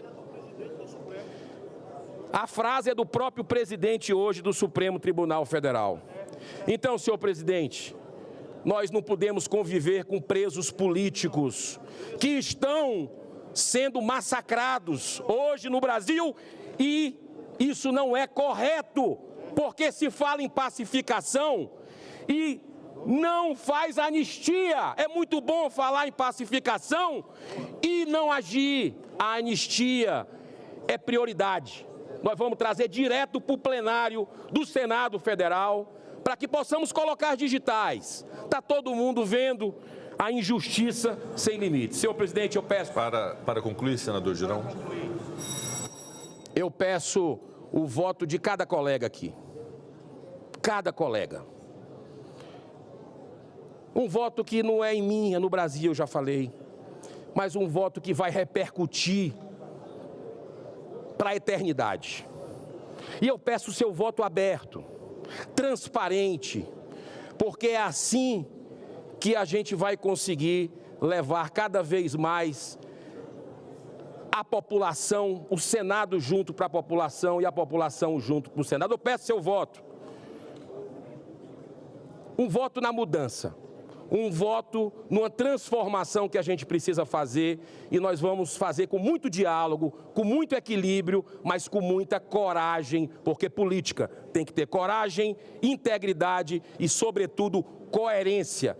Peço a coerência dos senhores no voto, com todo respeito a quem pensa diferente, mas... Muitíssimo obrigado, presidente Rodrigo Pacheco, pela tolerância. Que Deus abençoe e tenha misericórdia de nossa nação. Obrigado, senador Eduardo Girão. Concedo a palavra ao próximo candidato, o senador Marcos Doval, pelo prazo de 15 minutos.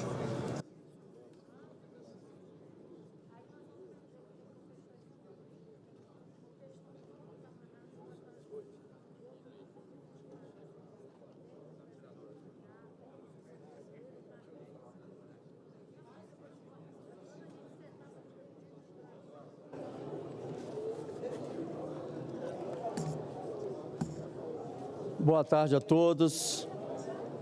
Agradecer aqui a oportunidade de poder estar falando, mas antes de começar a ler o meu discurso, eu acho que eu estou num mundo paralelo, porque inicialmente está todo mundo falando aqui que nós estamos vivendo num país democrático, sendo que vocês estão vendo aqui agora um senador censurado há 2 anos.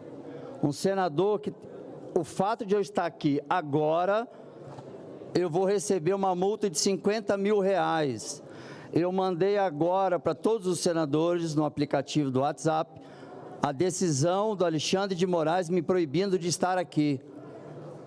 Está violando o artigo 53, não é o Marcos Doval, é o senador Marcos Doval. Bom, vamos iniciar aqui agora. Eu gostaria de muita atenção de todos, que eu tenho muita coisa para dizer. Primeira coisa que eu tenho a dizer, eu vou falar sobre debriefing, não sei se já escutaram essa expressão, mas eu vou fazer uma análise pós-gestão atual. Não vou entrar em detalhes se é um bom pai, bom filho, bom irmão, não é essa a questão aqui, é a questão da função a qual nós fomos demandados pela sociedade. Senhoras e senhores senadores, e todo o povo brasileiro, capixaba, sobre essa tribuna, para cumprir meu dever como representante do Espírito Santo, e, claro, todo o Brasil. Antes de ingressar na política, dediquei 30 anos à formação de forças especiais das unidades policiais ao redor do mundo, sendo 20 anos deles junto à SWAT americana. Aprendi a importância da capacitação contínua, da disciplina, da estratégia e, acima de tudo, da verdade, da coragem diante das adversidades. Por isso que eu inicio aqui um debriefing.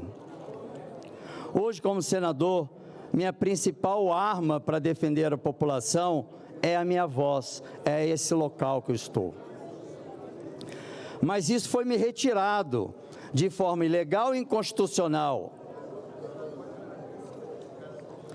Agora, falarei sobre a maior perseguição política da história do Brasil. Impressionante quando a gente fala, as pessoas ainda parecem comentar, conversar, parece que...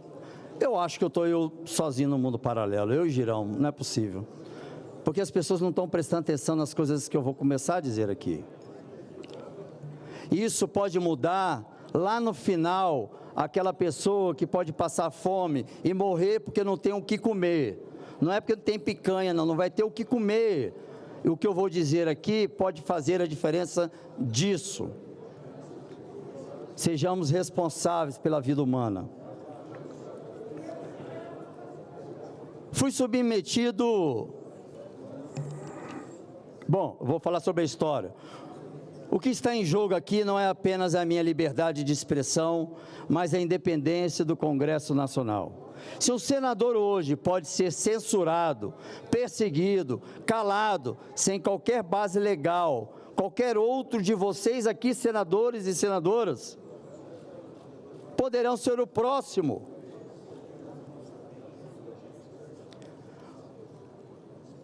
Fui submetido a medidas ilegais e inconstitucionais que ferem direitos garantidos da nossa Constituição, feita aqui. E eu vou citar algumas, que eu, como senador da República, estou ainda em censura há 2 anos. Censura absoluta das redes bloqueadas, das redes sociais bloqueadas, salários embargados e multa de R$50 milhões sem qualquer base jurídica. Liberdade de expressão não é liberdade de difamação, por isso que nós temos que ter cuidado quando falamos sobre as redes sociais. Discursar aqui na tribuna, aqui no plenário, o ministro Alexandre de Moraes determinou contra um senador da República uma multa de R$50 mil por cada brasileiro que reportar as minhas falas aqui, dessa tribuna do plenário. Sim, gente, é isso mesmo que vocês estão ouvindo. Para cada cidadão brasileiro, tá? Eu mandei para vocês a decisão judicial. Para cada brasileiro que multiplicar minha fala daqui hoje, eu vou pagar R$50 mil por cada brasileiro que postar, me proibindo de estar aqui. E o que fez? Eu peço vênia pela sinceridade, mas o que fez a atual presidência do Senado ao longo desses 2 anos de perseguição, que ainda vem sofrendo como senador da República? Concretamente, nada. Mesmo sabendo que eu estava exercendo as minhas funções constitucionais de fiscalizar os outros poderes, e ainda como membro da comissão representativa, que muitos nem sabem que existe, o dever de investigar e convocar ministros para esclarecimentos. Foi assim que eu fiz no dia 8 de janeiro. E tem muita coisa que vai aparecer sobre o dia 8 de janeiro. A ilegalidade do ministro Alexandre de Moraes nos últimos tempos tem enfrentado desafios que testam os limites da democracia e das instituições. Mas a democracia não pode ser um sistema seletivo, onde alguns têm voz e outros são silenciados. Aqui estou. A pluralidade de ideias é a essência da República, e garantir que ela seja respeitada é um dever de todos nós. A maior perseguição política da história, partindo de um único ministro, infelizmente com a conivência da mesa do Senado, que estava. Sou o único senador da história do Brasil, escutem, eu sou o único senador da história do Brasil que, enquanto exerce seu mandato, está censurado, com redes sociais bloqueadas, salários bloqueados, com multa de R$50 milhões, que eu não tenho nenhum mil reais, e a multa de R$50 mil para cada vez que eu estiver aqui nessa tribuna. Tive meu passaporte diplomático e civil suspensos, em total violação dos meus direitos constitucionais de ir e vir, garantido pelo artigo 5º da Constituição, não como senador, como cidadão brasileiro, e como parlamentar e membro da Comissão de Relações Exteriores e Defesa Nacional, tenho o passaporte diplomático suspenso. É uma violação ao artigo 53 da Constituição, é uma violação aos acordos internacionais a quais o Brasil é signatário. E tem gente rindo ainda aqui. Também estão violando o artigo 220 da Constituição, que protege a liberdade de expressão e proíbe qualquer tipo de censura. Isso para todos os brasileiros. E mais, meu gabinete aqui no Senado, minha residência particular, o apartamento funcional, foram invadidos por ordem de um único ministro, sem um fato determinado, sem uma denúncia formal e contra a recomendação da Procuradoria-Geral da República, que proibiu. Mesmo assim, ele invadiu. Isso significa que um único ministro determinou a invasão de um outro poder da República. Pare e pense da gravidade da democracia, que nós não estamos num país democrático. Está aqui um senador censurado. Pare de falar que nós estamos numa democracia. Que hipocrisia! E ainda restam dúvidas sobre a gravidade da censura que sofro. Basta olhar para o que aconteceu com a minha candidatura à presidência do Senado. Ninguém sabia. Eu fui candidato, eu coloquei meu nome em dezembro, 19 de dezembro do ano passado. Fui o primeiro a oficializar minha candidatura. E só ontem, através da TV Senado, os meus pares souberam que eu era candidato. Isso é democracia? Ninguém, a imprensa não sabia, ninguém sabia. Isso é democracia? O artigo 53 da Constituição é claro: parlamentares são invioláveis, civil e penalmente, por suas opiniões, palavras e votos. Mas a Constituição continua sendo ignorada. O Senado precisa reagir. E essa perseguição, eu vou mostrar para vocês, senhores e senhoras senadores. Não se trata mais de direita e esquerda, governo ou oposição. Trata-se de algo maior que a defesa da democracia e da Constituição. Democracia e Constituição. Nada mais do que isso. Nós temos, qual é o prédio principal? É o Congresso. Na construção de Brasília já deixou o recado. Aqui é a casa do povo, é aqui que legisla. Ponto, está na Constituição, não é eu que estou tentando convencê-los, é só ler a Constituição.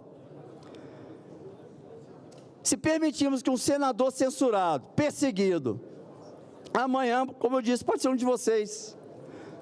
E eu não vou apoiar, mesmo que seja de oposição, qualquer tipo de censura e qualquer tipo de perseguição política, que inclusive perseguição política, que é claro que o ministro Alexandre de Moraes está fazendo com a direita, é crime contra a humanidade. O Tribunal Penal Internacional, no momento certo, tornará isso público. E outros órgãos que mais à frente, se eu tiver tempo, eu falarei. O que estamos presenciando hoje é a ditadura da toga, que, infelizmente, contou com a conivência da atual gestão do Senado Federal. O Congresso precisa retomar seu papel e defender suas prerrogativas, e a separação entre os poderes é fundamental, o respeito e a harmonia entre os poderes. Eu não estou aqui dizendo que vai ter vingança, não. Nós precisamos seguir a Constituição, ponto. Transparência no voto, direito de voto. Mas antes de falar sobre o direito do voto, eu vou mostrar para vocês todas as violações dos meus direitos feitas pelo ministro Alexandre de Moraes. Pode filmar, pode tirar foto.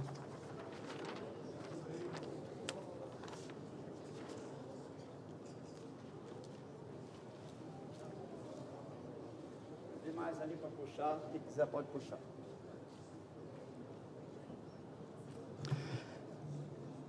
Cada folha dessa é uma violação ao direito de um parlamentar. Aqui não tem nada sobre 8 de janeiro, não tem nada sobre perseguição de presos políticos, tem apenas de um senador da República, que hoje, coincidentemente, chama Marcos Duval. O artigo 1º, parágrafo único da Constituição, estabelece que todo o poder emana do povo, que o exerce por meio de representantes eleitos. Se o poder emana do povo, então o direito do povo de saber como seus representantes, é direito dele saber como a gente vai votar. A liberdade de expressão garantida pelo artigo 5º, parágrafo 4º e o 9º da nossa Constituição assegura o direito de divulgar o próprio voto, pois se trata de um ato político e não uma decisão privada. Portanto, o direito de tornar público o voto para a presidência do Senado é constitucionalmente garantido. Qualquer tentativa de impedir isso viola a supremacia da Constituição e é um ataque ao princípio republicano. Aqui eu quero agradecer aos 41 senadores, e eu vou fazer questão de ler cada nome. Quero expressar aqui minha profunda gratidão aos senadores que tiveram a coragem de se levantar contra as liminares ilegais e inconstitucionais impostas contra mim, defendendo não apenas a pessoa do senador Marcos Duval, mas a própria Constituição Federal, especialmente o artigo 53, que garante a nossa imunidade parlamentar. Esses senadores demonstraram compromisso com a democracia e a separação dos poderes e a defesa do mandato parlamentar. 41 senadores subscreveram o ato contra as violações da nossa Constituição. São eles, Alessandro Vieira, todos, senador Eduardo Girão, senador astronauta Marcos Pontes, senador Roberto Martins, senador Carlos Portinho, senador Eduardo Gomes, senador Flávio Bolsonaro, senador Isalcir Lucas, senador Jaime Bogatti, senador Jorge Seife, senador Marco Rogério, senadora Rosana Martinelli, senador Wilder Moraes, senador Magno Malta, senador Oriovisto Guimarães, senador Rodrigo Cunha, Soraya Tronic, Steven Valentim, Zequinha Marinho, Espiridião Amin, Luiz Carlos Rainer, Tereza Cristina, Ciro Nogueira, Castelar Neto, Doutor Irã, Jorge Cajuru, Chico Rodrigues, Luca Barreto, Valdernan Cardoso, Sérgio Petecão, Nelson Trade, Plínio Valério, Cleitinho, Damares Alves, Hamilton Mourão, Messias Jesus, Alan Rios, Márcio Bittar, Sérgio Moro, Jaime Campos. A esses colegas que se não curvaram, tem o meu total respeito e admiração. Meu compromisso com a democracia e a Constituição segue inabalável. Não podemos permitir disputas políticas que desviem do nosso verdadeiro propósito, que é servir o povo brasileiro. As divergências são parte da democracia, mas não podem ser resolvidas na base do autoritarismo e da perseguição política. O Brasil precisa avançar com instituições fortes, respeito e cumprimento à Constituição e um Congresso independente, principalmente corajoso. Por isso, seguirei denunciando todas as inconstitucionalidades que acontecerem na nossa democracia, mesmo tendo ameaças diárias de morte, de ceifar a minha vida. Meu trabalho em órgãos internacionais fez com que eu fiz algumas denúncias em 2023 que muitos estavam até debochando e a verdade está começando a vir à tona. Vocês não perceberam por que o Mark Zuckerberg se juntou ao governo atual? Porque em um depoimento, numa sabatina sigilosa, a qual eu pertenço no Capitólio, ele confessou que modificou os algoritmos para incentivar patriotas para estar aqui no dia 7 de janeiro, para participar da manifestação dia 8. Por que tantos ônibus chegaram no dia 7? Se fosse só os que estavam acampados virem até aqui, dava para entender, porque aqui estava todo mundo de recesso, de férias, e eu na função da comissão representativa. Nem isso eu fui informado do que poderia acontecer. E desde o dia 2 de janeiro o governo já sabia. E desde o dia 2 de janeiro o Mark Zuckerberg começou a impulsionar a manifestação para que a direita praticamente toda estivesse aqui no dia 8 de janeiro.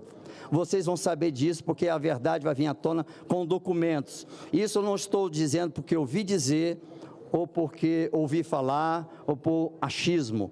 Vocês, a partir do atual governo e a minha relação profissional com o secretário-geral dos Estados Unidos, Marco Rubio, vai começar a colocar isso à tona. E vocês vão dizer, não é possível que isso é verdade. E o próprio Mark Zuckerberg, ou ele fazia isso, ou ele ia ser preso.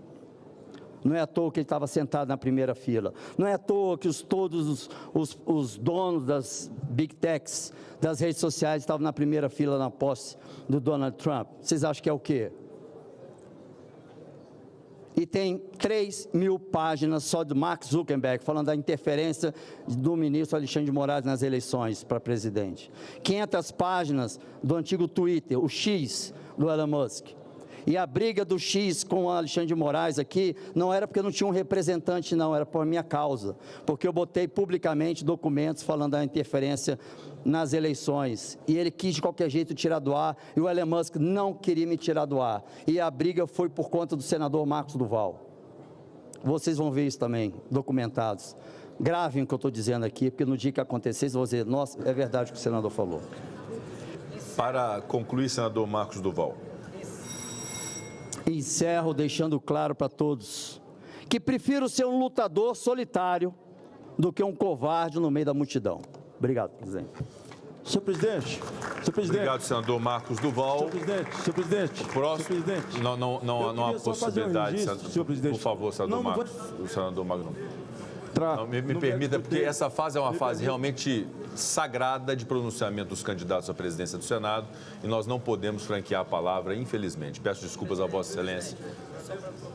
Pois não, senador Marcos Duval. Eu quero oficializar aqui a minha retirada da candidatura, porque eu fui prejudicado por questões da censura e só tive ontem que a imprensa descobriu que eu existia como candidato. Então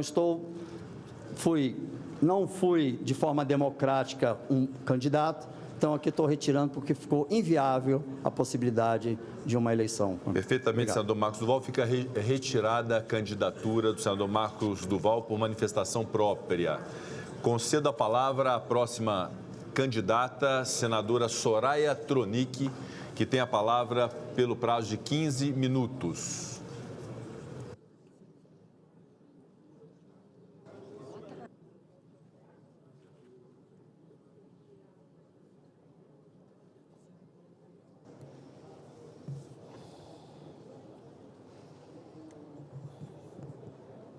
Senadora Soraya Tronic tem a palavra. Caros colegas, senadoras, senadores e todos os cidadãos brasileiros que acompanham essa sessão do Senado neste momento. Hoje, estamos aqui para eleger a nova presidência desta Casa pelos próximos 2 anos. Mesmo com dengue, eu e Vossa Excelência, com dipirona, senador Wellington, a gente está aqui no 7-0, trabalhando. E antes mesmo, presidente, de qualquer decisão, eu faço uma pergunta aqui essencial. O que faz o Senado? Para que serve uma senadora ou um senador? Aqui dentro desta casa, todos nós sabemos a importância do trabalho que realizamos. As grandes transformações do país passam por esta casa. Mas lá fora, a dona Maria, a dona Ana, o seu José, o seu João, não sabem o que a gente faz, nem para o que servimos. As pesquisas mostram que a maioria dos brasileiros não acompanha o trabalho do Senado. 70% do eleitorado sequer lembra em quem votou para senador ou senadora na última eleição. E 1/3 da população reprova o Senado Federal. Eu conheço o trabalho de muitos aqui e eu sei o quanto nos dedicamos. E enquanto estamos realmente discutindo a jornada 6x1, a maioria de nós trabalha numa jornada 7x0. Esta casa, independentemente de ideologias, sempre foi o berço de mudanças significativas para o nosso país. Aqui, representamos não apenas nossos estados, mas a pluralidade do povo brasileiro. Mas precisamos que o povo se enxergue aqui dentro, que entenda a importância de cada senadora e de cada senador, que perceba que somos fruto dos seus votos de confiança. Desde 2019, eu luto para que o Senado seja eficiente e produtivo. Nós lutamos. Para que cada decisão aqui dentro reflita diretamente e positivamente na vida das pessoas. Mas como alcançar isso com inúmeros projetos de lei magníficos, de autoria dos nobres colegas aqui que ainda dormitam nos antigos escaninhos, dormitam nossos projetos, em muitas comissões, projetos significativos que têm o poder de mudar a realidade da nossa população. Eles precisam tramitar. Eles precisam avançar.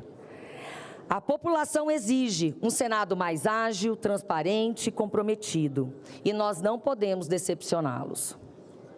Desde a criação das emendas de relator, o Senado indicou cerca de 15,3 bilhões de reais entre 2021 e 2024, que devem ser distribuídos com responsabilidade e, acima de tudo, com igualdade.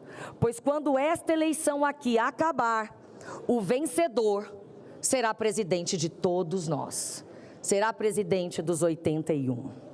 Afinal, aqui não há senadores de primeira e nem de segunda classe. Não há hierarquia entre nós. Outro tema urgente a ser debatido: a paridade de verdade. E verdade com V maiúsculo. Em 200 anos, nunca tivemos uma mulher na presidência do Senado. e nem da Câmara. E se analisarmos as mesas diretoras, raramente uma mulher ocupa um cargo de titular. Quando muito, são suplentes. E quando muito, são candidatas. E quando candidatas, raramente são reconhecidas como tal. Isso não é apenas uma questão de presença, é uma questão de voz. Nós, mulheres, somos a maioria da população, mas a minoria aqui no Legislativo. E se não tivermos espaço, independência e protagonismo, teremos cada vez menos políticas públicas para as mulheres. E quando eu falo mulheres, eu falo famílias, porque elas são a arrimo da maioria das famílias brasileiras. E quando falamos ainda em paridade de verdade, se fôssemos exigir, teríamos que ter 52% das cadeiras. Parabéns para o México, um país muito machista, mas parabéns para as bravas mexicanas, em nome da Cláudia Sheinbaum, eu digo aqui, que conseguiu fazer com que a paridade exista nos 3 poderes, legislativo, executivo e judiciário. Precisamos de um Senado que olhe para a realidade feminina. Emprego, renda, empreendedorismo, proteção em casa e proteção nas ruas. O Brasil precisa avançar nessa pauta. O Brasil está atrás da Argentina, atrás de Cuba, atrás do México, atrás da Bolívia, atrás... Tem mais um país aqui da América Latina que nós estamos atrás, daqui a pouco eu me lembro. Outro ponto crucial e delicado é a independência dos poderes. Se não tivermos uma relação independente e harmônica entre o legislativo, executivo e judiciário, de acordo com a Constituição, nunca seremos respeitados. O momento delicado que vivemos não atinge apenas um poder. Ele ameaça o Estado como um todo. Se nos omitirmos nas nossas obrigações constitucionais, abrimos mão do nosso papel na democracia. Da direita à esquerda, de norte a sul, todos aqui, de alguma forma, já foram hostilizados, muitas vezes diariamente nas redes sociais. Críticas, questionamentos e debates acalorados fazem parte da democracia. Todo agente público, senadoras e senadores, todo agente público precisa enfrentar isso. Mas o que estamos vivendo neste momento vai além. Por isso, é nossa responsabilidade dar o exemplo à população e mostrar que a democracia e as instituições são maiores do que essa guerra de narrativas. O que a dona Maria, o que o seu Zé ganham com a disputa entre os poderes, não ganham nada com isso. Enquanto essa disputa existe, essa guerra ideológica, esse ego acima do todo, acontece. Quem trabalha duro e paga impostos espera que estejamos focados no que realmente importa, presidente. Soluções concretas para o país. O que Vossa Excelência brilhantemente cobrou. O que vocês estão fazendo pela saúde, pela educação, pela habitação, por todos os problemas. Discutindo, brigando, enfim. Eu estou há 6 anos aqui no Senado. Alguns colegas estão há décadas. Outros chegaram em 2022, tomaram posse em 23. As divergências fazem parte da democracia. Marcar posição também faz parte da democracia. Mas a instituição Senado Federal precisa estar acima de cada um de nós, de cada indivíduo aqui. E foi pensando nisso que, depois de muita reflexão e diálogo com as lideranças, eu decidi, humildemente, renunciar à minha candidatura, pois eu sou capaz de reconhecer o cenário atual. Eu sou capaz de reconhecer o cenário possível. E não se trata de desistência, mas de estratégia. Sozinha, sem a imprensa, Marcos Duval, sem a imprensa. Não estou dizendo toda a imprensa, pessoal, pelo amor de Deus. Sem uma grande parte da imprensa. eu não conseguiria concretizar as mudanças que eu defendo. Mas unida a outros líderes que compartilham dessas ideias, nós podemos sim construir um Senado mais forte, respeitado e representativo. Eu tentei, nós tentamos e vamos continuar tentando, líder, minha líder Leila. Nós tivemos de recuar, mais uma vez, minha querida amiga senadora Elisiane Gama. Cadê aqui? Por covardia, minha amiga?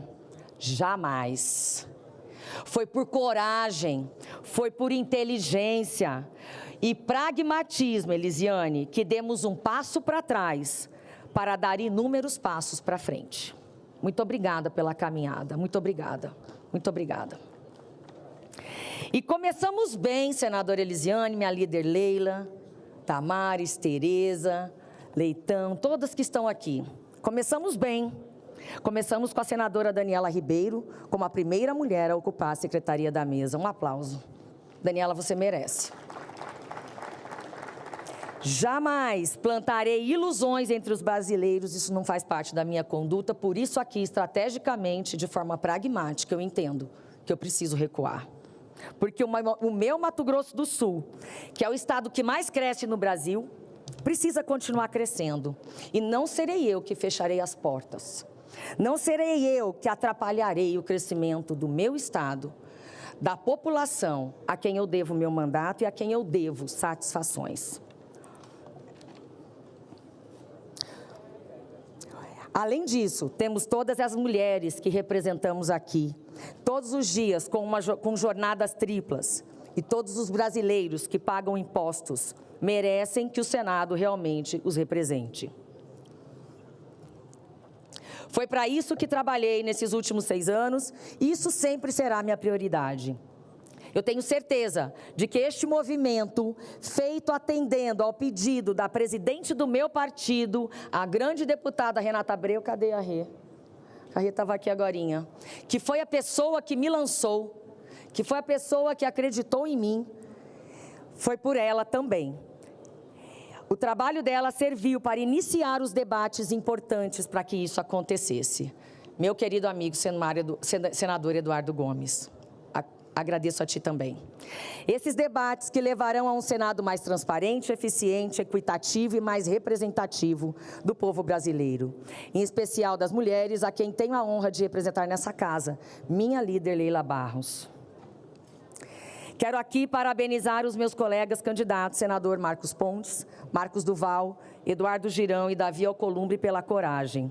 Afinal, a coragem é a primeira das qualidades, porque garante todas as demais, já dizia Winston Churchill, e além de tudo, o que a vida quer da gente é coragem. Guimarães Rosa. A coragem de escolher avançar e a coragem de escolher retroceder na hora certa, na hora oportuna, com responsabilidade.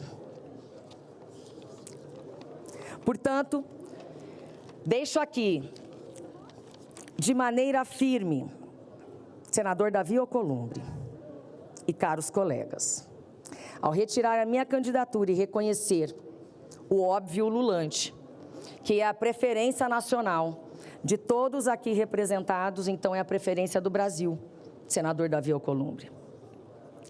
Diante disso, diante da escolha do novo presidente para liderar essa instituição nos próximos 2 anos, eu faço um pedido a ti, a Vossa Excelência, senador Davi, que honre o compromisso firmado minutos atrás, entre nós, nos 45 do segundo tempo, em abraçar as pautas da nossa bancada feminina, em abraçar as propostas que eu trouxe aqui, que a minha candidatura trouxe. E deixo aqui de maneira firme a minha fé no seu amadurecimento, no seu poder de liderança e na capacidade que Vossa Excelência tem em aglutinar todos nós. Tenho plena confiança que Vossa Excelência se empenhará para tornar tudo isso realidade. Agradeço a Deus, por fim, a oportunidade de poder estar aqui. Agradeço ao suporte e à paciência da minha família, especialmente do meu marido. Agradeço a cada pessoa da minha equipe pelo carinho e pela competência. Agradeço aos senadores e às senadoras que me ouviram durante a campanha e que firmaram compromisso comigo. Agradeço a confiança da minha presidente, a grande Renata Abreu, ao meu líder, Carlos Viana, e o apoio de todos os brasileiros. Agradeço também a abertura de grande... A abertura que grande parte da imprensa me deu. E agradeço a ti, presidente Rodrigo Pacheco, por esses últimos 2 anos. Obrigada a todos os colegas. O meu MS, o nosso Brasil, a população brasileira, são muito maiores do que eu, Soraya. São muito maiores do que todos nós. As nossas divergências são pequenas perto das nossas convergências. E com humildade, eu entrego as minhas propostas e as propostas da bancada feminina para a presidência que está prestes a se manifestar. Muito obrigada, presidente. Muito obrigada, colegas e colegas. Muito obrigada, Brasil. Agradeço à senadora Soraya Tronic, que expressamente retira a sua candidatura. Encerrados os pronunciamentos, eu peço a atenção do plenário. Encerrados os pronunciamentos e registradas as retiradas das candidaturas do senador Marcos Duval e da senadora Soraya Tronic, a presidência consulta os demais candidatos remanescentes quanto à manutenção das candidaturas. O senador Marcos Pontes mantém sua candidatura, o senador Eduardo Girão mantém sua candidatura, o senador Davi Alcolumbre também mantém sua candidatura. Nesse momento, restam 3 candidatos: senador astronauta Marcos Pontes, senador Davi Alcolumbre e senador Eduardo Girão. Esta presidência, senador Eduardo Girão, decide a questão de ordem formulada por Vossa Excelência. Eu vou pedir a atenção dos senhores senadores, das senhoras senadoras.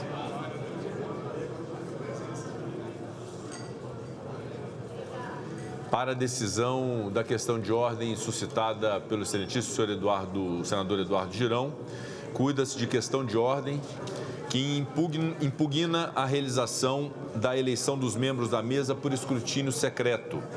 Sustenta o eminente senador Eduardo Girão que só se admite voto secreto nas hipóteses expressamente previstas na Constituição Federal, o que não se verifica nas eleições para os órgãos diretivos das casas legislativas.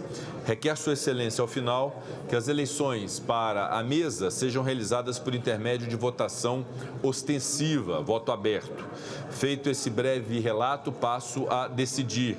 A questão de ordem não merece prosperar, pedindo vênia ao senador Eduardo Girão. O regimento interno do Senado Federal, em seus artigos 60 e 291, inciso 2, determina que a eleição da mesa será procedida por escrutínio secreto. Trata-se de opção legítima do legislador interno no tratamento do nosso processo eleitoral, derivada dos incisos 12 e 13 do artigo 52 da Constituição Federal, segundo os quais compete privativamente ao Senado Federal dispor sobre o seu funcionamento. A realização de eleição para as mesas das casas do Congresso Nacional está prevista no artigo 57, parágrafo 4º da Constituição Federal. De acordo com esse dispositivo, aspas, cada uma das casas reunir-se-á em sessões preparatórias a partir de 1º de fevereiro, no primeiro ano da legislatura, para a posse de seus membros e eleição das respectivas mesas, para mandato de 2 anos, vedada a recondução para o mesmo cargo, na eleição imediatamente subsequente, fecha aspas. Conquanto o texto constitucional seja silente em relação à modalidade de votação a ser adotada nas eleições para as mesas das casas legislativas, tal silêncio não significa necessariamente que o legislador constitucional proibiu o voto secreto nas eleições. O Supremo Tribunal Federal, no julgamento da arguição de descumprimento fundamental número 378, reconheceu a possibilidade de a legislação infraconstitucional estabelecer casos de votação por escrutínio secreto. Sua Excelência, o ministro Luiz Roberto Barroso,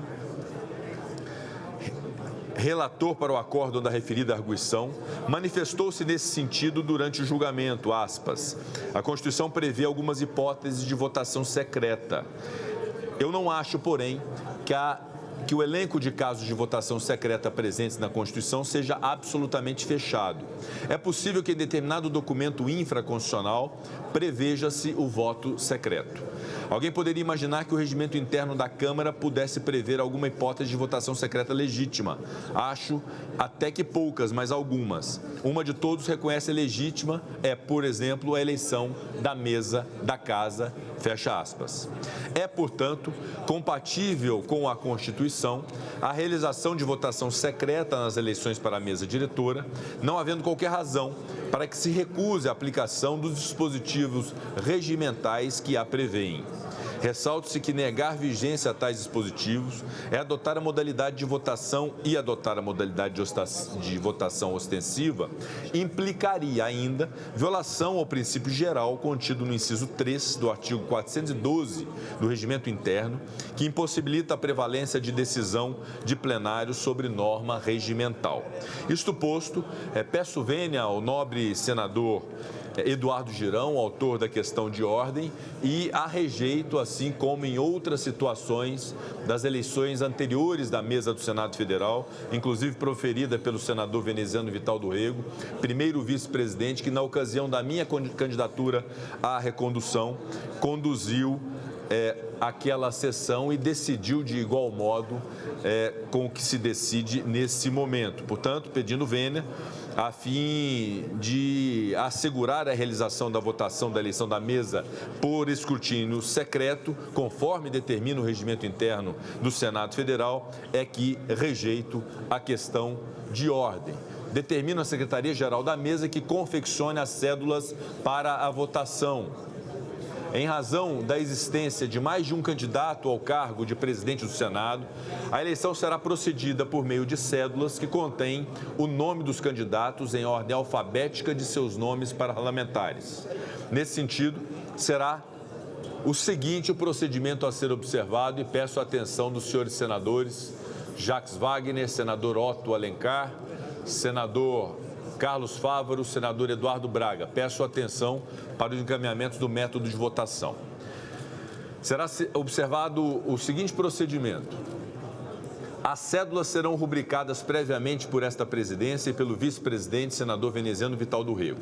As senadoras e os senadores serão chamados nominalmente pela ordem de criação de sua unidade federativa para se dirigirem à mesa e receber a cédula devidamente rubricada.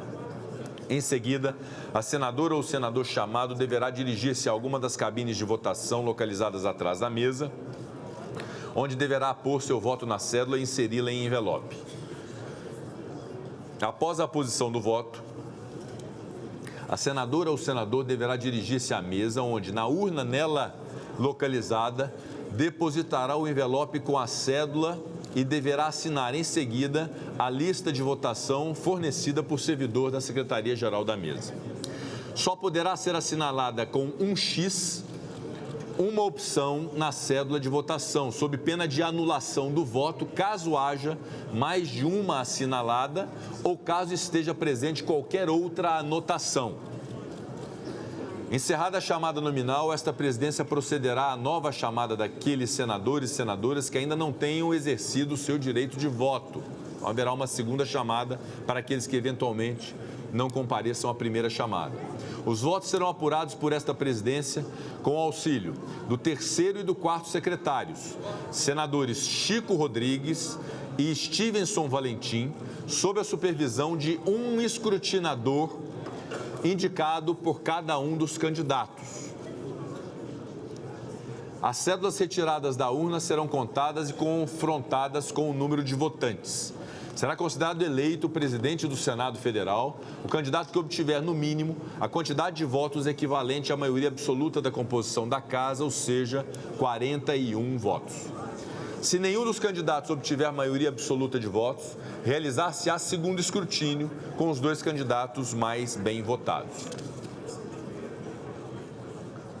Solicito que cada um dos candidatos indique um escrutinador.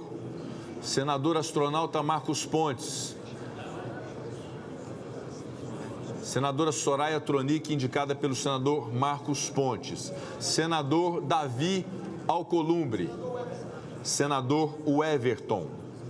é indicado pelo senador Davi Alcolumbre. Senador Eduardo Girão.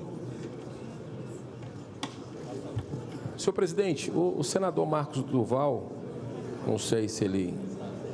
Eu gostaria de indicá-lo, ou qualquer outro colega. Eu acredito que o jogo está jogado.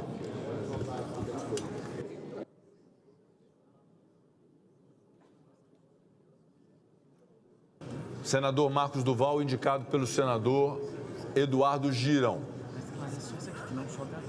Os escrutinadores serão convidados para se dirigir à mesa no momento da apuração. Portanto, não é nesse momento que devem se dirigir à mesa de trabalhos. A presidência esclarece que, uma vez que a votação é secreta, não haverá encaminhamento de votação nem declaração oral de voto nos termos do caput do artigo 310 e do parágrafo único do artigo 316 do Regimento Interno. Prestados esses esclarecimentos, passa-se a eleição para a presidência do Senado Federal. Solicito a abertura da urna para verificação de seu interior. Pela ordem, presidente. Senador Cajuru, pela ordem. Presidente. Eu peço apenas que os pedidos pela ordem sejam quanto ao procedimento. Não, é somente isso. Primeiro, agradecer a sua eficiente secretária, a Sabrina, que preocupada com a minha visão, e lamentavelmente o momento meu é difícil, tanto que não pude ir ao aniversário ontem do meu irmão Romário, que se eu posso votar tendo a minha assessora Carol, reconhecida nessa casa há décadas, para que eu possa enxergar, porque a Sabrina disse que a letra é muito pequena, e o meu tamanho de letra é 52. Então eu peço a compreensão, porque eu quero enxergar votando no Davi.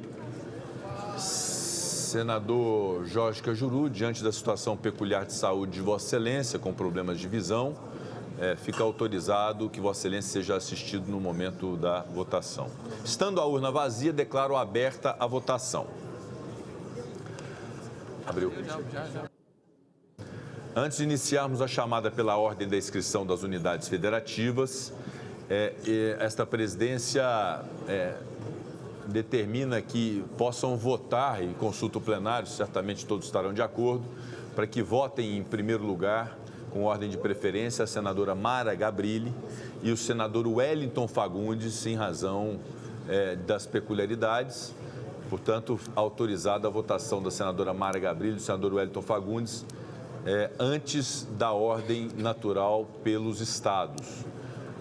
Peço que venham à mesa para exercerem o seu direito de voto. Senadora Mara Gabrilli e senador Wellington Fagundes.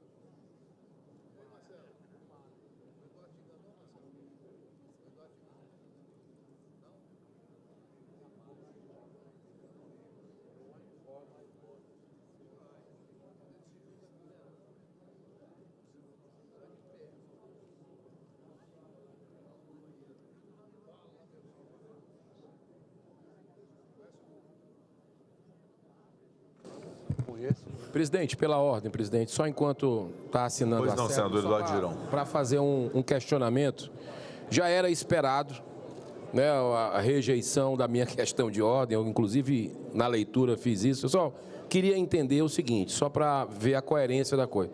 Na eleição de 2019, que elegeu Davi Alcolumbre, que teve a sua oportunidade aqui, foi permitido mostrar o voto.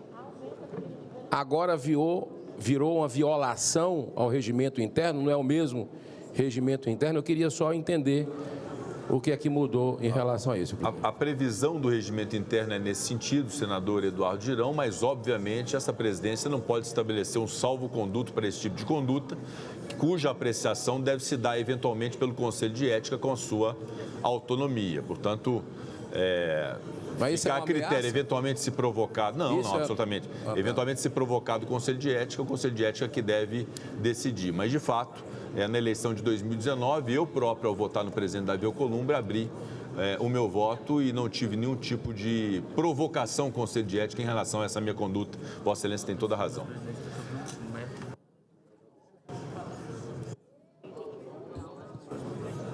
Senhor presidente. Senador Wellington Fagundes. Senhor presidente, quanto se procede a votação, só uma pergunta a Vossa Excelência. Só existe disputa no cargo de presidente, me parece, não é isso? Só tem inscrito aí?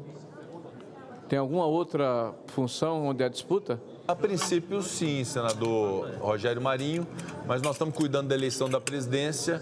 Uma vez apurado o resultado, o presidente eleito assumirá a condução dos trabalhos para a votação subsequente Mas a dos pergunta demais que eu cargos faria da a Vossa mesa. Excelência, e talvez a quem vai chegar em seguida, o presidente eleito, é que caso não haja adversários, que a gente proceda para os cargos subsequentes uma aclamação, consultando o plenário, evidente. Perfeito, Deixa é para Vossa plenamente Excelência possível que se faça avaliar, na votação de painel de uma chapa completa, mas é uma decisão que caberá ao próximo presidente eleito. Ok, então já deixo reservarei ao próximo presidente essa decisão. Provocação no bom sentido. Agradeço, Vossa Excelência. Wellington Fagundes. Vamos aguardar o senador Wellington Fagundes. Na sequência, chamaremos pela ordem dos estados.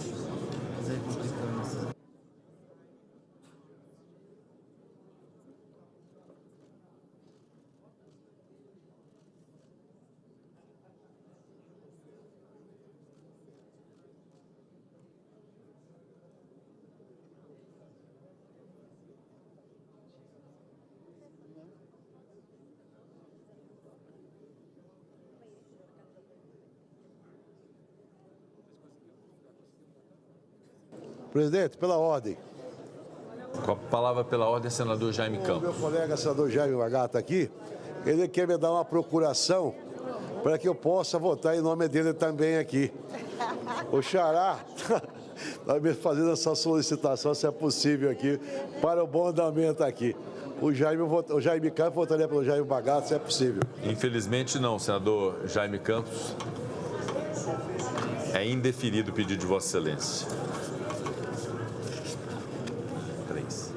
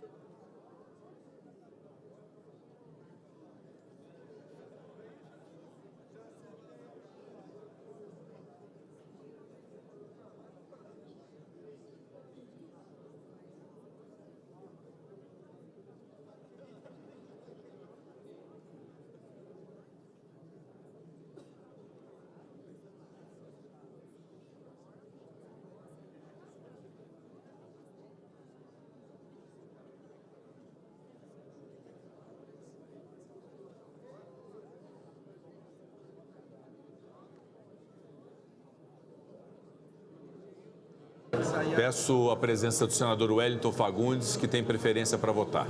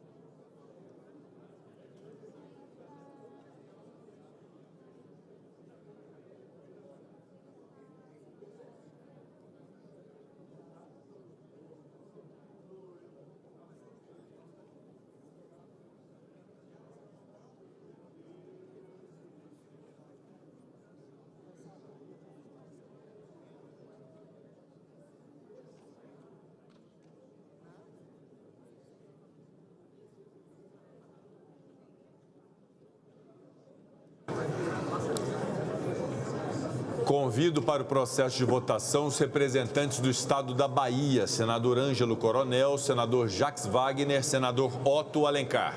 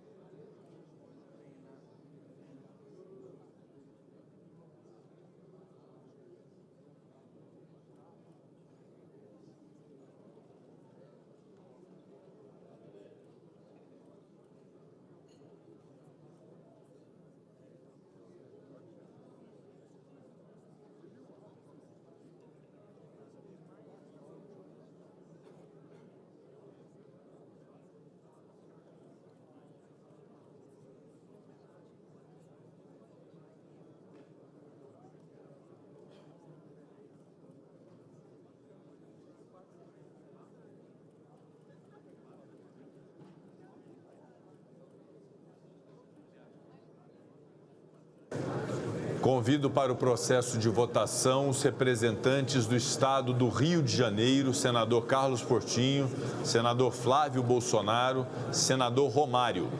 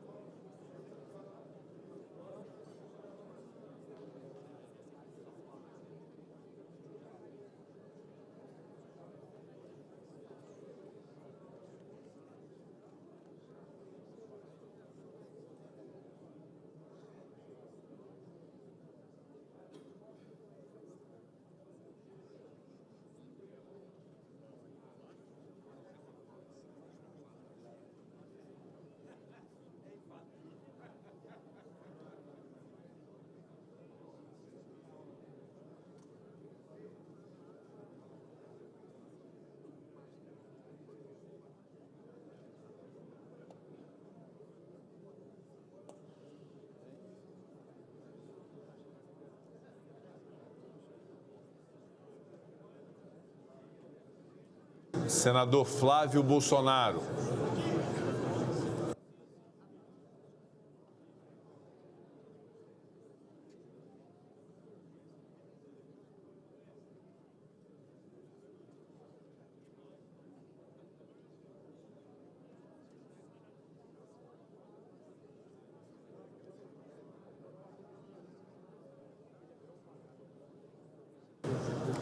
Convido para o processo de votação os representantes do Estado do Maranhão, senadora Ana Paula Lobato, senadora Elisiane Gama, senador Everton.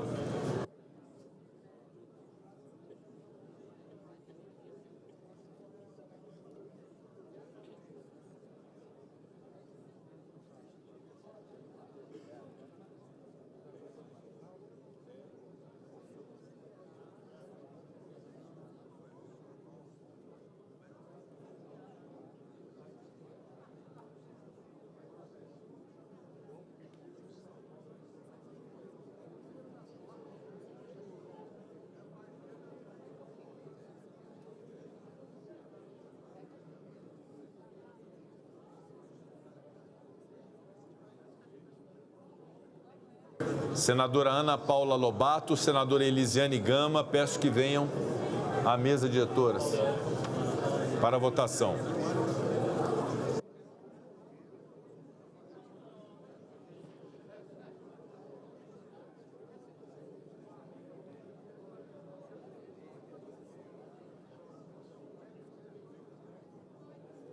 Senadora Ana Paula Lobato, senadora Elisiane Gama, por favor, se encaminhe à mesa diretora.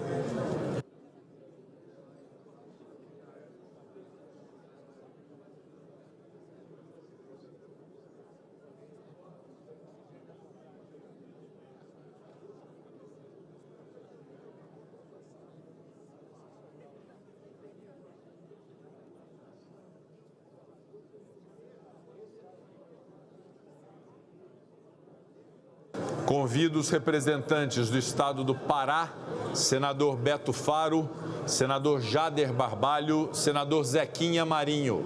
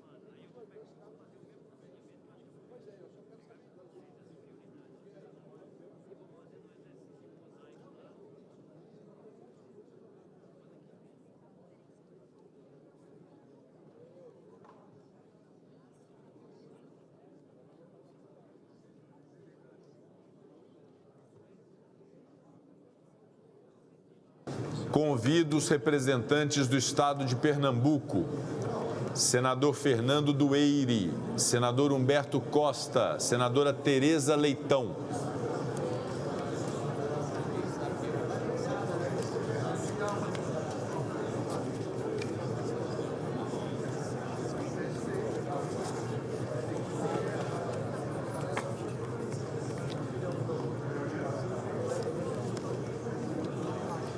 Senador Fernando Dueire, senador Humberto Costa, senadora Tereza Leitão.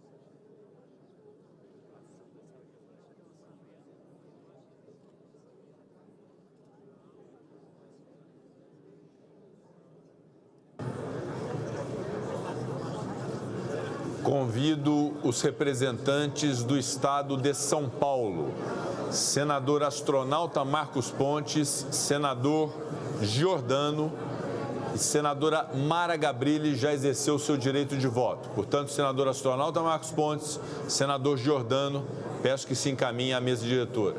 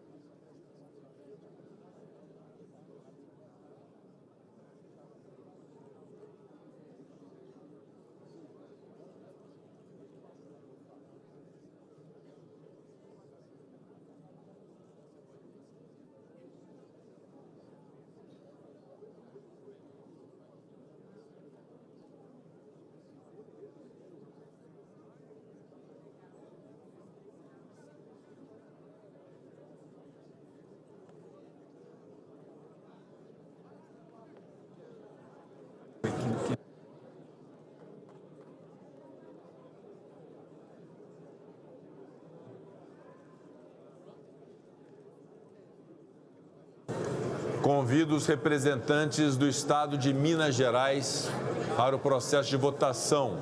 Senador Carlos Viana, senador Cleitinho, senador Rodrigo Pacheco.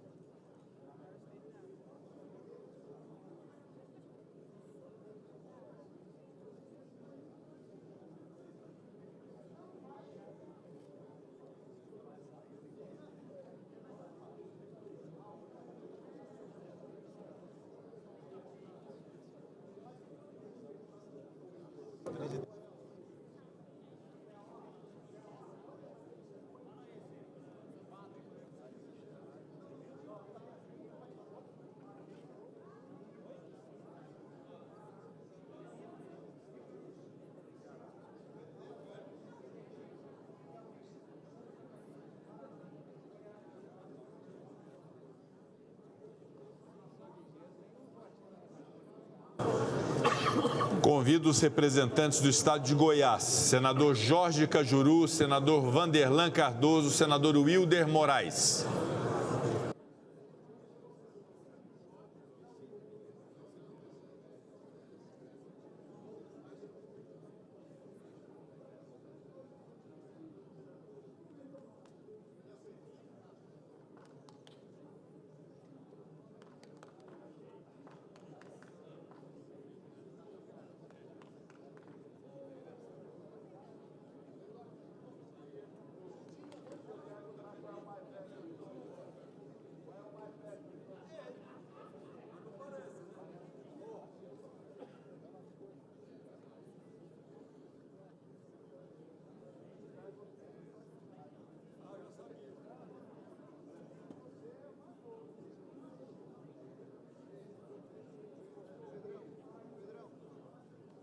Senador Jorge Cajuru, peço que venha à mesa diretora para o processo de votação.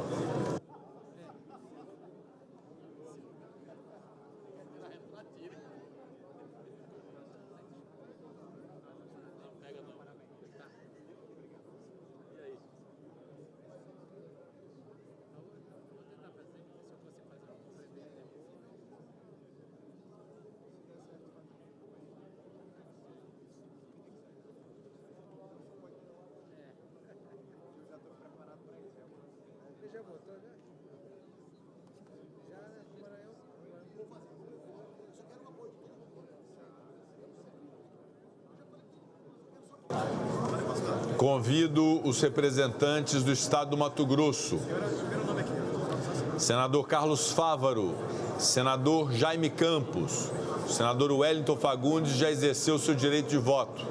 Portanto, senador Carlos Fávaro e senador Jaime Campos. Benê.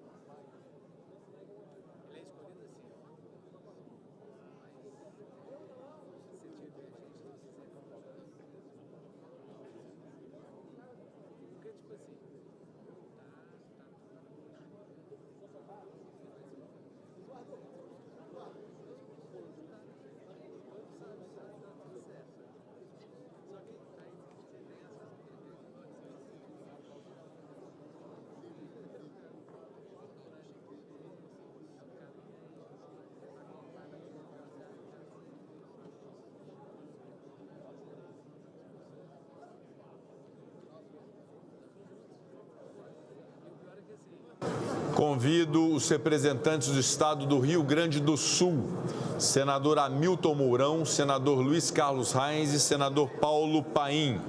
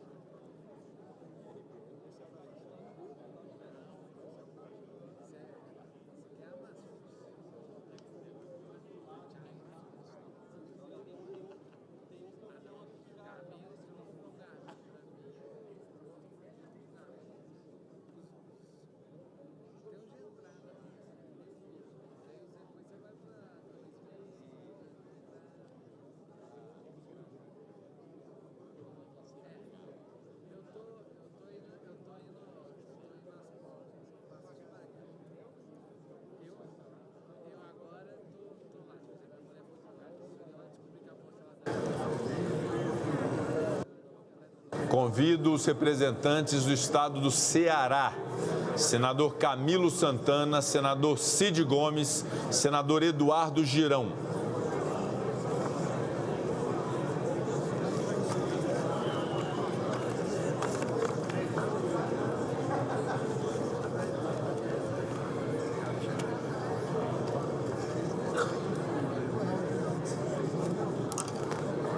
Deixa eu primeiro cumprimentar vocês. Girão.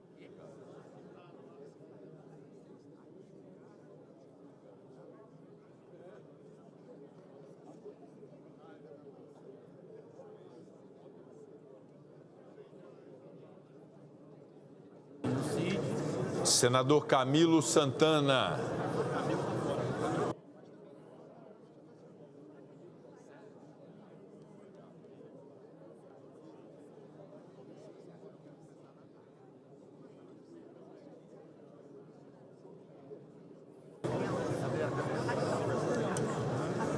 Convido. Vou passar só duas. Essa é do Ceará.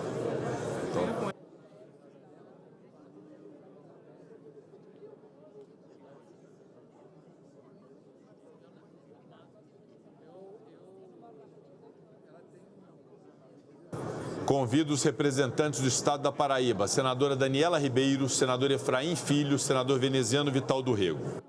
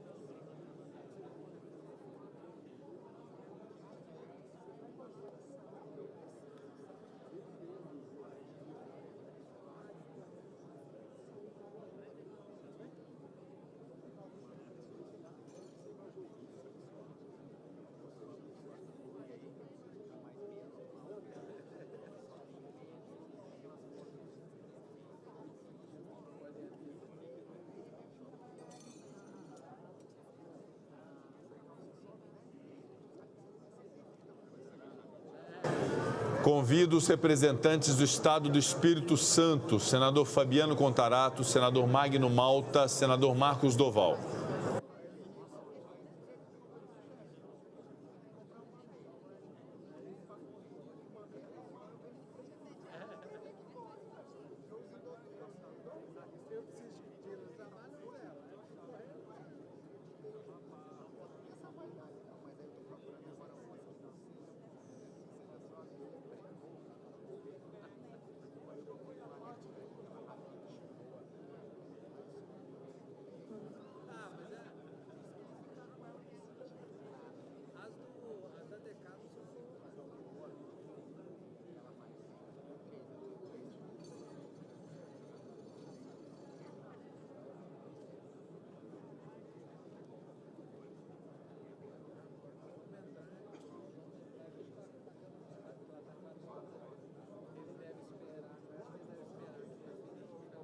Senador Magno Malta, peço a presença de Vossa Excelência para o processo de votação.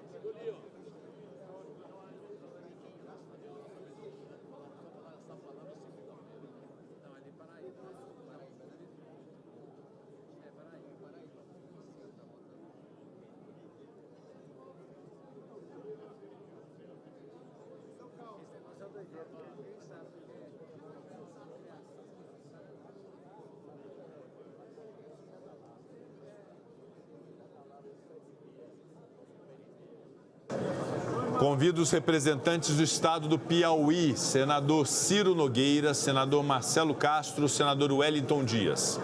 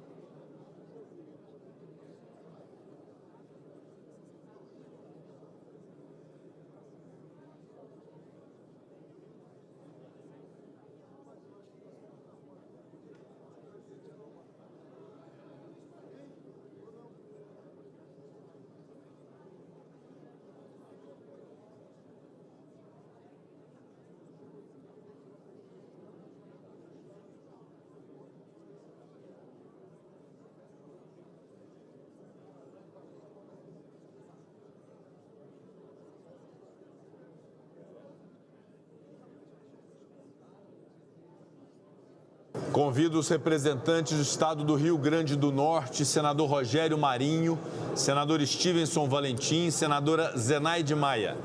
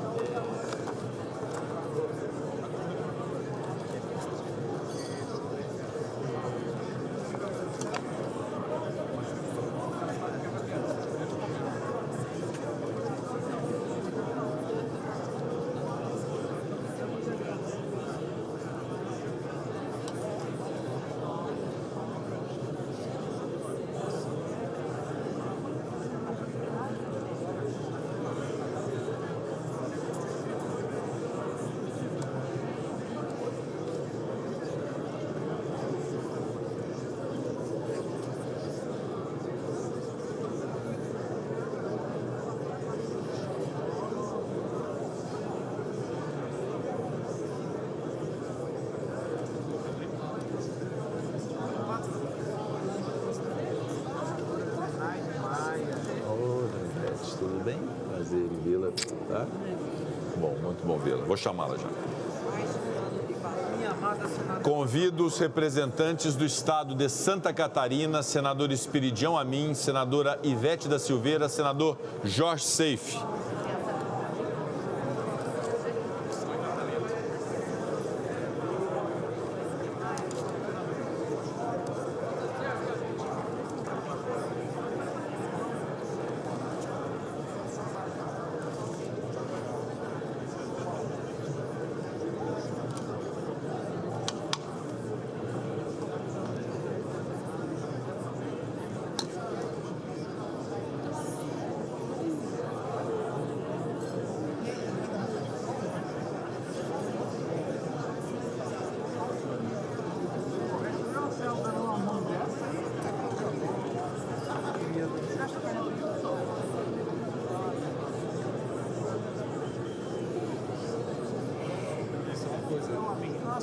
Depois, quando encerrar, eu e o Chico conta, essa missão todinha de contar a voto, eu e o Chiquinho. É.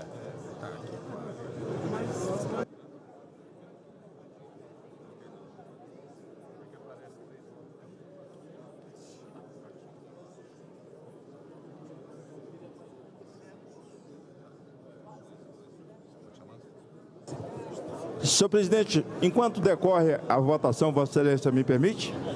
Infelizmente. Só um minuto, senador Magno Malta.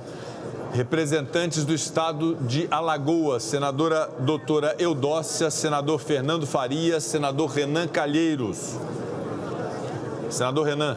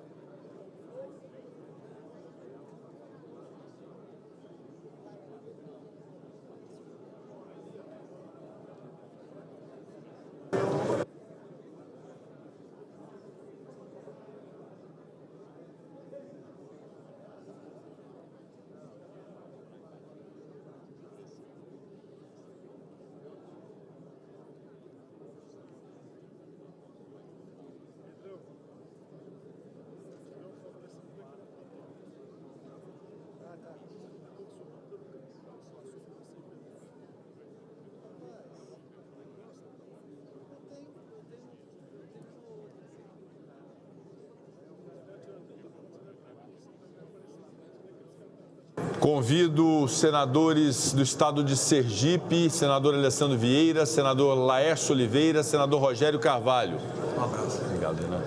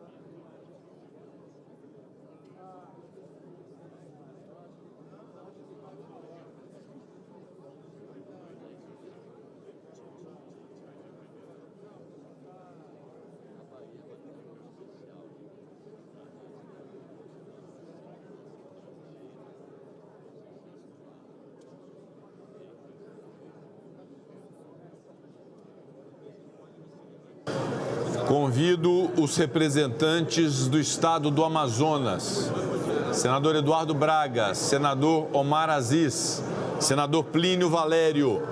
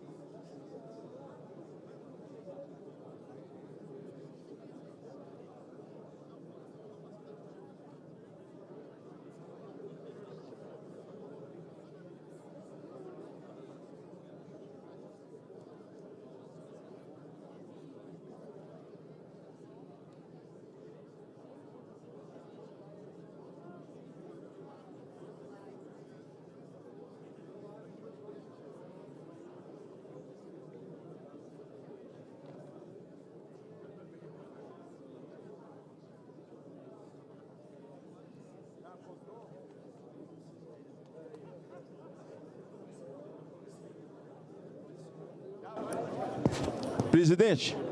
Convido os representantes do Estado do Paraná, senador Flávio Arnes, senador Oriovisto Guimarães, senador Sérgio Moro.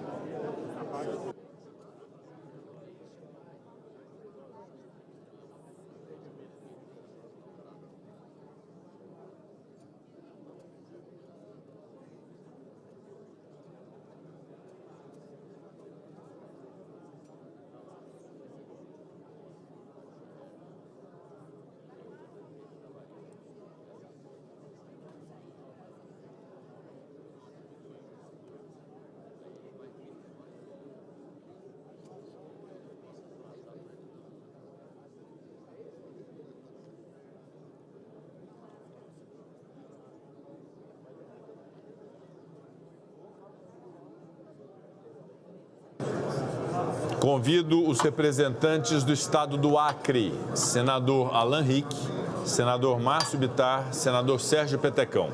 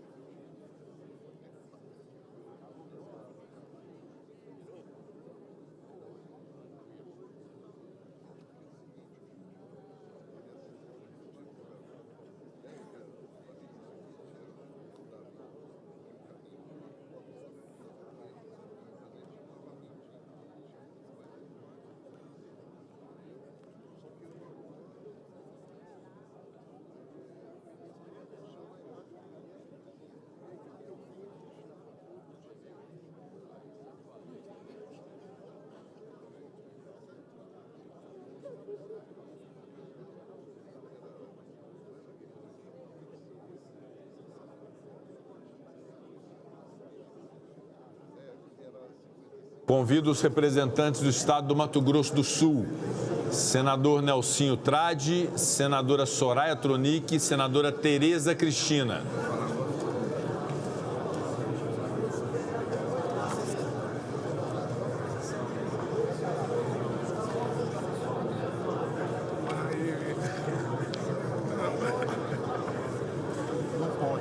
Presidente, não pode falar no processo de votação não, presidente? Não é sério?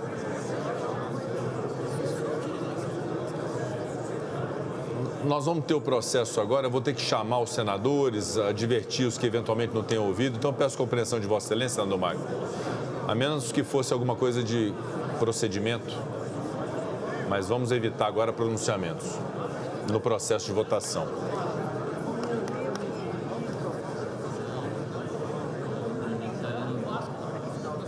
Senadora Soraya Tronic.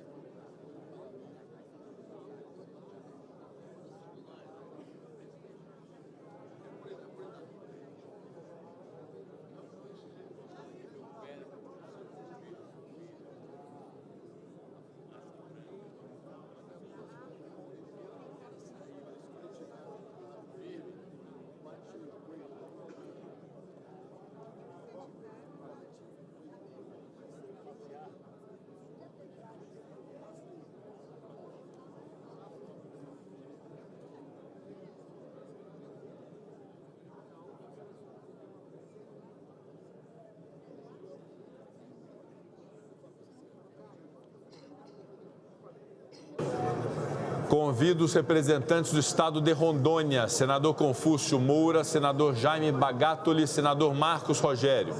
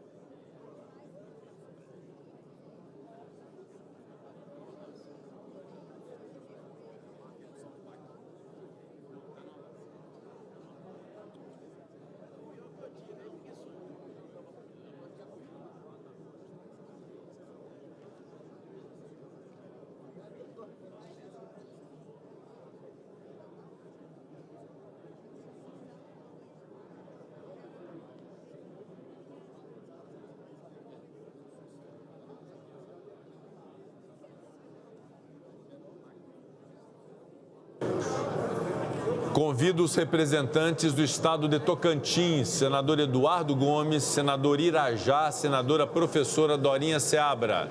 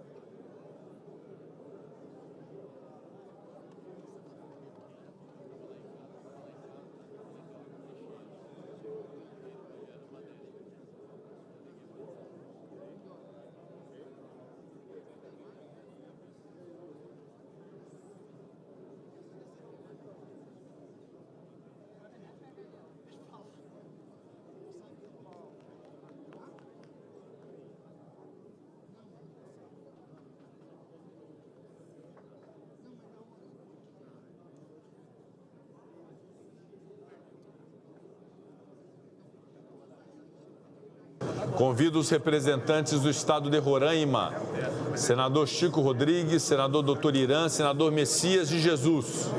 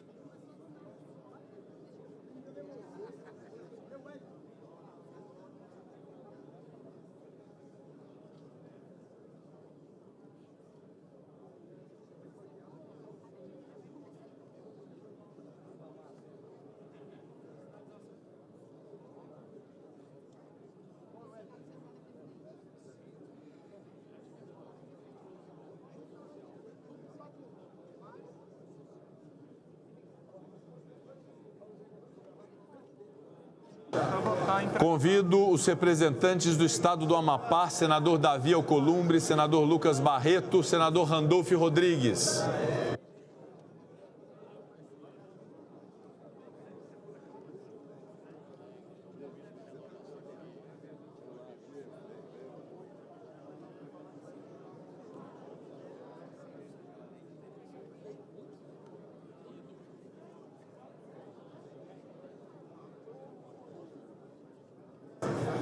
Senador Davi Alcolumbre, senador Lucas Barreto, senador Randolfo Rodrigues. Peço que se dirijam à mesa.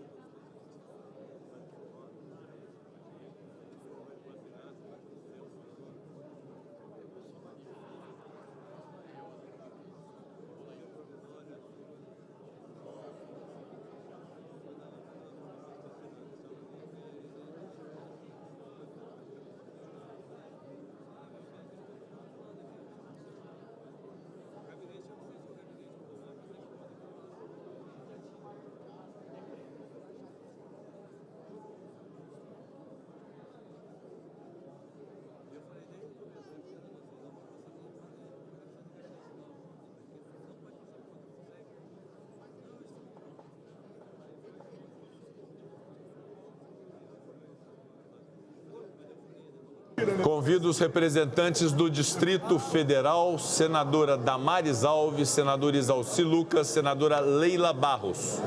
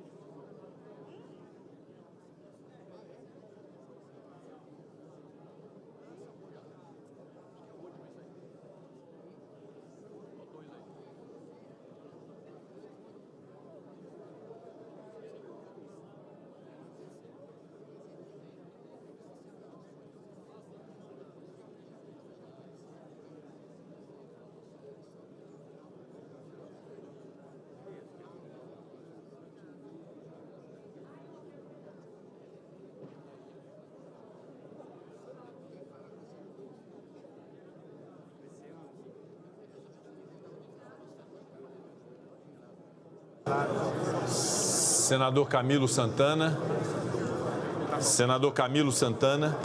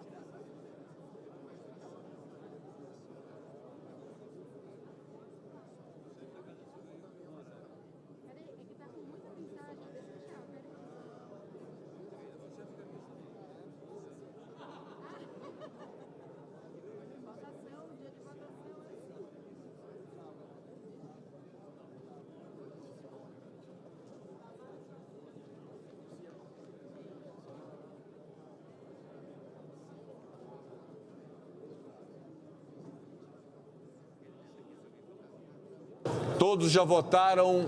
Encerrada a votação. Peço aos senhores senadores e senhoras senadoras que ocupem seus lugares. Convido os escrutinadores para se dirigirem à mesa.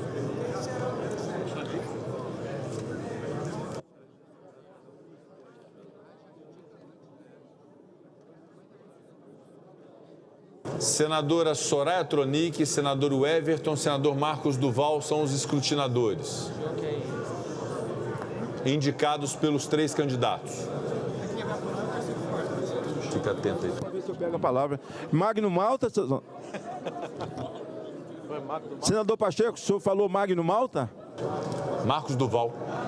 Senador Marcos Duval, senador Everton e senadora Soraya Tronic, os escrutinadores. Convido também o secretário, senador Stevenson Valentim e senador Chico Rodrigues.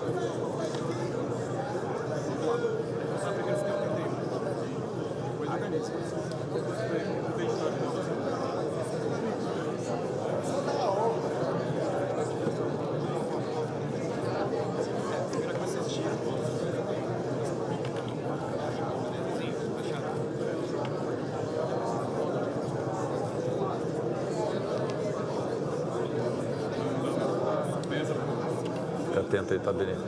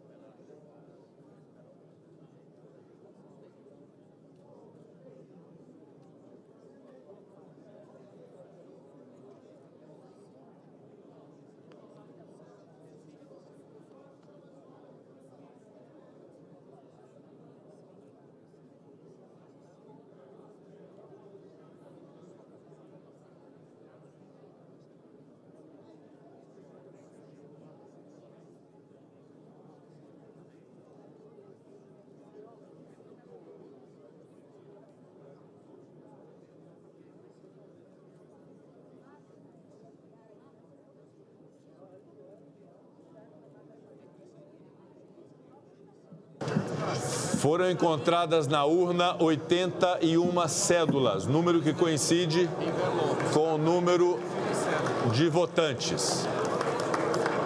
Envelopes, agora a gente vai olhar assim. Senador fantasma não apareceu 10, 10, 20, 30, 40, 50, 60, 70, 80. Peço silêncio ao plenário, por gentileza. Peço silêncio ao plenário, ainda não encerramos o processo de apuração. A gente abre. Vai abrindo e eu vou passando aqui para a mesa. Abrindo por aqui, com o Marco Duval. Davi Alcolumbre. Davi Alcolumbre. Mostra. 2. Davi Alcolumbre. Se tira de pé. Davi Alcolumbre.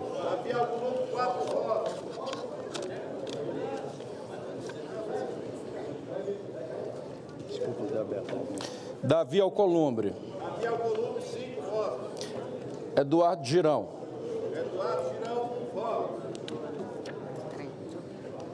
Davi Alcolumbre. 6 votos. Davi Alcolumbre. 7 votos.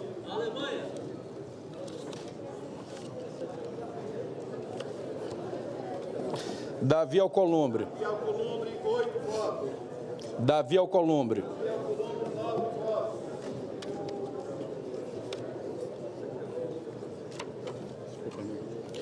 Davi Alcolumbre. Davi Alcolumbre. 11 votos. Davi Alcolumbre. Davi Alcolumbre, 12 votos. Gostei do 12. Davi Alcolumbre. Davi Alcolumbre, 13 votos. 13 votos. Davi Alcolumbre. Davi Alcolumbre, 14 votos. Davi Alcolumbre. Davi Alcolumbre, 15 votos. Parabéns, meu Rodrigo. Davi Alcolumbre. Davi Alcolumbre, 16 votos. Davi Alcolumbre. Davi Alcolumbre, 17 votos. Se tu quiser um reserva, Davi Alcolumbre. Davi Alcolumbre, 18 votos. Davi Alcolumbre. Davi Alcolumbre, 19 votos. Davi Alcolumbre. Davi Alcolumbre, 20 votos. Davi Alcolumbre. Davi Alcolumbre, 21 votos. Davi Alcolumbre. Davi Alcolumbre, 22 votos. Davi Alcolumbre. Davi Alcolumbre, 23 votos. Davi Alcolumbre. Davi Alcolumbre, 24 votos. Davi Alcolumbre. Davi Alcolumbre, 25 votos.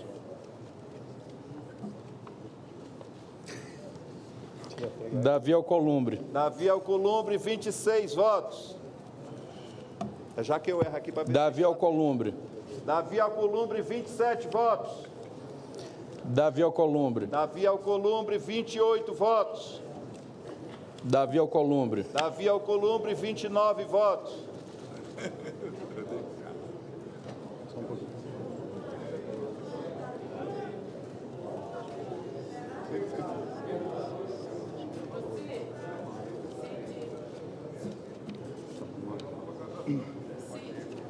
Astronauta.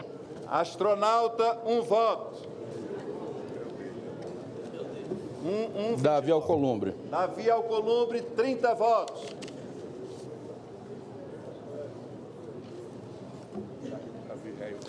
Astronauta. Astronauta, 2 votos. É o do Magno Malta. Alcolumbre. Davi Alcolumbre, 31 votos.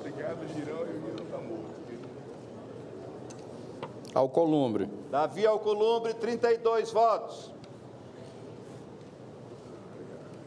Alcolumbre. Davi Alcolumbre, 33 votos. Alcolumbre. Davi Alcolumbre, 34 votos.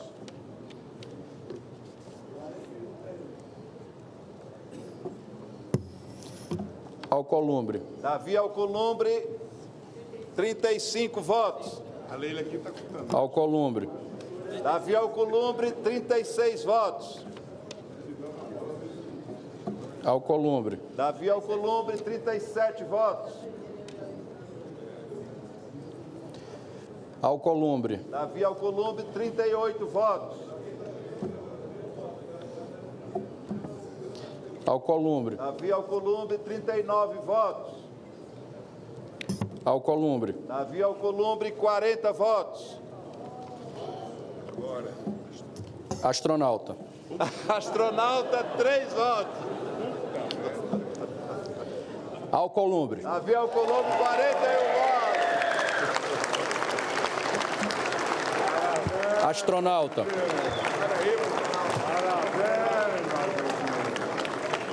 Valeu, Davi. Vou repetir aqui a última, astronauta. 3 votos, 3 votos. Jair Bolsonaro foi candidato 3 vezes, só teve o voto dele, virou presidente da República. Cuidado, hein? Eu vou parar por aqui. Porque... melhor. Continua, porque tudo até Continua. Davi Alcolumbre. Eduardo Girão. Davi Alcolumbre. Davi Alcolumbre.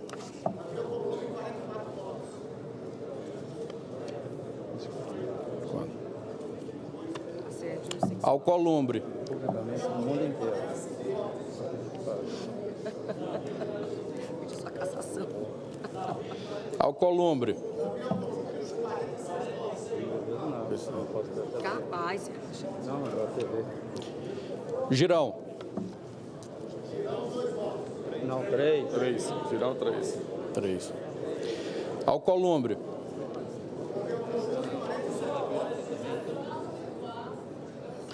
Girão.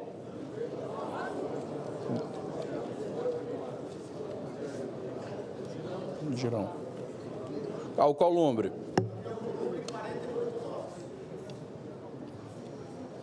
Alcolumbre. Alcolumbre.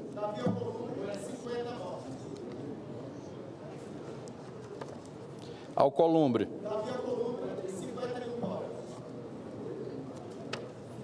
Alcolumbre.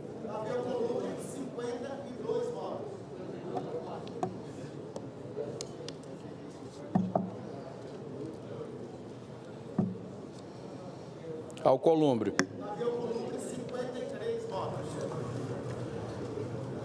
Alcolumbre.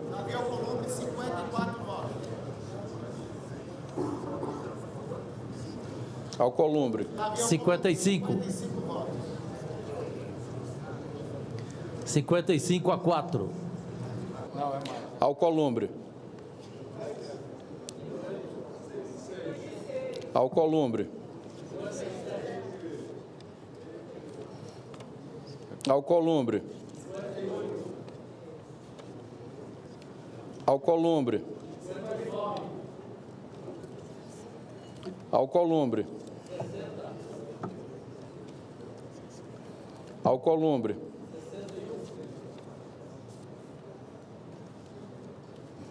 Alcolumbre.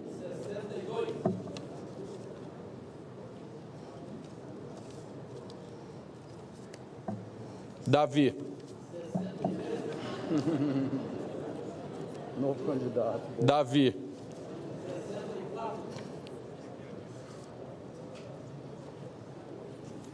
Davi.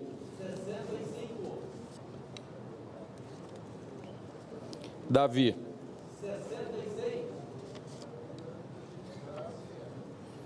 Davi.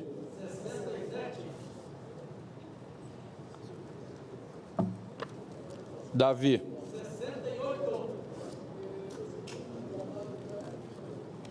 Davi. 69.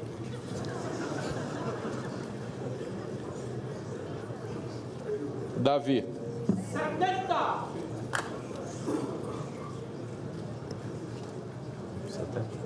7-3, já fechou. Davi. 71. 7-3. Davi. 72. Último. Faz mistério agora. Mistério, último.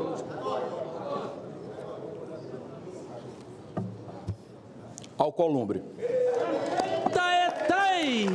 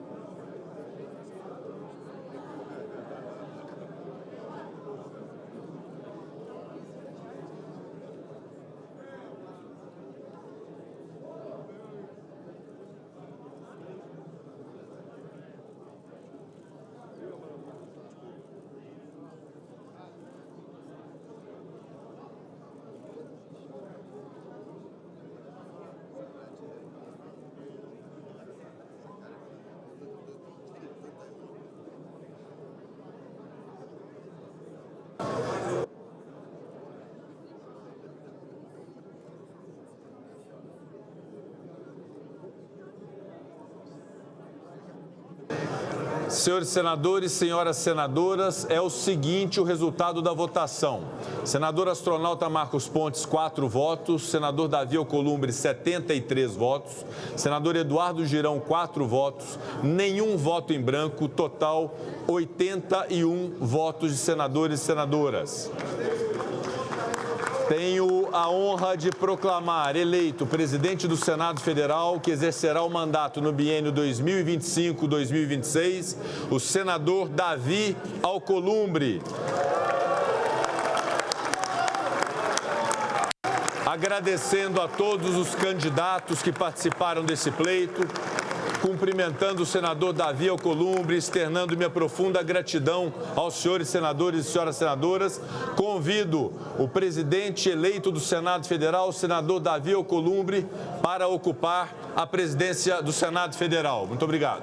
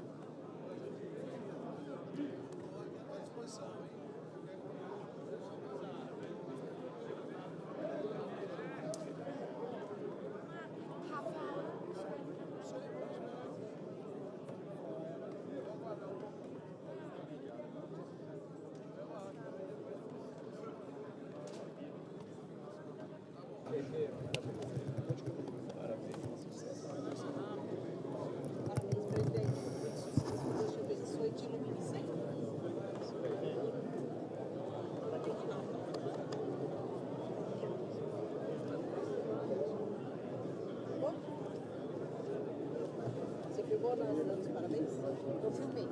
Peraí que eu já chupei a meia.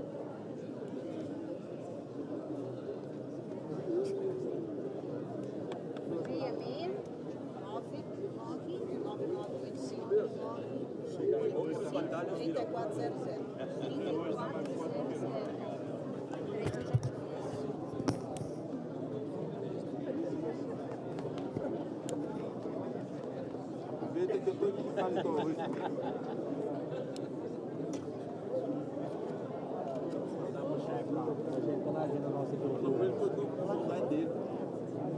Escrevendo o livro, tá? Meu companheiro, perseguido, massacrado, mais vivo. Acho que pode acontecer. Tem que fazer lá, né?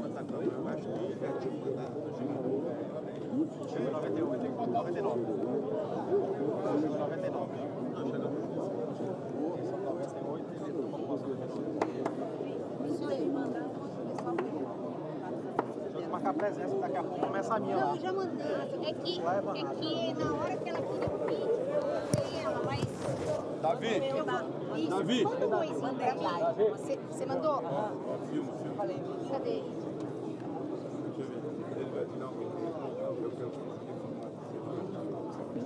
Peraí que os dois aí. Ela pediu pra tu não colocar no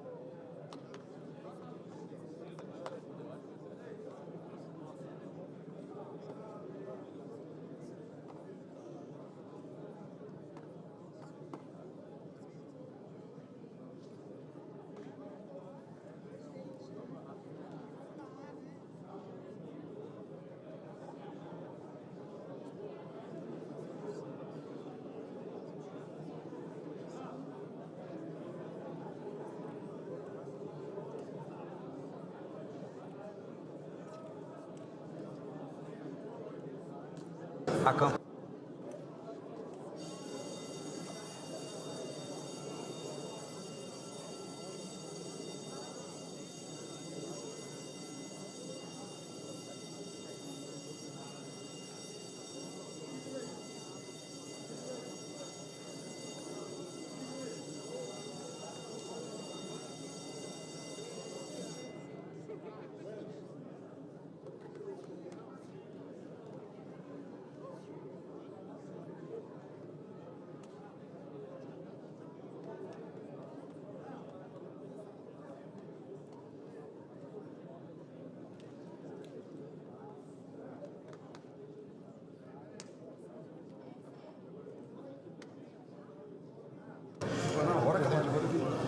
Na hora que a balinha... Dudu, já vou chamar tu pra cá.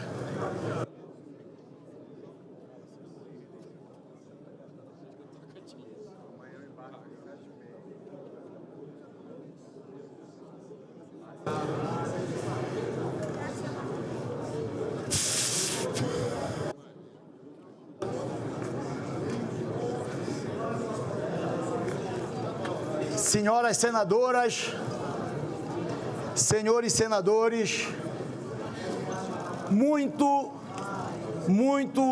obrigado. Minhas primeiras palavras não poderiam ser outras. Muito obrigado.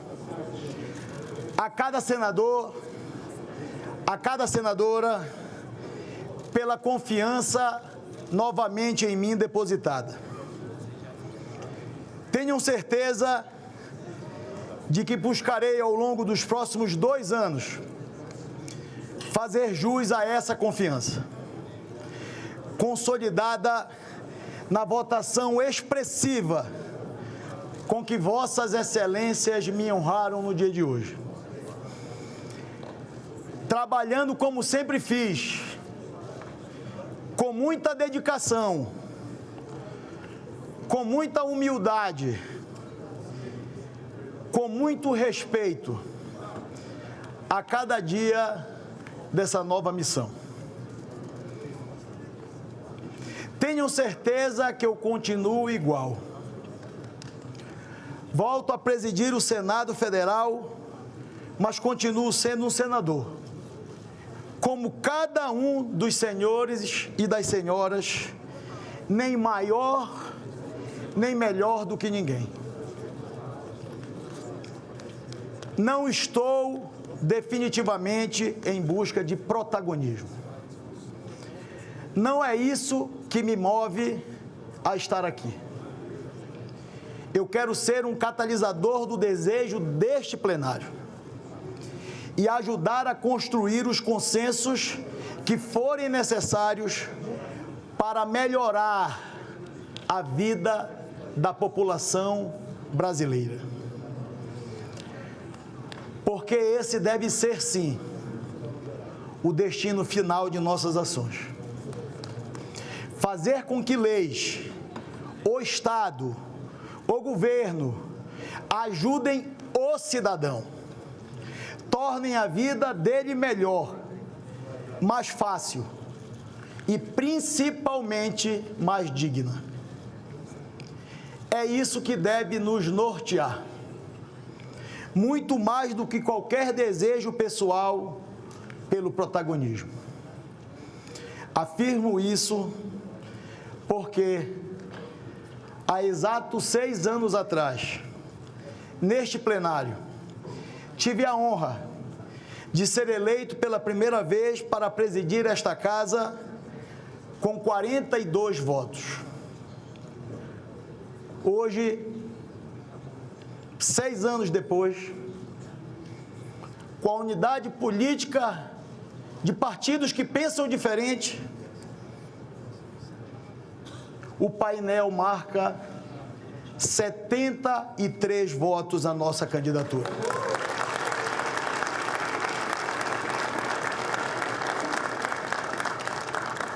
E isso representa claramente o amplo respaldo político que este plenário está conferindo ao projeto coletivo que nós construímos juntos. Esse amplo apoio, mesmo em um contexto com várias candidaturas, demonstra que o Senado Federal está unido e sabe a direção na qual pretende caminhar. Esta presidência, que não é apenas do Senado, mas também do Congresso Nacional, inicia, portanto, com a força somada das senadoras e dos senadores que apoiaram este projeto e que serão parte desta construção política e institucional fundamental para o Estado brasileiro. Quero reafirmar que nesta presidência seremos uma casa de iguais, onde cada senadora e cada senador terá voz e espaço, independentemente de sua ideologia ou orientação política. A força da presidência do Senado vem da grandeza desta instituição bicentenária que é o Senado Federal. E o Senado só se mantém grande, todos sabemos, pela soma das forças, senadoras e senadores, cada um aqui, repito, cada um aqui legitimado pelo voto de milhares ou milhões de brasileiros. Vamos trabalhar pelo Brasil, promover a geração de emprego, o crescimento econômico, o desenvolvimento social, proteger a saúde pública, dar uma educação de qualidade aos brasileiros e também, muito importante, estarmos atentos todos os dias à questão da segurança dos brasileiros.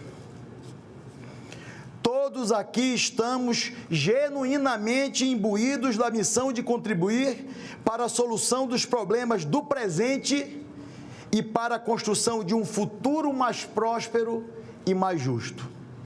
Para o Brasil, mas especialmente para milhões de brasileiros que esperam isso desta casa. Não do Senado, não da Câmara, do Poder Legislativo do Brasil.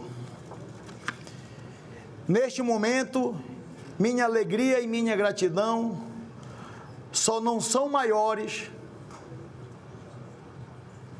do que o meu senso do tamanho da responsabilidade delegada por Vossas Excelências ainda há pouco.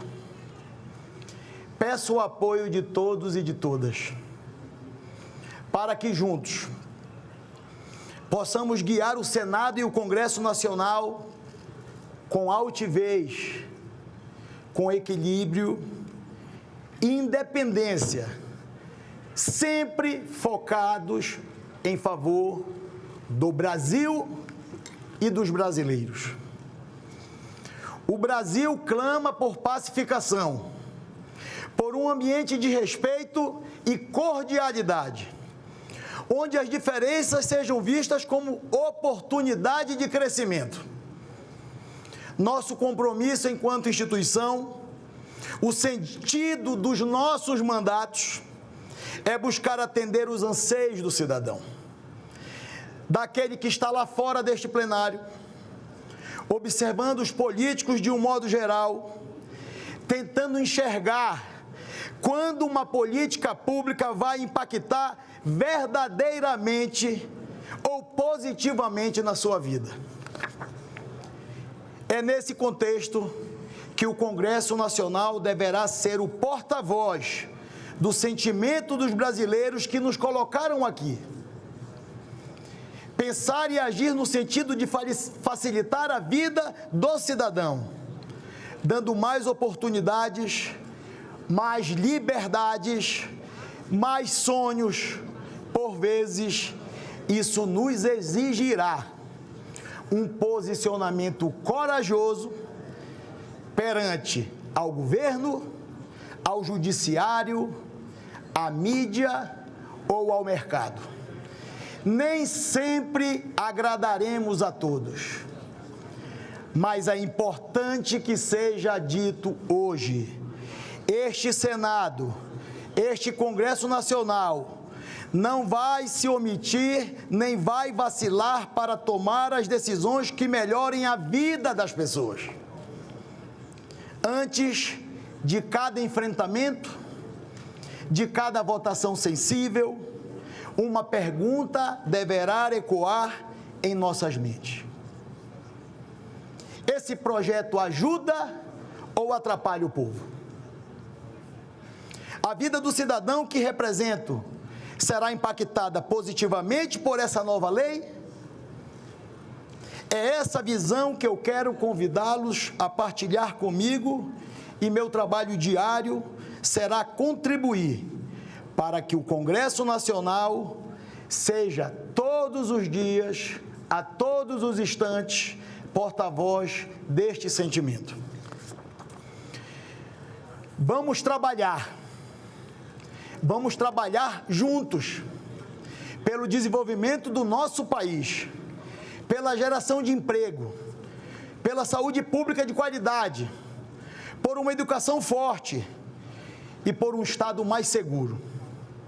Nosso instrumento será a boa política, aquela que busca o entendimento, aquela que ouve todas as vozes e que coloca a verdade e o bem comum acima de qualquer interesse pessoal, político, partidário ou ideológico. Gostaria de registrar e agradecer a presença neste plenário em Brasília de dezenas de amapaenses, numa caravana de valorosos conterrâneos que vieram até aqui para prestigiar esse filho da terra, a quem eu gostaria de agradecer imensamente na pessoa do nosso querido governador Clécio Luiz.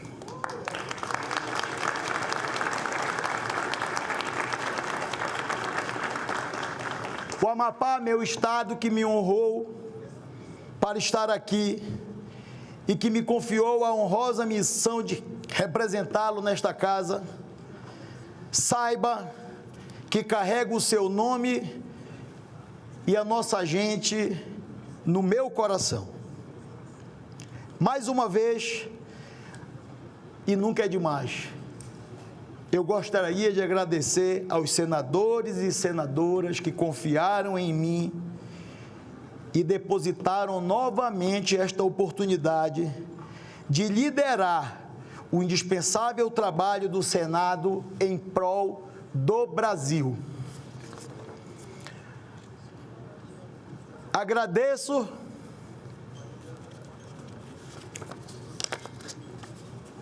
muito especialmente a um irmão que a vida me deu, ao presidente Rodrigo Pacheco.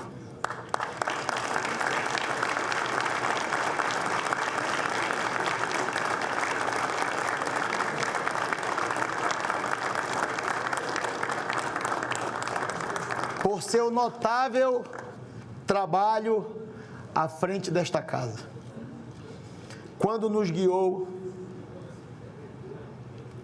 com muito equilíbrio e com muita sabedoria. Sua liderança nos fortaleceu e nos preparou para os desafios que temos pela frente. Agradeço também, muito especialmente, a minha família, pelo amor e pelo apoio incondicional. Aos meus pais, o mecânico Samuel,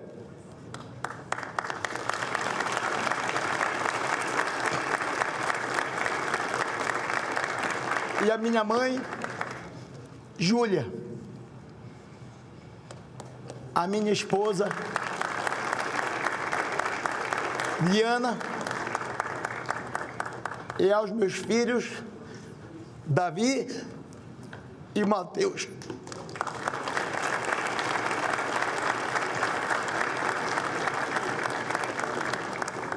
Que todos os dias me motivam a dar o melhor de mim. Tenham certeza de que estou aqui para trabalhar muito, como sempre fiz, em meu mandato. Não faltarão empenho e dedicação desta presidência. O compromisso do Senado Federal é com o povo brasileiro, que anseia por um país mais justo, próspero e harmonioso.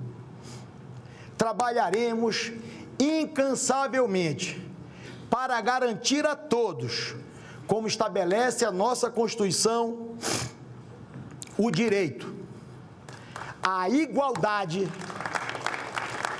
à liberdade e a uma vida digna, o direito de prosperar e ser feliz. Muito obrigado.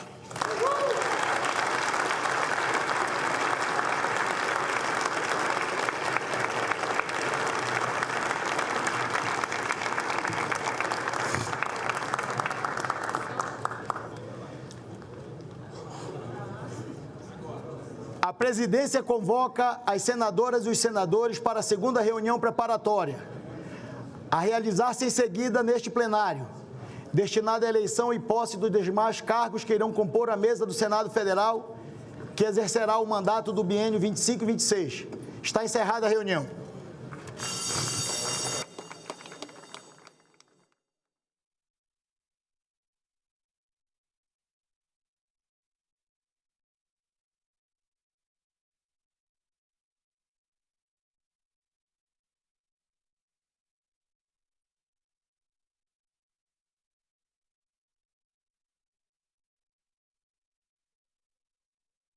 Os nossos trabalhos.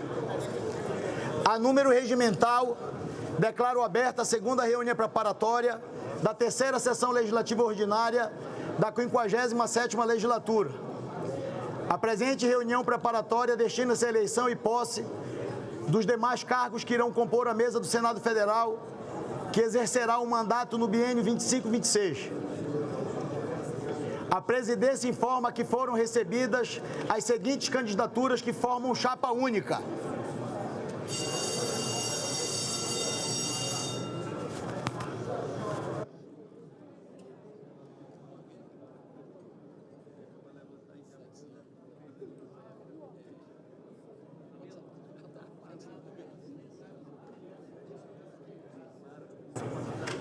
Primeira vice-presidência do Senado Federal, indicação do Partido Liberal, senador Eduardo Gomes.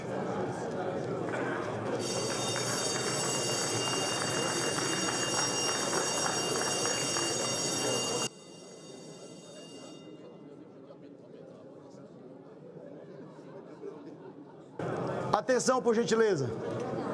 Segunda vice-presidência do Senado Federal, indicação do Partido dos Trabalhadores, senador Humberto Costa.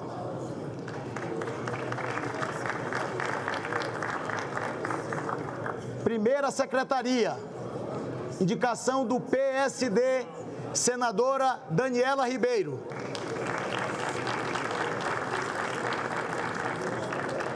Segundo secretário, indicação do MDB, senador Confúcio Moura.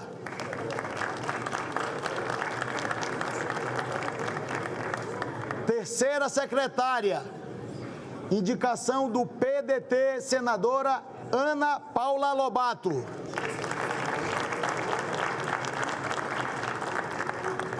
Quarto secretário, indicação do Progressistas, senador Laércio Oliveira. Primeiro suplente de secretário, indicação do PSB, senador Chico Rodrigues. Segundo suplente de secretário, indicação do Republicanos, senador Messias de Jesus. Terceiro suplente de secretário, indicação do PSDB, senador Stevenson Valentim. Quarto suplente de secretário, indicação do Podemos, senadora Soraya Tronic.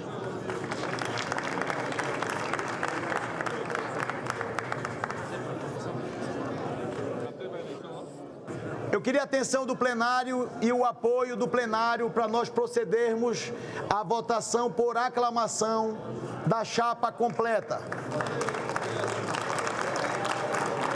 Havendo apenas uma candidatura para cada cargo, esta presidência consulta o plenário se a chapa única apresentada e registrada à mesa, por indicação de todos os partidos políticos, poderá ser considerada eleita por aclamação. Ok.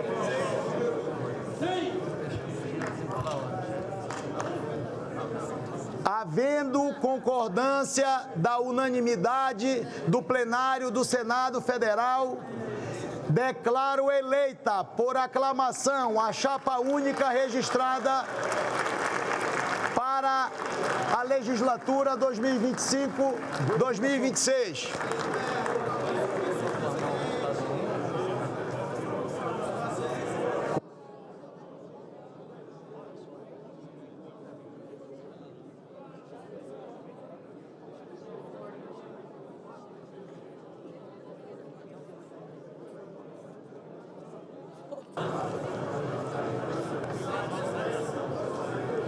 Tem que ler isso.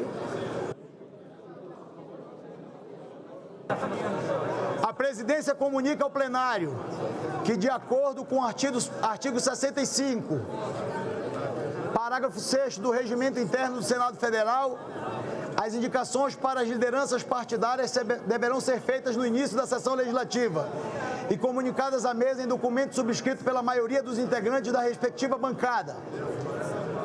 A presidência informa ainda que está convocada a sessão solene do Congresso Nacional para segunda-feira, dia 3 de fevereiro, às 16 horas, no plenário da Câmara dos Deputados, destinada à inauguração da terceira sessão legislativa ordinária da 57ª legislatura. Agradecendo a proteção de Deus, está encerrada a presente reunião.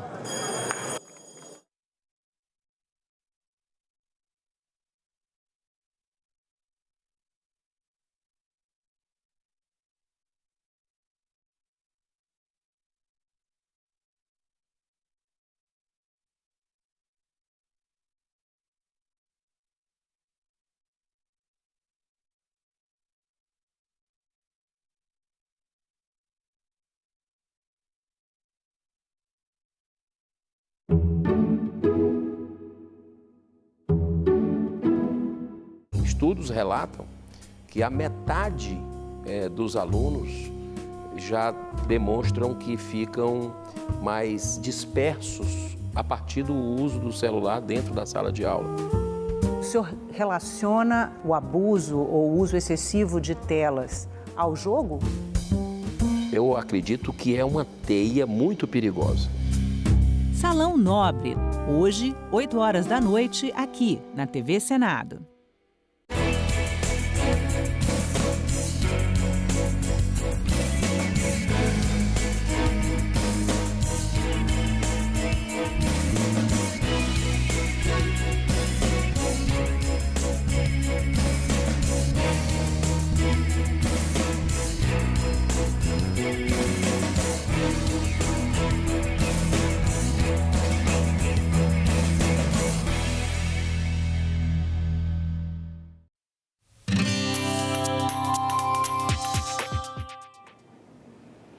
Olá, eu sou a Carla Benevides e nesta edição do programa Argumento nós vamos falar sobre a alta dos preços dos alimentos. O índice de preços ao consumidor amplo, IPCA 15, subiu 0,11% em janeiro e acumulou uma alta de 4,5% em 12 meses. Para falar sobre esse assunto, está aqui conosco o senador Rogério Carvalho, do PT de Sergipe, para explicar um pouquinho esse assunto e falar sobre as medidas que estão sendo tomadas. Senador que também foi eleito agora o novo líder da bancada do PT. Senador, muito obrigada pela sua presença. Obrigado, Carla. Uma satisfação estar aqui na TV Senado. Na verdade, tem uma polêmica sobre a alta de preços dos alimentos no domicílio. Estão tentando passar a ideia de que os preços estão descontrolados. Nós tivemos nos 2 primeiros anos do governo Bolsonaro, um aumento de 27% de aumento de preços dos alimentos no domicílio e de 22% nos 2 últimos anos do governo. Portanto, mais de 50% de aumento nos preços dos alimentos no domicílio, que é aquele alimento que as pessoas consomem. Nos 2 anos do governo Lula, o aumento é de menos de 8%. Então, essa tentativa de construir uma narrativa, porque alguns produtos puxaram um pouco o aumento da inflação, como laranja, como café, é preciso entender que o café virou uma bebida universal, né? Substituindo o chá ou competindo com o chá na Ásia. E, portanto, a demanda pelo café do Brasil e do mundo aumentou muito. E os laranjais dos Estados Unidos e de São Paulo, grandes produtores de laranja, eles tiveram foram dizimados por pragas e hoje a gente tem uma produção muito menor do que a demanda por suco de laranja no mundo. O Brasil é o maior produtor de suco de laranja do mundo. Isso teve variação nos preços. O preço da carne, ele reduziu em 2023 e no final de 2024 teve um aumento pequeno comparado com o aumento que houve no período anterior.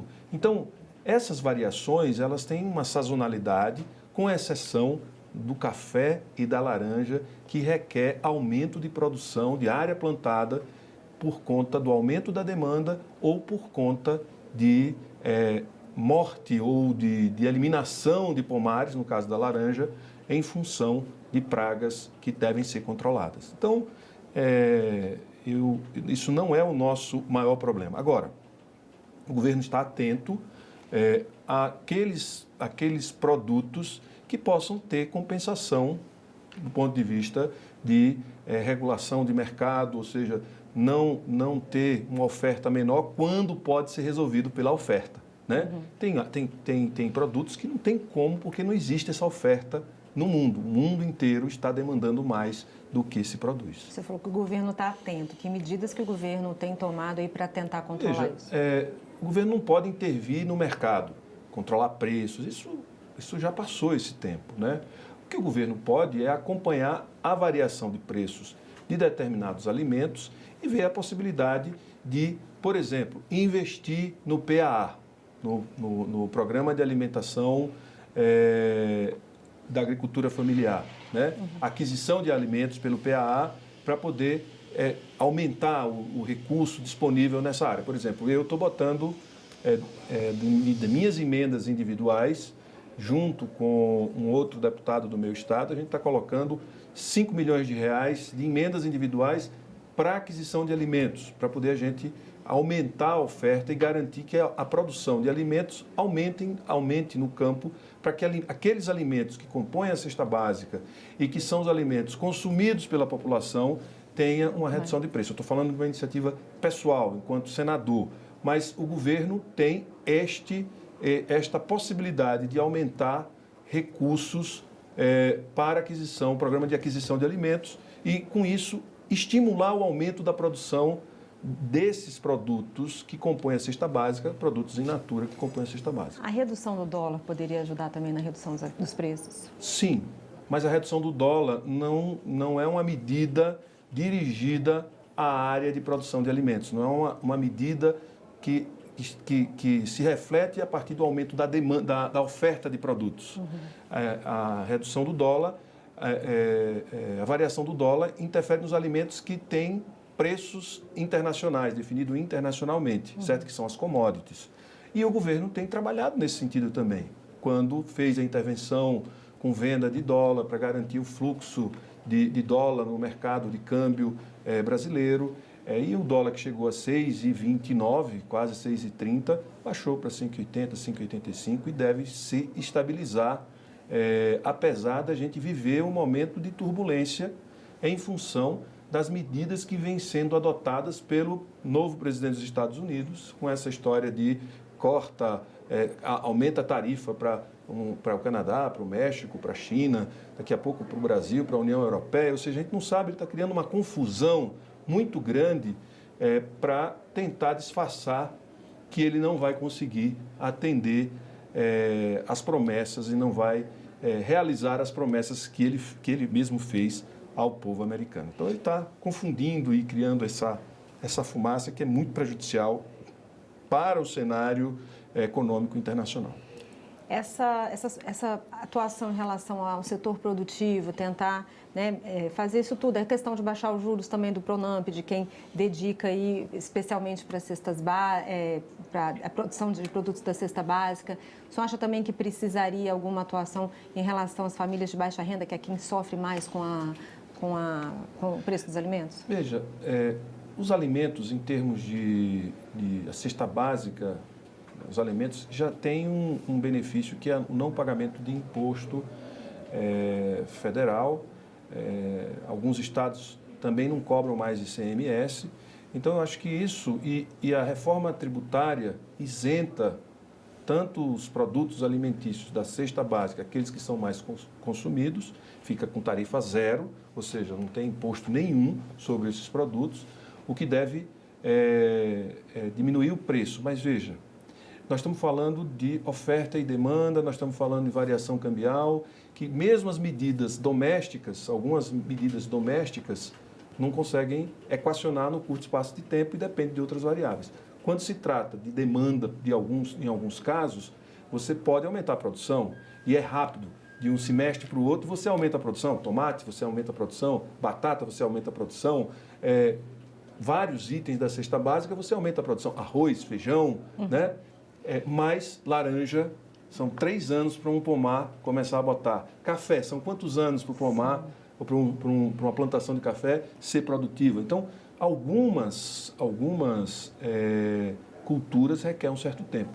A carne depende muito do mercado externo, né? E depende muito, por exemplo, de queimadas, depende do clima, tem variantes que é sazonal, outros é um pouco mais complexa porque interfere no mercado global. Mas o governo tem que ficar atento para que a população não pague o preço, né, dessas alterações, e isso, com certeza, o governo está atento. Tanto é que o aumento real na cesta básica, não estamos falando de um produto, mas na cesta básica como um todo, porque são vários produtos, você pode ter tido 20% no alimento, pode ter tido deflação em outro alimento, quer dizer, o preço diminuiu em outro alimento. No geral, a inflação, no acumulado de 2 anos, foi 7,59%, que, quando você falou aqui, 4,5% nos últimos 12 meses. Mas nos 12 meses anteriores, a inflação foi menor, por isso que dá 8% no acumulado desses 2 anos. Senador, então está aí, uma das prioridades é reduzir esses números. Queria saber agora, o senhor como líder do PT, foi escolhido entre seus pares para comandar a bancada. Quais são as prioridades do partido? A gente já sabe que nos próximos dias serão feitas as escolhas aí das comissões temáticas e o PT escolheu, se não me engano, confirma para a gente, educação e meio ambiente, as comissões permanentes de educação e meio ambiente. Então, queria saber duas pastas importantes, principalmente no ano que tem COP30, não é isso, senador? Isso. Educação, o governo tem um programa extremamente exitoso, que é o Pé de Meia, agora o Mais Professores, tem uma reforma que deve ser apresentada agora pelo ministro Camilo Santana, do ensino técnico, tem algumas coisas, tem algumas iniciativas muito importantes que precisam da nossa presença mais ativa no campo da educação. E é uma demanda de toda a sociedade. E o meio ambiente, por óbvio, nós temos aqui um grande evento internacional e o Brasil é um dos grandes articuladores de uma agenda para reduzir os efeitos da mudança climática que está sob ataque neste momento pelo governo dos Estados Unidos e por alguns aliados mais radicais de extrema eu não sei nem o que, não vou dizer de extrema direita, eles são radicais da destruição da vida ou que eles são, na verdade, contra, eles não defendem a vida, porque se preocupar com o planeta é se preocupar em defender a vida, é a própria defesa da nossa existência e da vida como um todo, né? Portanto, eles não defendem a vida. Então, para nós é muito importante esta comissão. E aqui nós temos um desafio de garantir que a reforma tributária seja concluída com a reforma da renda, a isenção dos 5 mil, para quem ganha até 5 mil reais do imposto de renda. Nós temos um debate que eu não sei se a gente vai conseguir fazer, mas a gente precisa fazer, que é a da redução da jornada de trabalho. Porque, veja, o servidor público, de uma maneira geral, já trabalha 5x2. Os diretores, gerentes das empresas privadas também trabalham 5x2. Por que os trabalhadores que ganham menos, que têm mais esforço físico, os que mais se desgastam com deslocamento, moram distantes, têm que trabalhar 6x1? Não é justo, né? E tem gente que defende isso. E veja, nós não estamos falando de uma redução de jornada de um dia inteiro, é de meio turno, só que obriga a pessoa a ir para o trabalho para poder trabalhar 4 horas para formar a jornada de 44 horas semanais. Portanto, acho que esse é um debate importante que a gente tem que fazer aqui no Senado e na Câmara, e temos outras agendas, como a questão da regulação das mídias sociais, que é preciso definir isso. A gente viu e a gente está vendo esse movimento de liberar e de não ter controle de conteúdo, porque, veja, a TV Senado tem uma programação específica para cada horário. Isso não é censura, isso é definir a adequação do conteúdo a quem vai estar exposto àquele conteúdo e se tem ou não condição de absorver. Se um terço de quem olha a rede social tem menos de 12 anos, é preciso ter um cuidado com isso. Se não é censura, é uma forma de você moderar e modelar o tipo de conteúdo que vai estar disponível em determinados horários e fazer o autocontrole, não é ninguém de fora, é a própria plataforma fazer essa avaliação de conteúdo. Eu acho isso muito importante, né? E para mim a censura está numa outra forma de manipulação, que é o que é que vai ser colocado para o consumo, o que é que não é colocado para o consumo. Por que esconde determinadas ações e revelam outras ações? Por que quando é uma fake news como a que foi divulgada do Pix, mostraram aquilo e as defesas para mostrar a realidade foi escondido? Isso para mim é censura. Isso é que a gente precisa combater. Senador, muito obrigada pela sua presença, pelos seus esclarecimentos, desejando sorte aí no comando da bancada do PT nesse próximo ano e também no ano todo no legislativo que se inicia agora. Obrigado, Carla. Desculpe, eu falei demais, né? Imagino. Disparei aqui, né? Não tem problema, imagino. Os microfones são dos senhores senadores. Obrigada mais uma vez. Obrigado. E eu agradeço a você também que nos assistiu. Se você quiser rever esse programa, é só acessar o nosso site senado.leg.br/tv ou o nosso canal no YouTube. Obrigada pela sua companhia e até o próximo argumento.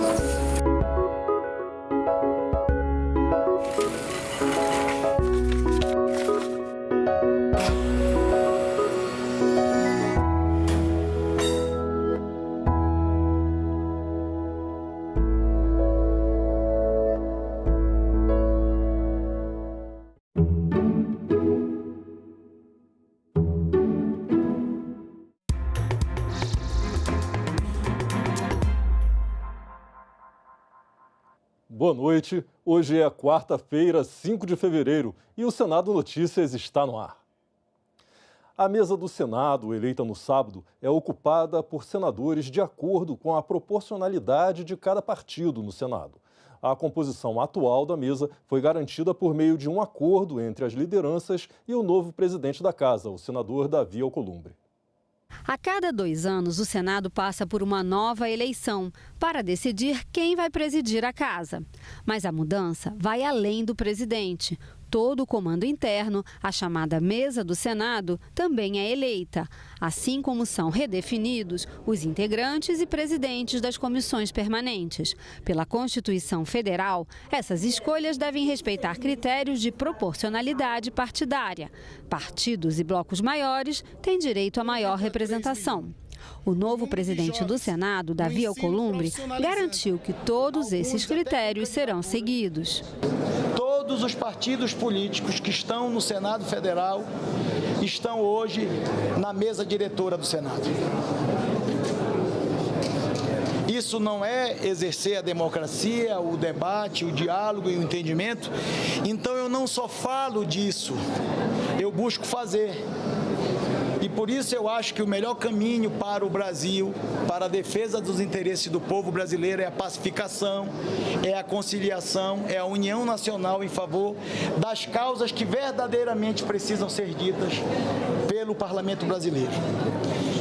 E as comissões também estarão dentro de uma regra de proporcionalidade das escolhas partidárias, dentro dos tamanhos das bancadas, e todas as representatividades partidárias que estão hoje no Senado Federal terão assento nas presidências e nas vice-presidências das comissões. Não há nenhuma dúvida que chegar a um acordo político para essa composição facilita o procedimento legislativo. Isso diminui a tensão entre os partidos, né? Diminui um pouco a temperatura política. Não que os partidos vão concordar necessariamente com o voto, né, com o mérito das matérias. Aí cada partido terá sua posição, o governo terá sua posição, a base do governo, a oposição, mas o procedimento legislativo fica bastante facilitado quando a gente tem um concerto político como o que a gente está assistindo nesse início dessa sessão legislativa. O Senado tem hoje 12 partidos e 5 blocos parlamentares. O maior deles é o Bloco da Resistência Democrática, formado por PSD, PT e PSB, com 28 senadores. O Bloco Democracia vem logo em seguida, com 18 parlamentares, formado por MDB e União Brasil.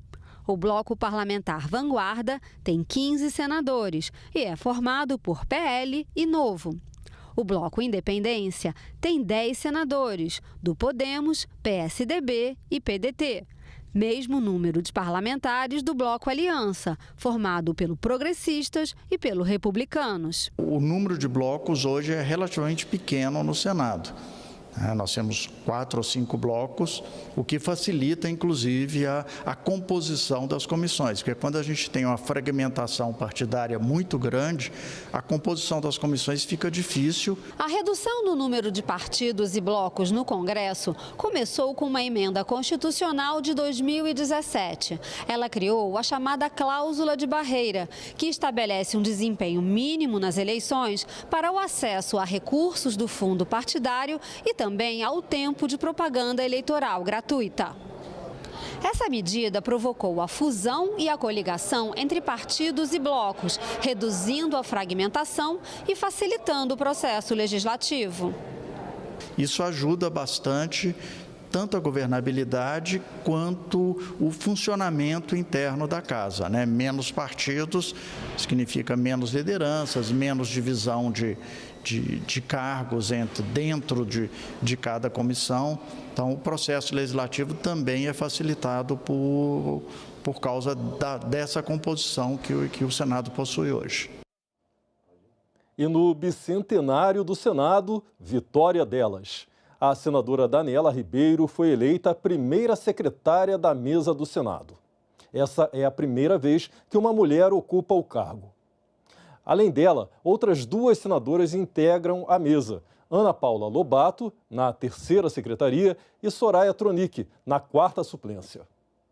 A eleição da mesa do Senado no último sábado trouxe um avanço na representatividade feminina. Pela primeira vez, uma mulher vai ocupar um dos mais importantes cargos da Casa, o da primeira secretaria. A senadora eleita Daniela Ribeiro ficará responsável, entre outras atribuições, pela supervisão das atividades administrativas do Senado, como a contratação de servidores. Muito feliz por vivenciar esse momento, 200 anos do Senado Federal. Quando a gente está comemorando o bicentenário, a gente perceber, não só perceber, mas agir para que possamos mudar algumas situações acerca de momentos que não dá mais para não viver, como não ter representatividade na mesa diretora, através de uma mulher. A primeira secretaria, trabalho esse que é um trabalho extremamente importante para todos nós, que eu sempre digo, não basta só você ocupar o espaço, principalmente nós mulheres, onde a gente é muito mais cobrada, onde a gente, com toda certeza, é mais criticada. Então, a gente, além de ocupar o espaço, a gente tem que dar o resultado, porque nós somos assim, a gente quer dar o resultado por sermos assim, e porque nós somos, no caso da política, eleita pelo povo, que espera de nós um retorno para o Estado, para o país. E esse feito representa não apenas um avanço institucional, mas um sinal claro de que a política brasileira ela está caminhando, ainda que de forma gradual, de forma lenta, mas sim para uma equidade de gênero nos espaços de decisão político, nos espaços de comando. E a ocupação desses cargos de poder e decisão por mulheres é fundamental por vários motivos, seja porque amplia a diversidade de perspectiva na formulação de políticas públicas, ou porque a presença feminina ela traz olhares mais plurais, garantindo que temas relevantes para a sociedade sejam debatidos com qualidade, com equilíbrio, de forma assertiva e mais próxima da realidade da sociedade brasileira. Além de Daniela, a senadora Ana Paula Lobato foi eleita para a terceira secretaria e a senadora Soraya Tronic para a quarta suplência. A última vez em que duas mulheres foram membros titulares da mesa havia sido no biênio 2009-2010. Isso não é apenas uma questão de presença, é uma questão de voz. Nós, mulheres, somos a maioria da população, mas a minoria aqui no Legislativo. E se não tivermos espaço, independência e protagonismo, teremos cada vez menos políticas públicas para as mulheres. Atualmente, a bancada feminina no Senado conta com 15 senadoras. O número representa menos de 20% do total de 81 senadores. Sabemos que ainda há barreiras físicas, simbólicas, às vezes econômicas, psicológicas, que refletem os desafios estruturais, como acesso limitado a financiamento de campanha, resistência cultural, até mesmo um ambiente político muito mais hostil para a mulher, que muitas das vezes desencoraja a participação dessa liderança na vida pública. Por isso que iniciativas como políticas públicas afirmativas de gênero, como cotas, incentivos financeiros, formação e capacitação de candidaturas femininas, é tão importante para que a gente possa reverter esse quadro. O Congresso iniciou as atividades legislativas esta semana com a pendência de 56 vetos para serem analisados. A quantidade é a maior acumulada em um início de ano, desde 2018. 33 desses vetos trancam a pauta de votação do Congresso. Um dos vetos mais polêmicos trata das emendas impositivas individuais e de bancadas estaduais. Senadores e deputados aprovaram a proibição de bloqueio e contingenciamento dessas emendas, dentro do projeto que prevê novas medidas para reduzir gastos em caso de déficit fiscal das contas públicas. Mas a proposta foi vetada pelo presidente Lula.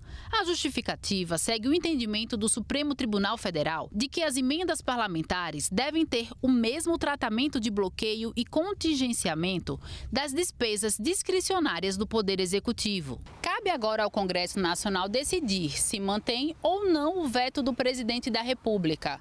No total, são 56 vetos a serem analisados aqui no Congresso. A quantidade é a maior acumulada em um início de ano desde 2018.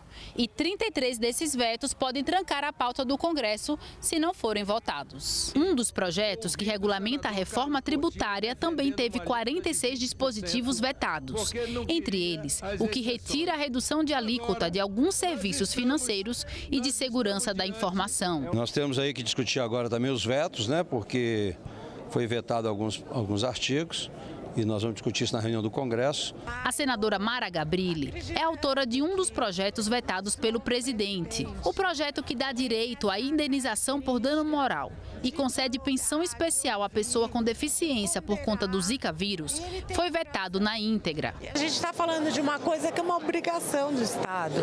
Essas famílias não tiveram saneamento básico adequado, o governo não conseguiu parar a epidemia do mosquito no norte e no nordeste. Então essas crianças que nasceram com microcefalia, muitas já faleceram. Então a gente está falando de 1.500 crianças, não é um número de milhões. Então assim, a gente está falando de um tipo de criança que precisa de auxílio para o resto da vida. E a família também. E você cortar essa pensão é um tapa na cara. O relator do Orçamento da União de 2025, senador Ângelo Coronel, prevê a votação do projeto após o Carnaval. Ele precisa fazer ajustes tanto no lado das receitas quanto no lado das despesas para evitar um buraco nas contas públicas. O projeto da Lei Orçamentária Anual de 2025 foi enviado pelo governo ao Congresso em agosto do ano passado. Mas após o envio da proposta, houve mudanças, como, por exemplo, no valor do salário mínimo. Além disso, o governo lançou também novos programas, como o Pé de Meia e o pacote fiscal. Por isso, o atraso na votação. Segundo o ministro das Relações Institucionais, Alexandre Padilha, o mês de fevereiro deve ser dedicado para fazer um redesenho do orçamento de 2025. A verdade é que nós estamos fazendo ainda alguns ajustes. Esperamos que o governo mande também alguma nota técnica para que se possa tentar corrigir principalmente a questão do Vale Gás, que tem um valor no orçamento e a realidade é bem maior. Nós estamos falando de 600 milhões orçado, enquanto a previsão, a projeção da consultoria nossa é que é na ordem de 3,5 bilhões. Nós temos a questão do Pé de Meia, que é um excelente programa, mas que está orçado em torno de 1 bilhão e já se tem aí uma projeção que o recurso para o Pé de Meia está na ordem aí de 12 bilhões. Então nós vamos ter que ver de onde cortar. Mesma coisa das emendas, que também está previsto 11,5 no orçamento. Não, está previsto não, está negociado, mas também no orçamento nós não temos de onde cortar. Segundo o relator, as receitas previstas pelo governo estavam superestimadas. Ainda temos algumas coisas que estão na interrogação, por exemplo, a CAF, os acordos com a CAF, as ações da CAF, que está estimada uma receita de 60 bilhões, mas aí é uma futurologia, ninguém sabe se vai chegar a esse valor. Temos a questão também das exportações. Nós estamos falando aí do dólar, que colocamos no orçamento, na casa de 5,75. O dólar está na casa aí de 5,8 e praticamente vai igualar. Mas as exportações é um quesito importante, principalmente a exportação do petróleo bruto, que traz uma divisa muito forte para o Brasil. Então, eu fico ainda na dúvida se essas receitas se vão dar para cobrir essas despesas novas que irão influenciar muito na peça orçamentária. Porque se a gente não conseguir equacionar, vai ficar um rombo, vai ficar um buraco. O relator, senador Ângelo Coronel, acredita que a proposta seja votada dia 10 de março, após o Carnaval. Esperamos que no decorrer do mês de fevereiro a gente consiga equacionar e logo no primeiro dia útil pós-Carnaval, que deve ser no dia 9, dia 10, na semana, dia 9 e 10, a gente possa levar a voto na CMO e, consequentemente, no plenário da Casa. Enquanto o orçamento não é aprovado, os gastos do governo ficam limitados. Só se pode gastar com o essencial, limitado a 1/12 por mês do que foi previsto na LDO, a Lei de Diretrizes Orçamentárias de 2025. Mas as pressões já começaram. Com o orçamento limitado, o reajuste dos servidores públicos não pode ser pago. Os servidores públicos federais estão cobertos de razão. Eles têm aprovado 9% a partir de janeiro. Quero até adiantar que não terão nenhum prejuízo, que serão pagos retroativamente. Agora, claro, quem é que não gosta de ter o dinheiro antes, na hora? Isso é normal, todos nós gostamos, todo brasileiro. Agora, eu só não quero que me culpem de não ter sido pago por causa da lei orçamentária, porque a lei orçamentária, muito pelo contrário, esse atraso na votação da LOA vai ser de grande valia para o governo, porque está dando tempo de o governo corrigir algumas distorções. O senador Rodrigo Pacheco apresentou o primeiro projeto de lei a tramitar no Senado este ano. Esse projeto é resultado do trabalho de uma comissão de juristas que estudou o processo estrutural no Brasil, criada pelo próprio senador no ano passado, quando ele era presidente do Senado. Os processos estruturais são demandas para o Poder Judiciário que surgem quando políticas públicas ou privadas não são suficientes para assegurar o cumprimento de direitos. O projeto define que problemas estruturais são aqueles que não permitem solução adequada pelas técnicas tradicionais do processo comum, individual ou coletivo. Entre as características dos problemas estruturais estão a multipolaridade, o impacto social, a prospectividade, a natureza duradoura das intervenções necessárias, a complexidade, a existência de uma situação grave e contínua de permanente irregularidade e uma intervenção no modo de atuação de uma instituição pública ou privada. A conceituação do problema estrutural dividiu a comissão. O próprio relator era a favor e depois passou a ser contrário a essa conceituação. Nós não precisamos de um conceito no artigo 1º para que tenhamos um conceito. Eu acho que esse conceito se extrai da legislação do todo do projeto. Qual é o conceito de processo estrutural? O processo estrutural é uma ação civil pública, como diz o artigo 1º, parágrafo 1º. É uma ação civil pública que se rege pelas normas fundamentais que estão no artigo 2º e cujo propósito é a elaboração do plano que está no artigo 9º. Esse é o conceito. Ele não precisa estar escrito aí. Mas a comissão optou por deixar o conceito de processo estrutural explícito na abertura do projeto. O ministro do Superior Tribunal de Justiça, Ribeiro Dantas, vice-presidente da comissão, lembrou que a palavra final será dos congressistas. Essa comissão não tem por objetivo pretender um projeto que resolva os problemas estruturais do Brasil. Ela só quer, no máximo, um anteprojeto que ajude a,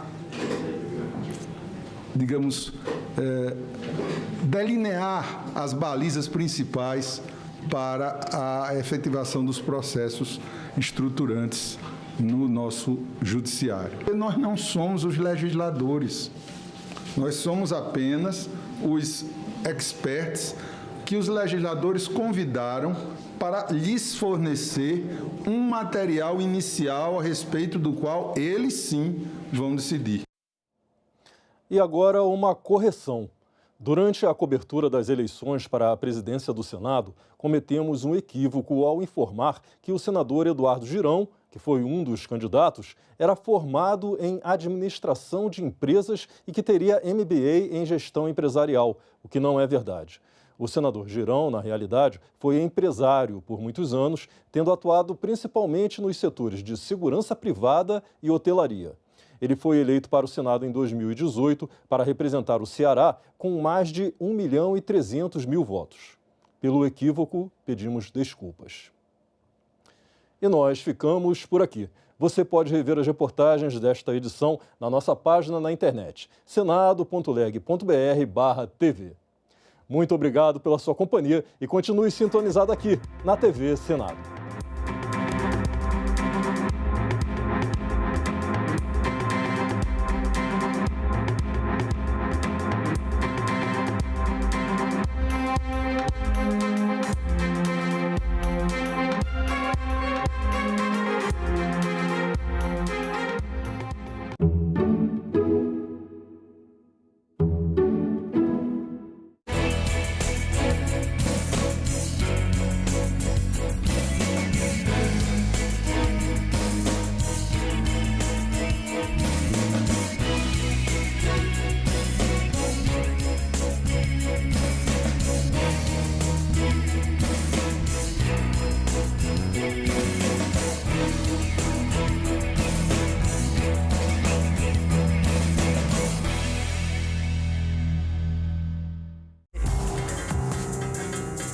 segurança jurídica? Há, para retirar direitos. Uma reforma que altera as leis trabalhistas no país. O Brasil hoje enfrenta os menores índices de desemprego, que, no meu entender, significa que a reforma trabalhista alcançou o seu fim. Por exemplo, o trabalho intermitente é um absurdo. É dizer, fica em casa, quando precisar de você, eu te chamo, se vem trabalhar na minha empresa. Eu te pago as horas trabalhadas. O resumo é isso. Mas lembrar que isso afeta toda a população, porque, no final das contas, isso aí vai chegar nos empregos que vão ficar em risco ou não, né, a partir da tributação que existe em cima das empresas. No mundo inteiro tiraram foram direitos trabalhistas, né? Uma cabeleireira. Quando teve a reforma do Temer, mas vai ser pessoa jurídica, é muito melhor, não sei o quê. Melhor para quem? É melhor para o empregador só. Não se revogou a CLT, ela continua a existir, mas se abriu condição para ela não ser cumprida.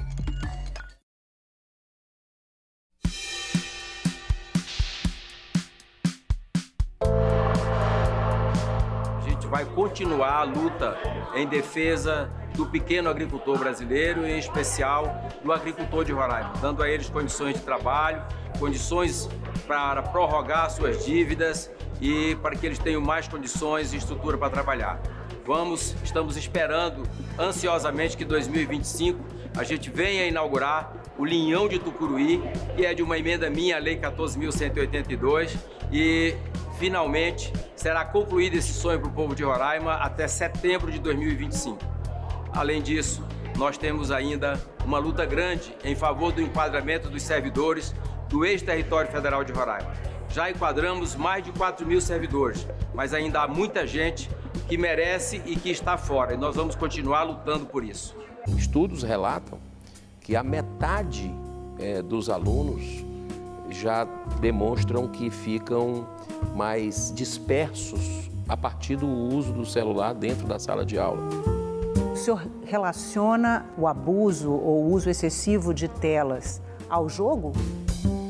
Eu acredito que é uma teia muito perigosa. Salão Nobre, hoje, 8 horas da noite, aqui na TV Senado. O Brasil tem cerca de 6 milhões de trabalhadores domésticos. Desse total, 92% são mulheres e a maioria absoluta, mulheres negras. A conquista de direitos importantes dessa categoria também teve a participação dos senadores. PEC das domésticas é proposta de emenda constitucional? Exatamente. E aí entra na Constituição, né? Não é só uma proposta de lei. Oi, eu sou a Lavínia Rocha, sou professora de História, escritora e criadora de conteúdo. E hoje a gente vai falar sobre a PEC das domésticas. O que a gente pode falar dos direitos alcançados? Se a gente pudesse enumerar alguns, a gente falaria de... A gente poderia falar de FGTS, aposentadoria, por invalidez, por tempo de serviço, por idade. A gente falar de férias remuneradas, a gente vai pensar em auxílio maternidade, hora extra, adicional noturno. Então esse trabalho feito no lar, um trabalho doméstico que por séculos foi feito de graça, hoje ser pago, ter direitos é algo muito complexo, por isso é um marco na nossa história. Desde a abolição da escravidão passaram-se 125 anos até o primeiro olhar sobre legislação do trabalho doméstico, né? Foi preciso esperar não, lutar muito para alcançar essa PEC das domésticas. E o Senado aprova por unanimidade a PEC das domésticas. É muito importante, é um marco. Não dá para esquecer da Laudelina de Campos Melo, uma mulher negra, mineira, que atuou muito no estado de São Paulo, que estava ali nas associações de empregadas domésticas e lutou muito para que esses direitos hoje existissem. Além de Benedita da Silva, que já foi empregada doméstica, senadora e também a relatora da PEC das domésticas na Câmara dos Deputados. O tratamento igual para todos os trabalhadores e todas as trabalhadoras, garantido por lei. Essas conquistas fazem parte da história do país. Senado, 200 anos. Agora é lei. Mulheres vítimas de violência doméstica e familiar têm direito ao sigilo do nome em processos judiciais. Mas a proteção não se aplica ao nome do autor do crime e nem a dados processuais, garantindo transparência em relação ao acusado e ao devido processo legal.